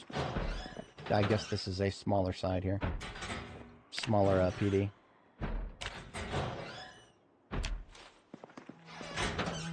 Or for some reason they don't have the showers in the same place as the rest of the lockers.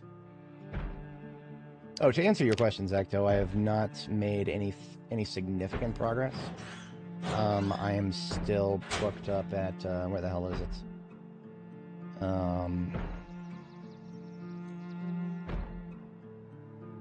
Chapter 21 is kind of a false start. It's really 20, 21, and a little bit in between. Now, once I get through this, how many chapters total? Of course, that's an open question. It's going to be in the high 20s to probably not more than 30. So you can say that I'm close to being, like, you know, 2/3 done with the first draft. But then beyond that, there's more stuff to worry about. It's not just the first draft, obviously. I have some consultations with lawyers that I've got to do after the first draft.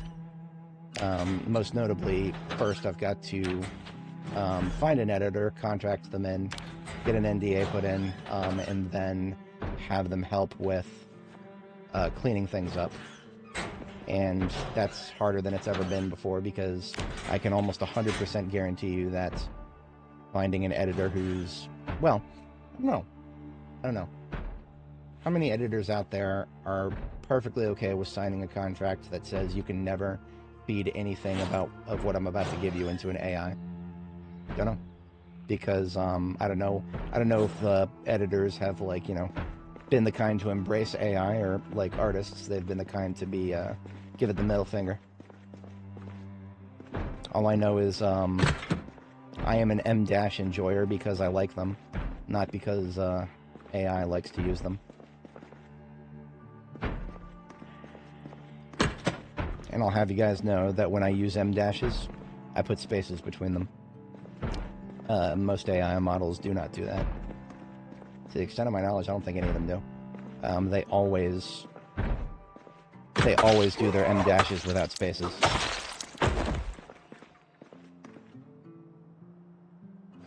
It's one of the things that makes them so easy to notice.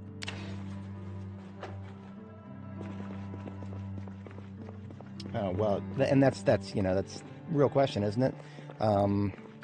When it releases, it will just be text with some illustration, because I do want to get a artist of some sort on board and establish, well, more than anything, but before anything, I need the first thing I'll be contracting is in the field of art is character sheets for each of the characters. So references, you know, the front, side, center, profile. And then if we get some good character art, we'll start getting a few key scenes illustrated. There's like 5 or so key scenes that I can think of off the top of my head that I want to have illustrated. And then I do want chapter banners. That was something I did myself with my fan fiction. I didn't exactly put a lot of effort into it. It's just Photoshop effects over 3D models from World of Warcraft for the most of the part of it, but I did something, and I enjoyed having chapter banners. I really did. And if I can get away with it without having to spend too much money, because obviously that all the expenses are front loaded. I would have to pay out of pocket for an editor and artist. What door is still intact back here?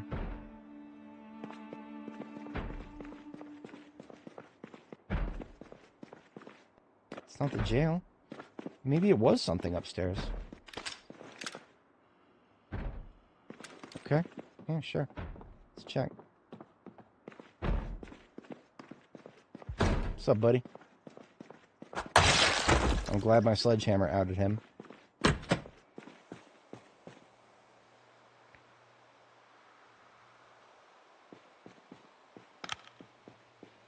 Now, just because I'm on the second floor, that does not mean that I can see over top of these trees. I think I've got to be on the third floor for that.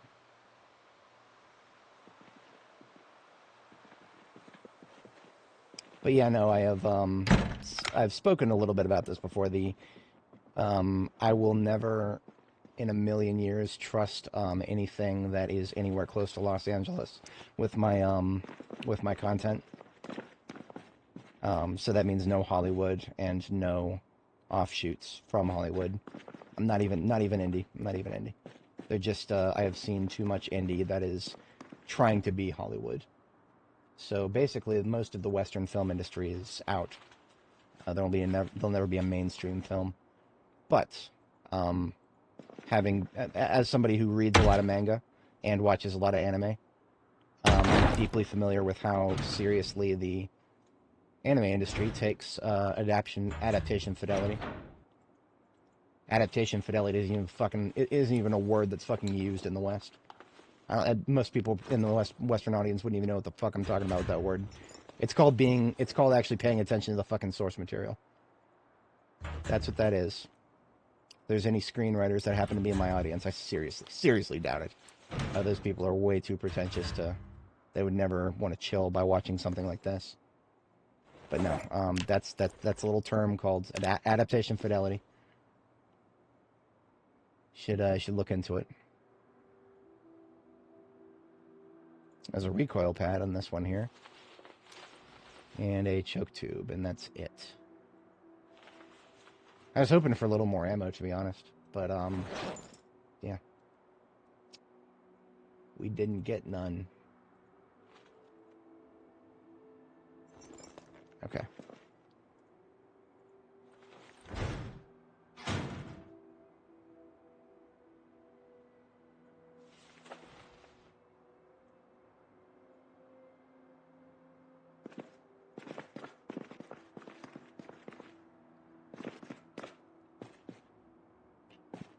Modern audiences.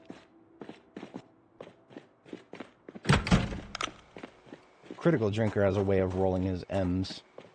Modern audience. I don't know how you roll an M. That takes some skill right there. I was supposed to just dismantle these bulletproof vests.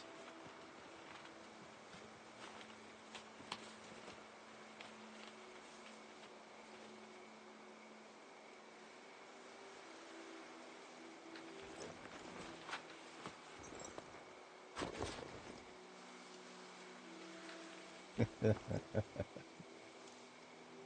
was such a lovely, very long-lived video game.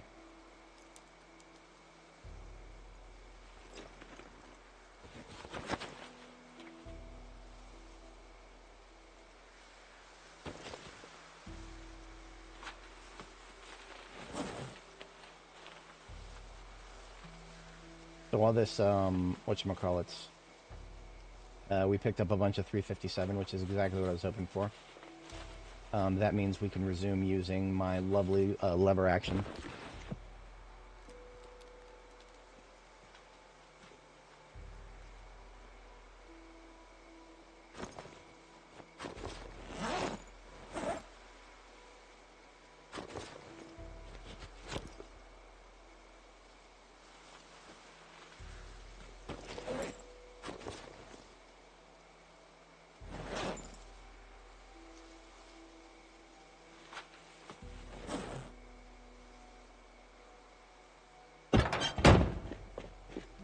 A little late for bed, but we're going to go ahead and head back to just the nearest sleep house, and tomorrow morning I will continue down this street,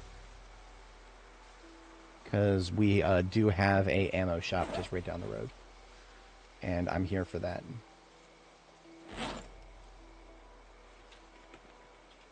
And these 357 boxes can go straight into the trunk.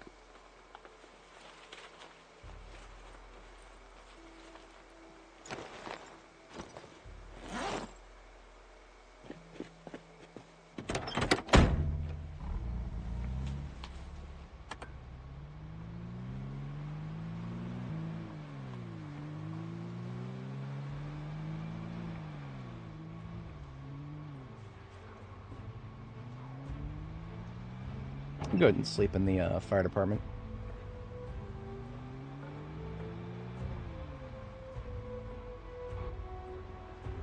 A medieval combat game. That could be interesting. It depends on how it's done. Medieval combat is one of those things that it feels like enjoyers of medieval combat are eating pretty good lately. Well, that's assuming you can look past the issues with KCD2. I've heard that KCD2 is pretty good in terms of combat, but there was some dislike of the fidelity to history there. Not even then, it was overly ahistorical, just that it had some hilarious gaps that, well, all happened to be gaps that suited the modern audience. Modern audience. I'm not even going to try. It is so hard to do.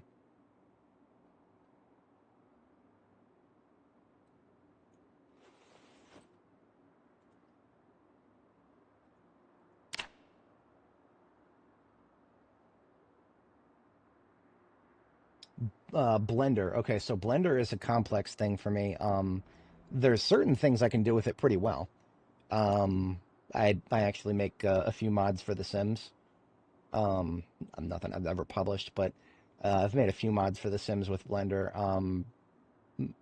Whatchamacallit, mesh edits and animations, but I actually hate using Blender for mesh edits. I have not yet gotten to the point of doing mesh edits with Blender.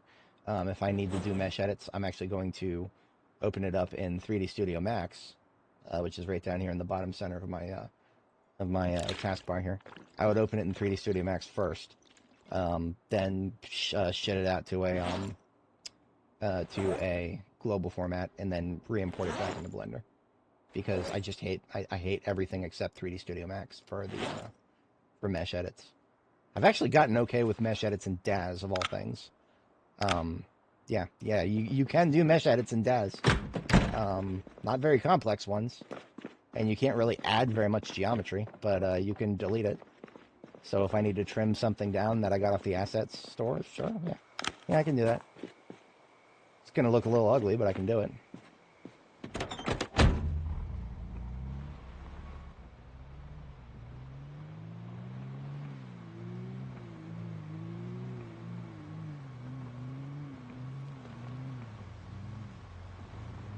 The scene on Blender and the animation scripts in 3ds Max. Yeah, now that's another thing. 3D Studio Max can do jiggle physics, but it I don't know of a lot of 3D engines that can do it well. DAZ has got some plugins for it, but if you're looking for native support, soft body mechanics, that's what they call it in 3D Studio Max.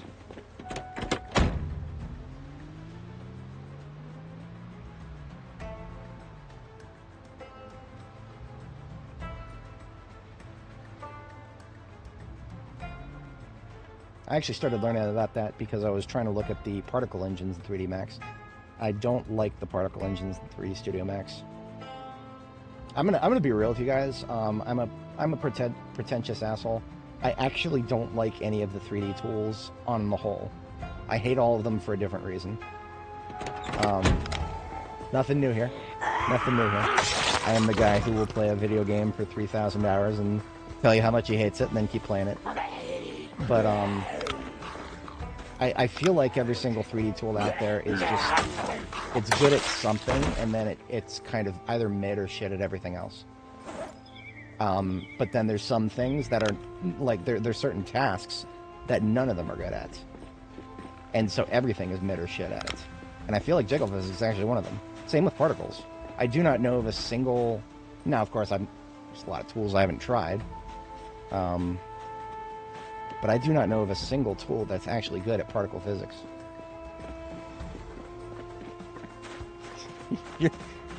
You say it, but I mean, I've considered it. Mostly just because I need something that does coordinates in a stores coordinates in a U64 or unsigned long. I don't even know if I should mention this publicly. I have an alternate persona. Yeah, and this is safe to talk about. I have an alternate persona called Unsigned Longshanks because all the code that I write through it is it uses unsigned longs for everything. It's not very efficient. I mean, if you can do something with a smaller number category, then you probably should. But I don't fucking care. I want bigger numbers, goddammit, and especially when it comes to my coordinate system, because how else am I supposed to simulate things down to the meter when it comes to designing planets for the solar system in my series? Right now I'm doing this really bastardized thing where I'm just doing 3D's max coordinates, but everything's a kilometer, which I can kind of deal with, but it means I can't do the celestial neighborhood. Kilometers, there's not enough kilometers in the integer limit to do a celestial limit, or to do a celestial neighborhood, something a couple of light years. Can't do a light year in kilometers. I wish I knew what Space Engine did. It's on Steam. I don't know if I would call it a video game. It's a tool. It's kind of a fun tool that you just use to simulate solar systems and stuff. And it looks really cool. But I have no idea what what it uses for its coordinates under the hood.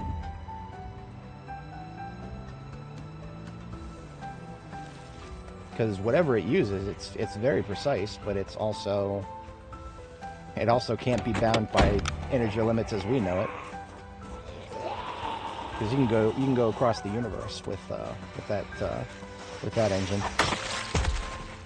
I'll link it. It's actually really cool. That's something that I don't hate. I don't hate Space Engine. It's really, really, really fucking cool. I will link the store page to it because it's really cool. Overwhelmingly positive, 96%. But it's also, like I said, it's not a video game. It's just a tool that you use to screw around and view the solar system with, and the rest of the universe. Basically, the entire known universe is in there. If a star is cataloged, it makes its way into a Space Engine eventually. And the way you navigate it is multiples of the speed of light. So you can travel around sublight and never get anywhere, or you can travel around at multiples of c, which is fucking amazing. No other thing I've looked at can do that. Maybe if you turned on cheats in Kerbal Space, or whatchamacallit, KSP. I don't know. I've never played KSP. I'm terrified of it. I might like it. It's one of those things that I don't want to like, because if I do, I'll never do anything else. There's a lot of those.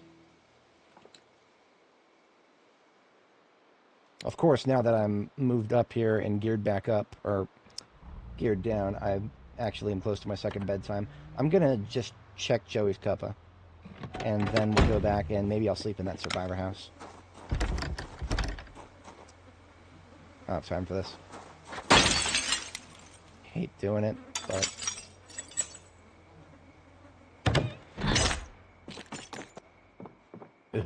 don't talk to me about Java. Don't you talk to me about Java.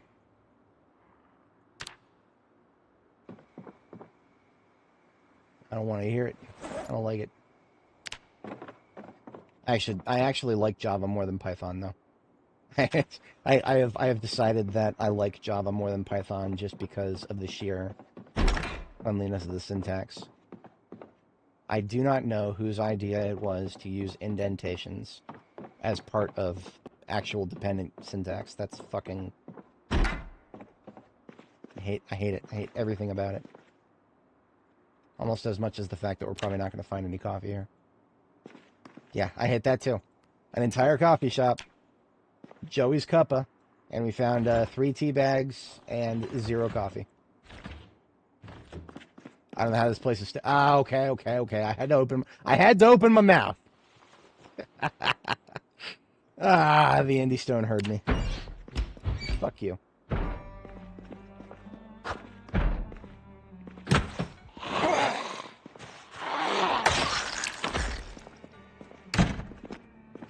Alright. Well, maybe I'll take a consolation prize here. It's not like I can't fit it. Got plenty of room in my loot van.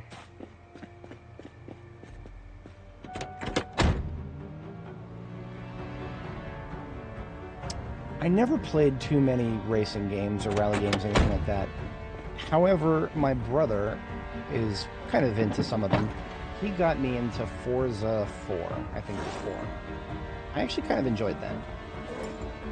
At the time, he drove a Volkswagen R32. He doesn't have one anymore, but at the time he drove one, and the Volkswagen R32 was actually in the game. You could drive that. It's like a C-Class, something like that.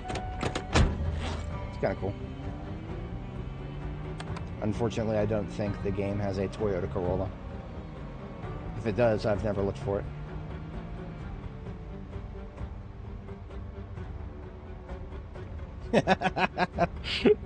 You designed interplanetary VTOL, and you never left the first 2 planets.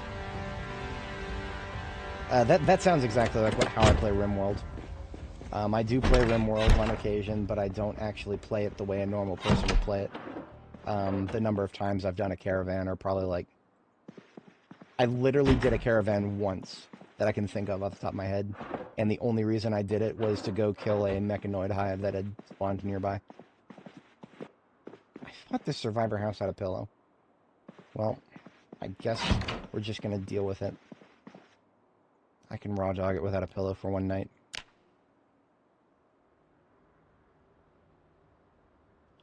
Dirt 2. Now that's interesting. I think you mentioned that once before, actually. Oh, great, we got fog today. No shooty gases in the air.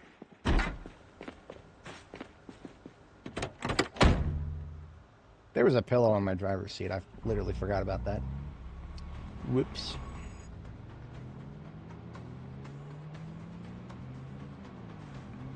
Okay, I do need to think about the meta here. We're at 4 p.m. I've been at this for 8 hours. I don't actually have any obligations today, but I do feel myself getting a little tired. And I do not want to put my girl at risk here by playing while I'm tired. Playing while tired is just like driving while tired. Don't do it. It's not worth it. Pull over, take a nap. If a cop sees you pulled over to the side of the road, just tell him that you're doing that because you think it's safer to not drive while tired. I don't think he'll hate you for it. In my state, I think I could actually catch a vagrancy charge for that, technically. But I've also never had a cop approach me while I was in my vehicle for anything other than speeding. I have been pulled over for speeding a few times.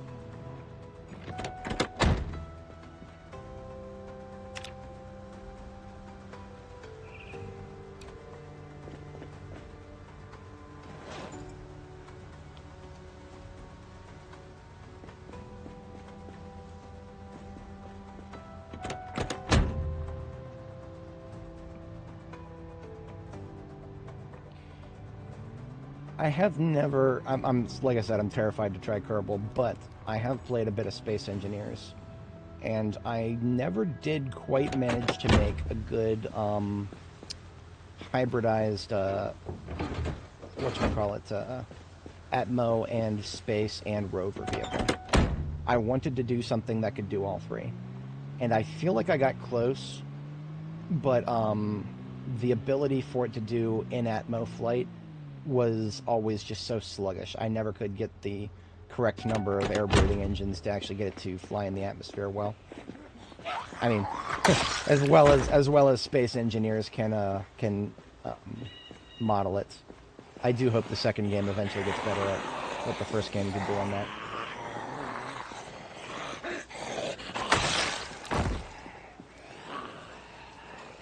that. Yeah. Sprinters was your first mistake. Fire was your second. For some reason, I get the feeling that you're going to have a little bit of trouble making a third. Probably won't be much left to make a third, but...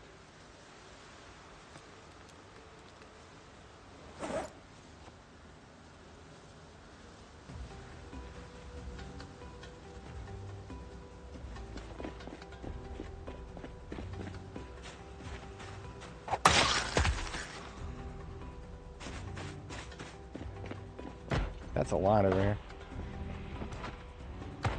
That is a lot. That is so much of a lot that I kind of want to take this to a parking lot. Because, you know something that I can do in medium fog? I can do a pipe bombing in medium fog. I'll tell you what, I'm going to continue sorting and macheteing and long blading in general until I get to the next level of long blade. At which point I am going to wipe out the rest of the town with a bomb. If we're still in that stage. I don't know if we will be.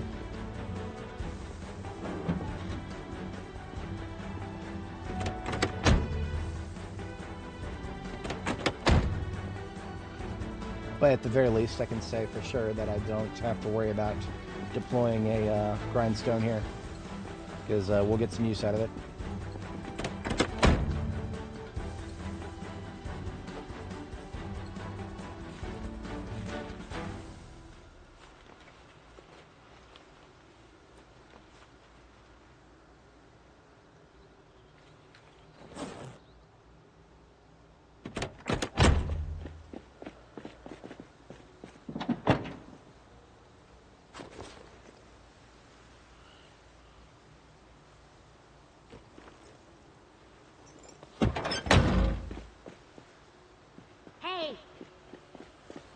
Started with just a little yell. Ease our way into this because they're going to be coming from three different directions up here.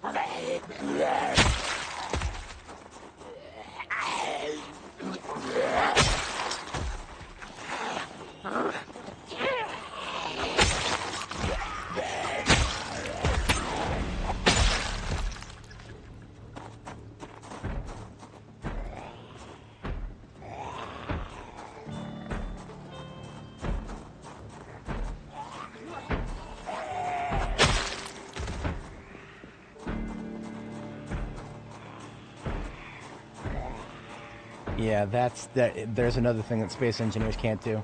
Can't do vector thrusting. Can't do gimbal thrusting. Can't do any sort of thrust other than a fixed direction.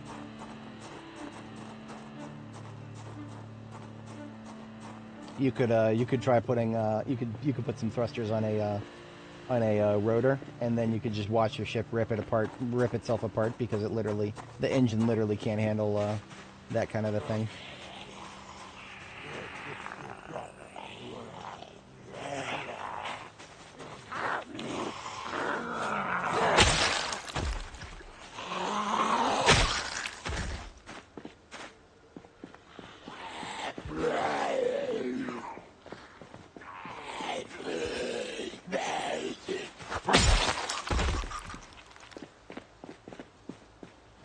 What's up, Cletus?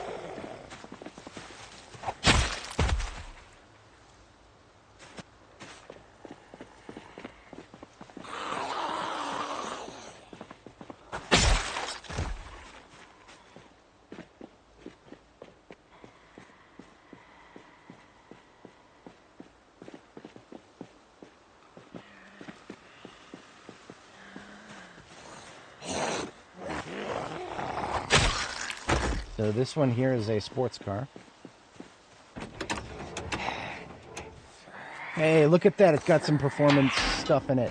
We finally found a car worth taking in the sports category. So we actually have 3. Yeah, we have no less than 3 vehicles slated for return to... Wait a minute. 1, 2... I think it's just the fire truck and then the current mail van. I don't think we had anything else sitting around. Oh, the taxi, right. So, yeah. I'll have to keep that in mind.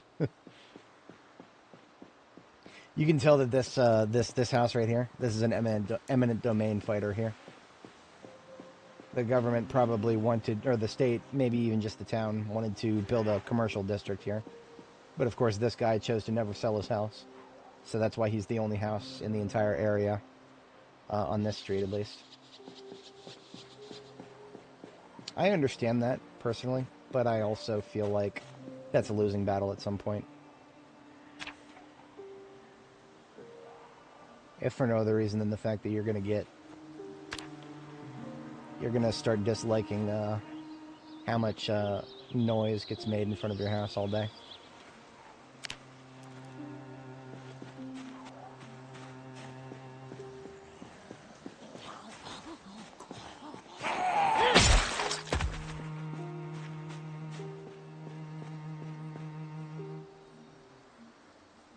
There's a bug with security doors, don't close them behind you. Even if you have the key?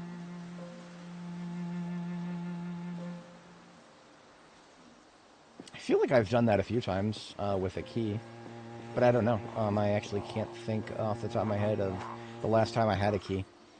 But no, I can actually feel myself getting sluggish now.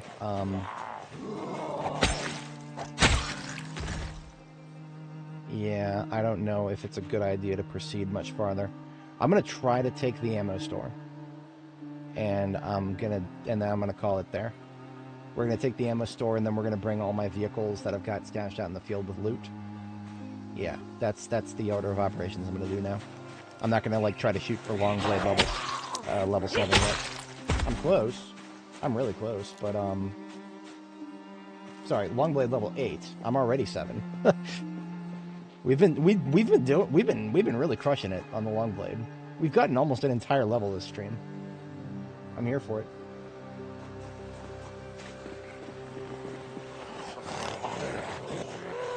Oh! I don't think I've ever seen a... what's it called? I don't think I've ever seen a security door already open. Odd.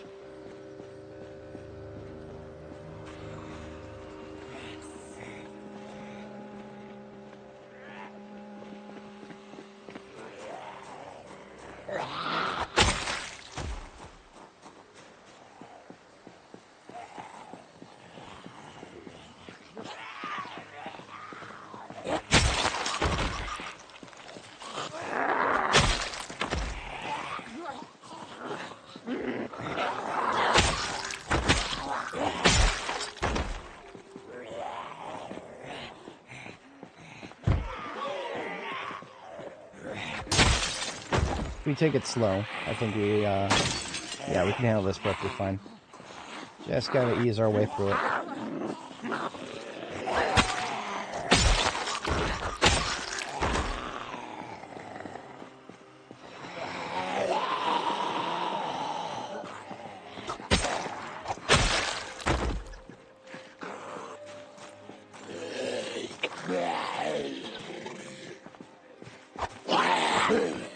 That was a mistake right there. I really need that, I need that soundbite from Zelenka. You are making mistakes.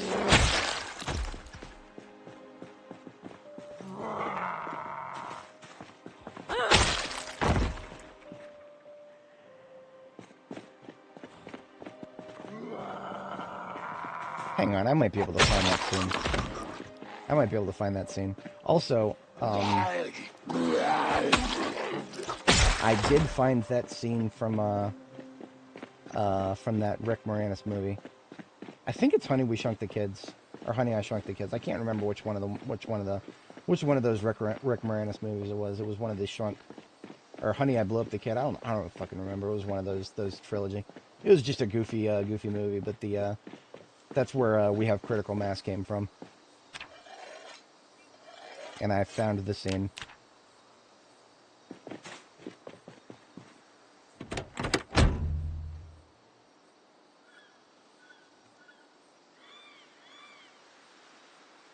Went to my downloads folder, I believe.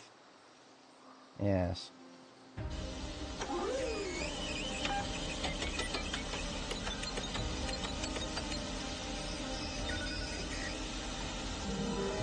Gordon, I can see your left leg. Huh?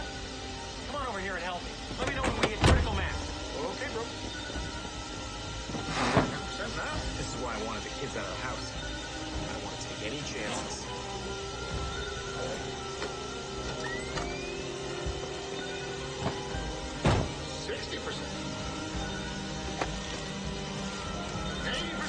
It's the guy in the green shirt. 90%. Machine one more time. We have critical mass.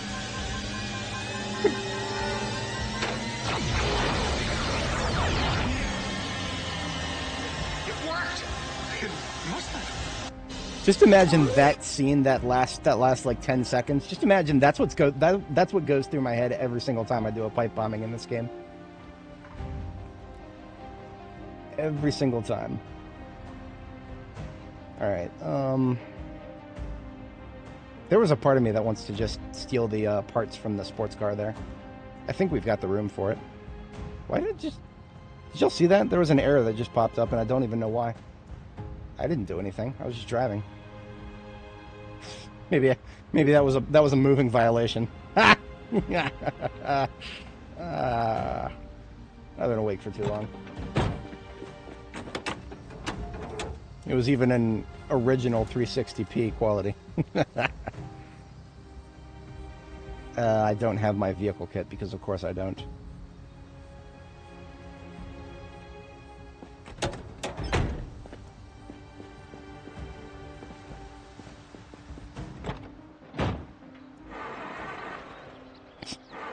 You can't park your car here.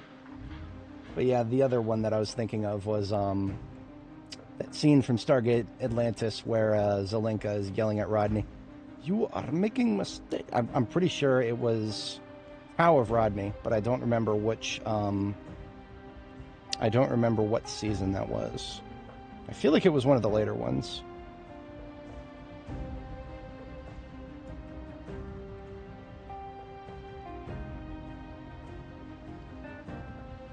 Yes. I think. Wait a minute. No. Tower of Rodney was the one where he became an ancient for a short period of time. Okay, I don't remember which episode it was then. This is a great series, by the way, if anybody's never seen it. Stargate Atlantis is right up there with SG-1. SG-1 has a slightly different appeal, but Atlantis is amazing in its own right.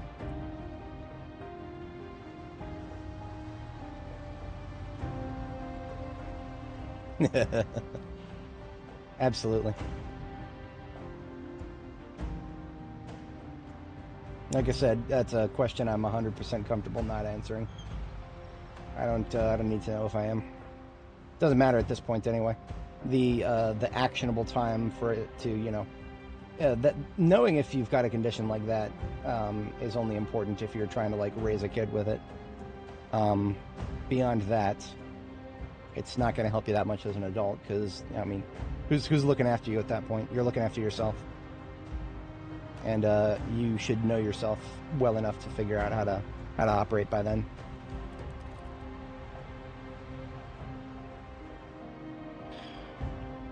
For a second, I thought there was something to pick up down there, but there wasn't. Okay. I was a little bit questionable as to how to proceed here, but I think we're good to go ahead and loot the gun store. For that, we do need a sledgehammer. This is one of the places that you cannot get into without a sledge. Don't run into the van, please.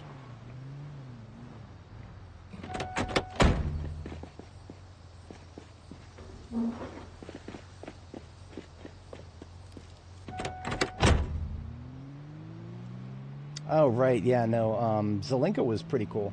I actually liked him a lot. He was not, I mean, they used him as the butt of the joke a few times, so he was, you could say that he was a comedic relief character, but not much more so than Rodney. I mean, they made fun of Rodney plenty, so the Canadians got to get made fun of, us Americans, we got to get made fun of plenty of times. That episode, the noir episode where Shepard was making fun of himself the whole time.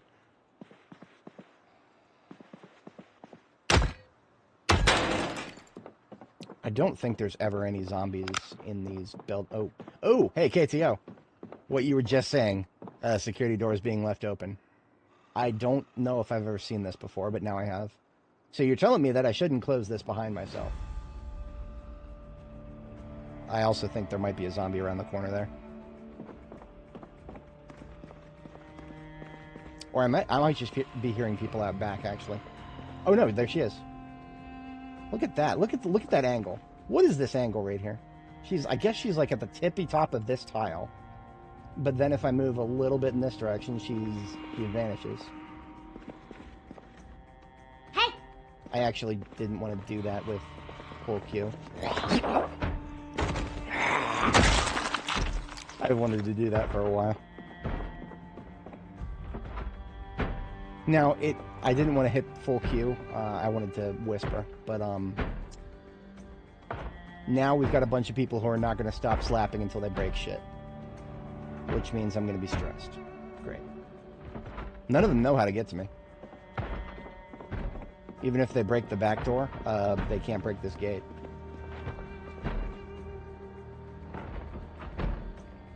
Okay, well, I'm safe as long as I don't go anywhere near the front door. I think I'm now done with the sledgehammer. Okay, I did learn the thing. I just wanted to see that happen for real. I would never have done that if I didn't have the sledgehammer. Ooh, that's dangerous. Okay. I might need to wake myself up here. Okay.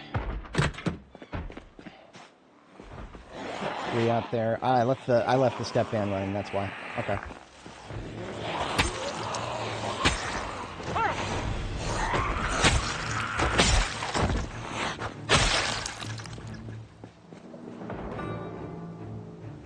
Let's get that sledge back where it belongs before I forget about it.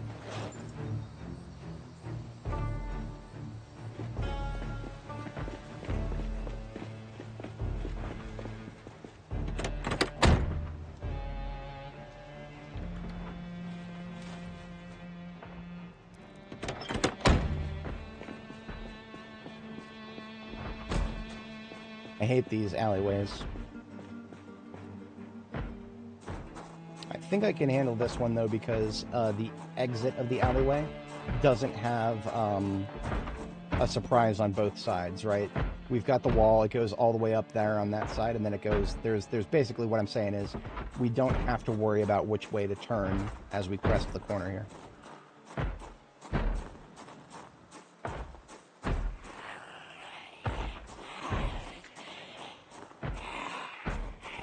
Okay, it was not bad back here at all. There's actually more in the building, the pork chop building here. There's more in the pork chop building than there were by the gun store.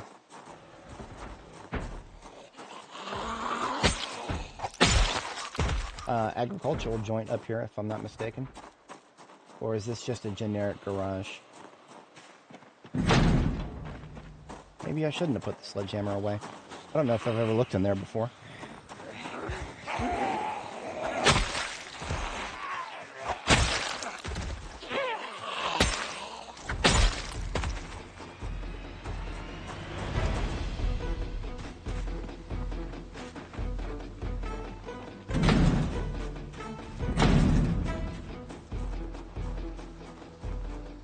Kind of cool.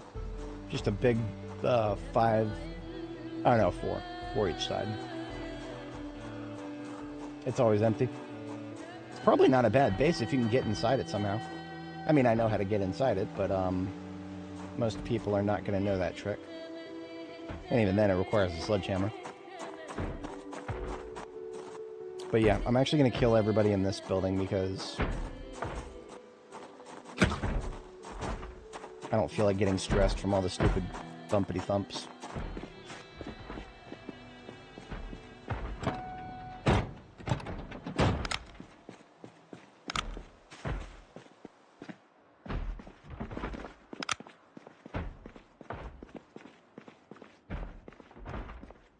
So we already know we got one on the back door. There might be one. I don't know what... So this door right here, but I don't know which side of that door. If it's the outside, I gotta be extra careful.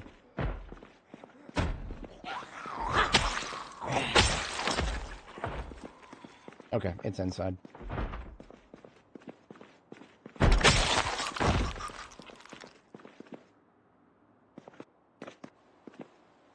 I don't believe this is a coffee producing shop, but let's take a look anyway.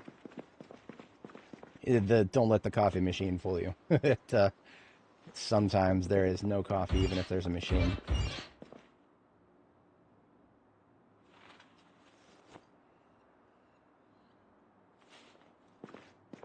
I'm in the market for maintenance experience, so even if I don't need a knife, if I see one that can be sharpened, I'll take it. Next time we hit the, next time we have the whetstone deployed.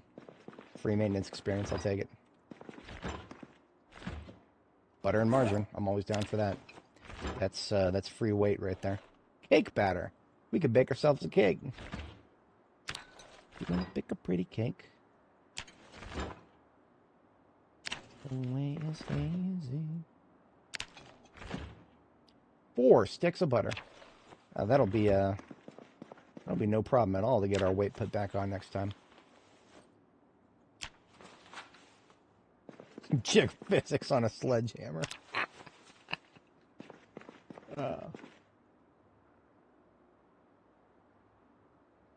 Daedalus.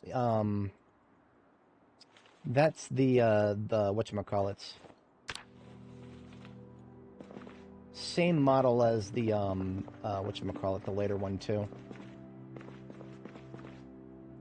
That was after the Odyssey and the other X301s. Or X30, what was it? X302? That was the first, the SG1 one that they came out with. They really kind of, what's the word? They speed ran getting spaceships into the Stargate series.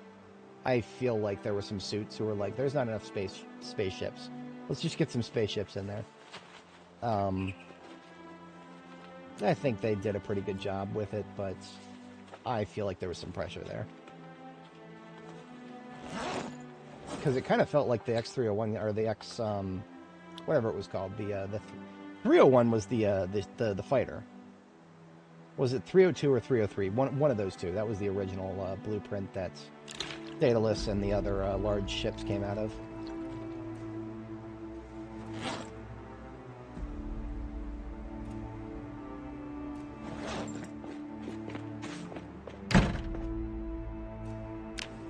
I'm gonna have to not get stars in my eyes over the whatchamacallits, over the guns here, because we've literally got billion copies of each of these guns.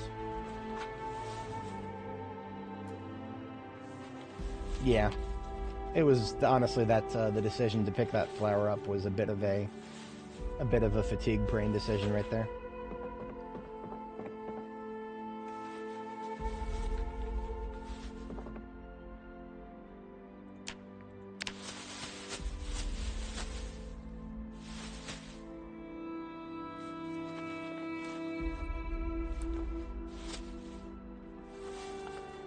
Also being spoiled at the fact that I have an entire step van out there that I'm feeling like I'm gonna have a little trouble filling the whole thing up. That's another factor right there. I sometimes feel morally obligated to fill up every single vehicle that I bring with me, even though I have no true need to.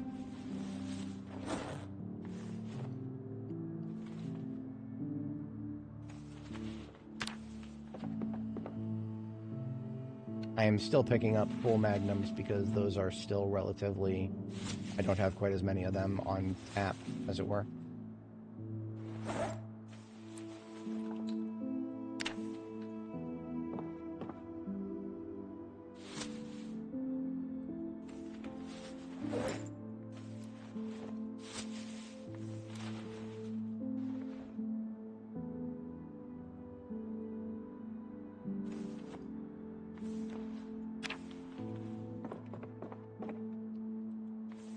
It's a lot of shotgun in this. I always thought that this store was more ammo focused than gun focused.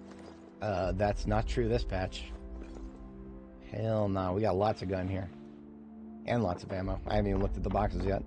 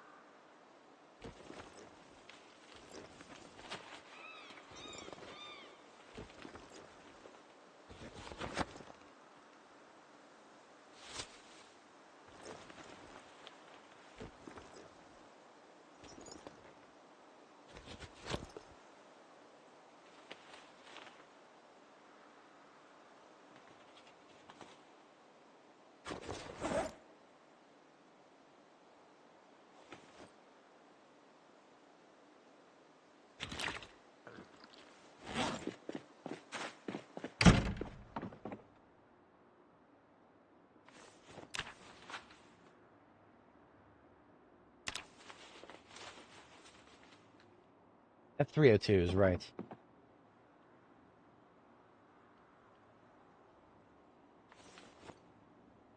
30. No, I don't really care about that right now. No, I want that. 30-30 was alright, but the ammo's just so heavy. Oh, I think we do have a key to the, Too late, though. Already destroyed the door.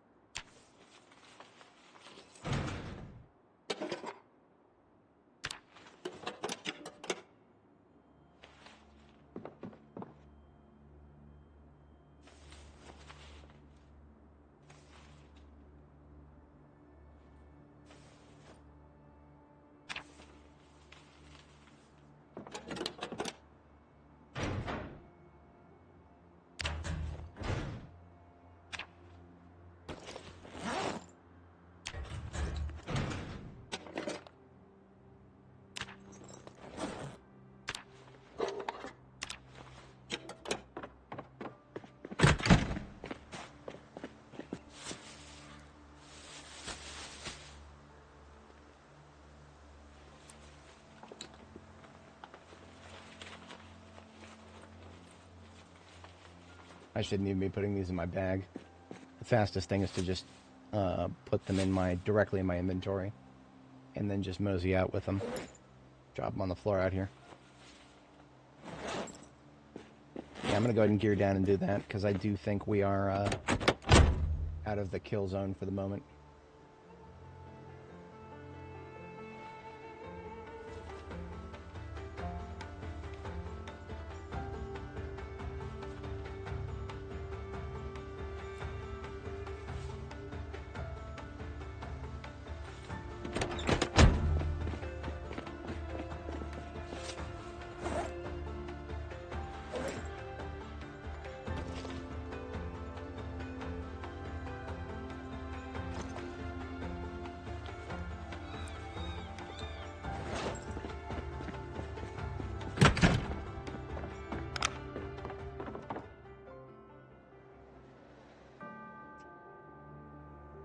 Aiming 3. I think that might have been one of the ones I needed. Too late.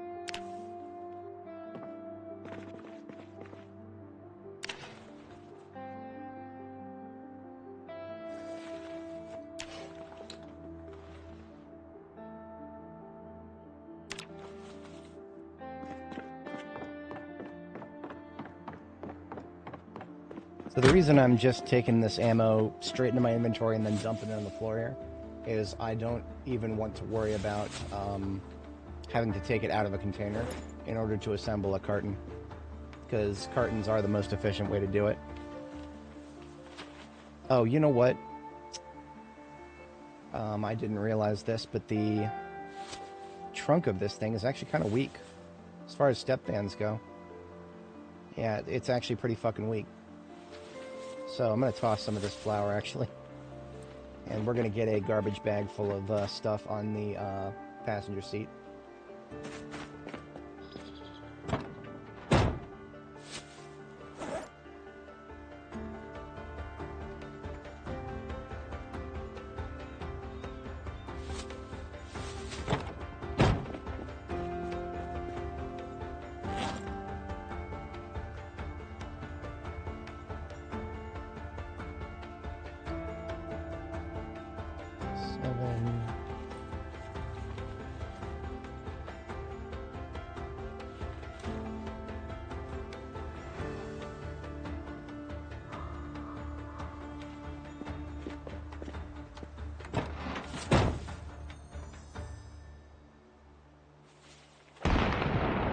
Shut up.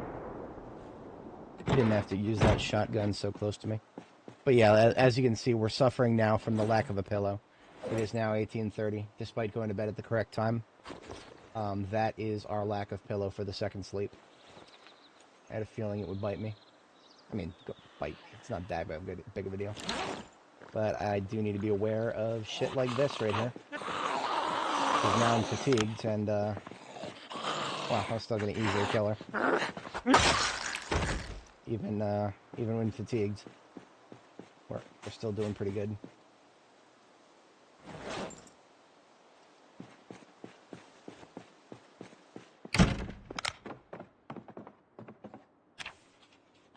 #1 must-have mod. Depends on where you're at in your journey. If you're still struggling with things like learning how to tell when you're about to get tired or when you're when you need to put on weight, when you need to lose weight, shit like that, stat bar mod, 100%. But other people are gonna recommend QOL mods. Whenever I think of mods, I always think of UI mods first, and it's not even just with this game. I think of that with other games too. I always think of the UI first. Because that's always relatively, the simplest thing that you can change for the better. Also, generally, the less, or the least damaging to this game's stability. UI mods aren't going to hurt it as much if the game updates or whatever. Of course, I say that as somebody who's made a few UI mods, or modded a few UI mods for Stellaris. No, game updates literally sometimes remove functions. The ability to scroll through the list of buildings in the planet view used to be a thing. And then Paradox decided to fucking remove scroll bars from that particular menu. And you cannot, just through sheer modding, add such a thing back. Some arbitrary random decision by Paradox made it so that Ori and other similar people who do UI mods had to improvise very odd solutions, like making a grid that was intentionally hundreds of units deep just to deal with bullshit like that. That was even before the custodians were a thing for the the Paradox's custodian team. Custodians, man, we're custodians. You know what I think of when I think of custodian? I think of the guy who has to go in the bathroom and clean up when someone takes a particularly nasty. That's what I think about of custodians.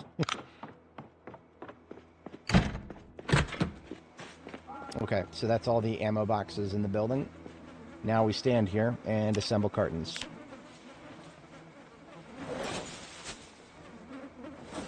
And then put the cartons into the trunk. And continue until trunk is as full as it can be. Looks like we got a few cartons left. I'm going to go ahead and put the mask on because it is ugly out here. You can even hear them buzzing.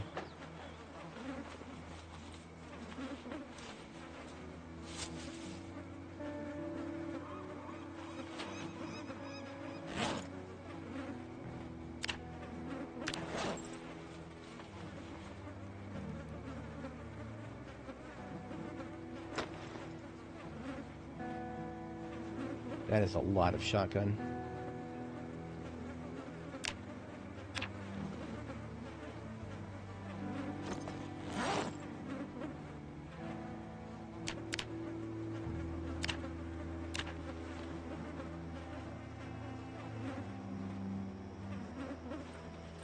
I think we'll be able to make it out on top with this step van, but we're going to need to effect some repairs in it in order to actually get it to carry all the ammo at some point. There's also those bulletproof vests that I keep forgetting to rip up.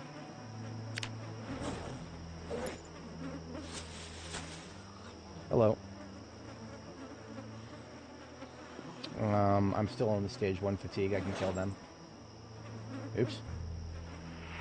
I need to go in the trunk, please. Thank you. I hear you. I know you're a slow chandler. You're going to take a second to get to me. Alright, right this way. Thank you for your patience, ma'am.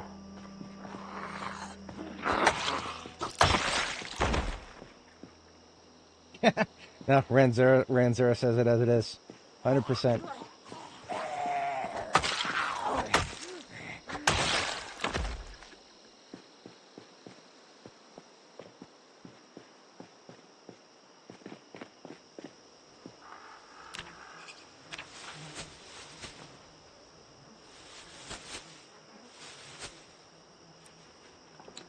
Getting close. We only have like 17 encumbrance left. But that is it for cartons. So let's see here. That's 17. So that's a 357 at 10. And there's 3030 at 6. So there's no more room in this step van. Let us see about everything but the 357 here. I'm gonna do a garbage bag on the driver's seat. Make sure these are, yeah, that's more or less full. Okay, garbage bag on the driver's seat.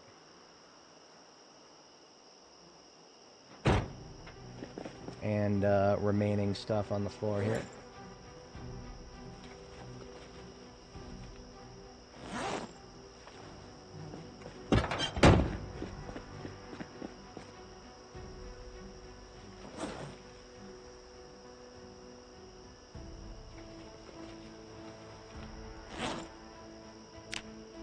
Doing a carton of 357 by combining the rest of the boxes we had there with what I had in the combat truck.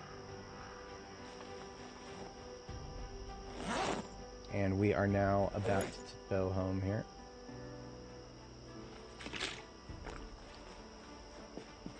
A very productive day. We managed to finish off the police department and pretty much everything here in the Brandenburg town center. Let's see. Route, I do need to turn around. This is going to be interesting. Let's try a little maneuver here. You are skilled, but this is not a dance. I have gotten way too good at towing in this game. I'm actually not proud of that. It's such a skilly cell. Yeah, skilly cell. That's what it is. I'm not even going to call it a skill. It's not the best idea, but this will get me out of here the quickest.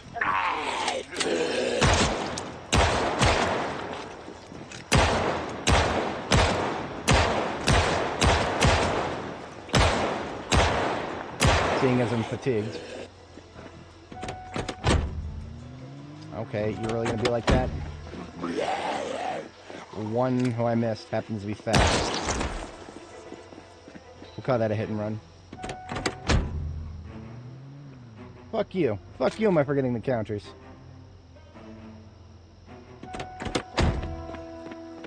No, too late. It's too late. It's too late. It's too late. I will be coming back here. We're not done here. I will be coming back here. But the step van's full, so I don't, even if there was a lot more ammo, I don't have a lot of room for it now.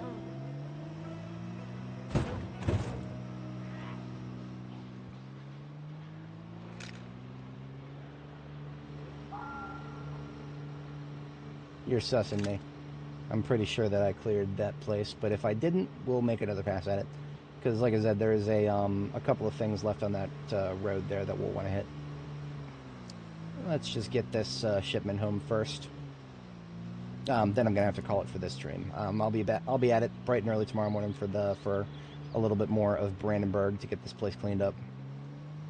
There's not too much left after that main road right there. A lot of what's left here is residential and basic retail. Something that I could find anywhere else on the map.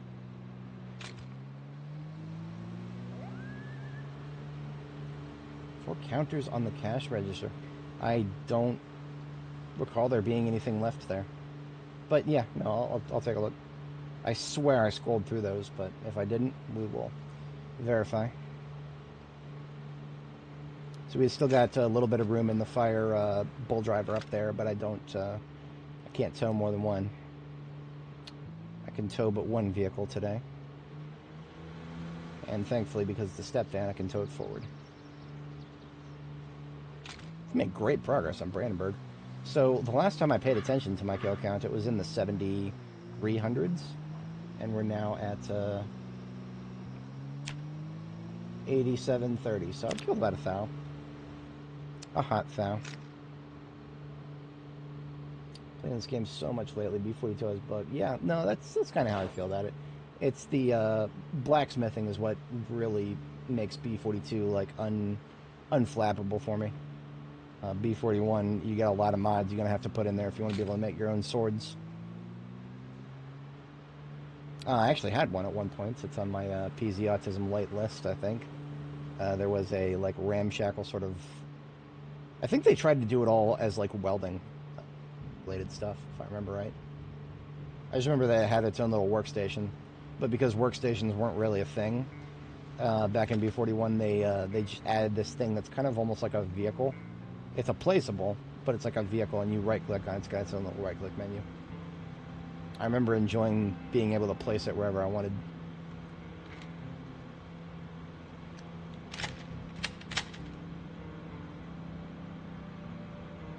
Here we are.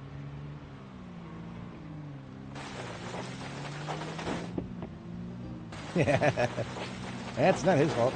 We're just on opposite time scales.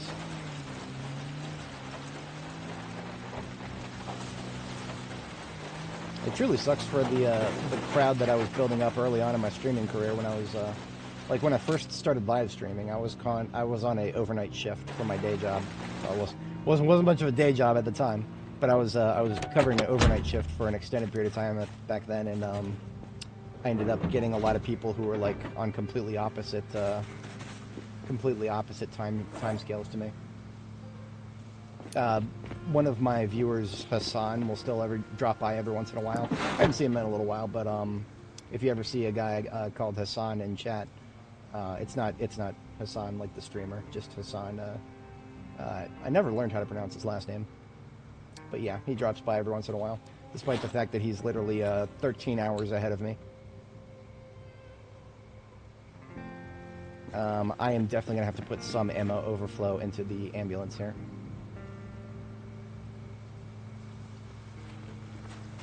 And that's okay. Detach, detach. We can use the ammo, or sorry, we can use the ambulance mostly as,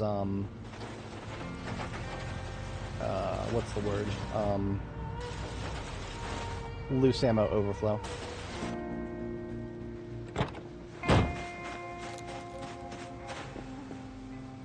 We have enough room for that.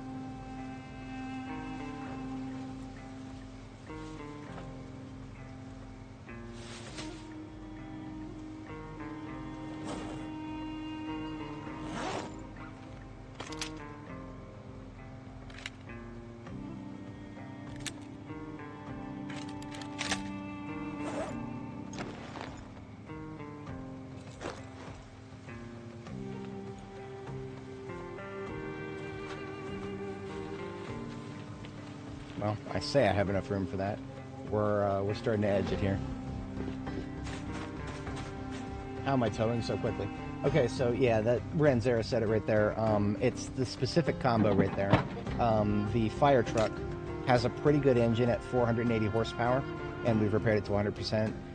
Performance tires on the vehicle that's doing the towing, pumped all the way up, and then the whatchamacallit, step vans, generally speaking, are the easiest to tow right now, which is kind of counterintuitive. You would expect the heaviest vehicles to be harder to tow, but that's the game we're playing right now. I'm here for it because, of course, I love being able to tow around extra weight.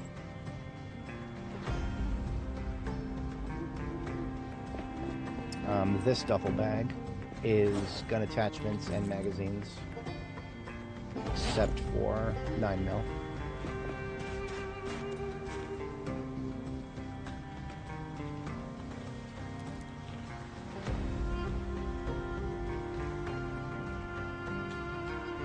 So right now this is basically a ammo dump.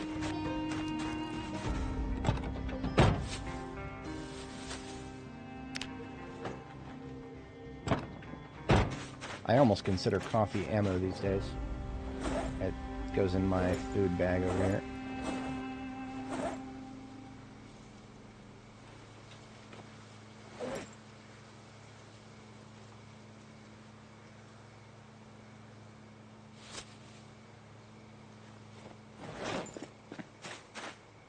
Yeah, so, okay, let me show you the numbers real quick.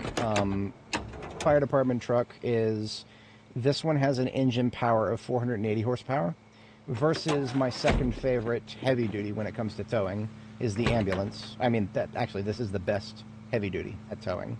490 horsepower. there is no heavy duty with better engine horsepower than the ambulance. So if you're looking for just sheer Swiss Army knife usage, the ambulance is my favorite by far. One of the reasons I use fire trucks these days is because fire trucks are better for risky combat, where you are constantly risk of bumping into zombies. Ambulances are more sensitive to bumping into zombies. If a zombie bumps into the side or to the back, you're a much higher chance of losing a lot of storage space. Meanwhile, the fire trucks, I don't care about their storage space as much. It's the upper limit is kind of garbage already. Passenger does not have any loot. Shut down truck for tonight. Truck doesn't have any loot either. It's just my own kit. JS14 TVA on that. I like it. I need to preload the magazines. There's no reloading the Mad Hawk. That just doesn't happen. Empty M9 mag goes in here. And full M9 mag goes in there. Incoming trade. I trade you 1 empty M9 mag. You trade me 1 full M9 mag. Okay, we're going to sleep. Going inside, we go to sleep. And then we... a little bit of cleanup. I will have to crash tomorrow morning.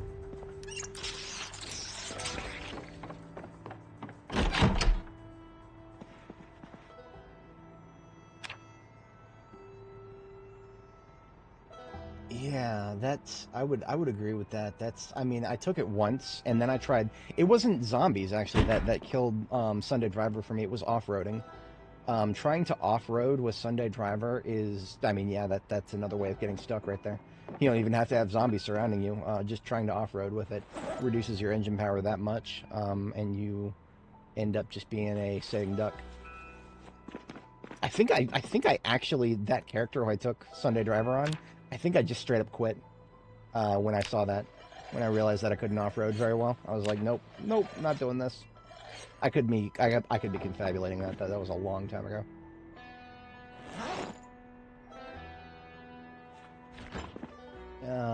I just need a crafting surface. How about this one? And pick aramid thread from the bulletproof vests that are on me right now, which are all full of holes anyway.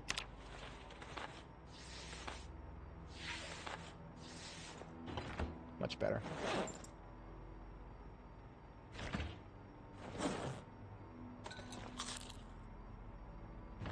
So that's all of the perishable food that I had on me. And what that means is, well, I guess these oats sort of count. Oats are perishable now. They go rotten eventually. That's the game we're playing right now.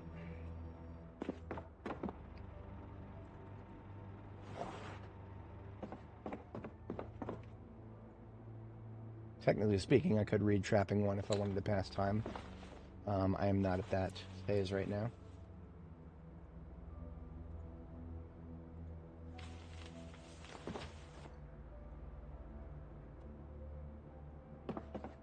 Most of these guns I probably will want to bring home, or at least the handguns. I'm a lot more amenable to bringing home handguns these days than long guns, just because long guns are, they're just that heavy. But I'm not really in need of any guns right now. I've got so many of them. Distribution is more important than total quantity.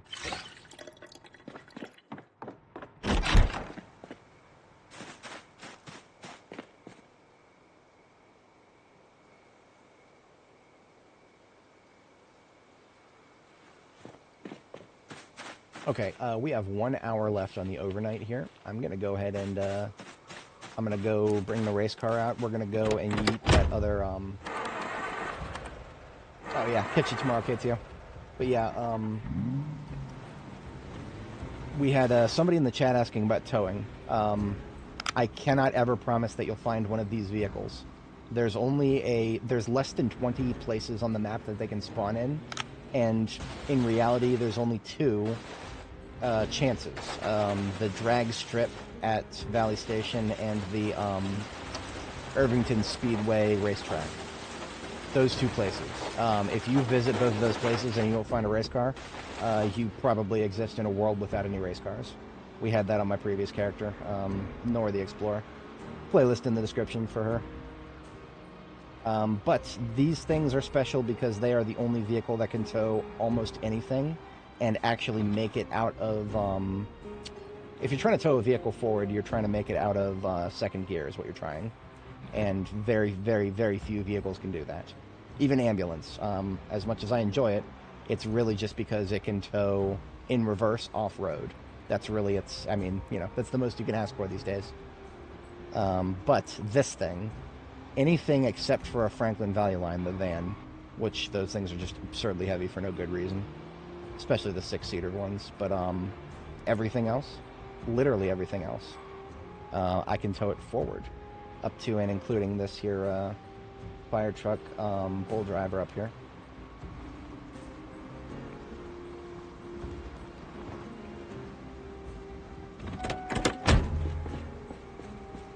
When I'm towing at night, I do like to have the lights on in the vehicle behind me. Get a little extra light going. And I will go ahead and placate KTO. He's not here. He had to go, but he told me that we missed some ammo on the shelf. So we're gonna do a quick check, see if I can get up there and yeet it real quick. I'm going to turn around and run if it looks like there's too many zombies, because I don't have the mental faculties.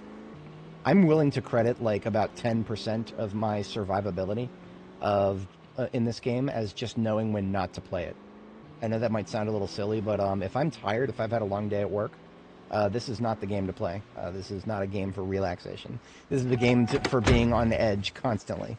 Because remember, one mistake is all it takes. And if you're sluggish, if you're a little sleepy, if you fucked up your sleep schedule like I have, your chances just go up tremendously. It's not worth it. Not worth it. There's many other video games that are fun. I'd rather play them. But I can handle this right here, this particular situation, because I think we're going to be able to get out of here without much of an issue. Or at least that's what I want to say. Look at all this shit up here. Nah, that's a lot of getting out and killing and getting back in. I'm gonna mess my character's sleep schedule up just as much as mine if I keep this up. Nope. Nope. Because of the discharge I did last night. We got out and shot a few times, and that brought a bunch of friends up there. Nah, we'll just deal with that next time. It is, yeah. I wish I could say that there was much of a resource or much of a way to avoid that, other than just, you know, staying back in your base and doing things that your character would do if they were tired, like logistics and planning and meal prep and staying far away from zombies. But yeah, the key thing about what we're doing right now is we're making it out of second gear and into third gear. You can see the gear in the bottom to the left of your RPM there. And if you are not making it out of second gear, just get out and flip around and tow in reverse instead. It's only worth it if you can make it out of third, or make it into third. Because otherwise, you'll almost every single time, as far as I know, every single time, if you don't make it out of second gear and into third gear, it's just going to be faster and more efficient to tow backwards. Because I don't know of any vehicle other than maybe the race car and the Corvette that can do faster than 30 without going into third gear. And if you're towing in reverse, most vehicles can get at least up to 30. Alrighty. Coming up here on the left, we're going to drop this thing off and then hit the sack. And then I'm not far off from hitting the sack myself, even though it's 4 p.m. local time. I'll probably watch a movie or something, just, you know, something I can do that's brain dead. Just to keep myself awake until it's actually bedtime.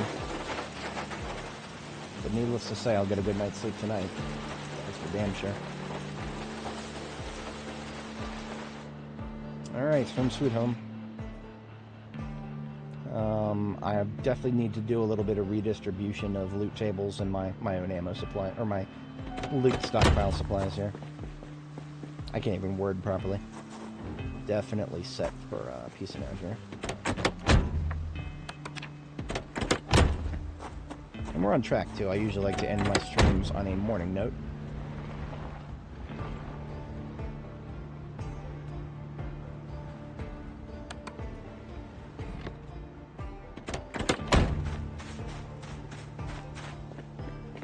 I actually would like to take the screenshot now before I sleep, because then I can get all the vehicles I have. We've got a nice little collection going on here. Not every single one of them is going to come back to main base with us when we leave Brandenburg. Alrighty then. Off to sleep here. Come on now, click on the bed. There you go. I'm dodging my clicks there. One of the things I was hoping this stream was to make it to Longblade level 8. We are at 5779 out of 6,000. So we're really close. But another day of Longblade shenanigans, that is not something I got the mental acuity for. There's only so far muscle memory can take me. So I'll have Dani here bid farewell for today. And we're going to go ahead and peace out here. So the last thing I always do on my streams is I back up my save. Build unstable betas for this game used to be called iWumbus. I will back up my save. I don't know why they changed it. Now they just call it unstable. But yeah, if you want to back up your save, go to C, users, username, Zomboid, saves, and then in my case, Apocalypse, and then this one here at the top. All you got to do is Control-C, copy that entire folder, and go put it somewhere else. In my case, I go up a few folders here to backups. One there at the same name. This is part 25 of Dani's journey through B42. Control-V, paste that entire folder. And we are up to 1.10 gigabytes. 1.10 across just shy of 500,000 files. So that's going to take a minute. All right, folks. I will catch you guys in the next one. Peace out, and have a good one now.